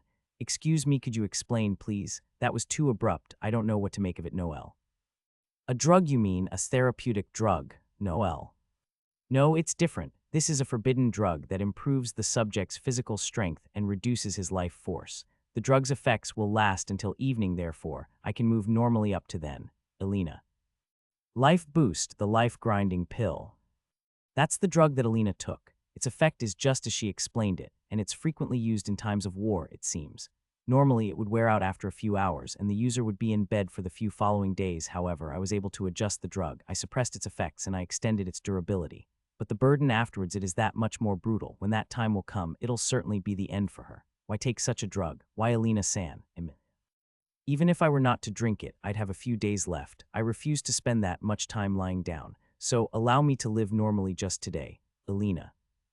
Had Emilia Noel Ruse. Everybody was amazed by that unreasonable statement. Even I feel the same, but it's a rare act of selfishness from her, so I really want to let her do as she pleases. Since Alina was completely unfazed by their gazes, everyone's lines of sight converged to me, as if asking me what I intend to do about it. It's just as she said. I'm also canceling my training for today, and I'll be taking this opportunity to relax at home. Therefore, you may do as you wish too, Alina. Serious. Why, yes, Noelle Emilia. After that, Alina handled the housework just like she used to. Starting with cleaning the house, then doing the laundry and making lunch, she went on with the household chores while genuinely having fun. Though everybody was bewildered at first, they resigned themselves to her excessively normal behavior and helped with the housework together, patting Ruse and Amelia more than necessary, having a tea break with Dee and Noelle, and giving me a lap pillow. She spent the whole time with a smile. And then by the end of dinner, she called everyone to her room. Lying down in her bed without even having been told to by anyone, she looked at us, who were lined up around her, and then opened her mouth. Today was really enjoyable. Since it'll probably be time soon, there are some things I'd like to pass on to you. Elena, note to self, got to check here. With a tender smile, she talked to each us while calling our individual names. Hearing her, the whole crew was shedding tears, but as I continued listening to that speech, I started feeling angry. If I were to say what I was angry at, that would be Elena's behavior. Why serious? Is there a problem, serious Sama, Elena? Elena questioned me while smiling, but I'm getting fed up with that smile now. What's with that smile? Moreover, telling everyone such a bland speech, is this just a simple maneuver to pass over a job? Are those your true intentions? I expressly prepared that drug, but could Elena really be satisfied with this? Elena, is this really all right? Serious? I am very sorry, did I contrary you in any way? Elena. With my change of mood, the surroundings started being noisy. As an attendant, Elena tries to soothe the change in her master, but that's not lessening my anger. Contrary me. Yeah, you certainly did. You, how long are you going to act like a servant? Our relation is that of a master and his attendant, but you're on the verge of death. Speak like family. You used to pat my head like a mother, so. You're fit as a mother indeed, Elena. I too think of you as one. Serious. You too are a little like a mother and a father. Noelle. Hey, it's impossible in terms of age. Make me a big brother at least. Serious. In others' words, am I serious Sama's mother? That's wonderful, Elena. Ah, so that's how it was. Elena is not the only one responsible for trying to act like a servant. I'm at fault too. Instead of acting like an adult, I should have just behaved like a spoiled child, receiving her affection up front. I deeply apologize if I have spoiled your mood, serious Sama. Therefore, about my words, you can Elena. I hear you, however I want you to show and speak out your real feelings more, mother. Serious. Though she was surprised by my words and opened her eyes wide, she immediately shook her head and smiled wryly. Stop joking, please. Your only mother is Arya-sama. I'm not but an attendant who serves you. Elena. That's wrong. I have two mothers, one that gave birth to me and one that raised me. And the mother who raised me is you, Elena. Serious. Me, your mother, Elena. I guess I'm very spoiled. I mean, I have two mothers, so I want you to speak to everyone, not as a servant, but as a mother and as family. Please, mother. Serious, is it really fine, Elena? I already think of you as nothing but a mother. So please, if you don't, I just might come to hate you, mother. Serious. Tears peeked through Elena's eyes. Those are genuine happy tears. Without wiping them, she fixed her eyes straight on me. Serious, Sama, no, serious, I don't want you to hate me, so I'll do as you say, Elena.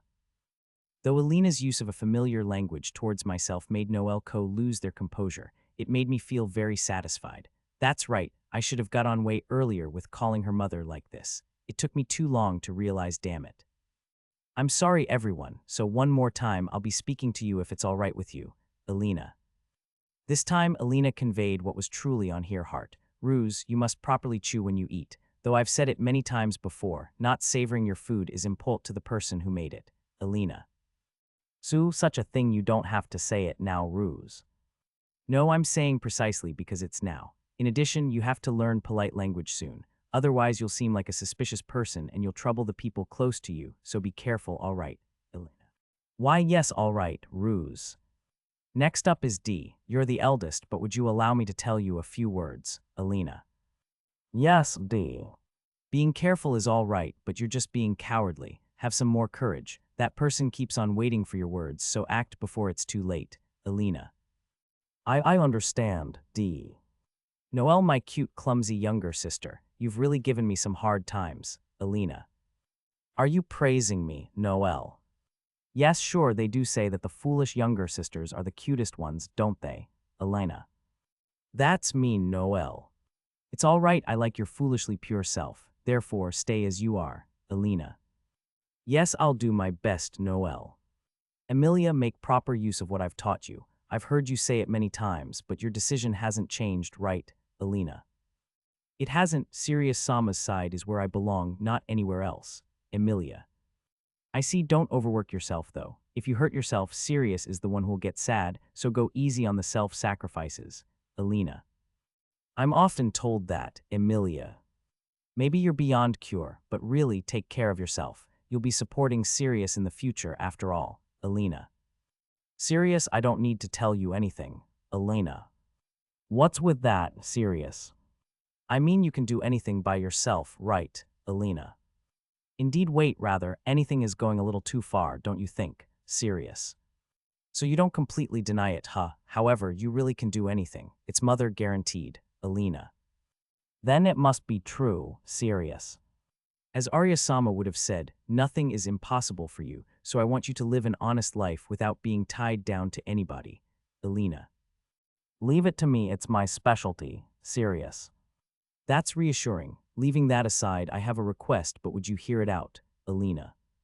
What is it, Sirius? Could you call me Mother again, Elena? As many times as you want, Mother Sirius.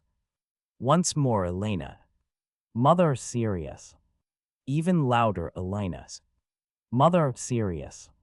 Call me Mom, Elena's. Yes, yes, Mom Sirius. As expected, Mother is better, Elena. Got it, Mother Sirius. Hee, it's my first time seeing you cry, so you'd cry for my sake, huh, Elena? That's only natural, isn't it, Sirius? You know I am very happy right now, Elena's. That's good, Sirius. But I do have one regret, it's that I won't be able to watch your growth any further, Elena. That should mean you're not happy then, right, Sirius? I guess so, however I am happy. Though it was often bitter, I had a fulfilling life. Being able to see off my beloved family like this at the end, it makes me truly happy, Elena. I'm also happy that I was able to be with you, Mother Sirius. I love you, my Sirius, Elena. I love you too, Mother Sirius.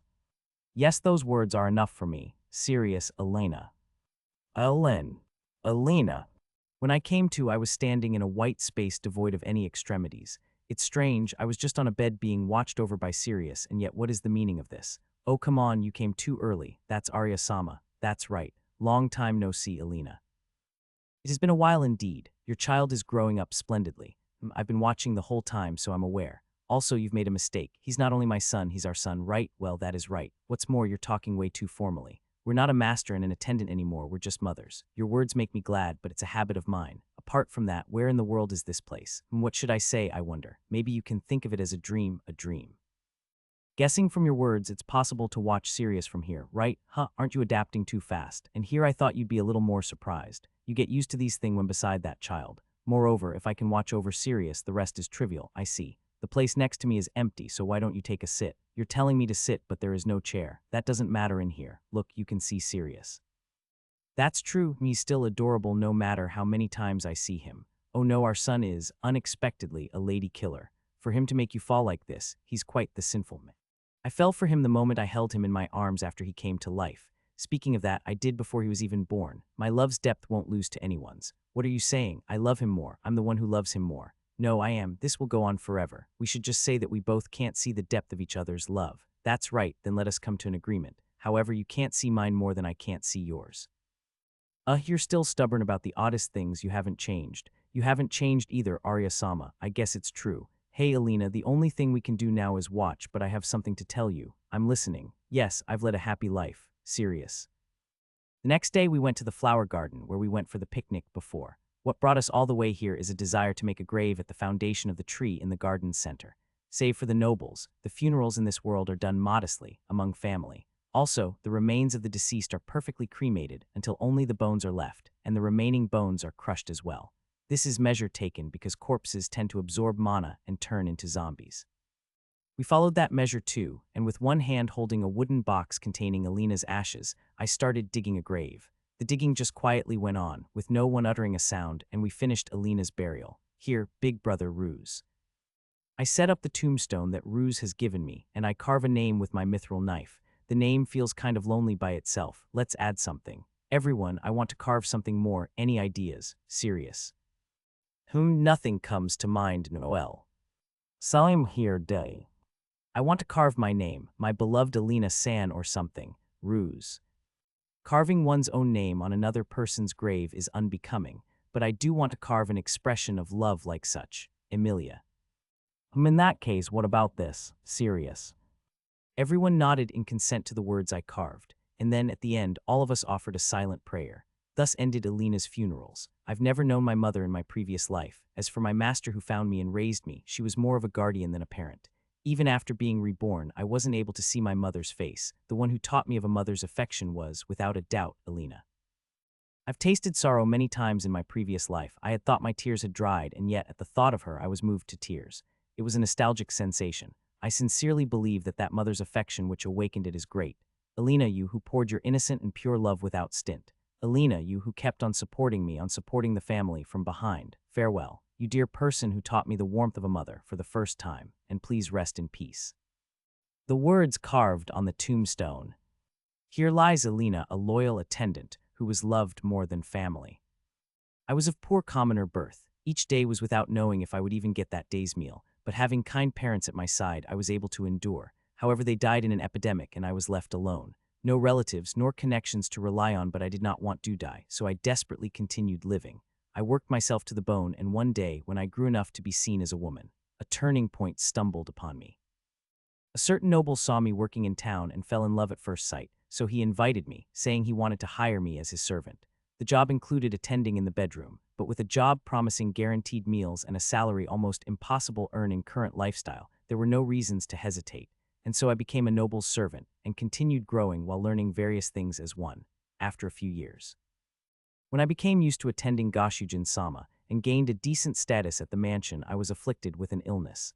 I was able to keep my life, but my body weakened in addition, leaving even more dreadful side effects. My body became unable to ever give birth to a child that was supposed to become my sole family to me, who lost her parents, and as if adding insult to my injury, I was driven out of the mansion.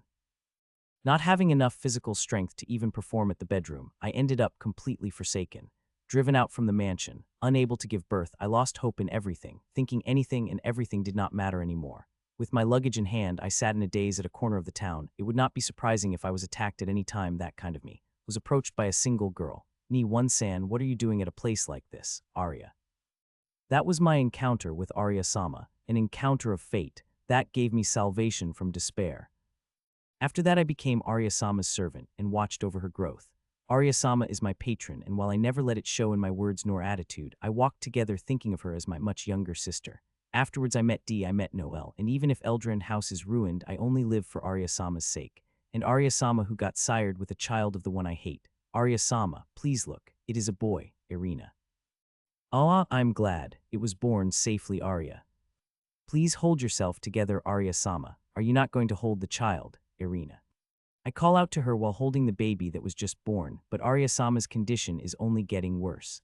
As I thought, giving birth with her current physical strength was too much, but I was not able to stop her, because I could understand Arya-sama's wish to give birth to the point it hurt. Arya-sama, please, for this child, for us, please live, Arya-sama, Irina. I understand that the flame of Arya-sama's life is about to dissipate. My parents, Arya-sama, who saved me as well, all people dear to me, end up leaving me. No, I don't want to lose people important to me, Irina. What are you saying? You're not only losing Arya, but Arya-sama, you, Irina. And Arya-sama, after taking the baby from me, smiles while showing me its face. Here, look closely. A new life, Arya, Irina. Irina, you might not given birth to this child, but this baby is everyone's child. Raise it with great care, Arya. No, let us do it together, Arya-sama. With everyone, let us raise a splendid child. Irina, that's true, I want to raise it too. But that's not quite possible, I think. Oh, please don't. I don't want this. Your name is Sirius. My Sirius, I love you. Live not bound by anyone, straightforwardly believing in yourself. That is Kasan's wish. Irina, I leave the rest to you. Give him my share of love as well, Arya. And after entrusting Sirius-sama to me, Arya-sama, Irina. Having accomplished everything, feeling extremely satisfied, she passed away, and only ones left are an absent-minded me and Sirius-sama, who was just born. Arya-sama merely desired happiness for family and surrounding people, only that. So why did this? Irina, you might not given birth to this child, but this baby is everyone's child. Raise it with great care. At that time, hearing a baby's cry and feeling its warmth, I regained my senses. Get a grip, you don't have time to be lamenting. This personage left by Arya-sama, Sirius-sama, only you can protect him, you know. Arya-sama, I will make sure to raise Sirius-sama splendidly. Please watch over us, Irina. This was my encounter with Sirius-sama, An encounter with one brought me happiness, a personage more important to me than anything else. A month since then, by the time everyone in the mansion got over Arya-sama's death, I was engrossed in Sirius-sama's cuteness. Cute and round eyes, inherited from his mother, very tiny hands that grab onto my finger when I hold it out. Every little thing is adorable, but he's also a little strange personage. I have taken care of babies several times in the past, but Sirius-sama does not grumble at all and does not spill a drop when I feed him. It is almost as if he understands my words, and it feels like he would eat by himself if I handed him a spoon. Even so, Sirius-sama does eat cleanly, doesn't he, Noel? Sirius-sama is special arena. It seems Sirius-sama's development is fast when compared with other babies. As expected of Arya-sama's child, Noelle was tilting her head in wonder, but gave up thinking about it because of Sirius-sama's cuteness. After that, Noelle calls out to Sirius-sama several times wanting to be called One-chan, but why does it feel like it is just not me? But also Sirius-sama is fed up with it. I am happy he is developing fast, but I end up thinking of wanting to raise him a bit more slowly. However, that those are my feelings as a mother, feelings that I can in no way embrace. I am Arya-sama's servant, so watching over Sirius-sama's growth is plenty. I collapsed due to water disease. I had no sensation of my body due to fever, and my consciousness was getting vague, but I did understand that my death is approaching. Arya-sama, Irina. Even though I still have things left due, will I end in a place like this? Arya-sama, I am sorry. Even though I swore to protect your child, I am sorry. I am so Japanese letter. Just drink it. I won't forgive you if you don't. Serious. That black hair Arya-sama, understood, if it is your order. And as I desperately drank the thing brought up to my mouth, I realized something is not right. This voice and these hands belong not to Arya-sama but Sirius-sama. Sleep serious. Ah, Sirius-sama, you have grown to the point you can order me around. Please grow further as you are Japanese letter. Where am I, Irina? I was alive, fatigue is still there, but fever that was tormenting my body so much was gone, and I could understand that I completely recovered from water disease. And when I realized that Sirius-sama was sleeping in an unstable position while leaning on my bed, I remembered. I had my life saved by this personage. That serious expression while trying to save me was just like a splitting image of Arya-sama. How did the medicine? A question comes to mind, but looking at this innocent sleeping face, I feel like it is not important. Unable to endure that much adorableness, I ended up reaching out to Sirius-sama with my hand and ended up patting his head. Irina, Sirius. Yes, at your side, Irina. After that I told him the truth, and after Sirius-sama's confession, got to know the reason behind his abnormal growth. A really unbelievable thing, but if this personage says so, then that must be the truth. No, for the current me, something like the truth is not important. This personage has already grown to the point I can respect him as my master. From now on, not as Arya-sama's servant, but as a servant of Sirius-sama, I shall serve him for all of my life. Sirius-sama is growing absurdly fast. Just a few days ago, he had a fight D, who is an ex-adventurer and is bigger, and it ended in Sirius-sama's victory. Now he plays a central role for us, having grown into a splendid master who gives dreams and hopes not only for me, but also for Noelle and D. However, this growth that can be said to be obviously extraordinary, and this power that can easily take a person's life. From a stranger's perspective, he can also be described as a frightening existence. But Sirius-sama understands how to use this power, calls us a family, and is a personage who is kind enough to always worry about us. I do not think of him as frightening, not even a tiny bit. This personage is our beloved CHI Japanese letter no beloved Goshujin-sama. That sort of Sirius-sama one day came back to the mansion with Silver Wolf Clan children that he found in tow. Siblings had nowhere to go, having lost not just their parents but also their home village. Frankly, we do not have enough leeway to also provide for the pair, but if that is Sirius-sama's desire, the only thing for us to do is responding to it. Also, since it is Sirius-sama's first time saying something selfish, I definitely want to fulfill it. Pat me more ruse. Yes, Ruse is good child, isn't he, Irina? Ruse. While Sirius-sama was treating Emilia's scars, I was putting Ruse to bed. Ruse, sleeping with an innocent expression, is cute, but even so, Sirius-sama's sleeping face is the best. Speaking of which, when was the last time I saw Sirius-sama's sleeping face? He does get up earlier than us, so I do not have a memory of seeing it for these last few years. Sirius-sama's growth is a joyous thing, but I find myself wishing he would be a bit more selfish, like appropriate for his age, and fawn on me like Ruse. That night, it was decided that Sirius-sama would be finally sleeping in my bed. Sirius-sama seems to be thinking about something, but that serious face is also lovely. Even though it used to be so small just a while back, he has grown splendidly. Say I'll get anxious if I'm watched that much so serious. I'm very sorry, however, I can't sleep if I'm not facing this side arena. Don't lie, serious. No, only for today. I can't sleep if I'm not facing this side arena. This kind of happy time, how can I waste it by sleeping? A few days after that, Emilia and Ruse realized Sirius Sama's magnificence and oathed loyalty to him. Especially Emilia, she will likely become a servant that will never betray him. That is, it is likely this child will succeed me. I do not have long left. Lately my body does not move like I want it to, and the days I cannot handle work if I do not rest a few times are increasing. Making a successor, in other words, it means entrusting my feelings, but this is nothing but my own selfishness. It is an act that does not only make Emilia carry an invisible weight, but also one that decides her future. If I tell her my one-sided feelings in spite of that, I decided to live for Sirius Sama's sake. So please teach me all the skills of a servant, Irina-san, Emilia. Emilia accepted with gusto. Sirius Sama, you found a truly good child. I will make sure to raise this child into a fine servant, suitable for Sirius Sama. Most likely, this will be my last task. So please, hold out just a little longer. It seems I am at my limit. However, I have entrusted all of my feelings to Emilia. The only thing left was saying my last words to everyone, but I ended up getting scolded by Sirius Sama. I will, but I want you to say what you really think, Ka-san Sirius. And got called Ka-san, even though I did not give birth to you, even though I am not your true mother. Is it all right? Is it all right to be your mother? Feelings that I was never supposed to have flooded over and I could not hold back my tears. Am I allowed to do that, Irina? Since I won't be seeing you as anything but my mother anymore. So please, otherwise I might end up hating you, Sirius. I don't want to be hated by Sirius Samano by Sirius, so I shall do as you say, Irina. I shall convey my thoughts to everyone one last time. To Ruse to be more elegant, to Dee to have more courage, to Noelle to keep smiling brightly, to Emilia to take care of herself as well, and for Sirius, just like Arya-sama's last will, to live freely. Could you hold my hand, Irina? George Sirius. Would you call me Ka-san one more time, Irina? Any number of times, Ka-san Sirius. Once more, Irina. Ka-san Sirius. A bit louder, Irina. Ka-san Sirius. I would like to be called Mama Irina. Yes, yes, Mama Sirius. As I thought, I like Ka-san better. Understood, Ka-san Sirius.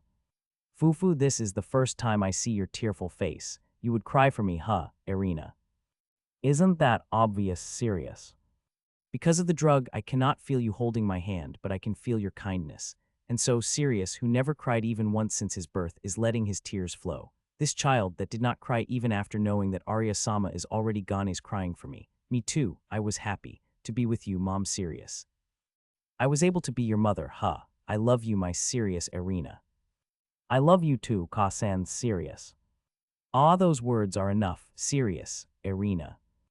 Abruptly, my memories of the past overflow. Ever since I received my life in this world, I was met with painful, horrible experiences many times. Losing my parents, becoming a noble's servant with conditions almost akin to selling myself, spending those grueling days, and contracting a serious disease, my body becoming unable to give birth, I despaired. However, I, who lost my reasons to live, got saved by Arya-sama. After also losing Arya-sama, who saved me, that time when I was about fall to despair, once again I met you. The time I lifted you, a child left behind by Arya-sama, in my arms everything was decided for me. I shall live to protect this child. I found a cute lovely existence I wanted to protect, even if had to sacrifice everything else. It was troubling and difficult at times, but thinking of you, nothing scared me, for you were the reason I live. Being called Ka-san by you, I got repaid for everything. Giving dreams to Noelle and Dee, who are my family, becoming an aim for Emilia and Ruse, you are my pride. I was able to come this far because you were here. Because you were here, my world was filled with radiance. Therefore I want to tell you at the end, my lovely Sirius. For being born, eyes. Emilia. Irina-san, who was our mother, has passed away. Yesterday, we came back after finishing the funeral, but the atmosphere in the house was heavy, as if all the fire had gone out. Sirius-sama behaved like nothing was wrong, but seemed a bit languid. A personage that watched over him ever since he was born passed away, so it is not surprising. He must be feeling sadder than any of us.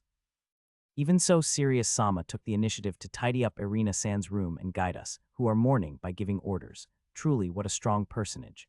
D-san is expressionless as always, but blunders like charring food while cooking do stand out. Still, he moved around, handling work as always, so ended up asking him if he is all right without thinking. He answered when you're an adventurer. Life and death situations are unending, so you get used to it while smiling a bit bitterly. Certainly, perhaps because my mom and dad died before my eyes, I do have some composure to think. This must be what is called getting used to, but I did not want to get used to something like that. Ruse and one-chan are very easy to understand. To be able to spill out your feelings that boldly, I feel a bit envious. It is about time for breakfast, so I hope they clear their heads by then. As for me, I am standing in front of Sirius Sama's room. If it was the usual Sirius Sama, we would be called to run at the garden first thing in the morning, but today I have not seen him once, let alone being talked to. I think he is probably still sleeping in the room. In the past, I used to wake up in the middle of the night after dreaming of my parents, so I often lacked sleep. I am sure Sirius Sama is sleeping in after the same thing happened to him. I knock, but there is no answer. There is no reaction even after repeating a few times, so I open the door after readying myself. Good morning, Sirius Sama, Emilia. Strange, Sirius Sama is not here. Clothes used instead of pajamas are left on the bed, but there is no trace of leaving through the door. If I had to answer why I know that, it is because Silver Wolf tribe have sharp noses, and especially if it is Sirius Sama's smell, I will know immediately. I could not smell anything around the door, so I approached the bed and brought my face to pajamas. They are already cold, so some time has passed from when they were taken off. Where does the smell continue? Emilia. Not good, not good. I was unconsciously hugging Sirius Sama's pajamas. It is Sirius Sama's smell that is at fault for being too irresistible, yeah. When I try to follow Sirius Sama's scent, it continues to the window. Did he leave trough the window today? Then he probably went to train at the mountain peak. He will be back for breakfast, so I should probably return to helping D-San. The fact that I smelled the pajamas one more time before leaving is a secret. A terrible thing happened. It is already breakfast time, but Sirius Sama is not coming back. He would usually come back soaring from the skies, but no matter how much I wait, he is not returning. When get back to the living room and say that Ruse, who is maintaining his body and one-chan's face is paled. That's terrible. He's surely gone on a rampage because he lost Irina-san. I am sure he's flying around in the sky screaming, Noel. Aniki's being attacked by something. Damn, I'm going out to help right now, Ruse. Calm down, you 2D. Sirius Sama would be fine no matter what attacked him, but bad thoughts just keep coming up one after another. Even though that is not possible, if after Irina-san even Sirius Sama disapars what are you guys doing? When I looked back towards the voice, our son, Sirius Sama, was there. Even though I surely knew, unable to shake off the uneasiness, I jumped to Sirius Sama's chest. Following me, Ruse and one-chan also plunge in. Everyone is anxious because Irina-san is gone. Sirius Sama probably understood the situation and is embarrassedly scratching his head. My bad, I made you anxious. Didn't I? I was looking at Ka-san's grave for a bit, so I was late. Sirius. No, please forgive us for showing something shameful, Emilia. If Aniki's safe, it doesn't matter, Ruse. Let's have breakfast, D.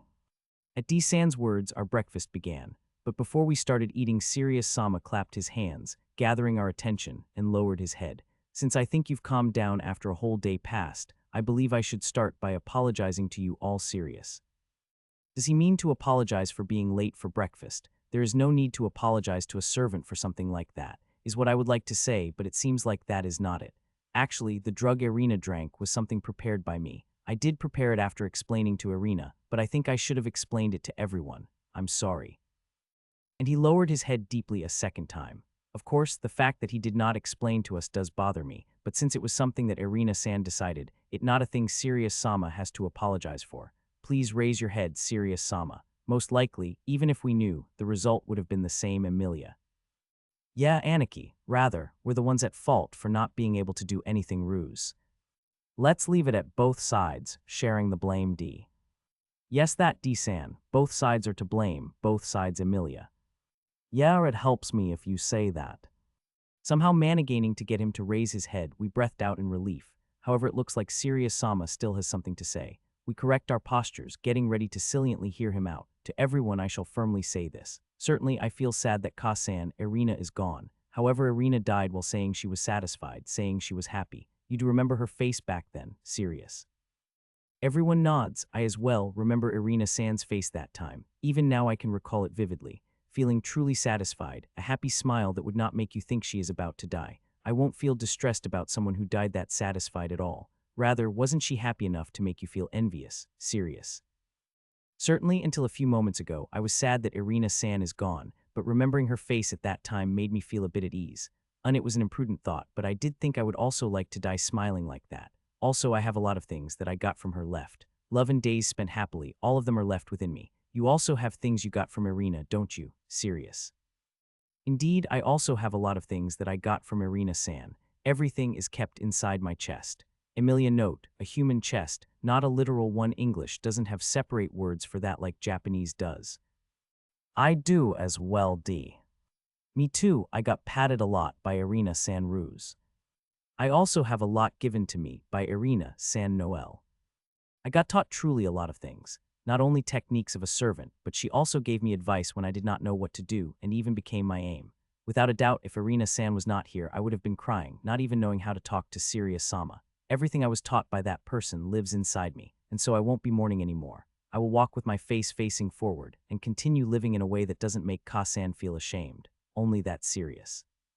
Just as he said, he is smiling without showing even a bit of sadness. He is not heartless, he is undoubtedly a strong person that can walk ahead while carrying that sadness. Truly, a strong and great personage that we cannot even surmise. We also must do our best. Yes, Noel D. Emilia Ruse.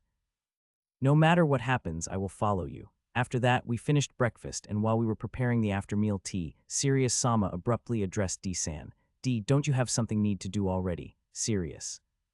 Yes, D. D-san stands up with a stiff expression and walks up to One-chan. While surprised by the sudden action, One-chan also stands up. Noel D. What is it, Noel? Please marry me, D. Phew, Noel. Ha, I froze up, even though I am not the person involved. One-chan is still frozen up. D-san took her hand and put a ring on it. It had a bluely shining gem, really pretty. Ayuhmi, Noel. Yeah, you. I'm a beastkin, you know, Noel. Doesn't matter, I like you. I won't say that I'll do it instead of Irina-san, but I'll definitely protect you. So please tell me your answer, D. Yes, I will be D-san's wife, Noel. One-chan smiles and clings to him while spilling tears. D-san awkwardly hugs her back. You are lovely. I want to be proposed to in a way like that someday. Of course by, what, serious? Wait, I am a servant. I am fine if I can be by his side. If he holds me someday, I will be satisfied. Noel D. Congratulations, serious. You did it, Naya Ruse. Congratulations, Emilia. Thank you, Day. Sirius Sama, everyone thank you, Noel. Irina-san passed away, but we are smiling. If we have Sirius Sama and everyone, we can keep smiling.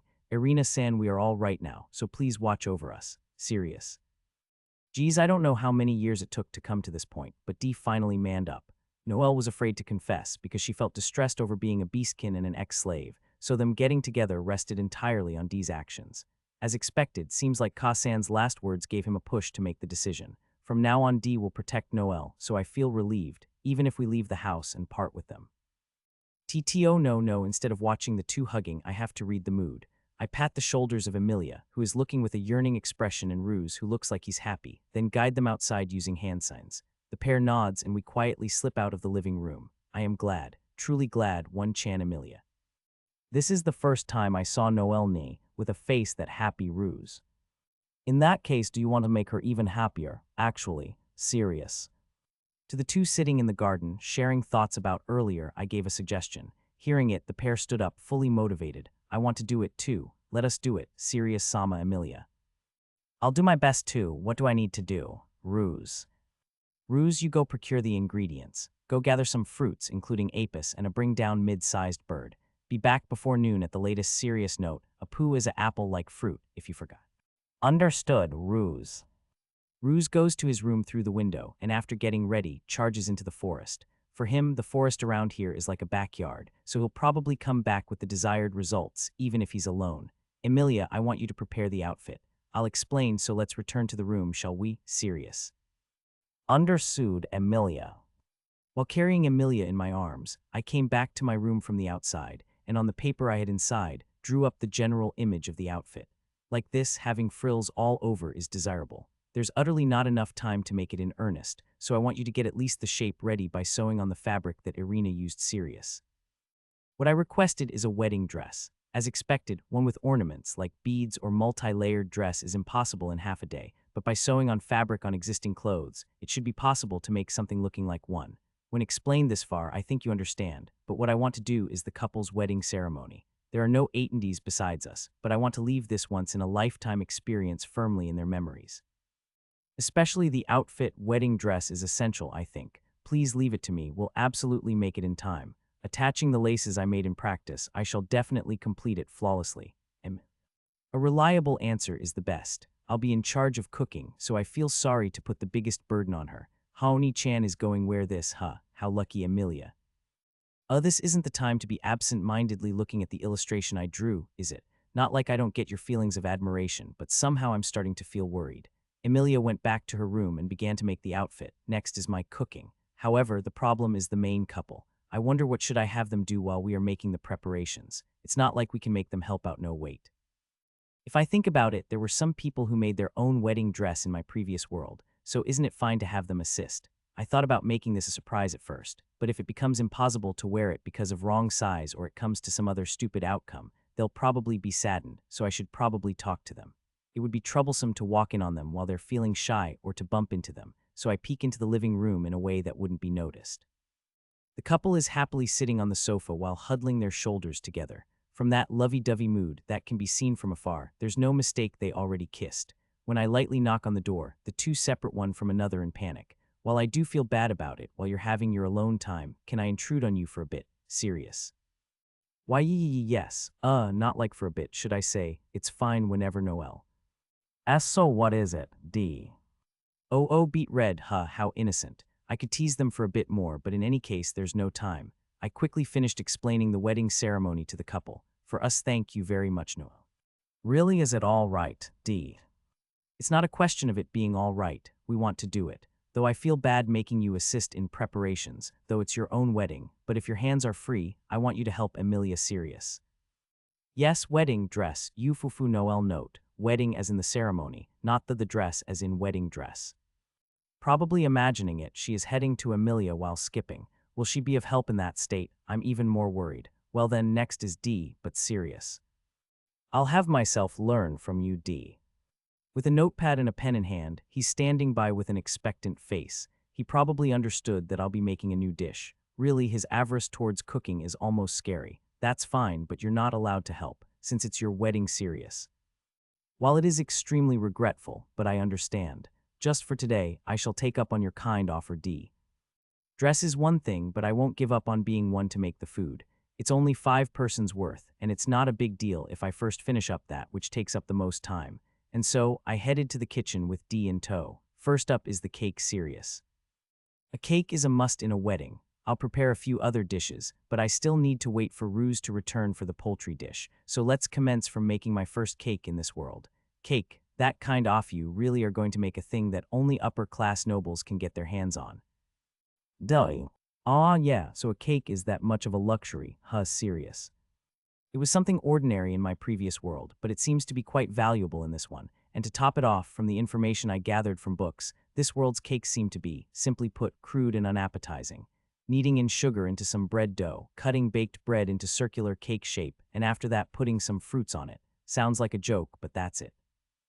Seems simple at the first glance, however from a commoner's standpoint, not only does it use up a lot of valuable sugar, but they would also choose to mass-produce bread instead of making a cake. The nobles pile up that cut up bread one on another, and that height is a kind of a status that symbolizes their wealth, it seems. What I seriously think. Of course, I'm not going to make that kind of a stupid cake. I plan to make the base from scratch using eggs and butter, coat it with whipped cream, and give it some color with the fruits Ruse is going to bring back. The most important is to bake it just right. There's nothing as convenient as an oven, so I'll have to make do with an iron box with a high heat emitting magic swirl drawn in it. The level of heat and baking time are vague, since this is my first attempt, so it uses up a lot of concentration. Although I feel like writing down my every move without missing a single one, like D is doing beside me, demands even more though. 30 minutes of careful attention and the cake base was safely finished. When I thought to continue on with whipped cream, Rue's voice echoed from the outside. Aniki, I gathered it. Good work, wait, how much did you bring back? Serious. Aren't you too fired up? Bag on his back is so fully jammed with fruits that it seems like it will burst, and in his hands 6 birds that look like ducks. No matter how I look at it, that's 10 people's worth and not 5. While the cause is that I didn't specify the amount, I now understand really well that Ruse can't be left to act according to his instincts. In the end, with the preservation treatment of ingredients we can't use added in, I ended up with more troubles than I expected. Evening came, and in the living room, which had a makeover into a venue, Noelle and Dee's wedding ceremony proceeded. I'm standing on a simply made platform, wearing a robe to play a role of the priest, and Dee, who is wearing some good-looking clothes, is restlessly waiting for Noelle. Dee, calm down. Noelle isn't going to run away, ruse. Ah, I do understand that though, Dee. Folding his arms, scratching his head, he's completely lacking composure. While this also one of true charms of wedding, even though you're usually expressionless, you're no good at times like this, aren't you? While I was watching over him with warm eyes, the door opened and Noelle appeared, wearing a homemade wedding dress. Sorry for making you wait, serious Sama Emilia. Beside her, Emilia was holding hands with her and smiling satisfactorily. This is also my first time seeing her in a dress, but the appearance of Noelle wearing a wedding dress was really beautiful. Well, I mean, it's not gorgeous enough when I compare it to the previous world, but for a thing made in an emergency, it's amazing. Connected laces, many ornaments that make use of the bulges in the fabric, it's splendid workmanship that makes use the techniques Irina taught her. Without saying a word, she takes steps towards Dee and smiles when they face each other. How is it? Do I look nice, Noelle? Ah, you look beautiful, Dee. Dee was absent-minded, totally charmed by her. The hand that Emilia was holding was given to Dee, and the two turned to me. I felt the insides of my nose loosen up while looking at the pair standing in front of me. Somehow I feel like a father giving away his daughter. TTO, this isn't the time to be feeling sentimental. I need to do the priest part properly. You're both here serious. Yes, now we give our vows of marriage to God, right, Noelle?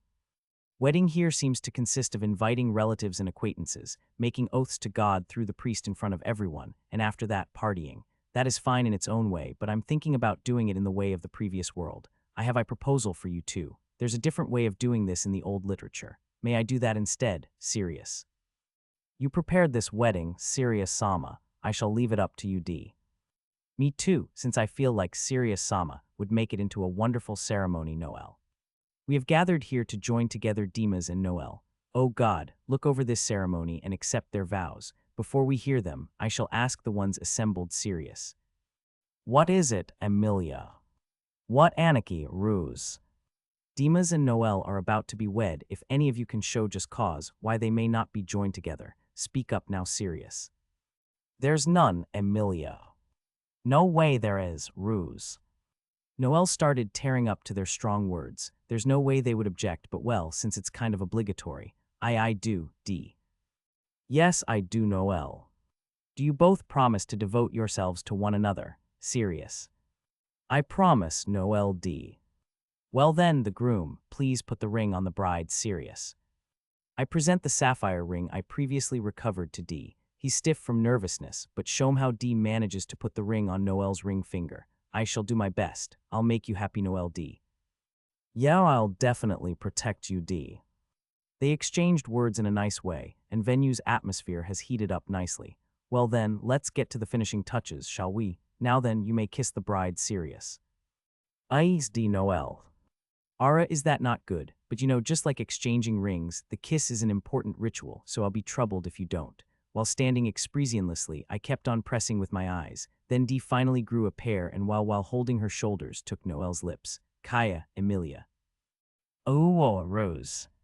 You're being noisy, peanut gallery. Originally this should be done saliently, but since there's only family members, I'll let that go. You are now husband and wife. Oh God, please give these two your eternal blessing. Now then, everyone, applause Sirius.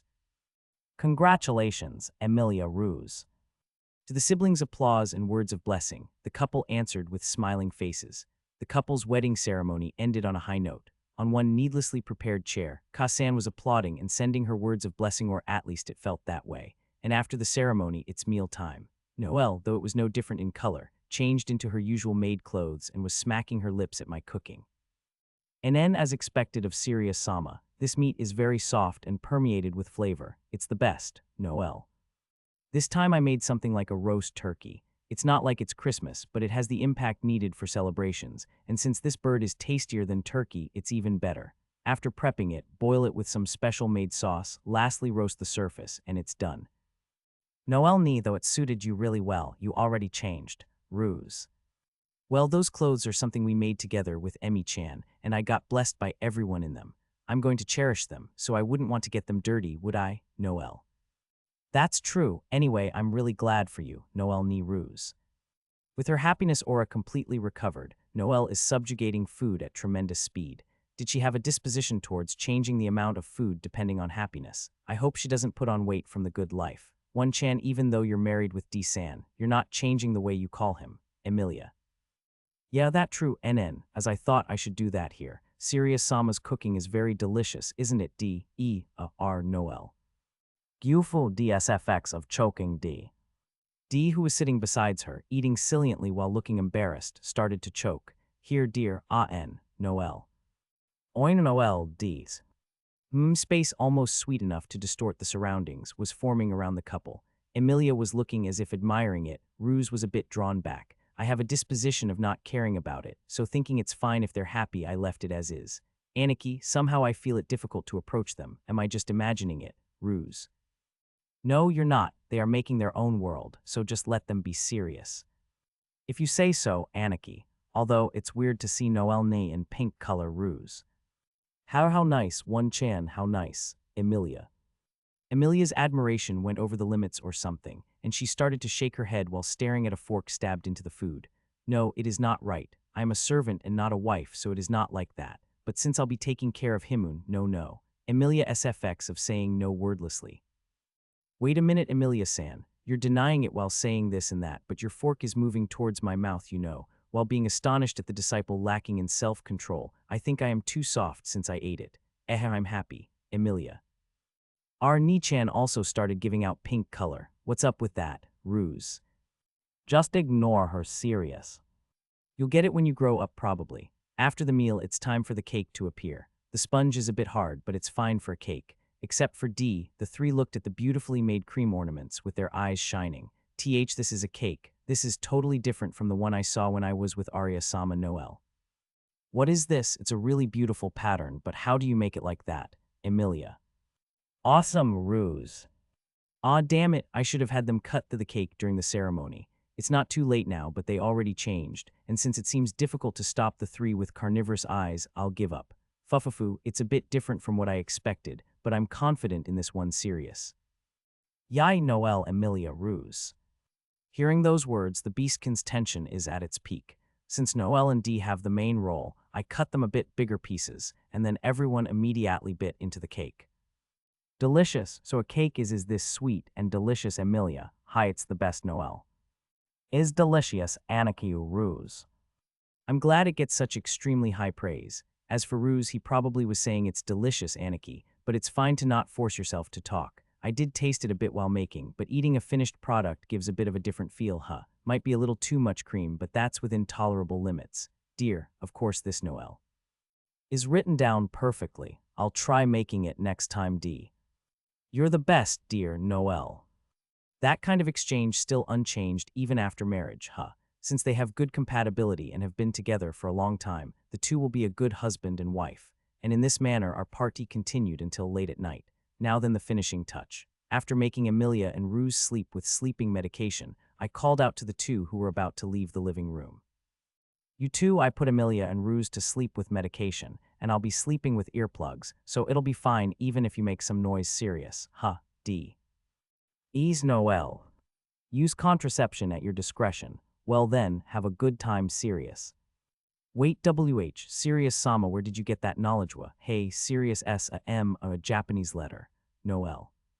I myself think that was meddlesome, and I'm aware I overdid it, but they've been irritating me for a long time. I won't get bad karma for doing this much. Please enjoy your first night well. Next morning, Noelle D. Dear, I love you, Noelle.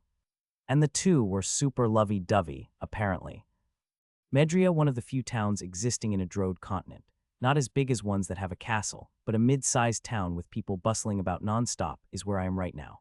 My objective is to sell the jewel from Jewel Turtle. I tried selling it at the Adventurers Guild and bigger shops, but there's no way they would take a kid with no connections seriously, so in order to not get my identity known, I decided to sell it using an underground organization.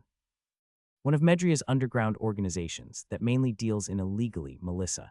After gathering info at the bar, I succeeded in getting invited to a basement, that is their headquarters, and so, in a room only lit dimly by candles, I was sitting before a man that is one of Melissa's top brass. The man is bald, without a single hair on his head, and has a few scars on his face, an asen full of dignity. He's trying to intimidate me by having his well-trained muscles exposed without hiding them at all, but compared to Leorit's at a level of a gentle breeze. Since he's not taking a robed kid with a hood over his head at face value, he must be a man that highly values personal ability, though it seems he still properly uses trickery. When I first showed the thing, the amount of gold pieces given to me was only 20. When taking into account the outside market price, this is worth at least 50 pieces, so let's have a bit of a discussion, shall we? This is absurd serious. Tossing the bag with gold given to me on the table, I laughed scornfully, as if displeased, and arrogantly leaned back. However, isn't this a fair price though, Asen? Are you making fun of me? There's no way a kid that doesn't know the market price would be able to come to this place, is there? Are you a such low-level organization that judges people by looks? Serious. It would be regrettable if you would think that. We are an organization that has quite a bit of influence in this town, and we don't really have problems with money. In the worst case, it's fine to cut the deal off, you know, Asen. Now that's a lie. Since a thing this good doesn't appear on the market often, you ought to want it, right? Serious. Hahaha, seems like you understand. However, there are ways of getting it without using money, you know, Asen. When he raises his arm, a few origins of bloodthirst appear from the darkness. Well, then how will it be, Asen? The man lowers his arm while floating an unpleasant smile, and the surrounding bloodlust disappears. Is this that? I can kill you with one sign. Is this what he wants to say? Extreme, like one would expect from an underground organization, huh? This is getting more and more absurd. Do you guys think I got this by chance? Serious. I use search while tapping the table lightly, and from what I gathered, there's two behind the ceiling, one in the dark spot of the left corner and one presence on the other side of the door behind me. Two on the ceiling, one in the corner, and one behind the door. With you, that's only 5 in total. If you can take on a jewel turtle with this number, then come at me. Serious. You can't let someone look down on you during negotiations. Even if you're at a disadvantage, if you start complaining, they will take advantage of that, and the situation may become impossible to get back on track. Act strong to the end, sometimes purposefully showing weakness. You obtain conditions advantageous for yourself. That gets a bit complicated in the dark side of the world, but in the past and now, little problems can be taken care of that way, so attacking while acting strong is my main stance. What's wrong? Will you have the two on the ceiling throw down knives and have the guy behind do it in one swing? Or maybe you will hold me down and have the other 4 attack it together. Serious. When I release a bit of pressure mixed with mana, the man before me gulps down while sweating lightly. Well, by fighting me, the organization won't be left unscathed, at least. If that happens, it will become an opening for other organizations. Serious. When I finish saying that, I cut off the pressure and take out the mithril knife, as if showing it to the man. However, I have completely no interest in your organization. I just want to secretly sell this jewel to the underground. It's fine to test me, but how about we get to the point already? Serious. These guys try to buy cheap and intimidate me to just test me. Am I worthy to do business with? They use these obvious methods to find that out. As for me, I backed down after intimidating them plenty, gave them a peace of mind by expressing my uninterest in them, and to top it off, showed off an expensive mithril knife to make them think I'm not some average person. I think they will give up after I do this much. Pardon me. Your ability and insight, I have realized them plenty. I'm sorry for doing such things to test you, Asen. Don't worry about it. It's something necessary, as long as you live on the underside. Well then, will you be buying this? Serious. Yes, we will. As for the pricey, how about 50 gold pieces? Asen. Getting 50 gold pieces is enough, but this guy's still trying to take advantage of me. This one is of high clarity, and on top of that, it's in an undamaged, complete state. It would fetch quite a price if sold at an auction. 100 gold pieces. Serious. You must be joking. We don't only buy off and sell things. Considering our troubles, 55 gold pieces, Asen. However, it's this beautiful while still raw. Curious nobles ought to gather to buy this if you process it. 90 gold pieces. Serious. You do not know how much work it is to process one, do you? 55 pieces, Asen. Craftsmanship happens to be a hobby of mine. I made this kind of thing with other jewels taken from Jewel Turtle. 80 pieces. Serious. I see this is magnificent. How about 75 pieces? Asen. Seems about right. Serious. It seems we have ourselves a deal. Well then, I'll prepare it immediately. Please wait, Asen. What I gave to the man was a lamp on which I stuck excess raw rubies that I cut, sprinkled with other small gems, each inscribed with a magic circle that glows like light. The whole lamp faintly glows. It's purely for admiration. It has no practical use, but a noble with some weird tastes might buy it. 75 gold coins. Will you be verifying them, Asen? Of course, serious. It's not like I don't trust him, but at underground organizations, not checking, on the contrary, makes them feel distrust. Putting it into your chest pocket without verifying might look cool, but from merchant and underside perspectives, it just makes you unworthy of trust. When dealing with money and things, showing the appearance of doing things properly connects to trust. It's not something I should say while doing it, but since I have no intention of meeting this guy again, it might be something unnecessary. 75 pieces, I have verified it. Well then, I shall take my leave serious. It was a worthwhile negotiation, Asen.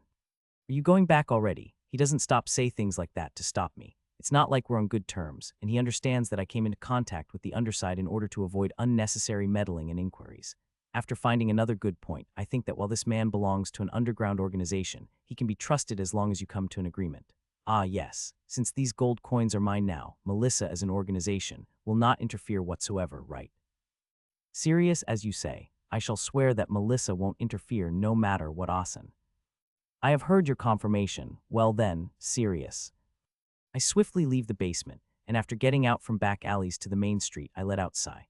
Good grief, since it has been a while since I was involved with the underworld, I'm tired mentally. Even so, I got a high price for my troubles, so I guess I'll buy something for those guys and head back. While walking through the main street aimlessly, I buy things that catch my eye. A ribbon for Amelia, durable gloves for Ruse, but what would be a good wedding gift for Noelle and Dee, I wonder.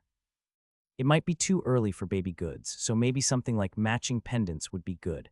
After finding and buying what I wanted, I exited the town, towards the nearby forest. It would be fine to go back immediately, but it seems I still have one little job to do. Come out, serious. To my muttering, a man fully clad in black showed himself. This man was tailing me all the way from the basement. I felt multiple presences while using search, but I understood that only this guy is one of the ones that have been surrounding me since a while back. I feel a few other presences for a first time, but it's clear they aren't friendly. I suppose I'll make a move first. Seems you didn't find by chance. How do ya do it, man? Think I'm stupid enough to tell you. That aside, what do you want? I believe I received this money through proper negotiations, serious. Newithin much, I just thought you got too much for a kid, is all. So an adult like me came to take it back, man. The man smiles greedily while thrusting his knife before me. I did expect this to a certain extent, but one really easy to understand came. Japanese letter. You seem too cocky for a brat, so I'll teach you about the world of grown-ups. Fee fur tha lesson. LLB money you got earlier and your knife. That kind of things for superiors like me ta hold easily understandable. I'm fine on lessons, and you are the one that lacks qualifications to hold a knife. Realize your own abilities properly. Serious. K, you're a really cheeky brat. Oi, come out, lads. Easily understandable, man. The man raises his arm, and robust men one after another. Didn't come out. He looks around curiously, raises and lowers his arm a few times, but nothing happens. SHT, those louts betrayed me. Easily understandable, man. No, they didn't betray you. They just can't come. While I was talking to you, I detected all of them and shot them to the back of the head. If you look around for them under the shadows of grass, they ought to be laying around. Enough, I can do it alone. I'll retrieve tha money and be promoted. I'm tired of Bane used by that baldy, though I'm superior to him. Easily understandable. I see his aim is not to pocket the money, but to raise his status within the organization. To seek a promotion, this energetically is fine, but to say you're superior to that man, this guy seriously has the wrong idea here. Why's everyone mackin', a fuss just 'cause he's a little smart? Actin' all meek against a brat, I done get what's he afraid of at all. Easily understandable. What you lack is the ability to recognize the strong. At least that man understood that I'm one of the strong after testing me, and accommodated me with a respectful attitude. Since danger is always breathing down your neck in the underworld, ones that excel in risk management survive. Since you don't get that, you'll meet your end sooner or later. More like, you've met your end. You only got this far because you don't. Magnum serious. Unfortunately, I'm not a saint. I'll strike back if struck and repay goodwill with the same. Since this guy was obviously aiming for me, so I'll have myself do it without reservation. I buried countless guys like you in my previous world. I feel no guilt this late in the game. What are you on a boo? Easily understandable, man. The released bullet goes through his skull cap, and the man, without even understanding the reason, left this world. If I think about it, this is the first time I killed in this world, but as I thought, I feel nothing. I have no intention of doing it unnecessarily, but there are times when it's either kill or be killed. I'll need to have my disciples experience that someday. I lower the finger I was pointing and affirm the situation around me, but there's no sign of the enemy. Since I took down a member, it might be taken as an act of picking a fight with the organization, but I have the word of that man, and this time it's obviously this guy acting on his own. I think the aftermath will be taken care of within the organization. I have taken care of witnesses, so if I fly away now, my identity shouldn't be known. Welcome back, Sirius Sama Emilia. Welcome back, Aniki, Ruse. When I come back home, the siblings who were training in the garden welcomed me. Their respective directions for training were decided, so they became able to train independently, even without me being around more than necessary. The rest depends on their motivation, but looking at the degree of the pair's exhaustion, seems like they're doing it seriously. I'm back. Did anything happen? Sirius. Nothing in particular, Emilia. Apart from Noel Ni and Denai being pink-colored, nothing happened, Ruse. Even after a month passed since the couple's wedding ceremony, they're still in paradise. They do chores and work seriously, but during breaks and mealtimes, they flirt sitting next each other without exception. Married love life being positive is a good thing, but to that kind of lovey-dovey mood, Emilia runs wild out of envy, and Ruse started having negative impression towards marriage, saying if it means I'll have that kind of loose face, maybe I don't want to get married, I think. I made him accept it by saying think of it as kind of a disease that calms down with time and leave them be, but I couldn't say that it's bad for education and stop the couple, so lately it became a thing of concern. I see. Did you two finish your training? Sirius. Yes, I have done my norm. I don't mind it being later, but could you watch over my magic when you have the time? Emilia. I'm also finished. Also, I would like to go to Gramps Lior's soon, Ruse. All right, I'll think about it. Anyway, since I have something to talk about, I want everyone to gather serious. Understood, I'll go call One-chan. Gathering at the living room will be fine, right, Emilia? I'll get Dean Naya Ruse. Seeing them divide roles and act after reading my intentions, I was in deep thought while looking at the pair's backs. Emilia started resembling Irina, and Ruse, while still being childish, started acting while holding a firm will. Our time living here is almost at its end, but when they accumulate experience, the pair should be able to live outside without any problems. While being delighted with the pair's growth, I headed towards the living room and waited for everyone to gather. This is today's result, Sirius. When I line up the gold coins on the table, everyone's eyes became like dots. The gold coins are 75 in total, thinking in the Japanese yen it's 7.5 million. Considering how cheap commodities are in this world, it might be abnormal, or amazing. I have never seen that much gold coins. No. I thought it would be 50 coins at best, but to think you could get this much. D. Ni-chan, I don't seem to get. How amazing is this? Rose. Let's see, do you get it if I say that one of these is worth 20 silver coins? Emilia. Ooh, that's amazing indeed, but I don't need that much, Ruse. It's not like this is your money, but seriously, these siblings know no greed. Well, they were born in a village where money was unnecessary, and after being slaves, they became my disciples. Never going to town, always living in this house, I guess the necessity of money would fade. I think Emilia understands, but Ruse, money has its significance, because if we don't have these gold coins, we can't get into school serious. I guess, oh right, how much of these does school need? Ruse. If I remember correctly, it was about 15, Noel. That means 15 coins times 3, 30 coins are left. What will you do with them? D. Actually, the jewel's price of 50 coins that I got at first was fine, but I got carried away and negotiated too much. Well, too much money is not a problem, and in fact I have decided what to use the leftovers for. I wonder, Noel and D, would you like to use this chance to also go to school? Sirius. No, I think I have said this before, but since I got married, I have no more regrets, Noel. Even if you get sheltered by the school, money is still necessary. Please use the rest on living expenses, D. I said this half seriously, but as I thought, they refused. Well, checking up in books seems like there's a lot of young ones at school, so it might be pushing it in terms of age. Well then, I'll decide on its use. So D, that guy will be coming the day after tomorrow, if I remember correctly. Sirius. Yes, he should be coming the day after tomorrow, at noon, D. Seems I'm done just in time, Sirius. There's not even half a month left until we get driven out of here. Even so, never mind showing his face. That guy didn't even send a letter, so I decided to call him here myself. There will be only trouble if I leave it be, so I want to settle it before going to school. The day after tomorrow, I'll be meeting my father for the first time since my birth, and so the appointed day. I was meeting my father, Bardamil Dorianus, in the living room. I had D stand behind me, and the beastkins that he hates are on standby in my room. Well then, this is my first meeting with father, but wrinkles and white hairs have increased since the last time I saw him, and he's grown somewhat fat, so it's clear as day that he's leading an intemperate lifestyle. Looks like he's one step away from geriatric diseases. Nice meeting you for the first time. My name is Sirius. Who? Courteous, like you wouldn't believe that you're a child born from that rude, girly Bartimel. He's dishing out jabs right off the bat. More like since I introduced myself, do the same. That's manners, right? Never mind you for now, where's that servant? Her name was something like Irina, if I remember, Bartimel. Irina has passed away a few months back. Right now I am acting as this house's head Sirius. I see, she finally croaked, huh? She was unexpectedly competent, but annoying when it concerned that girly Bartimel. The best woman, she might have brainwashed you and hatched a plan to take over my house, Bartimel. He really is good at rubbing people the wrong way. Since he's doing that naturally, it's even more detestable. D, who is standing behind me, is suppressing his rage by tensing his body, and on top of that, it's strangely noisy behind the door. Stop it, Ruse. You can't do anything even if you go there. Let me go, Ni-chan. That guy's speaking ill of Irina-san. I won't forgive him. I can understand your rage, Ru-kun, but right now Sirius-sama is there, so stop it. Please just endure it for now. Damn, that kind of exchange was heard after I reinforced my hearing. Those guys, though I told them to wait in the room, incorrigible lot, really. Keep on restraining Ruse like that. It's unusually noisy. Are those demi-humans making a racket, Bartimel? Please don't mind it. That aside, the reason I called you here. Sirius.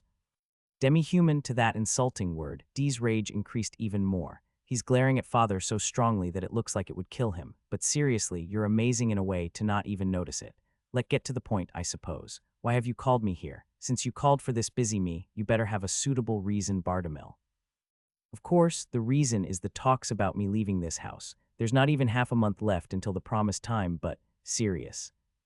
When I say that, that guy's face warped in displeasure. No, absolutely no. I see you have heard from the servants, but your exile from this house is decided. It's too late. I will definitely won't allow to postpone it. Bartimel.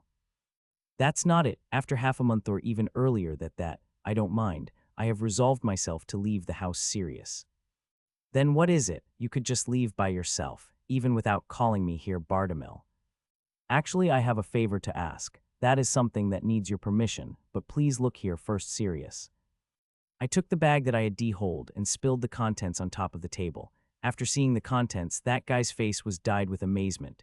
This is gold coins. Furthermore, aren't there more than 20 of them? You bastard, where did you get this, Bartimel? There was some good luck involved, but this money was saved up little by little during these past few years. I'll present this money to you, Sirius. Ho ho ho, quite an admirable attitude, Bartimel. The moment I said I would give it, he promptly gathers it up and puts it in his bosom. You have fast hands, don't you Japanese letter.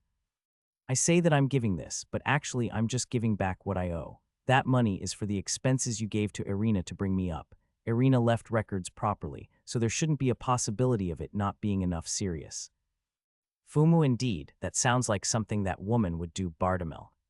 I added a bit extra. I was using this house, so think of it as balancing it out and accept it, Sirius. Well then, I'll take it without reservation. And so, what is this favor of yours? Don't tell me you'll start spouting nonsense like wanting to become a candidate to my heirs, Bartimel. No, I have completely no interest in that. What I want to ask is, to cast aside the Dorianist name, I want your patriarch's word that I'm not even your son, Sirius. To the favor that he didn't expect, father's movement stopped. Well, I gave him money and asked him to disown me, so it's not surprising. Actually, at the point I'm driven out of this house, I'm the same as disowned. However, if I have this guy's name, which is like misfortune, it feels like at some point, I'll be surrounded by some annoying liability, so I want to cut off all ties with these guys, to the degree that I want to get the words of disownment from the patriarch himself. I have no attachment to being a noble in the first place, and I don't think of clinging to it. The reason I gave him the money is because I wanted to properly liquidate my connection to this guy. I'm fine with being just Sirius. You want to cast away our prideful name of Dorianus by yourself. You'll lose even the title of a noble, Bartimel. I do realize that. I'll live not as father's son, but as the son of Miliaria, as just Sirius. Very well, it was going to happen when you were exiled from the house. I, the patriarch of the Dorianus house, Bartimel, order you. You are not allowed to call yourself a Dorianus ever again. You're not even my son, Bartimel. I have certainly heard it, Sirius. I've never even once thought of myself as your son, and I don't remember ever calling myself a Dorianus, though. Indeed, is what I would want to say, but it was worthwhile for me, Bartimel. Feeling the weight of gold coins in his bosom, he looked really pleased. Really though, how corrupted those eyes look. I can't even imagine how much money he's going to squander in the town on his way back. Well then, half a month left, isn't it? I'll send someone at that time, so be gone before that. I'll tell them kick you out for trespassing, if you're still here, Bartimil. Understood. I shall leave this house within half a month. Serious. Bartimil, who was acting self-important from the start to the end, left. And so, this was the first and the last meeting of a father and a child, and I became just serious. Serious Sama D. After seeing out Bartimil with only the two of us left, D squeezed out his voice, as if groaning. Irina-san got treated like this every time she met this guy, D. Probably, I don't know how many times they met, but truly, she was a strong person. Serious. I feel frustrated. Arya-sama, Serious-sama, Irina-san, even Noel got made fun. I feel frustrated at myself for being unable to do anything. D. No, you endured it well. There's no idea what would the nobles do if you pick a fight with them, so you did well for Noel's sake. You can be proud. Serious. Those words are more than I deserve.